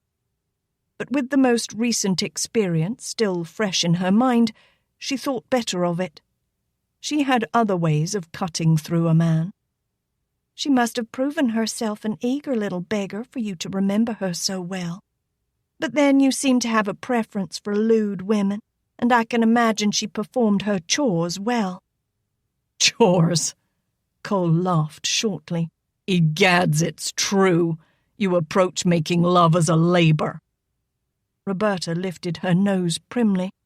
"You don't think a lady enjoys being pawed, do you?" "If sharing some pleasure in the act of marriage is beyond the confines of a lady, then to hell with ladies," Cole growled. He threw his leather case onto the bed before continuing ominously. "Whatever Alaina is, be assured it was her performance that night that snared you a husband." "What do you mean?" Roberta hotly insisted, grabbing his sleeve and trying to turn him. "What do you mean?" Cole faced her and leaned forward until Roberta was forced to sit quite abruptly in the overstuffed chair behind her. Disregarding the tapestry covering, he propped a booted foot on the seat beside her hips and, bracing an arm across his knee, bent down to meet her eyes squarely. "The one thing that stood out from that night was the pleasure I had with that woman. So whatever the reason you claim for plotting your trap, you have Alaina to thank for its success." "I don't believe that," Roberta scoffed. "As I remember it, Daddy took the matter entirely out of your hands." "Madam, I am a doctor, but then I am also a soldier. Do you honestly think a doddering old man is going to frighten me witless? Whatever you might think, my dear, your father was not the most proficient of wardens. I might have escaped had I not gotten my mind entangled with those blissful moments I spent with Alaina." Roberta twisted her hands in honest dismay as Cole returned stoically to his packing. The silence dragged out an eternity, and she could not stand the suspense any longer. Almost tremulously, she asked, "Are you leaving me?" "Never fear, my dear." He smiled sardonically. "I will take you to Washington and parade you on my arm as is your wish. I've made my bed, and I must lie in it." "Then where are you going?" General Banks is going on a campaign up the Red River. Until a few moments ago, I was undecided as to whether I should volunteer. I have made my decision to go." "But you could be gone for months. What am I going to do in the meantime?" Cole leisurely surveyed her ball gown as he hefted his case. "I'm sure you will find some form of entertainment in my absence. I can't believe you'll be greatly deterred from having a good time while I'm gone." "But Cole," she whined, and followed him to the door where he paused to look at her. "What if something should happen to you? Are there not certain matters you should attend to before you go?" "If you mean the arrangement of financial matters, my dear." His tone was harsh. "I see no cause to leave my estate to you. You'll be suitably cared for, and if there should be an heir, everything will be held in trust for the child by my lawyer. Otherwise, you'll receive a monthly pension from my holdings." He smiled briefly. "The rest will be donated to charity, since there is no further kin." "What about Alaina?" "That, madam, is none of your damned business," he returned crisply. Anxiously, she stepped into the hall behind him. "But I'm your wife." "I'll leave the buggy at the hospital. And when you get word we've moved out, you can send Jedediah for it," he said, ignoring her statement. His eyes moved impassively toward Alaina's closed door as he strode to the stairs. He could hear the click of Roberta's sharp heels behind him and faced her at the head of the stairs. "You might brace yourself, madam, for the move to Minnesota when the war is over." Roberta's jaw sagged. "Minnesota? That God-forsaken place? You can't ask that of a gentle-born lady." "Madam, I'm not asking. If you wish to go with me, that is your decision. But whatever, I've made up my mind." Chapter 17. Far to the northeast, the last squall line crouched like a low range of mountains and dissipated its angry energy with flashes of jagged light. The storm tumbled and roiled, grinding its way across the coastal swamps, moving away from the crystal-clear sky of the western quadrant where the moon hung high and bright. In the hushed aftermath of the storm, mists rose from the rivers, lakes, and swamps until a dense blanket of fog lay over the entire delta. From any lofty pinnacle in the main portion of the city, the tops of taller buildings and houses could be seen as great black boulders in a fretful channel of cottony white, and beyond them, the spidery rigging of topmasts marked where the Yankee fleet lay at anchor on the river. Across the sleeping city, only a few blocks from the Craighughes house, Cole Latimer guided his horse and buggy through the eerie luminescent mists, and the steady clip-clop of hooves and the rattle of wheels were the only sounds that rent the muffled shroud of silence. Tense-faced, he peered into the greyness and silently cursed his own addled brain. Over and over in his mind he berated himself for a fool. How could he have failed to recognize the difference between the two women? They were as dissimilar as east and west, or, he grimaced, maybe north and south. He had travelled only a short distance when, in the haze ahead, he espied a dark shape flitting quickly across the road. It disappeared behind a large live oak that grew close upon the curb. As he drew near, no other movement could be discerned, and, cautious of being waylaid, Cole halted the buggy and drew his pistol.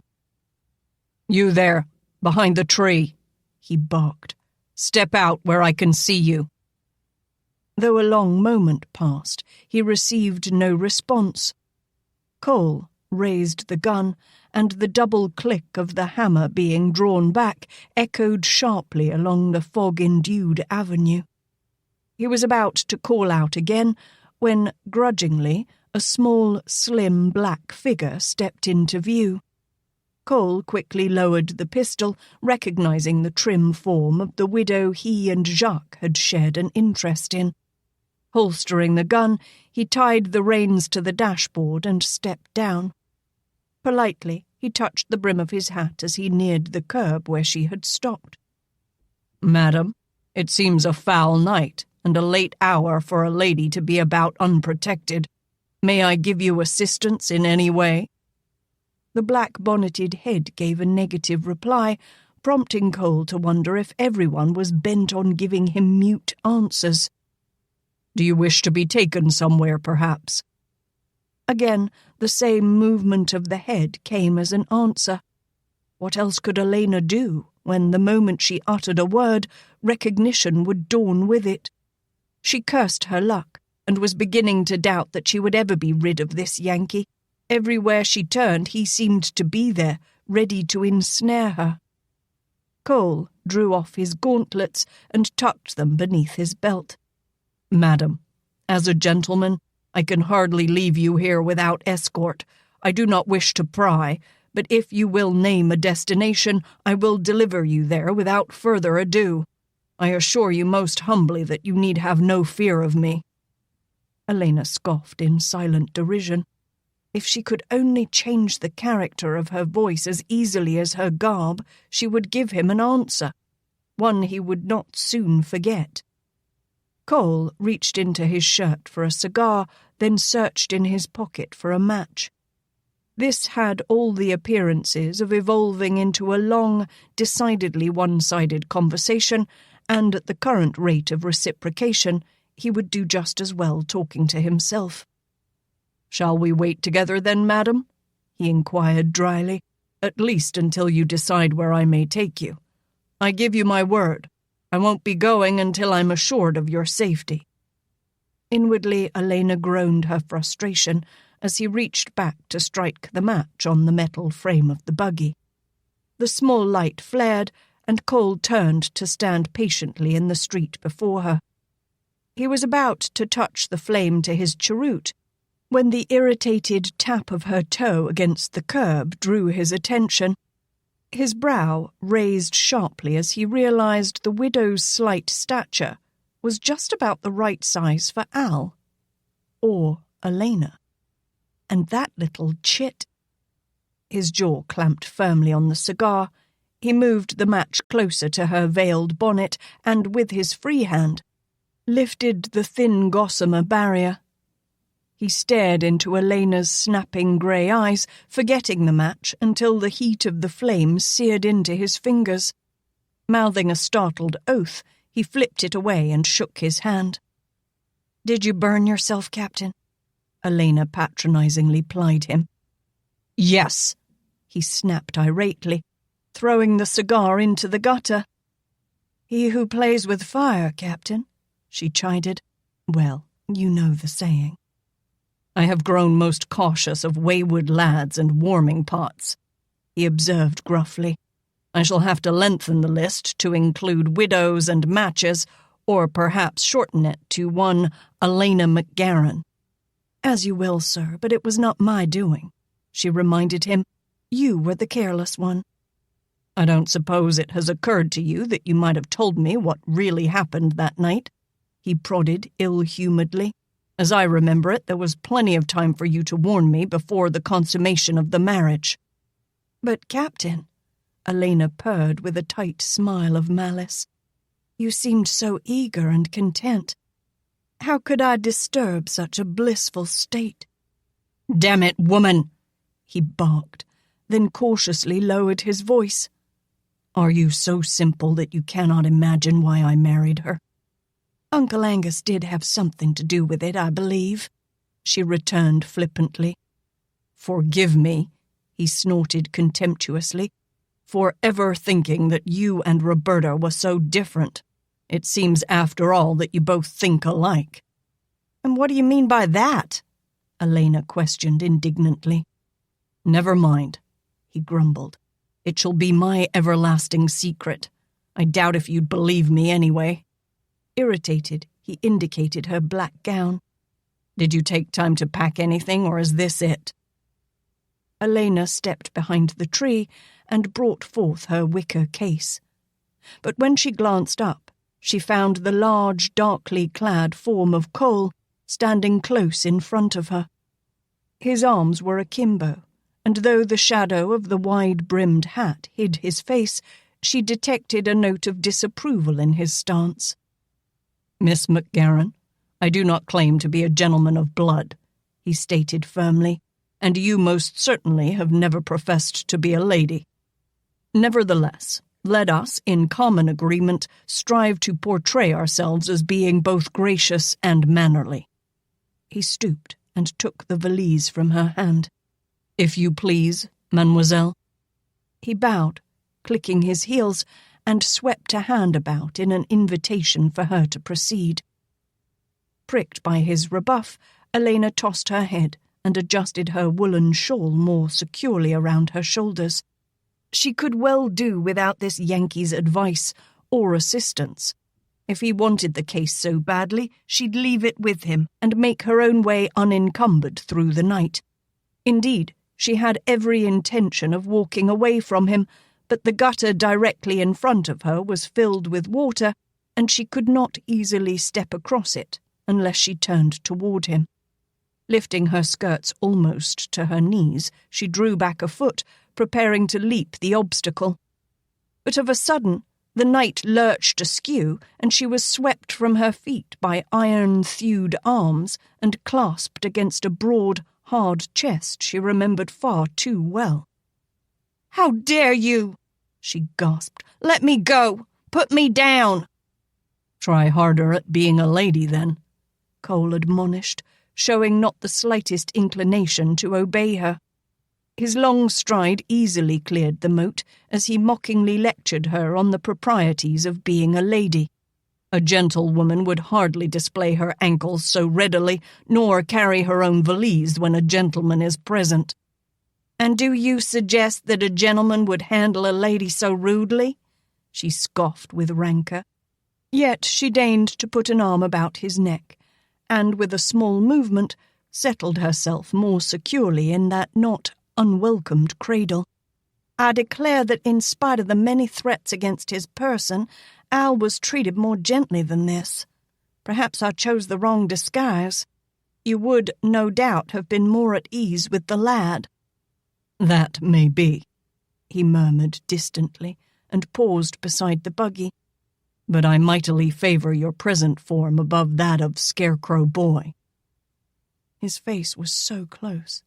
Alaina had no difficulty discerning its every detail, and the soft, lazy smile it bore awoke burning memories that, while thrilling, were also most disturbing.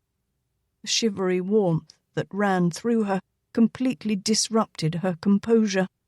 She turned her own face away and thus betrayed the sudden blush that would have gone unseen in the misty darkness. "Captain, if you please," she struggled to set a foot to ground. "Your everlasting fondling wears on me, and you, if I dare remind you, are a married man." Cole placed her quite ungently upon the buggy seat, his anger once more kindled. "A fact which weighs more certainly upon your discretion than mine, Miss MacGaren." He passed to the rear of the carriage, tossed the wicker case into the boot beside his own baggage, and jerked the canvas cover over them. He returned to her sight and lit another cheroot with quick, taut movements, the flare of the sulphur match displaying a frowning, pensive visage. Alaina glanced away, reading his ire, and slid across the seat to make room for him. As he lifted a foot to the step, however, she placed a hand upon the tufted leather, and when he glanced up in wonder at her delaying gesture, she smiled condescendingly. "I do miss the case between us, Captain." "Is it magical, then, that it will protect your virtue?"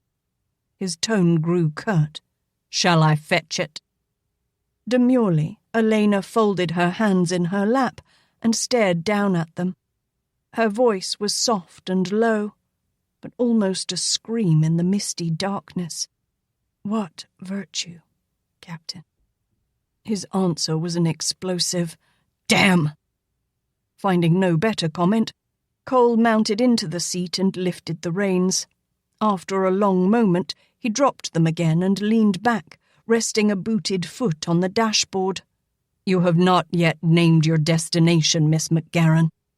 This does make it rather difficult to proceed. I have no place in mind, Captain, she confessed. I've precious little coin to squander for lodging, as you may well know. I had hoped that perhaps Dr. Brooks might afford me a night's shelter. I still have my apartment at the Pontalba place, Cole informed her tersely. Since I shall be absent for some weeks, you are welcome to make use of it. At least it would offer you privacy and some time to settle your circumstances.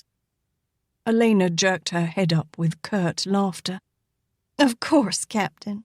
And in those weeks I shall become well established as your paramour. When you return, it will take but a moment or two to bring that fact into being. Oh, wherefore art thou, gentle man? Damn it, girl! Cole seized the reins again and slapped the horse into motion. The dregs of your virtue are the greatest stumbling block my temper has ever known. He glared down at her. I feel most deeply the burden of your present distress, and accept that it is in the greater part my fault. I offered the apartment only with the kindest intent. He clamped his teeth down hard on the cigar, but, after a pause, continued. I've had enough of your pettish mewling.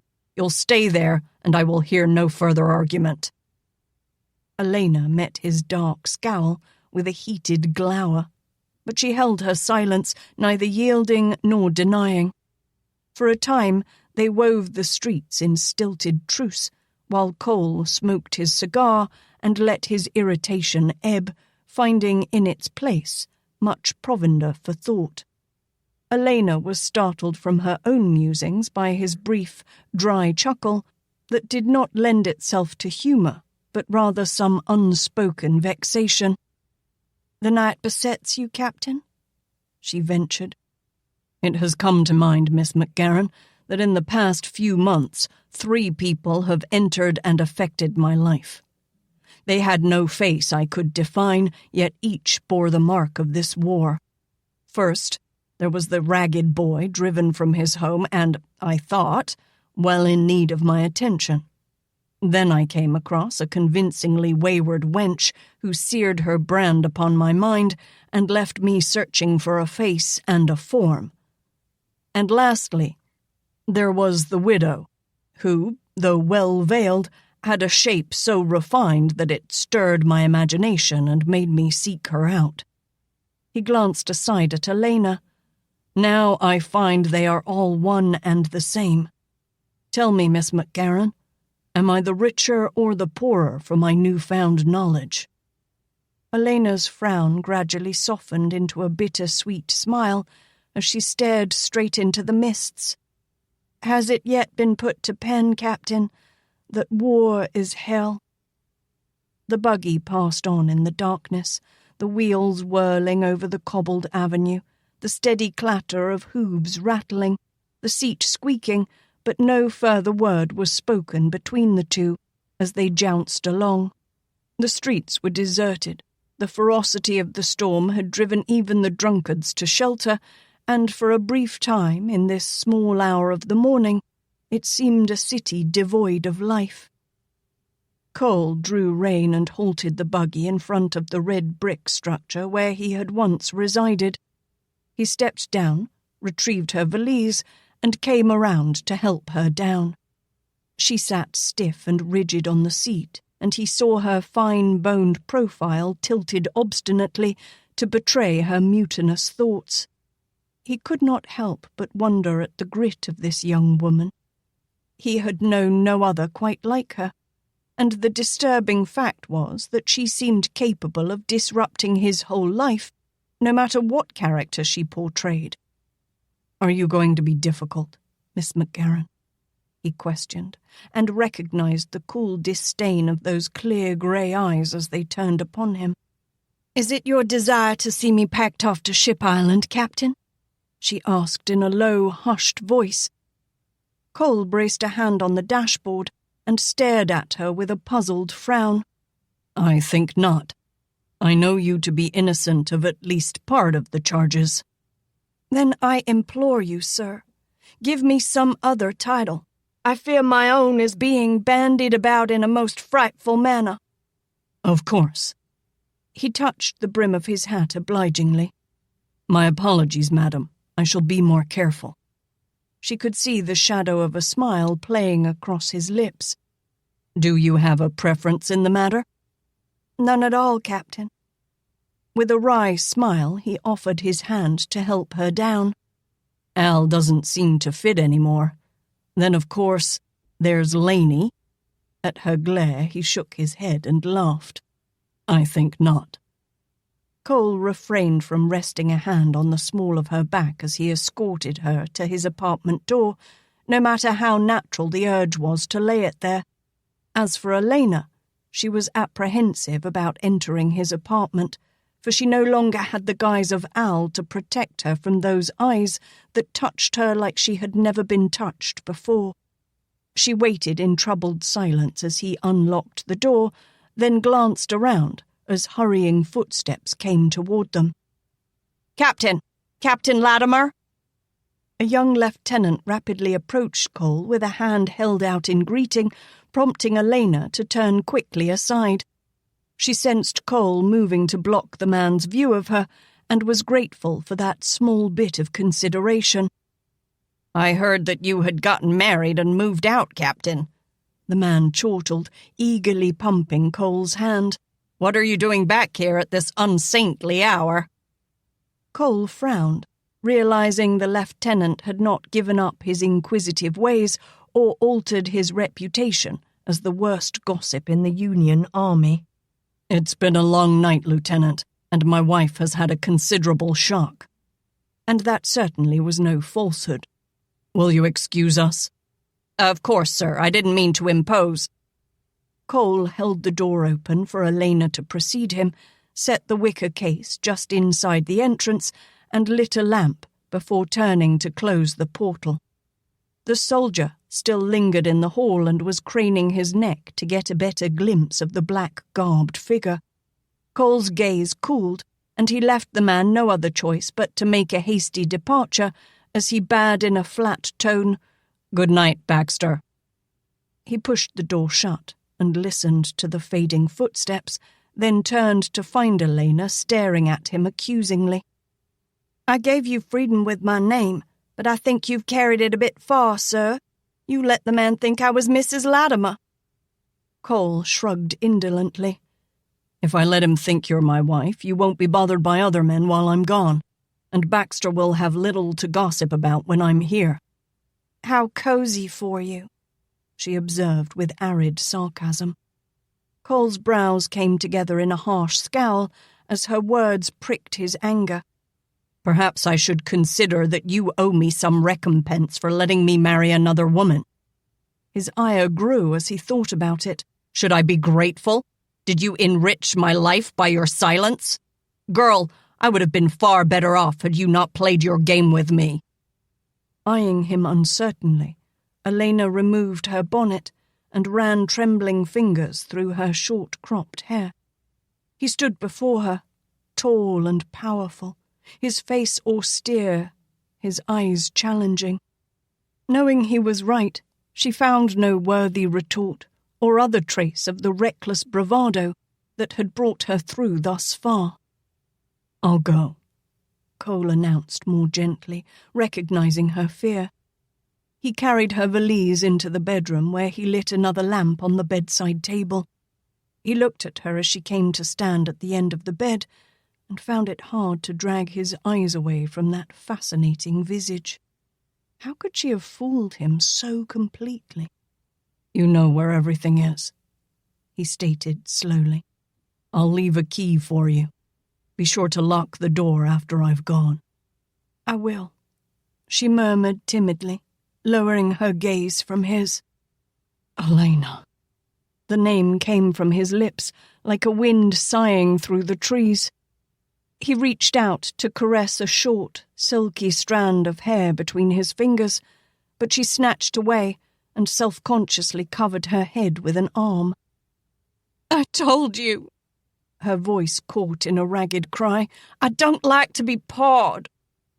Cole dropped his hand and let out a long, steadying breath. "I'll be back later on this morning and bring some food." "I don't need your handouts," Alaina murmured. "I can take care of myself." Cole's gaze skimmed over her casually. "I made my assessments regarding your success at doing that the first day we met, when you were half-starved. I haven't changed my opinion since." Returning to the parlour, he removed a slicker from an armoire and moved to the door, where he promised, "I'll be back." He strode out, closing the portal behind him, and Alaina quickly locked it and leaned weakly against it. She could not bear to stay the night in his apartment, to sleep in his bed, to know his possessions surrounded her. He belonged to Roberta, and she could have no part of him. Anxiously, she set to work. She knew what she must do. Though she was weary, she could not stay longer than the moments it would take to change her disguise. She flung open her valise and, stripping the garments from her body, carefully folded them into the case, then donned in their stead the boy's clothes. A long shudder of revulsion passed through her as she once more sooted her face and arms from the blackened fireplace and jammed the filthy hat down over her hair. As soon as she felt it safe, she left the apartment. This time it was Al who stealthily crept on bare feet down the stairs, but as she rounded the last corner, she found herself face to face with Lieutenant Baxter, bleary-eyed and wrapped in a flannel robe and carrying a porcelain pitcher in his hand. Giving not so much as a pause, she spoke his name clearly and accompanied it with a brisk "Good morning, sir," and brushed quickly past him. Before the young man's muddled brain could sort this out, the lad had ducked down the stairs and was gone from sight. Lieutenant Baxter stared dumbly after the boy, considering the dozen or so courses of action open to him, the more rabid of which entailed rousing the whole complex for a search and chase. In his mind, he imagined the dour faces of the colonels, majors, and captains as they were rudely roused from their slumber at this ungodly hour. After a moment, Baxter shrugged, mumbled a soothing word to himself, and returned quietly to his bed. Alaina paused in the shadow of the portico to slip on her woolen socks and outsized boots, then moved away from the Pont Alba apartments as casually as a ragamuffin urchin could without bringing unwanted attention down upon his head. She had left Jackson Square well behind when she espied a heavy dray wagon lumbering northward on some early morning delivery. The driver dozed in his seat and took no notice of the lad, who swung himself up on the tailgate, nor his descent when they crossed the river road. It was Mrs. Hawthorne's custom to rise early to enjoy the hazy mists of the deep south's dawns. She usually greeted the sun with a stroll in her flower garden, but this morning she was surprised when she opened her back door and found the small form of Al, seated on a wicker suitcase and huddled sound asleep against the railing of her porch. With tender compassion, the old woman knelt, and, placing her arm about the other's shoulders, gently shook Alaina until the grey eyes fluttered open. "Come, child," she urged, raising her guest to her feet. Mrs. Hawthorne guided Alaina to a settee in the parlour, where she gently pressed her down and spread a huge knitted shawl over her.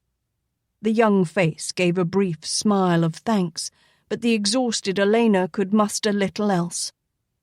"Sleep, child," Mrs. Hawthorne commanded softly. "You are safe, and I will wake you when breakfast is ready." Much refreshed after a hearty breakfast, Alaina leaned back to sip the hot, strong but effective coffee the woman had made especially for her, and glanced briefly at the clock. "You shouldn't have let me sleep so late, Mrs. Hawthorne. It's almost 10. The rest did you good, Alaina." The woman did not seem in the least bit sorry. "But what's this you tell me about your captain? You wish to avoid him, too?" "Him most of all," Alaina snapped vehemently. "I've just had enough of that simpering bluebelly lording it over me wherever I go." "I see." Mrs. Hawthorne considered the suddenly irate and nervous young girl for a long moment. "Well, have you made any plans?" "I'm going home. Before Briar Hill is sold, I'd like to take a last look at it." It was as much as she would admit, and the thought of some Yankee slouching in her mother's parlour made her throat tighten to a degree that further words would have been difficult. "But, child, how will you travel?" Mrs. Hawthorne insisted. Alaina chewed her lip in consternation. "If I told you, the Yankees could make you tell or put you in jail. I just can't place you in that kind of trouble." Her hostess burst out into carefree laughter, and when the woman leaned forward, the brown eyes were bright with anticipation. "Listen to me, young lady. I haven't had so much fun and excitement in years. Why, since you came, my blood has started flowing again. I was afraid I was doomed to a dreary, fading end, but now I can hardly wait to see what happens next. In my day, I handled better men than any I've seen lately, with the possible exception of your Yankee captain. Do you honestly think I'd let you wander off without helping you? Anyway," the old woman made an imperious gesture to Alaina's garb, "Dr. Latimer knows about your disguise now." Alaina chafed at the reminder. "And he knows about the widow, too. That mangy critter will probably track me down just for the meanness of it." "You've been a boy too long, Alaina," Mrs. Hawthorne observed.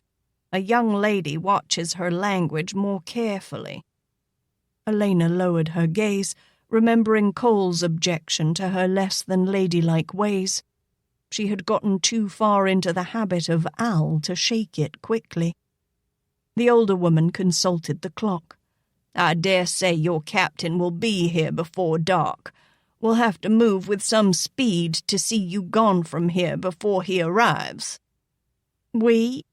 Alaina's eyebrows rose sharply, but Mrs. Hawthorne had already bustled off into the kitchen. She came back after a moment, bearing a small crock filled with a dark brown ichorous fluid, which she placed ceremoniously in the middle of the table. "This is butternut stain," she explained. "It's used to color wool and other fabrics, but few realize it can stain the skin, too. It's quite durable and lasts perhaps as much as a week or two." She paused, and her eyes gleamed again with excitement.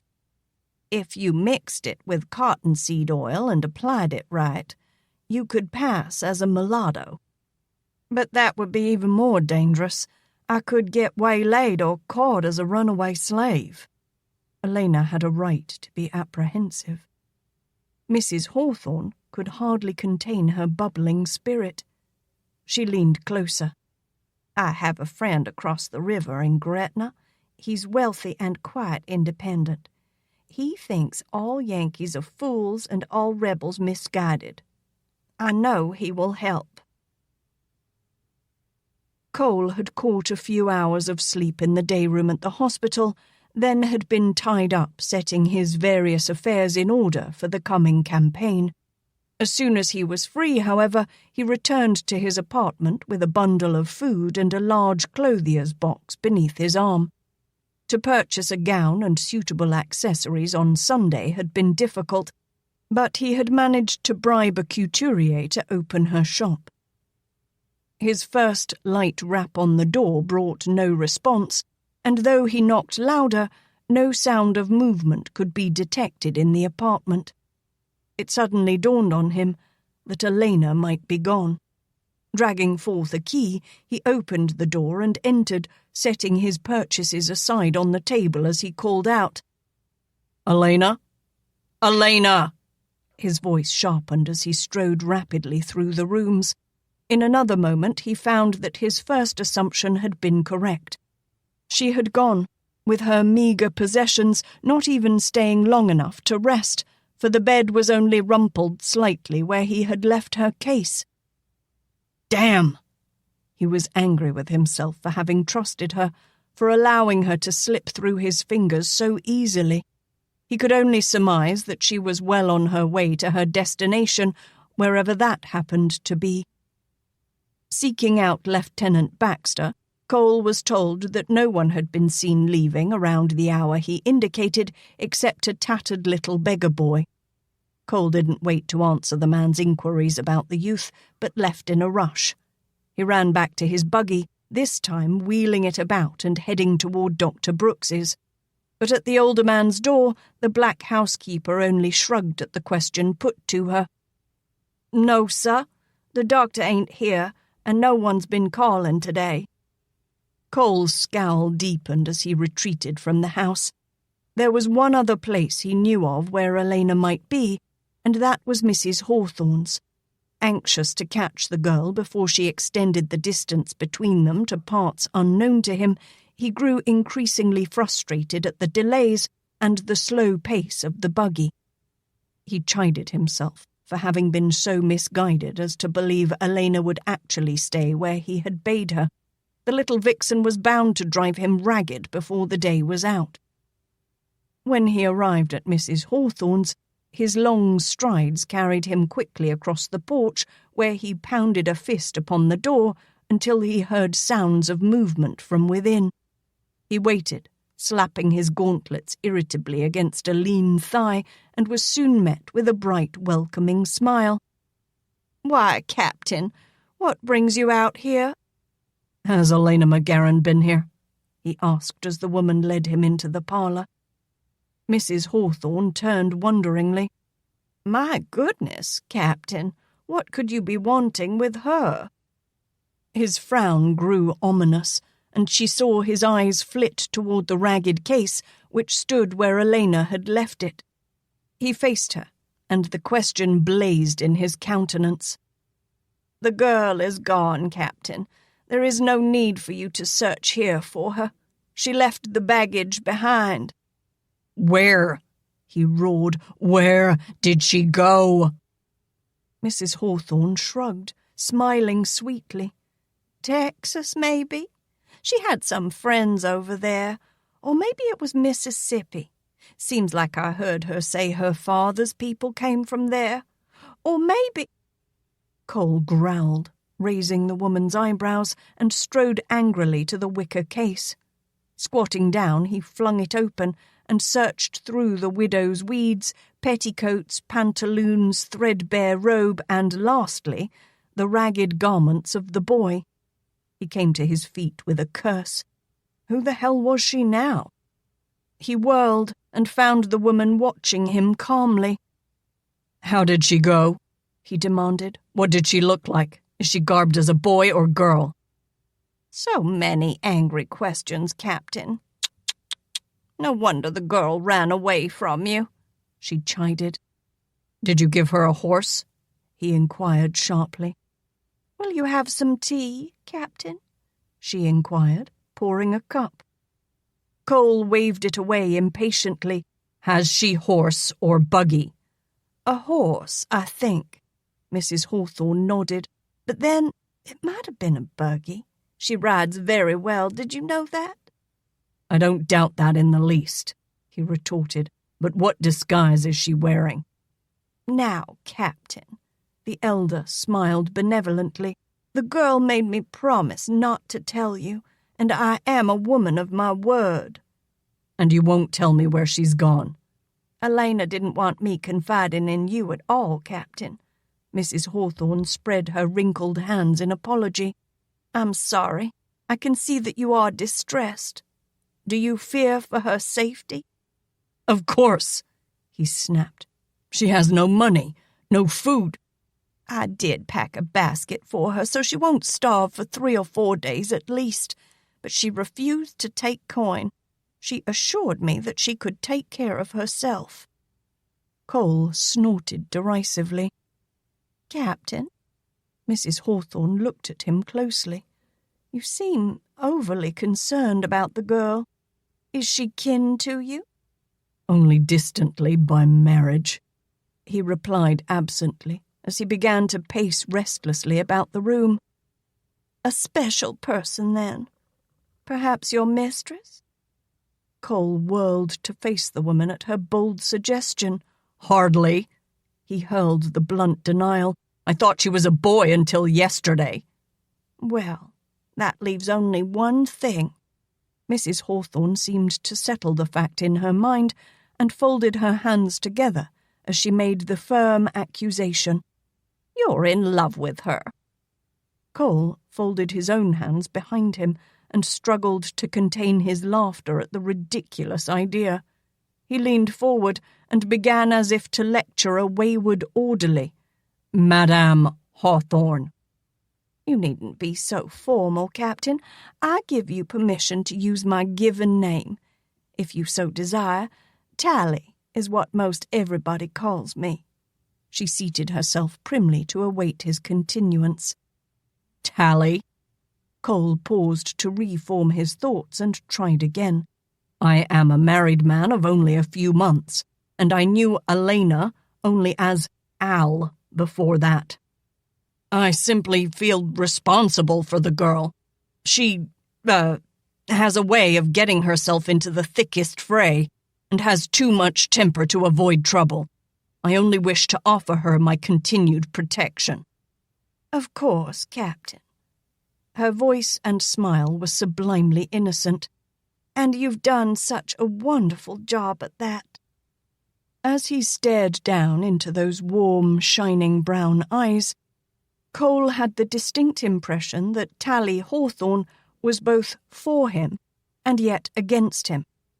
From that confusion he could draw no further argument. He retrieved his hat and gauntlets, then paused beside the door. "Good night, Tally." "I really do wish you good fortune in your endeavor to find your girl, Captain. Now, good night." Cole opened his mouth to reply, but Mrs. Hawthorne was already picking up the tea service as if she had already dismissed him. He left. Chapter 18. Captain Cole Latimer rose early in the morning on Monday, the 7th day of the windy month. With a last glance about his apartment, he hefted his saddlebags and departed, relieved that the night of dissatisfied, restless pacing was at an end and that he had some purposeful activity to set his mind to. At the hospital, he picked up the orders assigning him as physician to the 1st Division of the 19th Corps under General William H. Emery and accepted the issue of a surgeon's field kit, a heavy, bulky leather case curved on the bottom to fit behind the cantle of a saddle. He paused briefly in the doorway of the officer's day room to look in, just in case Al might have decided to return. His doubts were magnified into disappointment, no less bitter for the fact that he had expected as much. Passing the posting board, he plucked a handbill he had only casually noted before, but it was not until he had secured passage on the Gretna ferry and found a private moment to himself that he withdrew the parchment from his blouse and read it with more care. Briar Hill, legally confiscated, estate of the renegade Alaina MacGaren, 1,500 acres approximately, 600 tillable, appraised. House, stable, carriage house intact, other outbuildings in need of repair. Minimum acceptable bid, $5,000 U.S. currency, sealed bids only. Auction, 12th April 1864. Cole leaned against the railing of the small steam packet and stared into the roiling river that flowed beneath his feet. He was as sure now as this grunting little boat made noise that Alaina was headed back to her home, if only for a last look. The route of the march would take the army through Cheneyville, from whence, he had been assured, it was only a few miles to Briar Hill.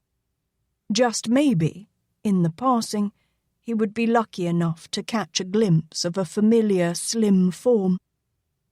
At Gretna, Cole led the roan into a stock car of the train bound for Brashear City and the waiting army, then settled himself in a seat in the passenger car in hopes of reclaiming some of the sleep he had lost during the night. But failing to find succor for his tired mind, he was a victim of the sluggard time. It dragged on interminably. Major Magruder was anxiously awaiting his arrival at the Brashear City station. The man had stridently protested the orders assigning him to the campaign, but now, with Cole as a willing volunteer, he was impatient for his comfortable quarters in New Orleans. As soon as the younger man stepped down from the car, he was at the captain's elbow and bypassed all usual forms of greeting. "You'll find the medical camp about 3 miles west on the lake shore. It's a choice spot, but I must warn you about the mosquitoes. They've grown quite barbarous with so much Yankee blood to feed on." His voice droned on in a rapid-fire summation of orders, directives, and the general state of readiness of the medical cadre, which, he assured Cole, were ready to move on a moment's notice. It was several moments before he paused and cleared his throat. "Any questions, Captain?" At Cole's negative reply, Magruder cheered up a bit. "Good, then you won't need me, and I'll see to my horse." He took a few steps, then turned back with a languid smile. "I'd wish you good luck, Captain Latimer, but I think your first real campaign will prove to be devoid of any such frivolities."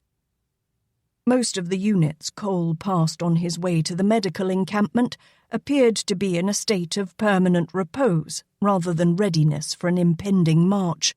Those who had avoided the Labour parties lazed about and indulged in pastime inactivities. The medical camp was no exception. In fact, there was even more of a flavour of a Sunday outing that existed in the hospital corps. The sun was just touching the treetops when the charge of quarters directed Cole to Major Magruder's recently evacuated tent, and the brief southern twilight had flown by the time he returned from the officers' mess. A single oil lantern provided him light as he entered his name in the unit's log and settled himself in. The 8th of March dawned bright and clear, bearing the promise of continued fair weather. Captain Latimer had risen before the sun and, after a hearty breakfast, returned to the cantonment area to inspect the small detachment that would form his command. He could find no rosters of assignment, and a corporal in the administration tent informed him that no such thing existed and that Major Magruder had been responsible for the organizational matters of the medical unit. With a sense of hovering doom, Cole sought out the sergeant major, and together they went out to the vehicle park. There were 25 supply wagons and as many ambulances of the sturdy Rucker type, along with 5 medicine vans. Cole satisfied himself that these last were well provisioned. The ambulances were new and in good condition. But when he lowered the tailgate of a supply wagon and peered inside, Cole immediately hoped that Magruder had finally fallen into that privy Alaina had mentioned. He turned curtly to the sergeant major, and his first question was as cool as a leftover breath of winter wind. "Where are the lading bills for these wagons?" "Ain't no bills, sir," the burly man stated without fanfare. "We just loaded 'em with whatever was handy. The major said it didn't matter. If we came onto a fight, all the wagons would be grouped up anyway." "And how will we find anything without unloading them all? Perhaps you would like that duty, Sergeant." The sharp tone of Cole's retort left little doubt in the sergeant's mind that an error had been committed. I suggest you break out the men and get these wagons unloaded so we can sort out this mess." "But, sir—" The sergeant major subsided into silence under the captain's chilled glare. "Sergeant," Cole began slowly, almost gently, "if a shell hits this wagon, we'll bandage about 4 acres of swamp, but not another soldier. The next one contains all the alcohol and laudanum. If that one tips into the bayou, you'll have the happiest bunch of gators for miles around." "Yes, sir." The sergeant major was properly chastened. "I'll round up the men, sir. Right away, sir." It was a day to try any man's soul.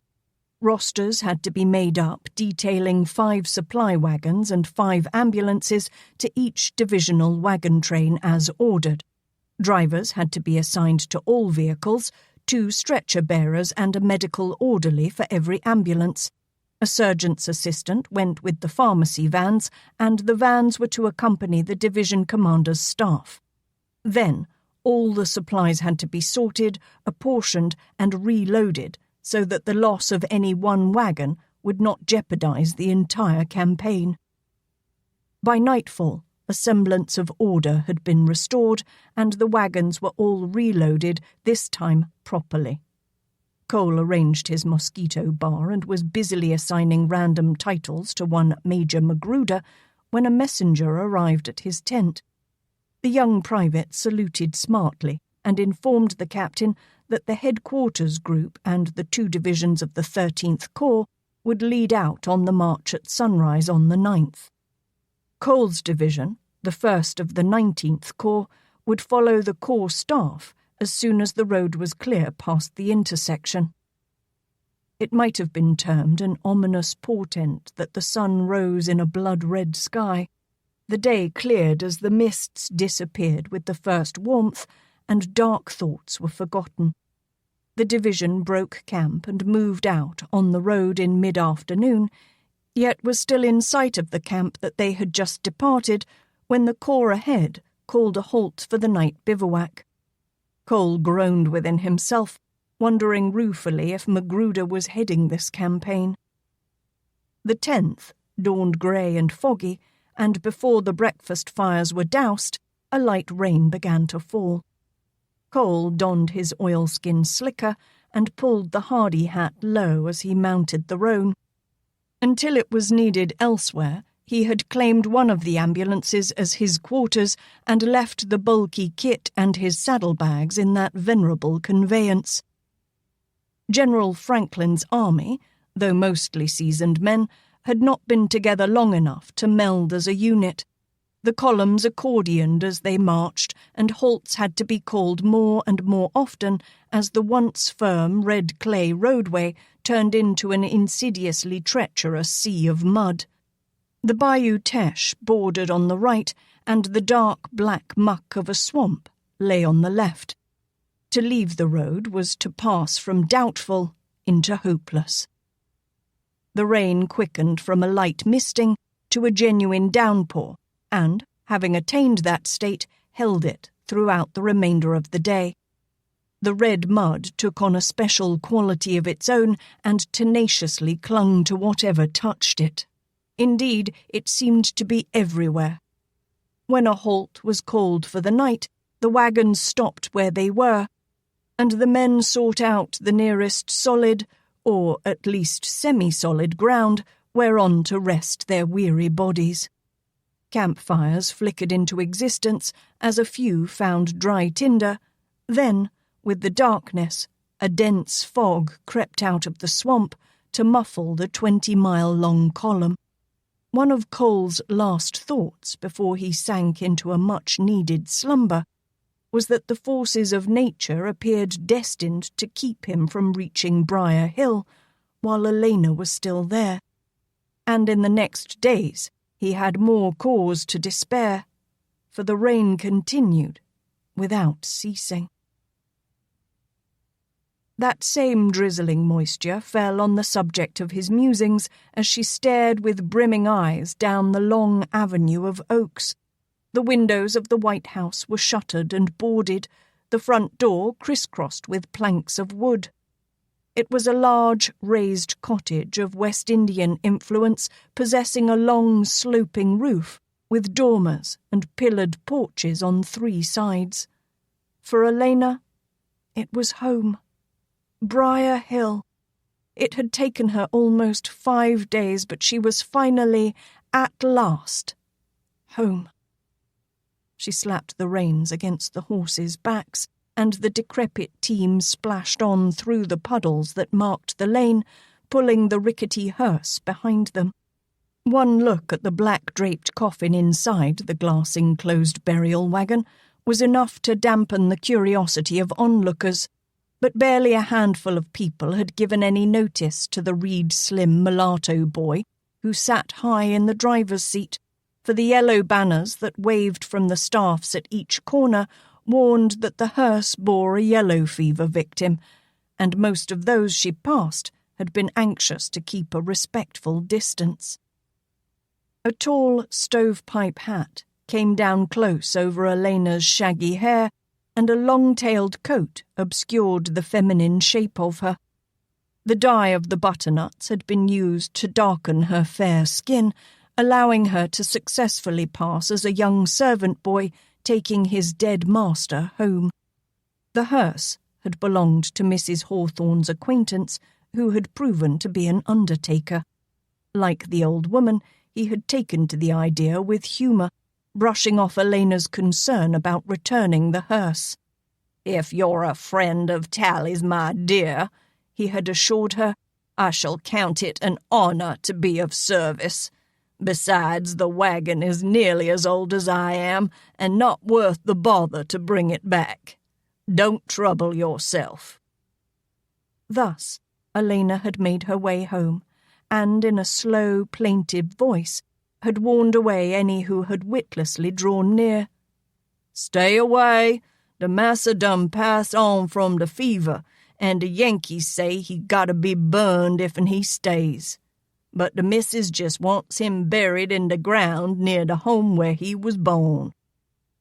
A canopy of moss-bedecked branches arched high above her head, sifting raindrops of moisture down upon her as she passed beneath them. Memories came flitting back of her last days at Briar Hill, and of her hardships when the Yankees had occupied Alexandria in the spring of '63. The enemy had swept away the harvest of the land, confiscating livestock, cotton and lumber where they could find it, and burning homes as it met their moods. Though Briar Hill had escaped the torch, it had not escaped the devastation of its fields and the theft of its livestock and cotton. A few of the planters had managed to hide barges of cotton in the swamps, but banks had come away well supplied just the same. Still, her own losses had been only superficial when she took into account what she had given up to Captain Latimer. That night had scored its memory on her soul. The leaves of the trees were new green, their growth no doubt spurred on by the endless spring rains. The azaleas were in bloom, and even in the heavy mists was still the same rich, vibrant fuchsia of happier days. But then it was only circumstances and people who changed in times of trouble. Spring still came with its burst of colour and fragrance. The trees remained standing staunchly through grief to bring new life beneath a warming sun or pelting rains. As she neared the house, Alaina's eyes fastened on the bold red cross that had been painted on the front door of her home, and her spirit struggled beneath the weight of judgment against her. She had been condemned as a traitoress by her own people, without benefit of a hearing. The cross bore out their verdict. They would kill her if they could. On trembling limbs, Alaina climbed down from the hearse and mounted the steps. The elusive laughter of her mother drifted through her mind, while the faces of her brothers and father passed wraith-like through her memory. She had been happy living in this house, with her family, but nothing was left of the gaiety she had known here. Its charm, like the rest of her loved ones, was gone forever. Slowly, Alaina walked along the gallery to the side of the house, her eyes inspecting every boarded window. Sweet olive shrubs grew thick against the house, and their fragrance wafted up, mingling with the fresh scent of rain. It even smelled like home.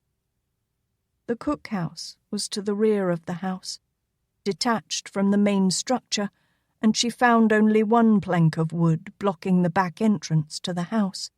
Alaina ducked beneath it, thrusting her shoulder against the portal that had always been hard to open in damp weather.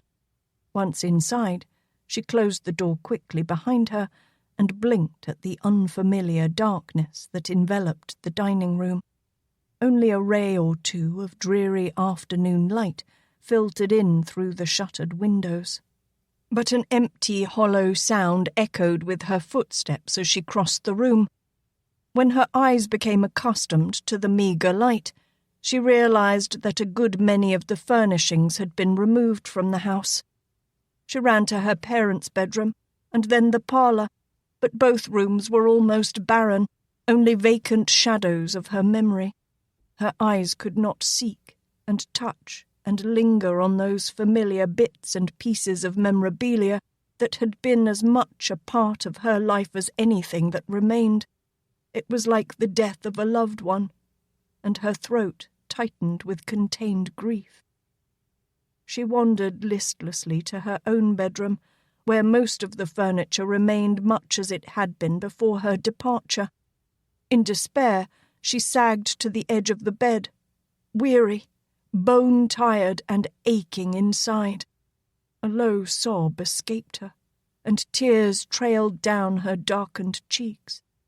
Her thin hands closed in tight fists, grasping the ticking of the bare mattress, as if by dint of will she could hang on to the remembrances associated with her home. Then she straightened apprehensively, as the floor behind her creaked beneath a heavy foot. In sudden fear she sprang up to face the intruder, but as recognition dawned, she stared agog, her tears forgotten, her eyes wide in disbelief. "Miss Alaina?" the familiar voice questioned uncertainly as the giant black man stepped hesitantly closer. "Is that you, child?" "Saul!" Her shriek of joy pierced the stillness of the house, and in the next instant she had thrown herself into his bear-like embrace. She wept now with happiness and relief as he clumsily patted her back. "Oh, Saul, I thought you were dead." "No, he grinned as she stood back. "Them Yankees hung on to my tail for the better part of a week, but I finally threw 'em. I didn't dare lead 'em back to you, Miss Alaina." "I thought you had been taken, so I went to Uncle Angus's," she sniffed. "I've been keeping an eye out for you round here all along. I figured you'd come back sooner or later. All them rumors I's been hearing, I knowed you was in a heap of trouble. It just seems, Miss Alaina, the lies keep getting worse and worse."